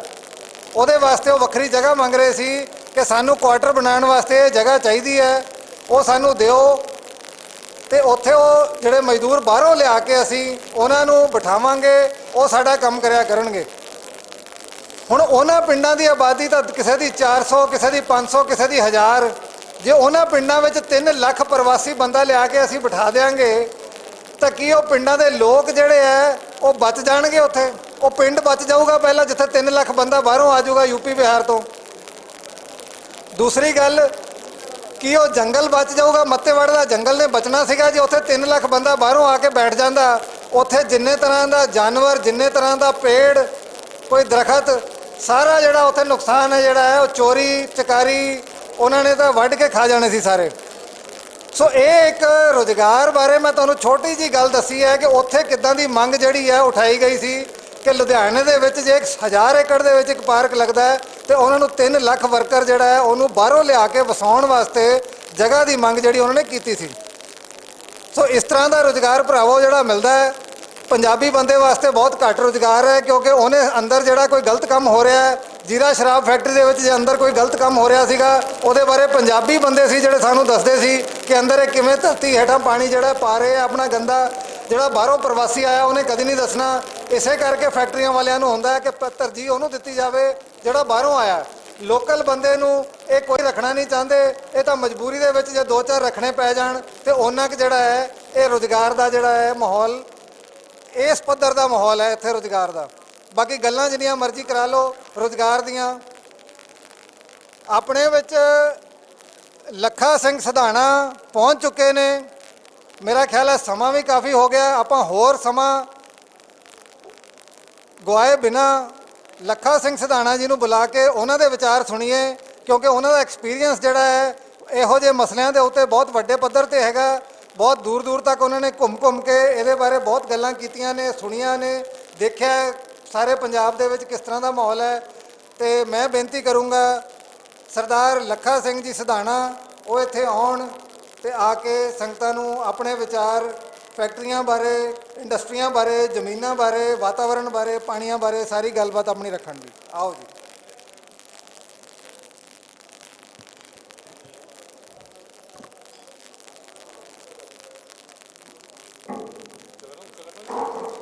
ਠੀਕ ਹੈ।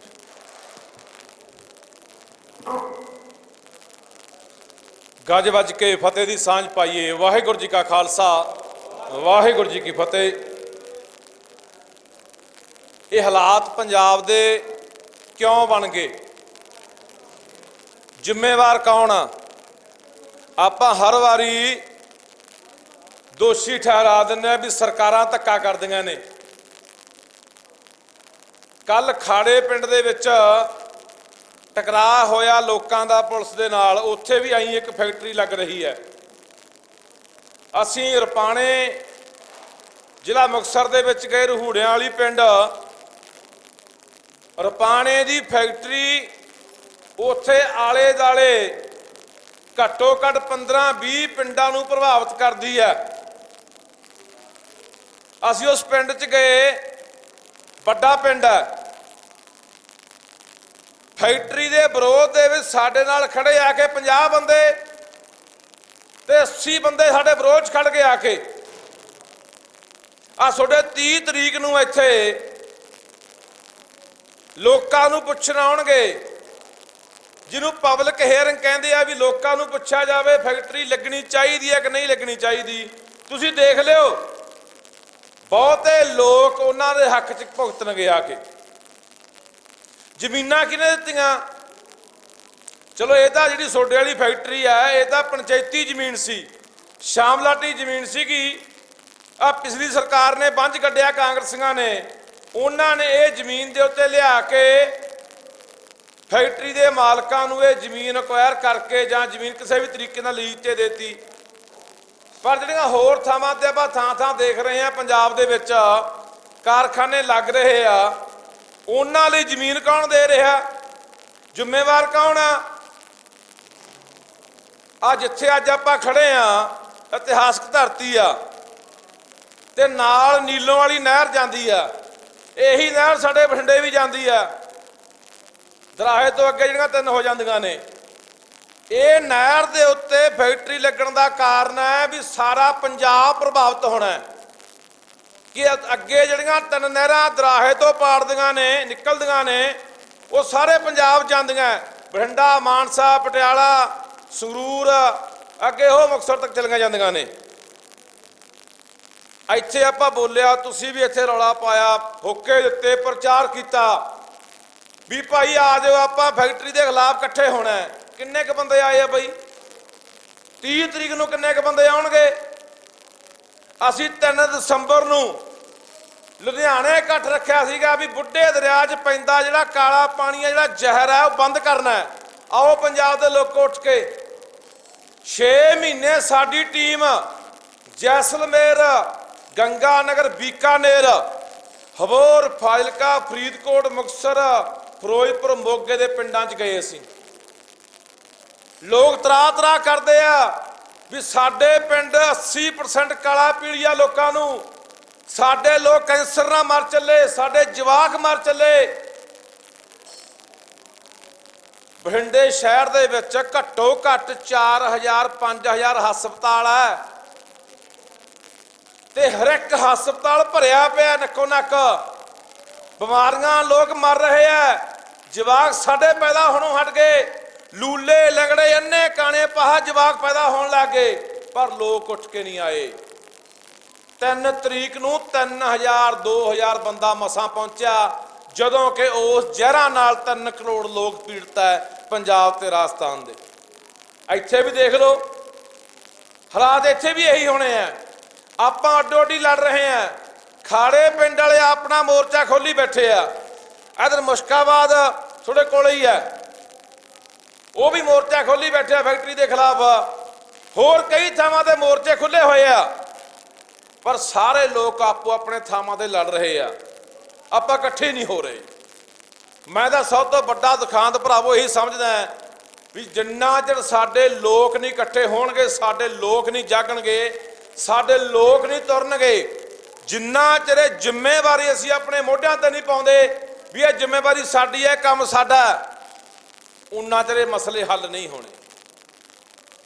ਆ ਸਾਡੇ ਹੀ ਲੋਕ ਹੈ, ਆ ਤੁਸੀਂ ਦੇਖ ਲਿਓ, ਆ ਖੜ ਜਾਓ ਸਾਲ 1.5 ਸਾਲ ਹੋਰ ਆ, ਕੋਈ ਝੰਡਾ ਚੱਕੂ ਕਾਂਗਰਸੀਆਂ ਦਾ, ਕੋਈ ਬੌਕਰ ਵਾਲਿਆਂ ਦਾ, ਕੋਈ ਬਾਦਲਾਂ ਦਾ, ਕੋਈ ਬੀਜੇਪੀ ਦਾ।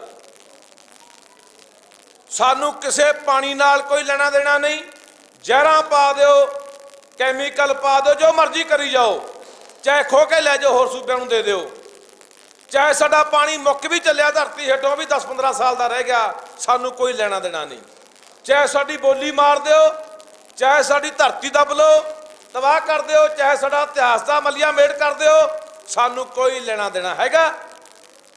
ਤੁਸੀਂ ਇੰਨੀ ਸੰਗਤ ਬੈਠੇ ਹੋ, ਮੈਨੂੰ ਦੱਸੋ ਵੀ 3 ਦਸੰਬਰ ਜਦੋਂ ਸੱਦਾ ਦਿੱਤਾ ਸੀਗਾ ਲੁਧਿਆਣੇ ਦਾ, ਹੱਥ ਖੜੇ ਕਰੋ, ਕਿੰਨੇ ਕੁ ਪਹੁੰਚੇ ਸੀ? ਗਿਣਤੀ ਦੇ 5 ਬੰਦੇ। ਵਾਹ ਤੁਹਾਡੇ। ਅਸੀਂ ਉਹ ਬਠਿੰਡੋਂ ਚੱਲ ਕੇ ਆਏ 200 ਮੀਲ ਤੋਂ, ਤੇ ਇੱਥੋਂ ਲੁਧਿਆਣੇ ਉੱਠ ਕੇ ਨਹੀਂ ਬੰਦੇ ਪਹੁੰਚੇ। ਧੰਨਵਾਦ ਆ ਤੁਹਾਡਾ ਜਿਹੜੇ ਗਏ ਹੋ 5-4। ਇਹੀ ਦੁਖਾਂਤ ਆ। ਜੇ ਲੁਧਿਆਣੇ ਮਸਲਾ ਮੁਕਤਸਰ ਨੂੰ ਆਉਣਾ ਪਊ, ਜੇ ਮੁਕਤਸਰ ਮਸਲਾ ਜਲੰਧਰ ਨੂੰ ਜਾਣਾ ਪਊ, ਜੇ ਜਲੰਧਰ ਰੌਲਾ ਪਟਿਆਲੇ ਨੂੰ ਪਹੁੰਚਣਾ ਪਊ। ਇਹ ਇਕੱਠੇ ਹੋਣਾ ਪੈਣਾ, ਛੋਟੀ ਮੋਟੀ ਗੱਲ ਨਹੀਂ ਹੈਗੀ। ਇਹ ਤੁਹਾਡੀਆਂ ਨਸਲਾਂ ਦਾ ਖਾਤਮਾ ਹੈ। ਇਹ ਤੁਹਾਡੀਆਂ ਨਸਲਾਂ ਨਹੀਂ ਪੈਦਾ ਹੋਣੀਆਂ ਇੱਥੇ, ਯਾਦ ਰੱਖਿਓ। ਅੱਜ ਤਾਂ ਪਤਾ ਨਹੀਂ ਦਿਮਾਗ ਕਿੱਥੇ ਫਿਰਦਾ। ਮੈਂ ਲੇਟ ਪਤਾ ਕਿਉਂ ਹੋਇਆ? ਮੈਂ ਘੰਟਾ ਲੇਟ ਤੁਹਾਡੇ ਕੋਲ ਇਸ ਕਰਕੇ ਹੋ ਗਿਆ।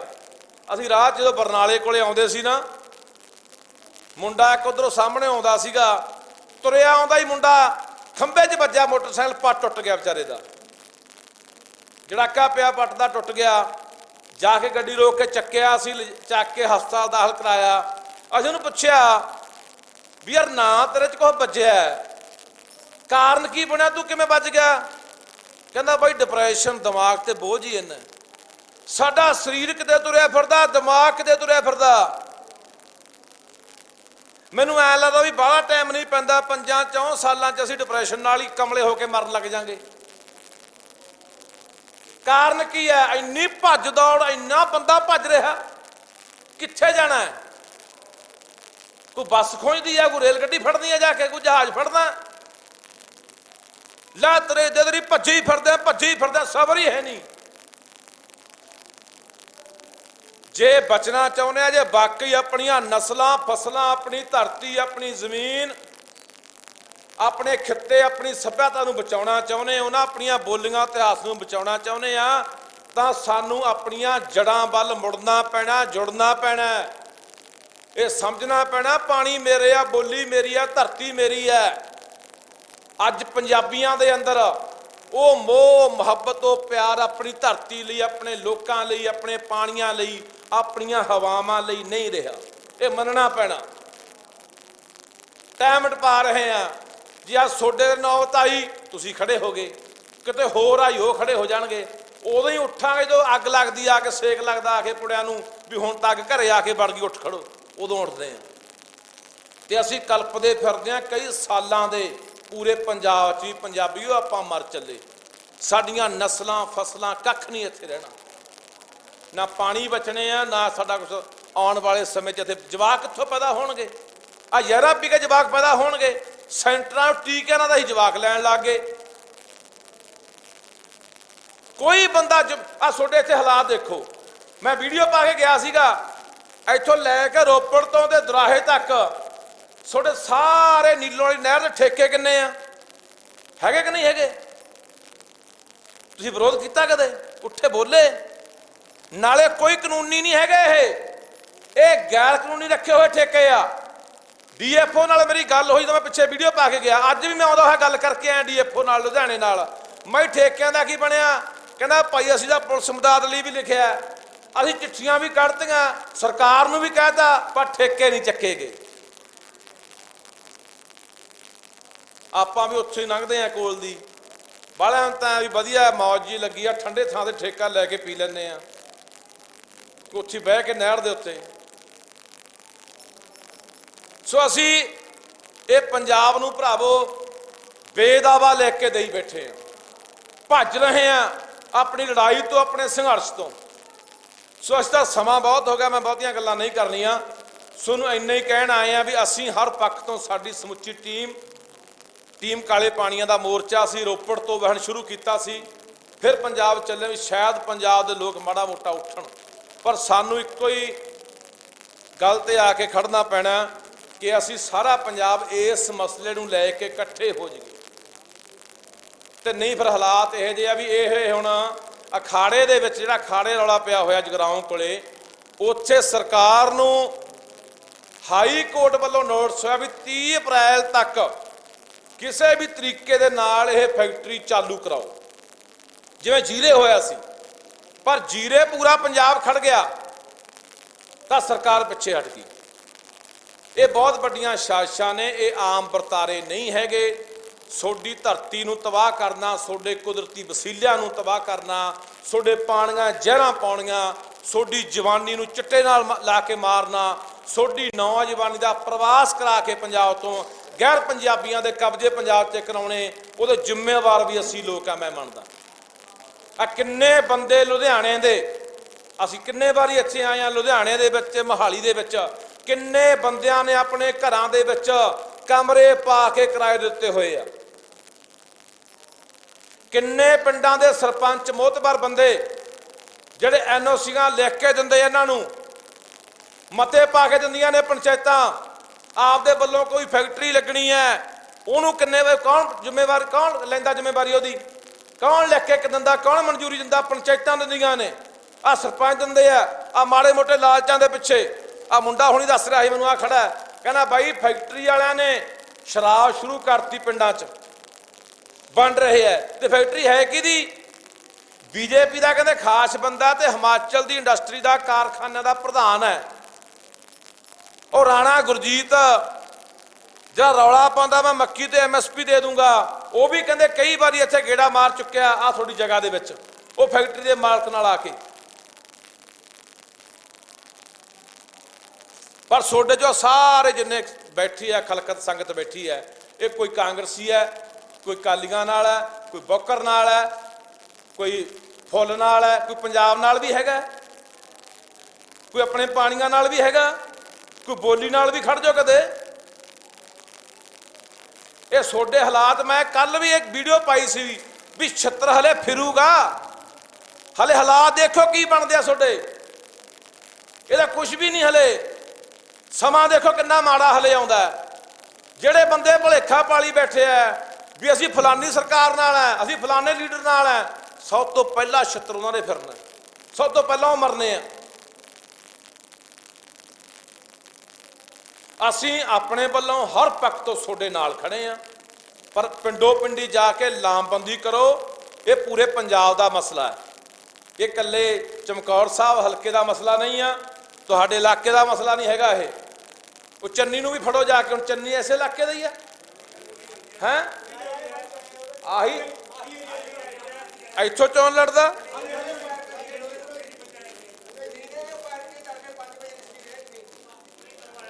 ਚੰਨੀ ਮੁੱਖ ਮੰਤਰੀ ਸੀ ਜਦੋਂ ਜ਼ਮੀਨ ਕੁਆਇਰ ਹੋਈ ਆ, ਹੈ ਪੰਚਾਇਤ ਕਿਹਦੀ ਸੀ?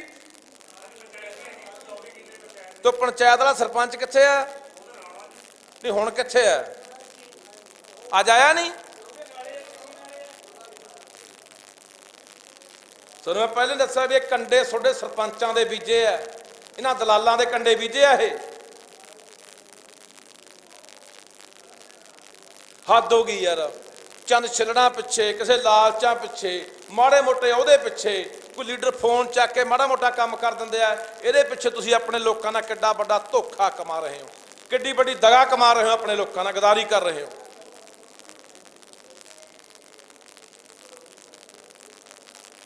ਸੋ ਹੁਣ ਚੰਨੀ ਨੂੰ ਵੀ ਪੁੱਛੋ ਭਾਈ, ਜਾਓ ਇਕੱਠੇ ਹੋ ਕੇ ਚੰਨੀ ਨੂੰ ਵੀ ਆ ਤੇਰੇ ਕੰਡੇ ਬੀਜਿਆ, ਬੰਜ ਤੇਰਾ ਕੱਢਿਆ, ਇਹ ਆ ਦੱਸਦਾ ਕੀ ਹੱਲ ਕਰਗੇ ਹੁਣ।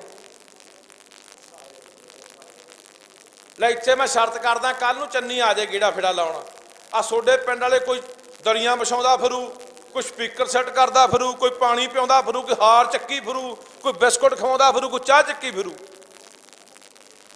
ਕੋਈ ਵੀ ਆ ਜਾਏ, ਚੰਨੀ ਆ ਜਾਏ, ਕੋਈ ਬੌਕਰ ਵਾਲਾ ਆ ਜਾਏ, ਕੋਈ ਹੋਰ ਆ ਜਾਏ, ਬਾਦਲ ਵਾਲਾ ਆ ਜਾਏ, ਐਂ ਕਰਦੇ ਆ।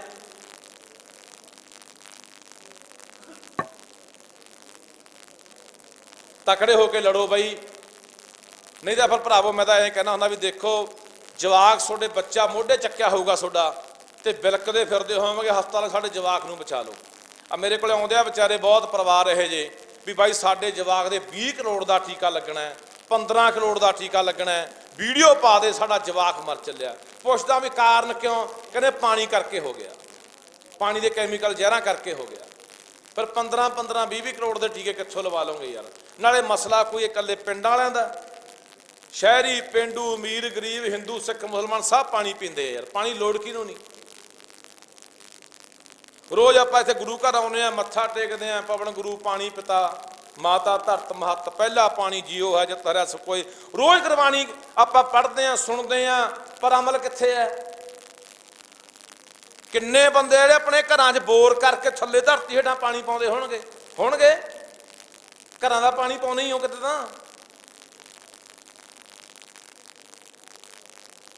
ਕਰਤਾਰ ਤੋਂ ਹੌਲੇ ਹੋ ਗਏ, ਕਰਤਾਰ ਦੇ ਬਹੁਤ ਹਲਕੇ ਹੋ ਗਏ, ਕਰਤਾਰ ਮਰ ਗਏ ਸਾਡੇ, ਜਿਸ ਕਰਕੇ ਸਾਰਾ ਖਲਾਰਾ ਪੈ ਗਿਆ ਨਾ। ਤੇ ਜਿਹੜੇ ਸਾਡੇ ਹਾਲਾਤ ਬਣ ਗਏ, ਇਹ ਕਰਤਾਰ ਨੂੰ ਭਰਾਵੋ ਸੰਭਾਲਣਾ ਪੈਣਾ, ਕਰਤਾਰ ਨੂੰ ਆਪਣੇ ਨੂੰ ਚੱਕਣਾ ਪੈਣਾ, ਕਰਤਾਰ ਨੂੰ ਉੱਚਾ ਤੇ ਸੁੱਚਾ ਬਣਾਉਣਾ ਪੈਣਾ, ਤਾਂ ਜਾ ਕੇ ਪੌਣ ਪਾਣੀ ਧਰਤੀ ਨੇ ਬਚਣਾ। ਸੋ ਅਸੀਂ ਆਪਣੇ ਤਰਫੋਂ ਤੁਹਾਡੇ ਨਾਲ ਆ, ਹਰ ਪੱਖ ਤੋਂ ਨਾਲ ਆ। ਪਰ ਮੇਰਾ ਵੀਰ ਤੁਹਾਨੂੰ ਬੇਨਤੀ ਇਹੀ ਆ ਵੀ ਇਹ ਛੋਟੀ ਐਡੀ ਗੱਲਬਾਤ ਨਾਲ ਨਹੀਂ ਗੱਲ ਬਣਨੀ। 30 ਤਰੀਕ ਨੂੰ ਜ਼ੋਰ ਲਾ ਦਿਓ ਪੂਰਾ, ਪਿੰਡੋ ਪਿੰਡੀ ਜਾ ਕੇ ਸਪੀਕਰਾਂ 'ਚ ਬੁਲਾਓ, ਪੰਚਾਇਤਾਂ ਨੂੰ ਸੁਨੇਹੇ ਦਿਓ, ਸਾਰੇ ਲੋਕਾਂ ਨੂੰ, ਜਿੰਨੀਆਂ ਜਥੇਬੰਦੀਆਂ ਉਹਨਾਂ ਨੂੰ ਸੁਨੇਹੇ ਦਿਓ, ਸੱਦੋ ਲੋਕਾਂ ਨੂੰ ਕਿ ਮਸਲਾ ਭਰਾਵੋ ਕਿਸੇ ਇੱਕ ਪੰਚਾਇਤ ਦਾ ਨਹੀਂ, ਕਿਸੇ ਪਿੰਡ ਦਾ ਨਹੀਂ, ਕਿਸੇ ਅਮੀਰ ਗਰੀਬ ਦਾ ਨਹੀਂ, ਪੇਂਡੂ ਸ਼ਹਿਰੀ ਦਾ ਨਹੀਂ, ਮਸਲਾ ਸਮੁੱਚੀ ਇਨਸਾਨੀਅਤ ਦਾ ਹੈ, ਸਾਰੇ ਪੰਜਾਬ ਦਾ ਮਸਲਾ ਹੈ। ਆਓ ਜਰਾ ਇਕੱਠੇ ਹੋ ਕੇ ਆਪਾਂ ਇਹ ਨਹੀਂ 200 ਕਿੱਲਾ 135 ਕਿੱਲੇ ਵੱਡੀ ਇੰਡਸਟਰੀ, ਵੱਡਾ ਕਾਰਖਾਨਾ ਦੱਸਿਆ ਜਾ ਰਿਹਾ। ਹਾਂ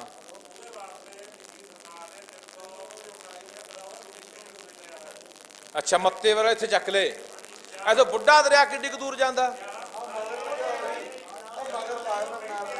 ਅੱਛਾ, ਬੁੱਢਾ ਦਰਿਆ ਇੱਥੇ ਹੀ ਹੈ।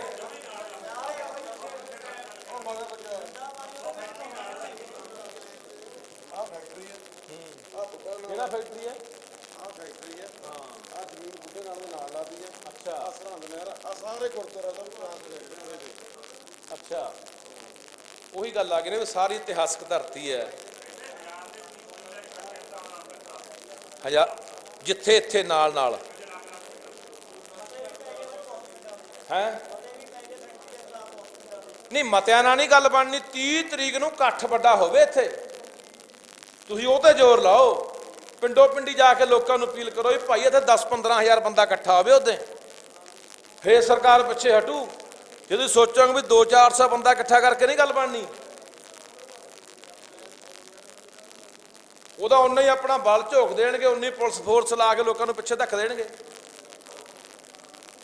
ਆ ਤੁਸੀਂ ਹੋਰ ਦੇਖੋ, ਬਾਈ ਨੇ ਸ਼ਾਇਦ ਦੱਸਿਆ ਹੋਣਾ ਤੋਏ ਨੇ ਤੁਹਾਨੂੰ, ਜਿਹੜਾ ਸੈਂਟਰ ਨੇ ਕਾਨੂੰਨ ਸੋਧ ਕੀਤੀ ਹੈ, ਅਮੈਂਡਮੈਂਟ ਕੀਤੀ ਹੈ ਇੱਕ, ਵੀ ਪਹਿਲਾਂ ਜਿਹੜਾ ਬੰਦਾ ਪਾਣੀ 'ਚ ਜ਼ਹਿਰ ਪਾਉਂਦਾ ਸੀਗਾ ਉਹਨੂੰ 6 ਸਾਲ ਤੱਕ ਸਜ਼ਾ ਸੀ, ਸਾਲ ਤੋਂ ਲੈ ਕੇ 6 ਸਾਲ ਤੱਕ ਸਜ਼ਾ ਸੀਗੀ। ਹੁਣ ਕੱਲਾ ਜੁਰਮਾਨਾ ਹੋਊਗਾ, ਸਜ਼ਾ ਖਤਮ ਹੀ ਕਰਤੀ।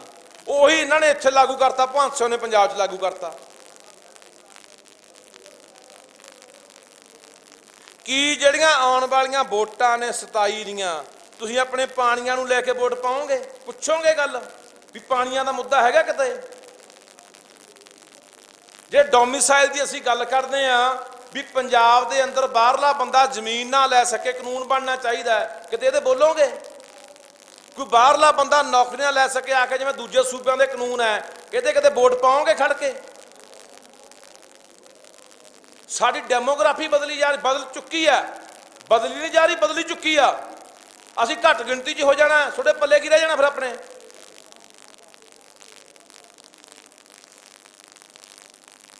ਸੋ ਉੱਠੋ, ਸੋਚੋ ਯਾਰ, ਹੁਣ ਇਹ ਗੱਲਾਂ ਦਾ ਵੇਲਾ ਨਹੀਂ, ਵਿਚਾਰਨ ਦਾ ਵੇਲਾ ਨਹੀਂ, ਉੱਠ ਕੇ ਸਾਹਮਣੇ ਮੈਦਾਨ 'ਚ ਆਉਣ ਦਾ ਵੇਲਾ, ਲੜਨ ਦੀ ਲੋੜ ਆ, ਸੰਘਰਸ਼ ਦੀ ਲੋੜ ਆ। ਸ਼ਾਂਤਮਈ ਤਰੀਕੇ ਨਾਲ ਆਪਾਂ ਸਾਰੇ ਪੰਜਾਬ ਨੂੰ ਇਕੱਠੇ ਕਰਕੇ ਇਹਨਾਂ ਮੁੱਦਿਆਂ ਤੇ ਆਈਏ ਵੀ ਸਾਡਾ ਡੋਮਿਸਾਈਲ ਬਾਹਰਲੇ ਬੰਦਿਆਂ ਲਈ, ਜਿਵੇਂ ਹਿਮਾਚਲ ਦਾ ਕਾਨੂੰਨ ਆ, ਰਾਜਸਥਾਨ ਦਾ, ਉੱਤਰਾਖੰਡ ਦਾ ਕਾਨੂੰਨ ਆ, ਕੋਈ ਜ਼ਮੀਨ ਆ ਉੱਤਰਾਖੰਡ ਨੇ ਕਾਨੂੰਨ ਮਹੀਨਾ ਪਹਿਲਾਂ ਬਣਾਇਆ, ਕੋਈ ਬਾਹਰਲਾ ਬੰਦਾ ਜਾ ਕੇ ਉਹਦੇ ਜ਼ਮੀਨ ਨਹੀਂ ਲੈ ਸਕਦਾ। ਤੇ ਪੰਜਾਬ ਸ਼ਾਮਲਾਟ ਆ, ਜਿਹੜਾ ਮਰਜ਼ੀ ਜੋ ਮਰਜ਼ੀ ਕਰੀ ਜਾਵੇ ਇੱਥੇ ਆ ਕੇ। ਇਹਨਾਂ ਮੁੱਦਿਆਂ ਤੇ ਆਪਾਂ ਲੜ ਗਏ, ਨਾ ਕਿ ਗਲੀਆਂ ਬਣਾ ਦਿਓ, ਨਾਲੀਆਂ ਬਣਾ ਦਿਓ, ਉਹ ਸਾਡੇ ਘਰੇ ਚਾਹ ਪੀ ਗਿਆ, ਸਾਡੇ ਭੋਗ ਤੇ ਆ ਗਿਆ, ਸਾਡੇ ਵਿਆਹ ਤੇ ਆ ਗਿਆ, ਅਸੀਂ ਐਂ ਖੁਸ਼ ਹੋਏ ਫਿਰਦੇ ਹੁੰਦੇ ਆ। ਮੇਰਾ ਦਾਦਾ ਕਾਂਗਰਸੀ ਸੀਗਾ, ਮੇਰਾ ਪਿਓ ਅਕਾਲੀ ਸੀਗਾ, ਅਸੀਂ ਤਾਂ ਉੱਧਰ ਹੀ ਖੜੇ ਆ, ਅਸੀਂ ਐਂ ਖੜੇ ਆ। ਇਸੇ ਚੀਜ਼ ਨੇ ਸਾਨੂੰ ਮਾਰ ਲਿਆ। ਸੋ ਸਾਰਿਆਂ ਦਾ ਧੰਨਵਾਦ ਆ ਤੁਹਾਡਾ, ਜਿਹੜੇ ਤੁਸੀਂ ਇਹ ਮੁੱਦਾ ਵੀ ਚੱਕਿਆ। ਦੇਰ ਆਏ ਦਰੁਸਤ ਆਏ, ਸਮੇਂ ਨਾਲ ਉੱਠ ਖੜੇ ਆ, ਹਲੇ ਵੀ ਕੋਈ ਅੱਠ ਨਹੀਂ ਸਿੱਟੀ, ਹਲੇ ਤਕੜੇ ਹੋ ਜਾਓ। ਸਾਰੇ ਪੰਜਾਬ 'ਚ ਲਹਿਰ ਲੈ ਕੇ ਜਾਵਾਂਗੇ, ਅਸੀਂ ਤਾਂ ਤੁਰੇ ਹੀ ਹੋਏ ਆ, ਸਾਨੂੰ ਵੀ ਤੁਰਨ ਦੀ ਲੋੜ ਹੈ। ਸਾਰੇ ਪਿੰਡਾਂ ਟੀਮਾਂ ਬਣਾ ਕੇ, ਜ਼ਿਲ੍ਹਿਆਂ ਟੀਮਾਂ ਬਣਾ ਕੇ, ਕਿਉਂਕਿ ਸਭ ਤੋਂ ਵੱਡਾ ਮੁੱਦਾ ਅੱਜ ਪੰਜਾਬ 'ਚ ਇਹ ਬਣਿਆ ਹੋਇਆ, ਸਾਰਾ ਪੰਜਾਬ ਦੁਖੀ ਇਸ ਮਸਲੇ ਨਾਲ ਲੈ ਕੇ।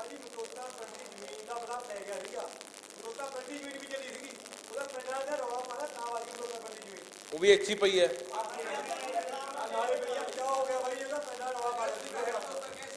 ਉਹ ਇੱਕ ਵਾਰੀ ਬਚਾਅ ਹੋ ਗਿਆ, ਕੋਈ ਹੋ ਜਾ ਸਰਪੰਚ ਆ ਗਿਆ ਚਾਪਲੂਸ ਕੋਈ, ਉਹਨੇ ਫੇਰ ਚੱਕ ਕੇ ਚੱਪਲ ਚੱਟ ਕੋਈ ਸਰਪੰਚ ਨੇ ਫਿਰ ਮੜ ਦੇਣਾ ਕੰਮ। ਸਭ ਤੋਂ ਝੰਡੇ ਹੇਠਲੇ ਬੰਦੇ ਦਾ ਸਰਪੰਚ ਬਣਾਉਣੇ ਆ, ਚੰਗਾ ਬੰਦਾ ਤਾਂ ਆਉਂਦਾ ਹੀ ਨਹੀਂ ਅੱਗੇ।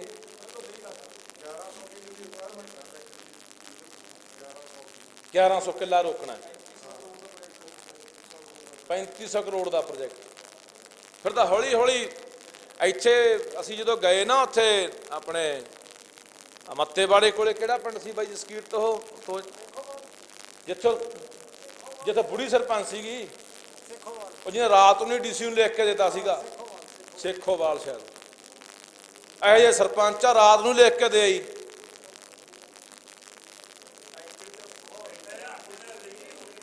ਹੈ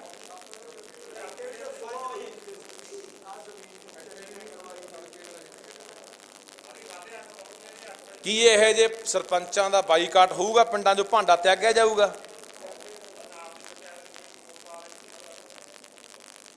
ਹੋਣ ਵਾਲੀ ਪੰਚਾਇਤ ਤਾਂ ਆਪਣੇ ਨਾਲ ਹੈ, ਹੁਣ ਵੀ ਉਲਟ ਹੈ। ਉਹਨਾਂ ਦੀਆਂ ਫੋਟੋਆਂ ਤਾਂ ਲਾ ਦਿਓ ਨਹਿਰ ਦੇ ਉੱਤੇ, ਫਲੈਕਸ ਕਢਾ ਕੇ ਵੀ ਆਹ ਪੰਚਾਇਤ ਦੇ ਕਾਰਨਾਮੇ ਆ, ਆਉਂਦੇ ਜਾਂਦੇ ਲੋਕ ਦੇਖ ਲਿਆ ਕਰਨਗੇ।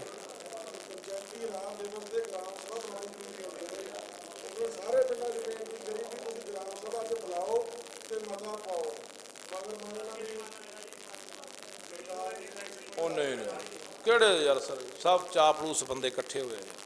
ਚਲੋ ਠੀਕ ਆ ਬਾਈ, ਧੰਨਵਾਦ ਸਾਡਾ ਸਾਰਿਆਂ ਦਾ। 30 ਤਰੀਕ ਨੂੰ ਅਸੀਂ ਵੀ ਪਹੁੰਚਾਂਗੇ, ਲੋਕਾਂ ਨੂੰ ਸੁਨੇਹਾ ਵੀ ਲਾਵਾਂਗੇ। ਵੱਧ ਤੋਂ ਵੱਧ ਵੱਡੀ ਗਿਣਤੀ ਚਮਕੌਰ ਸਾਹਿਬ ਦੀ ਧਰਤੀ ਦੇ ਉੱਤੇ, ਪਿੰਡ ਧਲੌਰਾ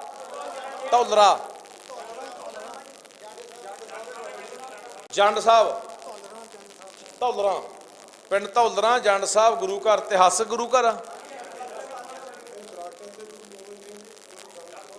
ਦਸ਼ਮੇਸ਼ ਪਿਤਾ ਦਾ ਇਤਿਹਾਸਕ ਧਰਤੀ ਹੈ, ਗੁਰਦੁਆਰਾ ਜੰਡ ਸਾਹਿਬ ਪਿੰਡ ਧੌਲਰਾ। ਅਪੀਲ ਕਰਦੇ ਆ ਕਿ ਵੱਧ ਤੋਂ ਵੱਧ 30 ਤਰੀਕ ਨੂੰ ਇੱਥੇ ਸਰਕਾਰ ਦੇ ਅਧਿਕਾਰੀ ਆ ਰਹੇ ਆ, ਲੋਕਾਂ ਦੀ ਰਾਏ ਜਾਣਨ ਦੇ ਲਈ। ਭਾਈ ਫੈਕਟਰੀ ਲੱਗਣੀ ਚਾਹੀਦੀ ਹੈ ਕਿ ਨਹੀਂ ਲੱਗਣੀ ਚਾਹੀਦੀ? ਪੰਜਾਬ ਦੇ ਲੋਕੋ ਉੱਠ ਕੇ ਦਾ ਵਿਰੋਧ ਕਰੋ, ਕਿਉਂਕਿ ਇਹ ਪਾਣੀ ਨੀਲੋਂ ਨਹਿਰ ਦਾ ਪਾਣੀ ਜਿਹੜਾ ਪੂਰੇ ਪੰਜਾਬ 'ਚ ਜਾਂਦਾ, ਜਿਹੜੀ ਰੋਪੜ ਤੋਂ ਨਹਿਰ ਆਉਂਦੀ ਹੈ, ਨੀਲੋਂ ਵਾਲੀ ਨਹਿਰ ਵੱਜਦੀ ਹੈ ਬਠਿੰਡੇ, ਉਦੋਂ ਸਾਰੇ ਮਾਲੇ ਵਿੱਚ ਵੀ ਕਈ ਜ਼ਿਲ੍ਹਿਆਂ 'ਚ ਇਹ ਜਾਂਦੀ ਆ। ਉਹਨਾਂ ਨੂੰ ਵੀ ਅਪੀਲ ਕਰਦਾ ਕਿ ਵੱਧ ਤੋਂ ਵੱਧ ਇੱਥੇ ਪਹੁੰਚੋ, ਤਾਂ ਕਿ ਇਹ ਜਿਹੜੀ ਫੈਕਟਰੀ ਪੇਪਰ ਮਿੱਲ, ਜਿਹੜੀ ਗੱਤੇ ਦੀ ਫੈਕਟਰੀ ਲੱਗ ਰਹੀ ਹੈ, ਜਿਹੜੀ ਕਹਿੰਦੇ ਲਾਲ ਸ਼੍ਰੇਣੀ 'ਚ ਆਉਂਦੀ ਹੈ, ਸਭ ਤੋਂ ਜ਼ਿਆਦਾ ਜਿਹੜਾ ਕੈਮੀਕਲ ਜਿਹੜਾ ਜ਼ਹਿਰੀਲਾ ਕਰਦੀ ਆ ਪਾਣੀ ਨੂੰ, ਇਹ ਸਭ ਤੋਂ ਕਹਿੰਦੇ ਲਾਲ ਸ਼੍ਰੇਣੀ ਦੀ ਫੈਕਟਰੀ ਲੱਗ ਰਹੀ ਹੈ ਤੁਹਾਡੇ ਨੇੜੇ। ਹਾਂ 6 ਲੱਖ ਲੀਟਰ ਬਾਈ ਨੇ ਦੱਸਿਆ ਕਿ 6 ਲੱਖ ਲੀਟਰ ਪਾਣੀ ਲੈ ਕੇ ਨਹਿਰ 'ਚੋਂ ਉਹਨੂੰ ਵਰਤ ਕੇ ਹਰ ਰੋਜ਼ 5 ਲੱਖ ਲੀਟਰ 6 ਲੱਖ ਦੇ ਵਿੱਚੋਂ ਵੇਸਟੇਜ ਨਿਕਲਣਾ, ਤੇ ਉਹ ਜਾਣਾ ਕਿੱਥੇ ਹੈ? ਜਾਂ ਨਹਿਰ 'ਚ, ਜਾਂ ਬੁੱਢੇ ਦਰਿਆ, ਜਾਂ ਧਰਤੀ ਹੇਠਾਂ। ਤਾਂ ਕਿਤੇ ਵੀ ਉਹ ਪਾਣੀ ਗਿਆ ਤੇ ਸਾਡਾ ਖਾਤਮਾ ਹੀ ਹੈ। ਸੋ ਆਓ 30 ਤਰੀਕ ਨੂੰ। ਧੰਨਵਾਦ ਸਾਰੀ ਸੰਗਤ ਦਾ। ਵਾਹਿਗੁਰੂ ਜੀ ਕਾ ਖਾਲਸਾ, ਵਾਹਿਗੁਰੂ ਜੀ ਕੀ ਫਤਿਹ।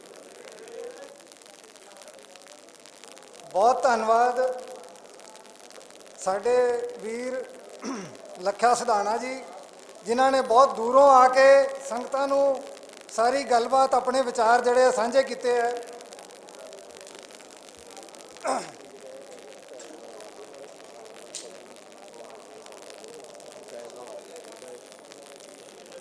ਸੋ ਸਾਡੇ ਪ੍ਰਬੰਧਕ ਵੀਰਾਂ ਵੱਲੋਂ ਬੇਨਤੀ ਹੈ ਸਾਰੀ ਸੰਗਤ ਨੂੰ ਕਿ 30 ਤਰੀਕ ਨੂੰ ਸਾਰੇ ਟਾਈਮ ਸਿਰ ਜਿਹੜਾ ਹੈ ਉਹ ਆਇਓ, ਤਾਂ ਕਿ ਜਦੋਂ ਵੀ ਇੱਥੇ ਕੋਈ VOTING ਹੁੰਦੀ ਹੈ, ਜਦੋਂ ਵੀ ਵਿਚਾਰ ਲਿੱਤੇ ਜਾਂਦੇ ਹੈ, ਆਪਾਂ ਉੱਥੇ ਹੋਈਏ, ਸਾਡੀ ਗੈਰ ਹਾਜ਼ਰੀ ਨਾ ਲੱਗੇ। ਜਿਹੜਾ ਨਹੀਂ ਪਹੁੰਚ ਸਕਦਾ, ਸਾਰੇ ਪੰਜਾਬ 'ਚ ਸੁਨੇਹਾ ਲਾਓ ਕਿ ਲੋਕ ਈਮੇਲ ਰਾਹੀਂ ਆਪਣੇ ਵਿਚਾਰ ਜਿਹੜੇ ਹੈ ਉਹ ਜ਼ਰੂਰ ਭੇਜਣ। ਈਮੇਲ ਦਾ ਐਡਰੈਸ ਜਿਹੜਾ ਹੈ ਉਹ ਤੁਹਾਨੂੰ ਕਮੇਟੀ ਤੋਂ ਮਿਲ ਜਾਊਗਾ, ਜਿਹੜੀ ਆਪਣੀ ਪ੍ਰਬੰਧਕ ਵੀਰਾਂ ਦੀ ਕਮੇਟੀ ਹੈ। ਸਰਦਾਰ ਸਤਨਾਮ ਸਿੰਘ ਜੀ ਆਪਣੇ ਜੁਝਾਰ ਸਿੰਘ ਜੀ, ਇਹਨਾਂ ਸਾਥੀਆਂ ਤੋਂ ਤੁਸੀਂ ਈਮੇਲ ਐਡਰੈਸ ਲੈ ਸਕਦੇ ਹੋ ਜਿਸ 'ਤੇ ਵਿਚਾਰ ਭੇਜਣੇ ਹੈ। ਅਖੀਰ ਵਿੱਚ ਇਲਾਕਾ ਨਿਵਾਸੀਆਂ ਦਾ ਬਹੁਤ ਬਹੁਤ ਧੰਨਵਾਦ, ਜਿਹੜੇ ਤੁਸੀਂ ਆਏ ਹੋ ਸਾਰੇ ਇੱਥੇ। ਇਲਾਕੇ ਦੇ ਸਰਪੰਚ, ਪੰਚ, ਲੰਬੜਦਾਰ ਸਾਹਿਬਾਨ ਜਿਹੜੇ ਵੀ ਪਹੁੰਚੇ, ਜਿਨ੍ਹਾਂ ਨੇ ਸਾਥ ਦਿੱਤਾ, ਉਹਨਾਂ ਦਾ ਧੰਨਵਾਦ। BKU ਖੋਸਾ ਦਾ ਧੰਨਵਾਦ, BKU ਲੱਖੋਵਾਲ, ਮਜ਼ਦੂਰ ਸੰਘਰਸ਼ ਕਮੇਟੀ ਦਾ ਧੰਨਵਾਦ, BKU ਰਾਜੇਵਾਲ, BKU ਕਾਦੀਆਂ, BKU ਕਿਰਤੀ ਕਿਸਾਨ ਮੋਰਚਾ ਆਨੰਦਪੁਰ ਸਾਹਿਬ, BKU ਬਹਿਰਾਮ ਕੇ, BKU ਸ਼ੇਰੇ ਪੰਜਾਬ, ਇਹਨਾਂ ਸਾਰਿਆਂ ਦਾ ਬਹੁਤ ਬਹੁਤ ਧੰਨਵਾਦ।